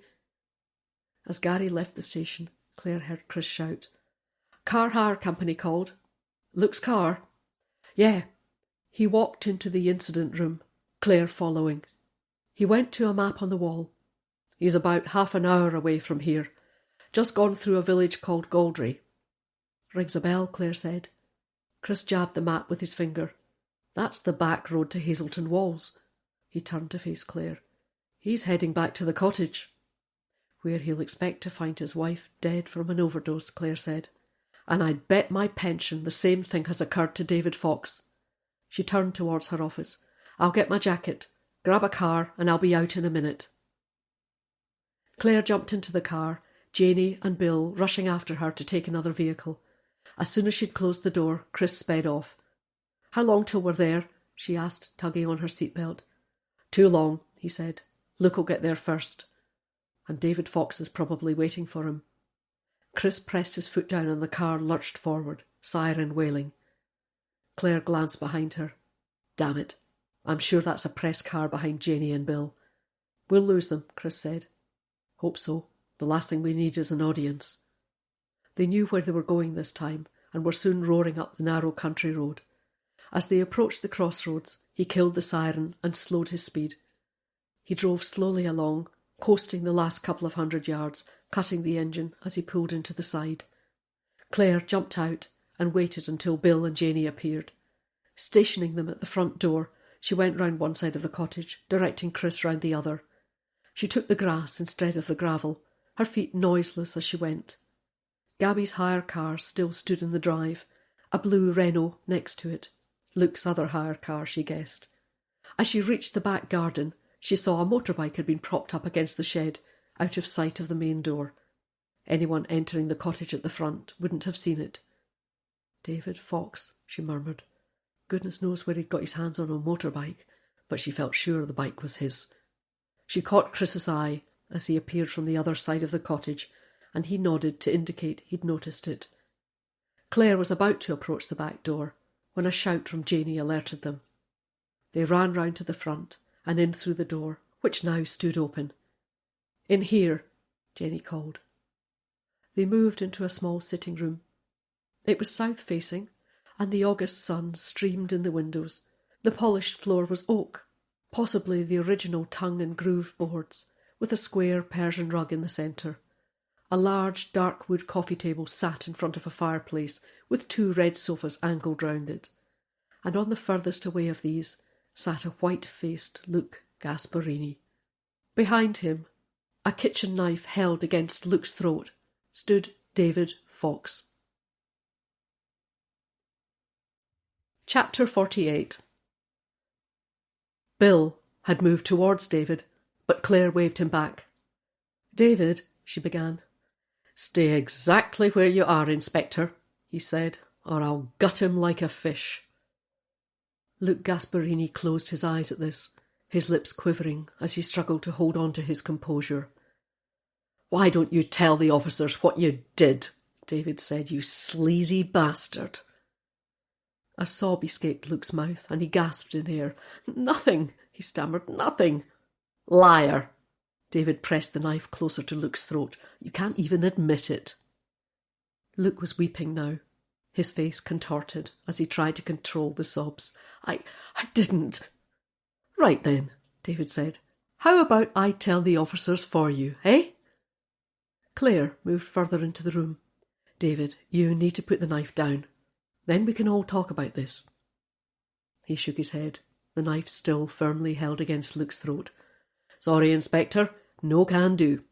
You see, I need this piece of scum to tell you what he did, and I have the feeling he might not want to do that without a little bit of help from me." Tears were coursing down Luke's face, and he was gulping for air. Clare said, "David, I'm concerned Luke might be having a panic attack, and that knife, well, it does look sharp." David smiled. "Oh, it's that all right. I sharpened it outside on a bit of stone before he arrived."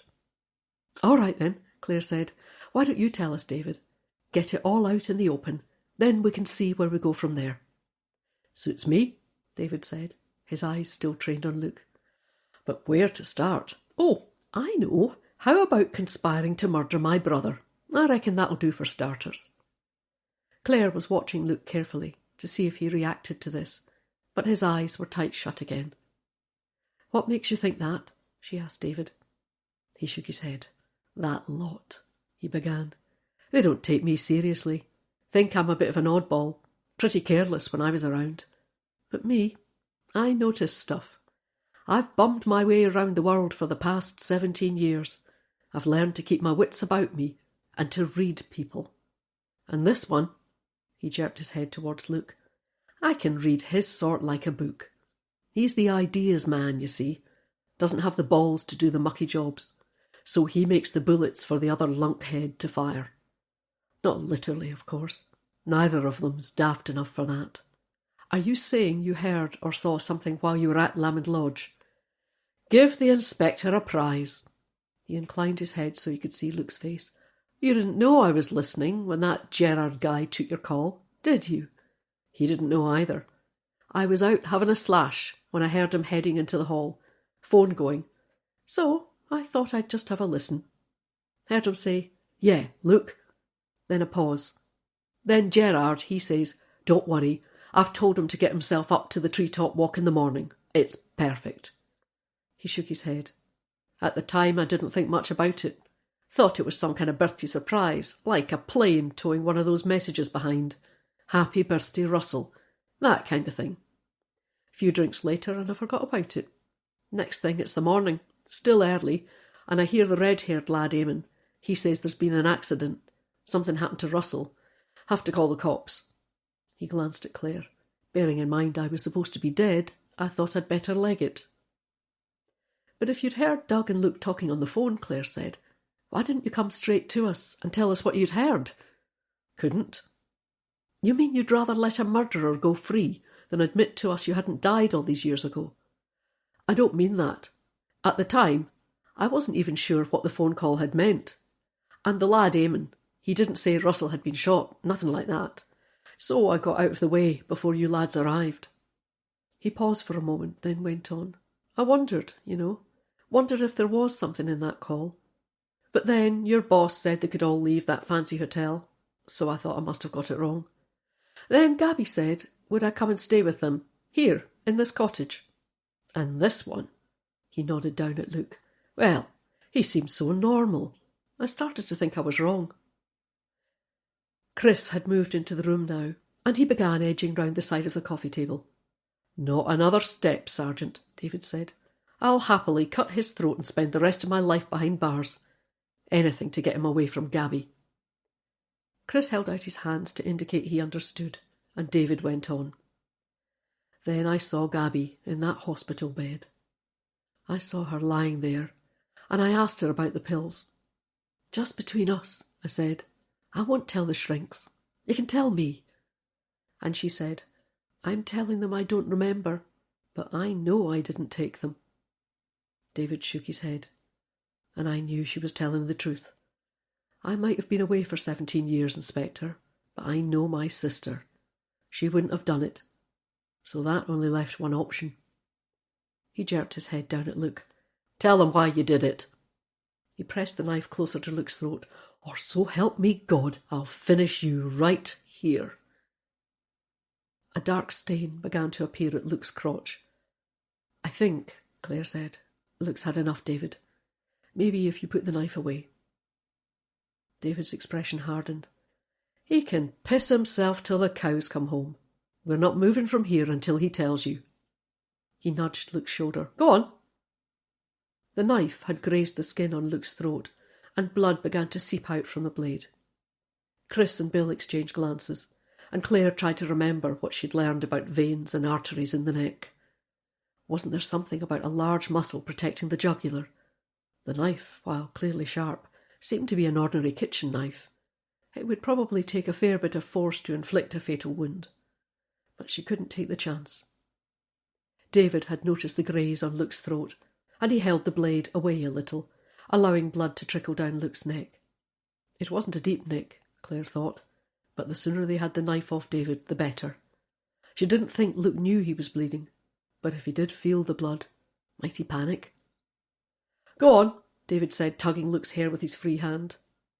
Luke winced at this, then opened his eyes. He flicked them round the room and found Claire's face. "It was Doug," he began. "All Doug's idea." Claire nodded at this. "Can you explain, Luke? Help us understand." "Doug said Russell was going to die soon." He took a couple of deep breaths in and out, then went on. "He'd planned to invest in my TV company, Doug's pubs too, but when he heard he was ill, he told us he'd changed his mind, that he wanted the money for Gabby and Sasha. Some kind of trust." He lifted his eyes towards David, who towered over him. "Doug said it would be like a mercy killing. Spare Russell the agony of a painful death. But we had to do it before Russell had the trust drawn up. That way, Gabby would inherit Russell's money, and I'd persuade her to invest in my TV series. And I owed Doug a bit of money too. So he said, if he arranged for Russell to die, I'd have to see him right. Interest, he called it." Luke tried to turn his head to see David's face, but David still had a tight grip on his hair. "Go on," David said. "That's not all."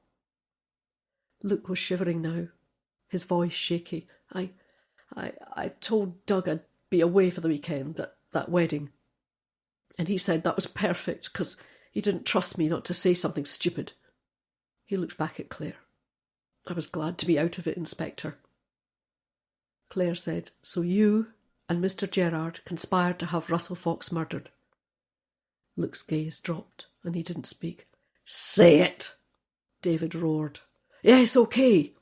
Doug and I talked about it, but I was away, Inspector. You know I wasn't there." "Makes no difference," David said. "You still planned it. Conspiracy to murder, isn't it, Inspector?" "It is," Claire admitted. "But there's more, David, isn't there?" She looked at him, holding his gaze, aware that Bill was edging closer to them. Every instinct in her body wanted to glance to the side, see what Bill was doing. She sensed Chris too had moved, but she forced her eyes to stare straight ahead, straight at David Fox.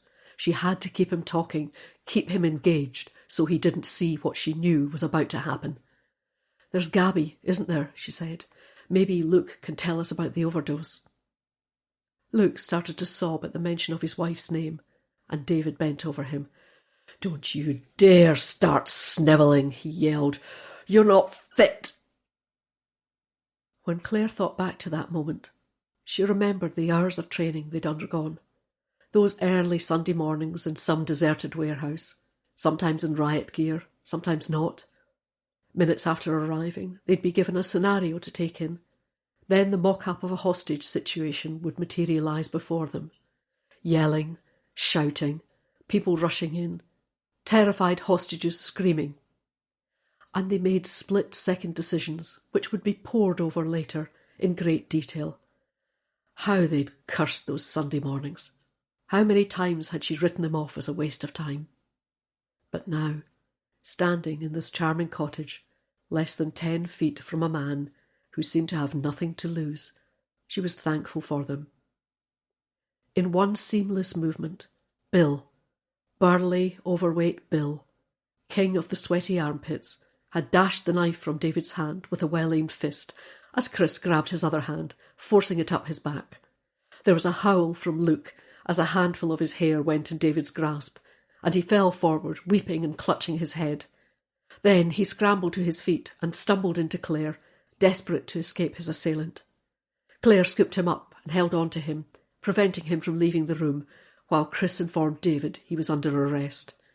Clare took Luke through to the kitchen, while Janey called for an ambulance and another car to take David back to the station. "Janey, go in the ambulance with him," Clare said when the paramedics appeared. "Bill, are you okay? Need medical attention?"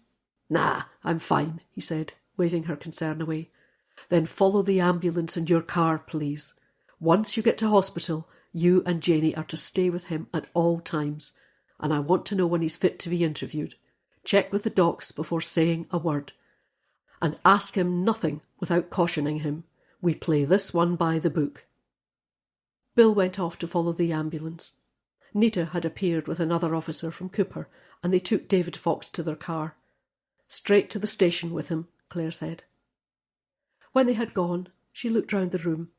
The red settee Luke had been sitting on was stained where he'd wet himself, and the knife, which had flown across the room, had made a deep score in a side table. "If this wasn't Doug Gerard's cottage," Clare said, "I'd feel for the owner. As it is, I'm just sorry they didn't make more of a mess."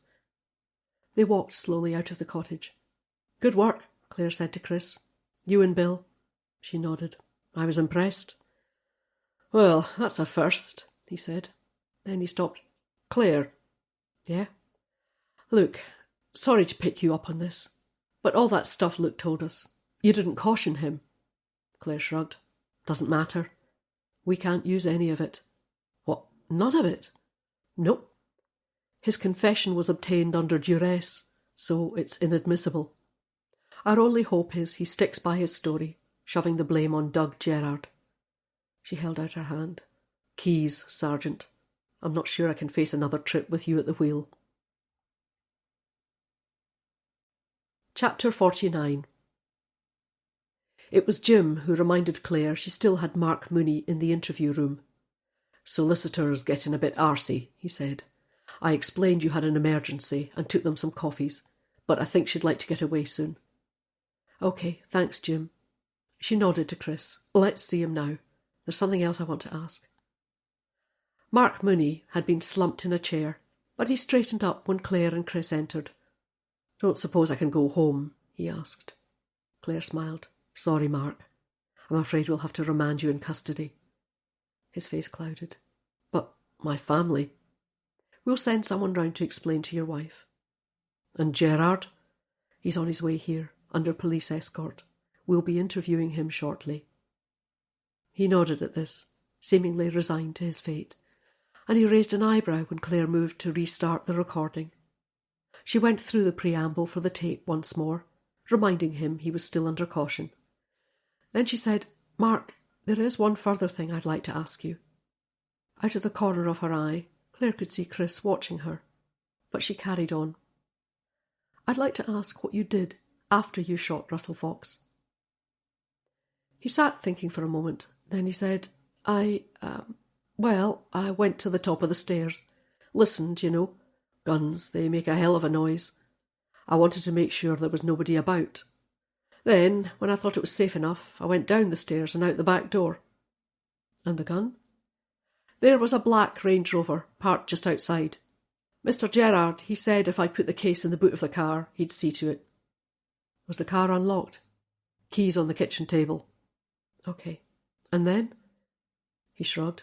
"Then I let myself out of the security gate and headed back into town." Clare told Mark he would now be arrested in connection with the murder of Russell Fox, and she left him with Nita to complete the formalities. "So, what now?" Chris asked. She was prevented from answering by the appearance of Doug Gerard, accompanied by 2 uniformed cops from Glasgow. She glanced round and saw Jim at her elbow. "Interview room 2's free," he said. "Want me to set it up?" Clare smiled. "Please.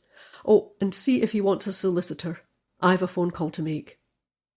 Clare's friend and colleague Jackie Boland was on duty, and the call was put straight through. "Hi again, Claire. What can I do for you?" "Jackie, I need a car gone over. Black Range Rover, registered to Amon Ferry. I interviewed him at your station the other day." "Yeah, I remember. Looking for anything special?" "Gunshot residue, particularly in the boot." "This about your murder last week?" "Yeah, I think the weapon might have been stored in the boot of the car for a short time." "Leave it with me. Thanks, Jackie." Chapter 50. "How do you want to play it?" Tony asked. "Doug Gerard?" Claire shook her head. "No idea. Ideally, I'd like to have a statement from Luke before interviewing Gerard, but he's not been released from hospital yet." She checked her watch. "I can't really hold it up any longer." "Want me in?" She opened her mouth to say she'd be fine, but then she thought about Doug Gerard. So confident, so sure of himself. Maybe the presence of a DCI would rattle him. Why not? As they entered the room, Doug's solicitor began talking. "My client is a busy man, officers. I gather you have interviewed him twice already, so I'm struggling to see why you've insisted on him being brought 80 miles for a third interview." Claire ignored the question and introduced herself and Tony. She thought there was a slight reaction on Doug's face at the mention of Tony's rank, but she ignored this and started the tape. She cautioned him and began. "Mr. Gerard, I would like to ask you again about your involvement in the murder of Russell Fox." Doug adjusted his position and crossed one leg over the other. "Nothing to tell. I was as shocked as anyone." She'd been expecting this. "Perhaps you could tell us how you came to engage Mark Mooney as security guard for the week." He began examining his fingernails. "Someone gave me his number." "One of your friends said if they booked your property, Lamond Lodge, you'd throw in a security guard, free." "Yeah, so?" "So you already knew about Mr. Mooney? You were aware of him?" "Like I say, someone passed on his name."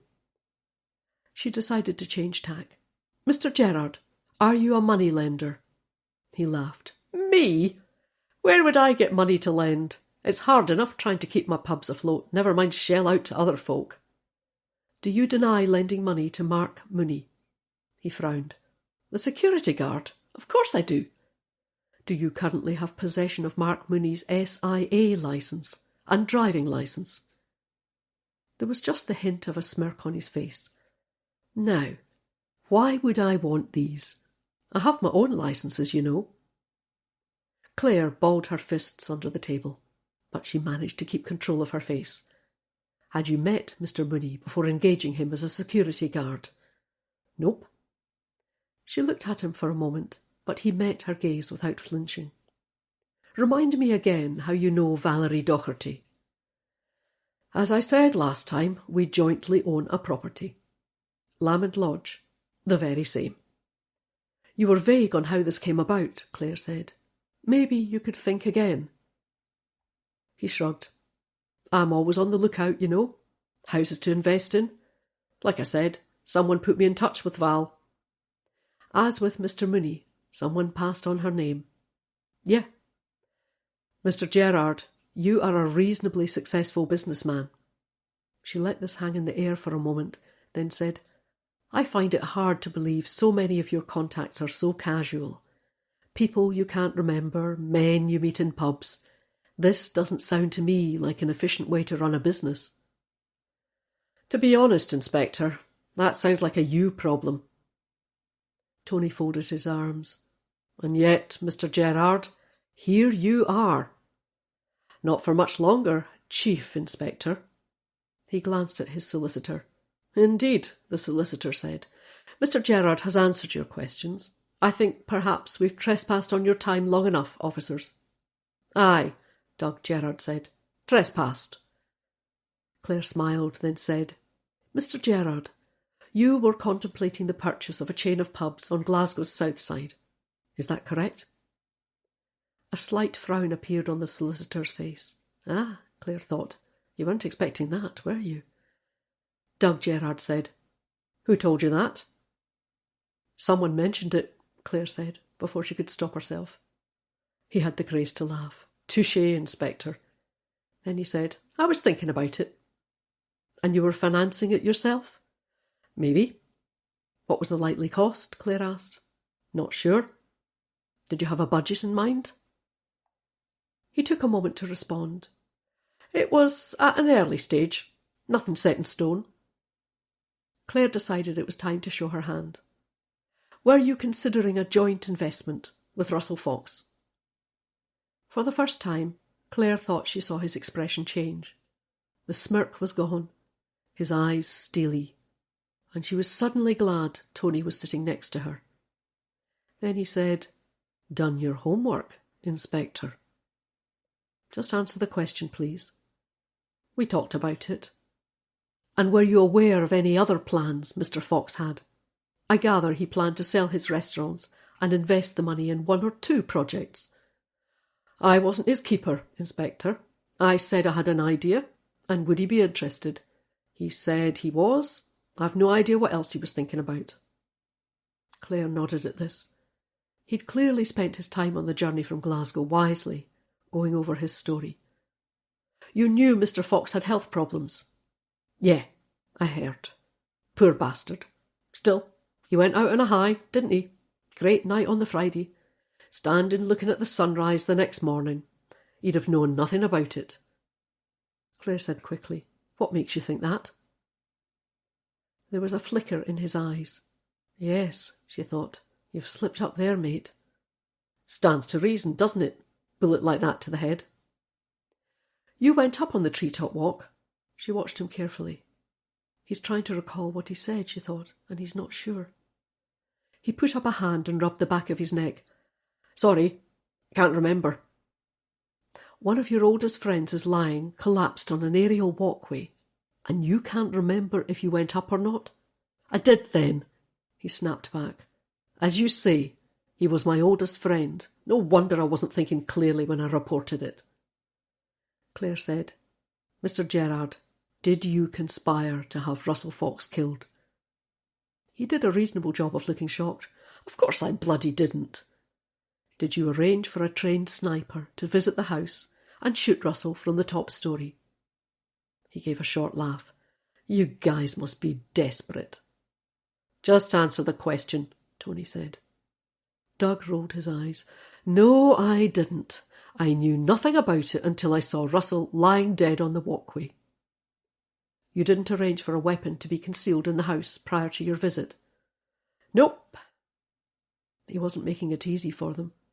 She decided to have one last try. Mr. Gerard, you have told us you are not a moneylender. Do you stand by that statement? His eyes narrowed, and he made no reply. Allow me to refresh your memory, Clare said. You recently lent a large sum of money to Luke Gasparini's media company. He hesitated, then said, Not quite the same thing. Doug's solicitor glanced at him, then said, I think, Inspector, I'd like a private word with my client. Clare paused the recording and rose from her chair. As you wish. Out in the main office, Tony said, He's certainly not going to cough. Clare shook her head. Nope. She looked round for Jim. Any sign of Luke Gasparini yet? Aye, Clare, he's on his way. Should be here in 10 minutes or so. Get a solicitor for him, please, and I'd like a doctor as well. He's had quite an ordeal, and I want to be absolutely sure he's fit to be interviewed. Doug Gerard's solicitor indicated they were ready to continue.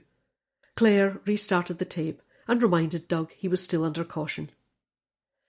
My client has a formal business arrangement with Mr. Gasparini, whereby he advanced the production company a sum of money, the solicitor said. This is a business loan, reflecting Mr. Gerard's interest in the arts. Clare smiled. Of course. And what was the reason for the loan? Doug shrugged. Dunno. Luke was having cash flow problems. I suggested I could help out, short term. All open and above board. And how did Mr. Gasparini propose to resolve his cash flow problems? Clare asked. You'd have to ask him that. So, if there's nothing else... The solicitor replaced the cap on his fountain pen and looked from Clare to Tony. A smirk began forming on Doug Gerrard's face, and he sat forward in his chair. "So, how's about a lift back to Glasgow, then?" Tony seemed ready to speak, but Clare cut across him. "Douglas Gerrard, I am arresting you under Section 1 of the Criminal Justice Scotland Act 2016 for conspiracy to commit murder." Tony began walking back to Clare's office. "I hope you've done the right thing, arresting him." "No option, Tony. He was going to walk. Clock's ticking now, though, and if this Luke guy changes his story, we might struggle to make the charges stick." "I know," Clare said. "We'll just have to hope he doesn't." Chapter 51. "Gabby's being released from hospital," Chris said. "Should be out in the next hour." Clare nodded. "She'd better have a police escort, an unmarked car. No point in attracting any more press attention. Ask her to go to a hotel, please. Not the one she stayed at before, though. Try the Kenley Bank." "Will do. Oh, and Luke's arrived. Doc's with him now." "Solicitor?" "Yeah, just waiting for the doc to give us the okay." "Great," Clare said. "Fingers crossed he's fit to be interviewed. And if he coughs, we can charge Doug Gerrard." "Reckon he will?" Tony asked. Chris shook his head. "Impossible to say." Clare nodded. "I agree. He was put through hell by David Fox. There's no way of knowing what he'll say." Tony rose. "Only one way to find out." The doctor pronounced Luke fit to be interviewed, and they left him to consult with his solicitor. 20 minutes later, the three of them crammed into the interview room and sat opposite a clearly nervous Luke and his solicitor. Clare's eye was drawn to a small plaster on his neck, where the knife had nicked it, but he seemed otherwise unharmed. "Before we begin," the solicitor said, "Mr. Gasparini was the subject of a terrifying attempt on his life. We'd like to be assured the culprit will face the appropriate charges." Clare smiled. "Rest assured, the person concerned is in custody and charges will follow. And if Mr. Gasparini feels unwell at any time, please let us know and we'll suspend the interview."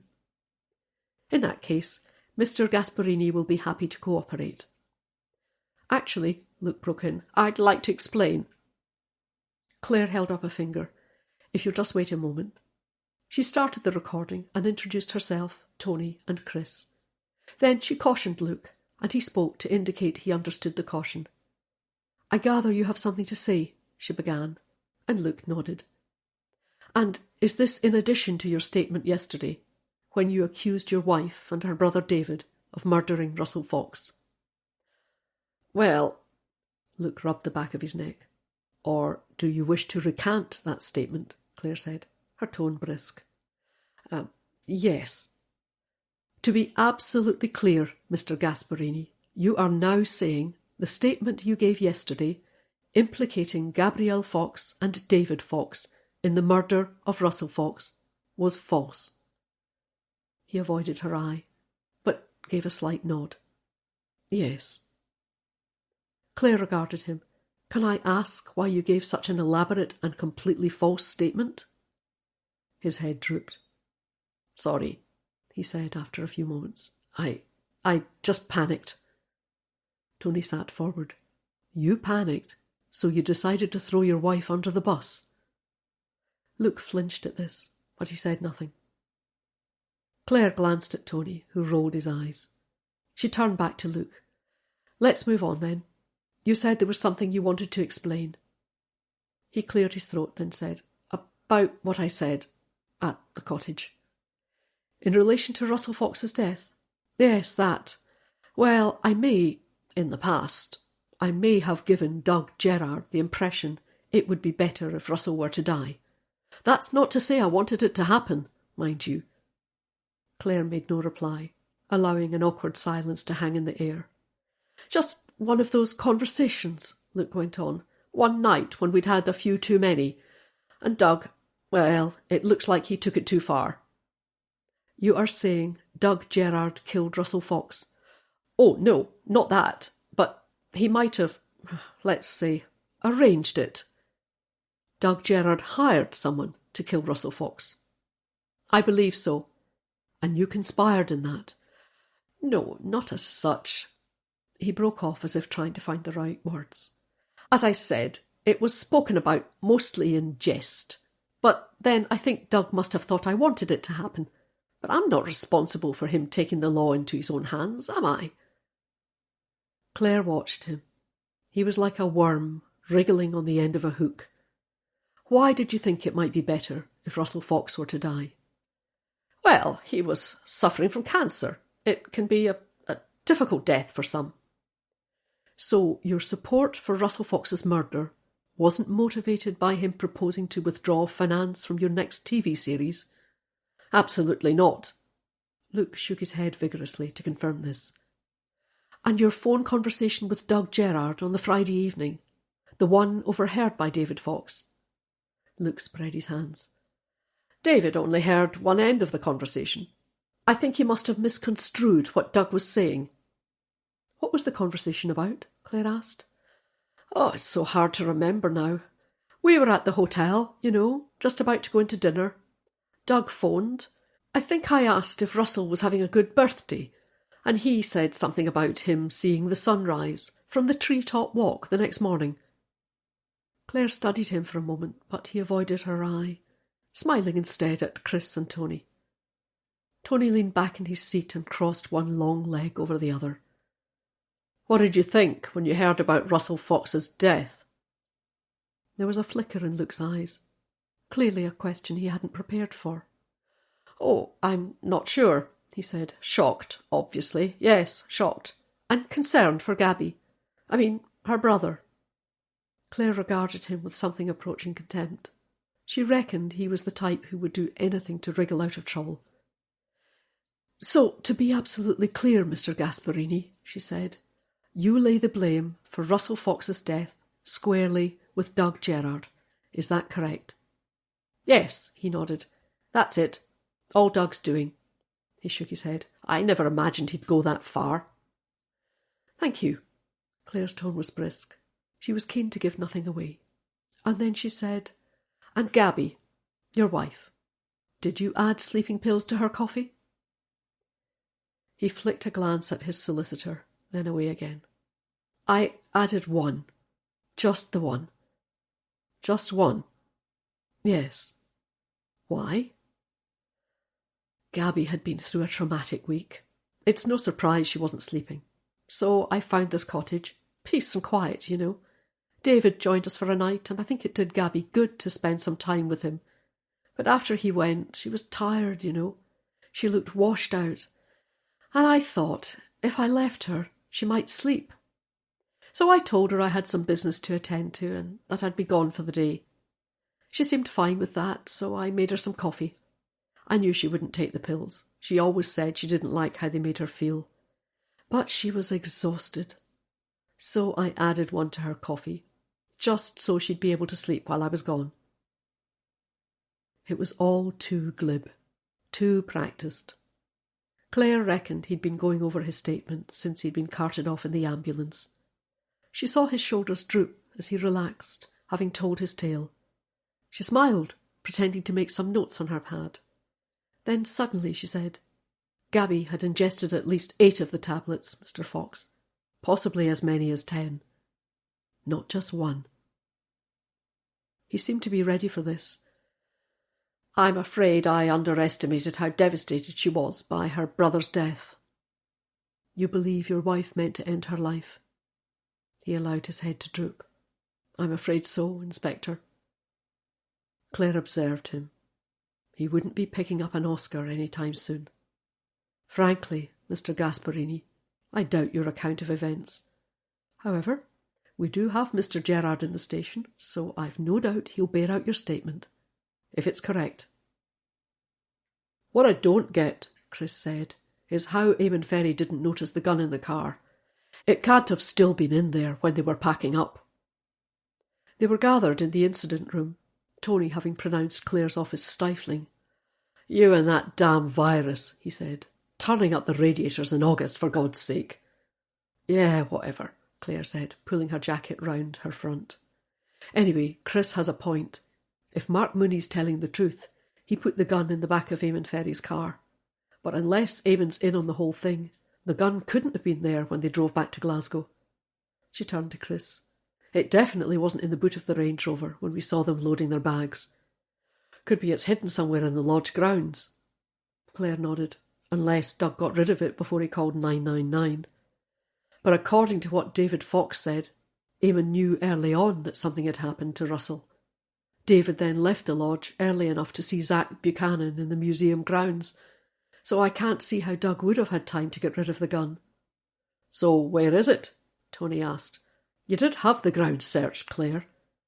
The area immediately surrounding the house, yes, but there's a lot of land, and I can't honestly see anyone leaving a gun out in the open to be collected. They're too expensive for that. Chris said, I think you're right, Claire. I reckon he must have posed it somewhere for Val or someone else to collect once the fuss had died down. In which case, Claire said, it might still be there. Chris, can you ask Jim to send some cops up there for another look? Chris went off to find Jim. Tony watched him go, then said, What you thinking? Claire frowned. I'm damned if I'll let Mark Mooney take all the blame for this one. In fact, if I was his solicitor, I'd be pleading coercion. A clever advocate could do something with that. Yeah, Tony agreed. I'd like to see those two charged. Let's see if they can find the gun, Claire said. Our Mr. Gerard is too damn cocky for his own good. We might just get a print or two off that gun, or the case. And if not? Claire shrugged. We can hold on to Doug for a few hours yet before we have to charge him. If necessary, we can apply to have his detention extended. But I reckon we have enough to charge the pair of them. Doug with incitement to commit murder, and I'll have a bloody good go at possession of a firearm with intent. And the TV lad? Look, conspiracy to commit. My guess is their defence advocates will turn on each other and sling enough mud so they both go down for it. And drugging the wife? Claire frowned. That's a toughie. I'm going to speak to her later on. At the very least, I can make her aware of our suspicions. It's up to her if she takes it on board or not. It was almost 7 o'clock when Claire heard the gun had been found. There's a kind of old summer house, Chris said, over the hedge from the main part of the grounds. Not been used for years by the looks of it. Trees grown up all round. But there's a new padlock, and the windows were boarded up. They got in. He nodded. Bolt cutters, but they got in. Gun case was behind a load of old garden furniture. Socko are going over it now. It's enough, she said. Let's get them charged. Doug Gerard assured Claire he would be out of custody by morning. Go for it, Claire said. Do your worst. Luke Gasparini burst into tears when he was told he'd be remanded in custody. They're going to love him in Perth prison, Chris said, all his airs and graces. Won't they just? Claire agreed. I couldn't care less about those two, but I do feel for Mark Mooney. He's a cold-blooded killer. The lad's right, Tony agreed. Shot Russell Fox with a high-powered rifle. Deserves all he gets. Claire inclined her head. You're probably right, she said. All the same, those wee boys. You're getting soft in your old age, Tony said. Must be that virus. It's warped your brain. What about David Fox? Chris said. He's still in custody. Claire shook her head. Right now, Chris, I have no idea what to do with him. You have to charge him, Tony said. He's another one. Bloody maniac. Claire sank down in a chair. She was suddenly dog-tired. His brother's just been gunned down, shot by one of his closest friends. And then his brother-in-law tries to kill his sister. She shook her head. You can see how. Charge him with abduction, Tony said. If you don't, I will. Suppose. She yawned. Home, you, he told her. I'll sort out the charges. Claire pushed herself out of the chair. She had to admit she felt weary. Clearly, whatever virus had assailed her was still in her system. Must be a novelty for you, she said to Tony. Working late? Don't push it, Inspector. Chapter 52. A delicious aroma reached Claire's nostrils when she pushed open the door of Daisy Cottage. Her sinuses must be unblocked. I can smell again, she said, falling into the DCI's arms. He held her there for a moment, then took her hand and led her through to the sitting room, where the dining table was laid for two. Hungry?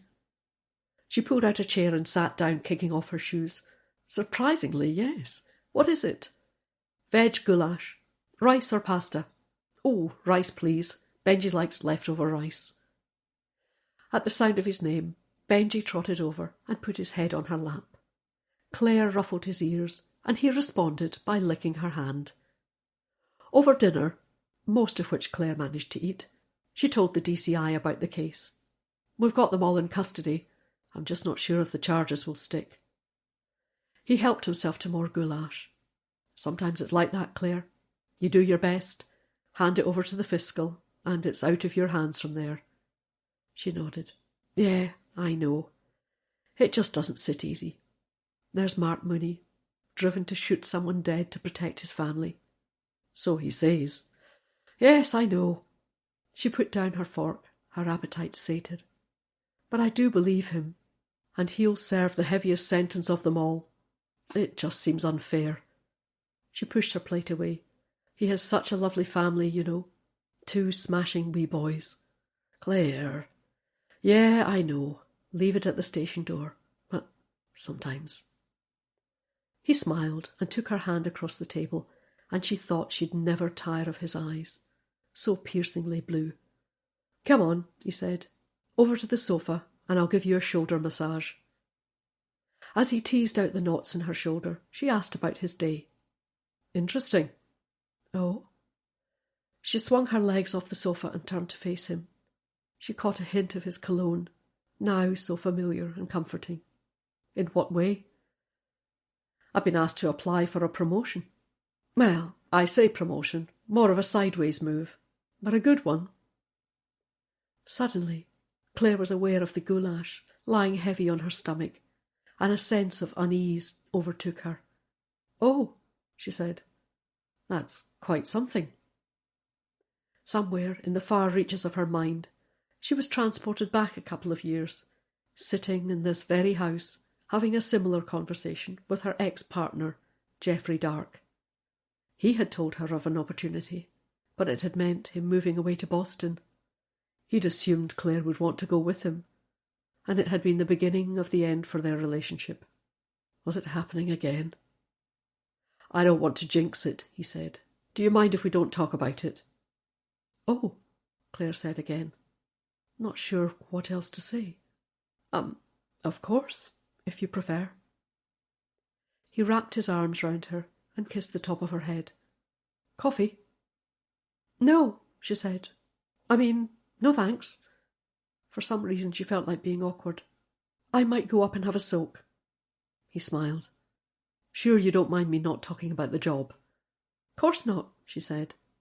But she didn't meet his eye. You go on then. I'll clear up down here. She knew she should offer to help. He'd made the meal. She ought to clear up. But instead she heard herself say, Thanks, I will if you don't mind. Opening the door, she beckoned to Benji, who leapt to his feet and followed her upstairs. She closed the bathroom door and turned on the taps. She poured some of her favourite Joe Malone bath oil in and sat down on the toilet lid, waiting for the bath to fill. Benji put his front paws up on her legs, as though sensing she was upset, and she bent to his face, wrapping her arms around him. You'll never leave me, will you, Benji? And she felt the comfort of his tail beating against her legs. Day 10. Monday. Chapter 53. Clare was delighted to see the reporters and camera crews had gone from outside the station. Press release gone out then, she said as she entered the staff kitchen. Must have, Chris said. We charged them all last night. She bent to put her lunchbox in the fridge, and she thought back to last night. She'd gone straight to bed after her bath, and had lain there next to the DCI, stiff as a board, a thick atmosphere separating them. Over breakfast he'd asked her if everything was okay, and she'd said yes, that it was probably just the cold in her head. Don't overdo it today then, he'd said, and she'd said of course she wouldn't, then headed out to the car. Any reply to the charges? She asked Chris. Only David Fox. Said prison would be a new experience, that a change was as good as a rest. Claire said. We'll see what he's saying after a few weeks of prison food. She slammed the fridge door shut. Anything else? Good news on the Range Rover. Eamon Ferries? Yeah. Traces of gunshot residue. Glasgow cops are interviewing him today, but I doubt he knows much about it. Doug Gerrard probably moved the gun out of the car before they called us in. Claire nodded. Sounds about right. She switched the kettle on to make a hot drink. Pity we can't pin anything on Big Val, though. Yeah, but she's a pro, Claire. Covers her back every time. I'll get her one day. You see if I don't. She began pouring boiling water into a mug. What about Tony? Chris shook his head. According to Zoe, he won't be back today. He left a message. Said, as it was all pretty much tied up, there was no point in him being here. Claire frowned at the mention of Zoe's name. She okay about him? Not upset? Chris began to smile. Oh, yeah. Claire looked at him. What? Come on, spill. Remember the cake? The one she made for him and she wouldn't give anyone else a slice? Yes. And he said it wasn't like anything he'd ever tasted? Yes. Apparently it was a special recipe, just for Tony. Claire began to laugh. Oh, God, what did she put in it? Half a tin of pedigree chum. Claire stared. The dog food? Yup. Can humans even eat that stuff? She recalled at the smell of some of the tins she'd tried out on Benji before switching to dried food. Oh, I feel sick at the thought of it. Apparently it's safe enough, Chris said, but he did have that gastric upset, so... Claire laughed. I suppose the moral of that tale is don't mess with Zoe. What are we up to today, then? Chris asked. Claire picked up her mug and sipped from it. Think I'll pop along to the hotel and have a word with Gabby before she heads off home. We'll have half the house party in custody, so I don't see any need for her to stay on. Gabby was delighted to see her. A friendly face, she said, standing back to admit Claire to her room. Claire had been in a few of the rooms at the Kenleybank Hotel, but none so plush as Gabby's. Up on the top floor, it had views across the countryside, north towards St Andrews and east to the North Sea. The enormous bed was piled high with pillows and cushions, and there was a small sofa in front of a coffee table on which sat a hamper of snacks. Nice, isn't it? Gabby said. Compared to London hotels, you really are spoiled here. Claire smiled round at the room. It certainly is. Can I offer you something? Gabby said, indicating the snacks. Or I could ring for room service. Claire waved this away. I won't keep you long. I just wanted to update you. Gabby listened while she explained that both Luke and Doug were in custody now. We do believe they conspired to have Russell shot, she said. Gabby put her head in her hands. I can almost believe it of Doug, she said. But Luke? My Luke? Claire nodded. I know. It's an awful lot to take in. She hesitated, then said, I'm not sure how to say this, Gabby, but we also suspect your overdose wasn't accidental. Gabby held up her hand. You're not telling me anything I don't know. She shook her head. I don't think Luke tried to drug me. I know he did. Claire stared at her. I didn't get where I am without being sharp. I've had my rough times. I'm sure you have too. But the one thing I never did was to seek solace in a bottle of any kind, including pills. I only had a few of these pills to start with. I'm guessing Luke phoned for a repeat prescription for me and stashed them away. Claire said, but that would suggest it was planned. Let's just say I threw a grenade in. Claire's brow furrowed. It's like this, Claire. You remember me telling you I thought I might give my share of Russell's money to dementia research? Yes. Well, it was only half an idea. I knew Luke was relying on Russell for his next TV series. He's so ambitious, you see. Once he's planning a production, nothing gets in the way. And I knew, too, that he'd be expecting me to step in and fund it when Russell's legacy came through. I thought I'd see how he reacted if I said I was giving the money away. Claire looked at her. Gabby, you almost died. She nodded slowly. I know. That went badly wrong. But I have you to thank for saving me. She rose and moved to the window, looking out at the view. It changes you, she said, something like this. Then she turned back to face Clare. I'm not the person I was 2 weeks ago, the person you met at the wedding. I'm changed by what's happened. She frowned. Keep this to yourself for now, but I'm moving back up to Scotland. I want to be near my daughter and my dad for as long as I have him. David, too, she added.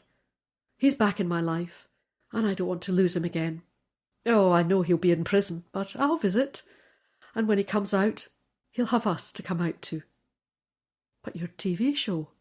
I'm cutting down. I'll do 3 days a week and give someone else the chance to do the other 2. I'll fly down or take the sleeper. Either way, I'll make it work. I spent far too long putting work before my family. Are you going back to London today? Clare asked. Gabby shook her head. No, my daughter comes home from her school trip tomorrow. I want to be there to see her.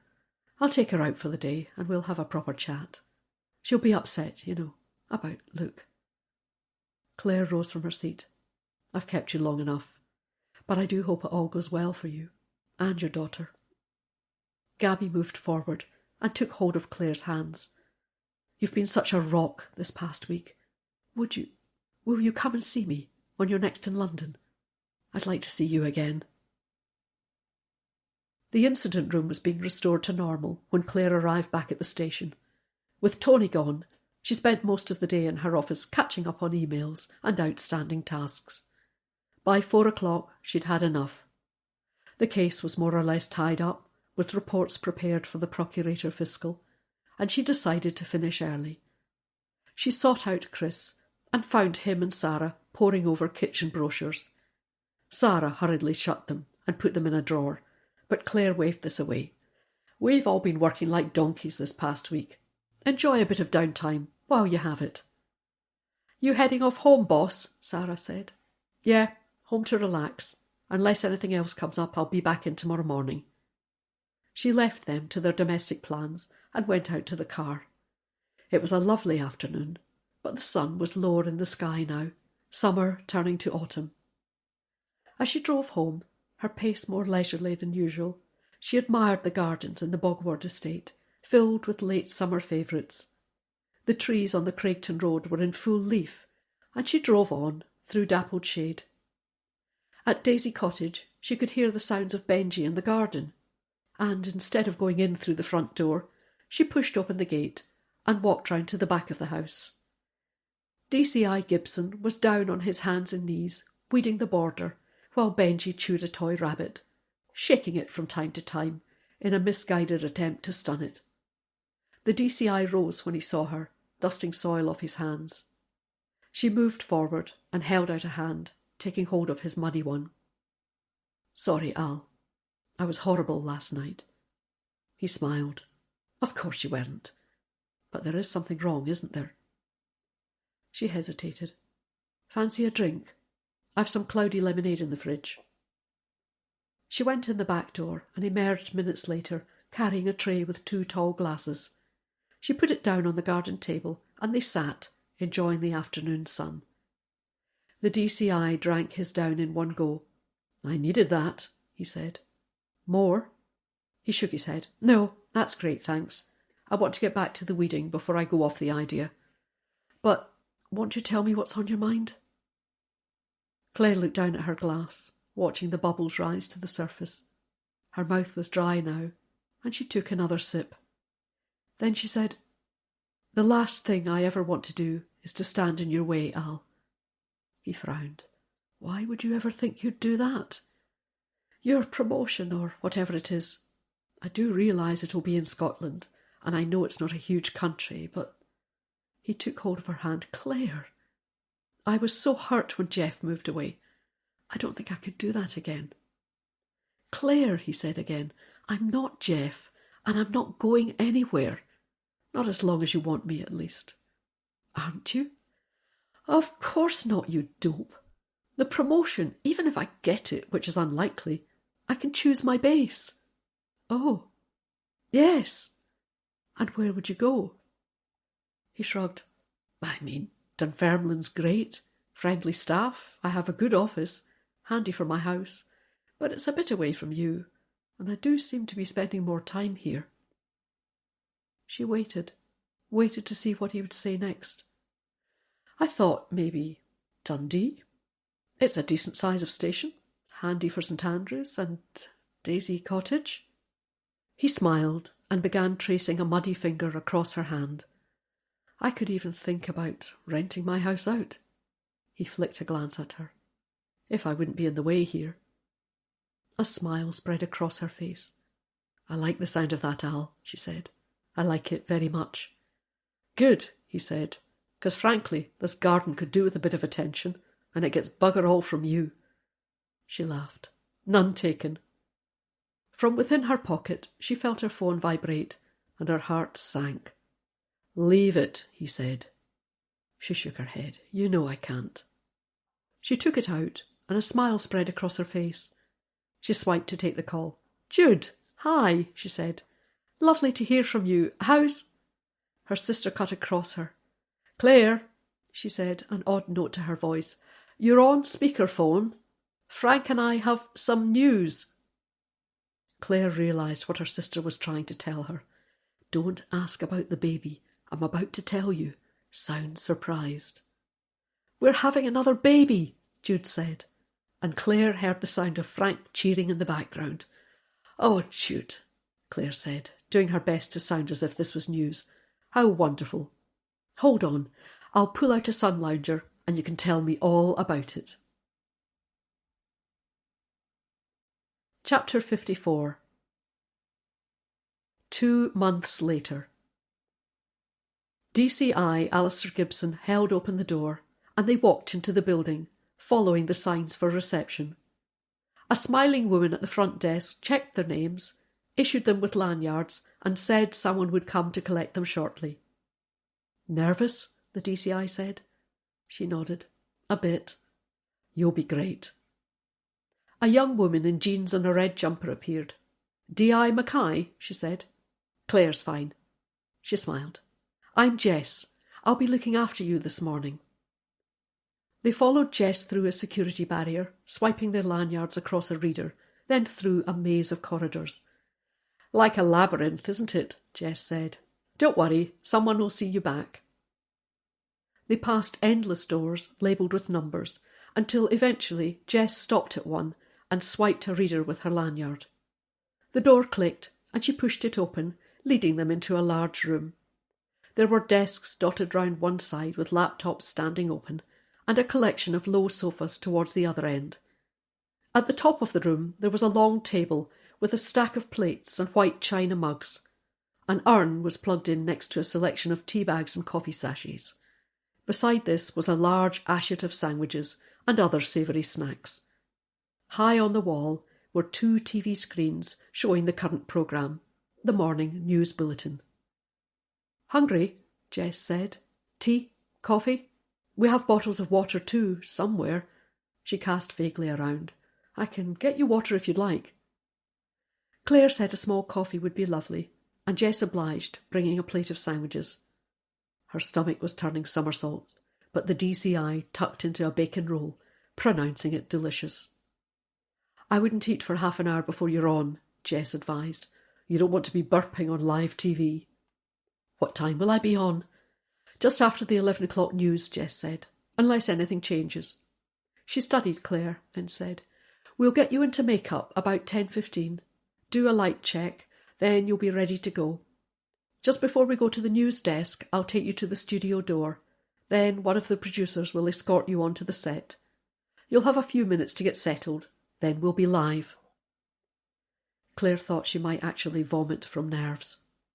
The DCI saw this and squeezed her arm. You'll be great, he said. You've done TV stuff before. Yeah, for work, when we're asking the public for help. But this is about me. Jess patted her on the shoulder. Trust Gabby. She's ace. She'll put you at ease, and honestly, it'll be over before you know it. It's only an 8-minute slot. A man, Claire vaguely recognised, rushed into the room, announcing he was famished. He made his way to the table and began loading a plate with sandwiches. Isn't that... she began to whisper. Jess smiled. Yep, Danny. His new six-parter starts on Sunday night, so he's in for a chat. She scanned a whiteboard across the room. Think he's on after you, Claire. You have top billing. They were just finishing their coffees when Gabby appeared. She was beautifully dressed, in an exquisitely cut pale grey outfit. Claire, she said, all smiles. She touched her lightly on the arm. Can't kiss you, I'm afraid. Just out of makeup. Hair's like a brick. She laughed, and Claire was glad to see her looking more cheerful than the last time they'd met, in Gabby's hotel room. Do you remember Al from the wedding? Claire said, indicating the DCI. Gabby made a show of taking him in, then winking broadly at Claire. Oh, I remember, she said, and the DCI flushed. Claire said, I'm as nervous as hell, Gabby. Not sure what I've let myself in for. Gabby sat down beside them, taking care to smooth her dress under her as she sat. Don't be, she said. Just be yourself. It's a short item where I talk about my own recent experience of dealing with the police. Then I introduce you and ask a few questions about living and working in St Andrews, how it differs from bigger cities, how you're forging a career in a world that's still male-dominated, how to set about major inquiries from such a small base. It's a little bit of insight into the work you do. People love to hear behind-the-scenes tales from the emergency services. She smiled again. I gather you inherited your dog during your first major inquiry in the town. Claire gaped. How on earth? Oh, we have very good researchers, she nodded. The best. Someone shouted Gabby's name, and she rose. Better go. Just off to run over a few things. I'll see you on set. And with that she swept off, leaving Claire even more nervous than before. Just after 10:15, she was taken off to the make-up room. A man of about 30 sat her down in front of a brightly lit mirror and scrutinised her from behind.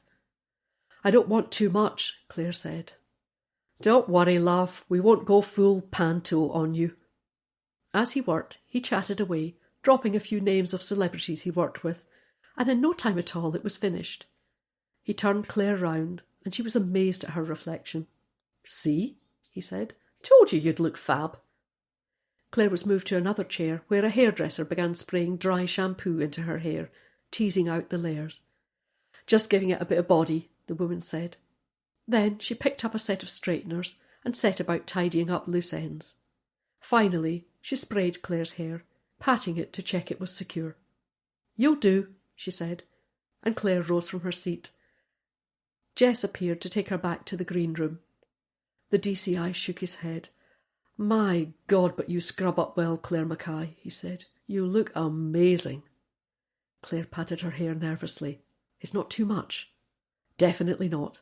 A bit OTT for chasing killers, but for TV, I'd say it's pretty much perfect. She smiled. Thanks, Al. At 5 to 11, Jess took her along a dark corridor towards a heavy door marked Studio 4. There was a red light illuminated outside the door, and Jess put a finger to her lips. They stood silently for a few minutes until the red light went out. Jess tugged open the door and ushered Claire in. She was immediately struck by how bright the studio was, and how large. She recognised the set where she'd watched Gabby on the odd days she'd spent at home with daytime TV on in the background. But she was struck by how small the set itself was, compared to the rest of the studio. A gantry of lights hung from the ceiling, and there were 4, or was it 5, large cameras on tripods, dotted around, cables trailing everywhere. A TV monitor out of sight of the cameras was showing the news presenter from another studio, and on the set itself, Gabby was having her face dusted with powder. Another young woman led Claire across the studio and installed her on a sofa. A technician appeared and pinned a microphone to her jacket, tucking a power pack down the back of the sofa. You'll be on camera too, the technician said, but try to ignore it. Just focus on Gabby and don't look around. Claire gazed at the camera. There was an auto-cue screen below the lens, and she wondered if it was a backup for Gabby. 30 seconds, someone called. OK, Gabby mouthed, and Claire nodded. 5, 4, the voice said. Out of the corner of her eye, Claire saw a red light on the front of the camera. They were live. "Welcome back," Gabby was saying, and Claire tried to focus on her, making an effort to smile. Gabby explained she had recently suffered a family tragedy while on holiday in St Andrews, and it had brought her into contact with police officers from the town. And then they were chatting. Claire began to realise why Gabby was so successful. She had a wonderful way of putting guests at their ease, and she felt herself relaxing into the interview. She couldn't quite forget the presence of the cameras, but it really did feel like a conversation between two friends. And suddenly, Gabby was thanking her, saying what a pleasure it was to chat, and she hoped Claire would come back again soon. She then turned to another camera and began to talk about the next item. Claire was aware that the red light on the camera had gone off, but she sat on, smile fixed, until Gabby introduced a short video piece. The technician then appeared at her side to remove the mic, and Gabby walked across. "Claire, you were fab! Well done!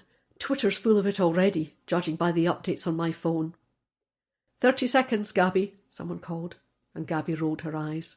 "Better get back. I'll be in touch." Claire was led back across the studio by the technician and through the heavy door. Back in the green room, the DCI was full of it. "You were brilliant," he said, taking her in his arms and hugging her. "My phone's buzzing with it." Claire felt as if a huge weight had been lifted from her shoulders. Was it really okay?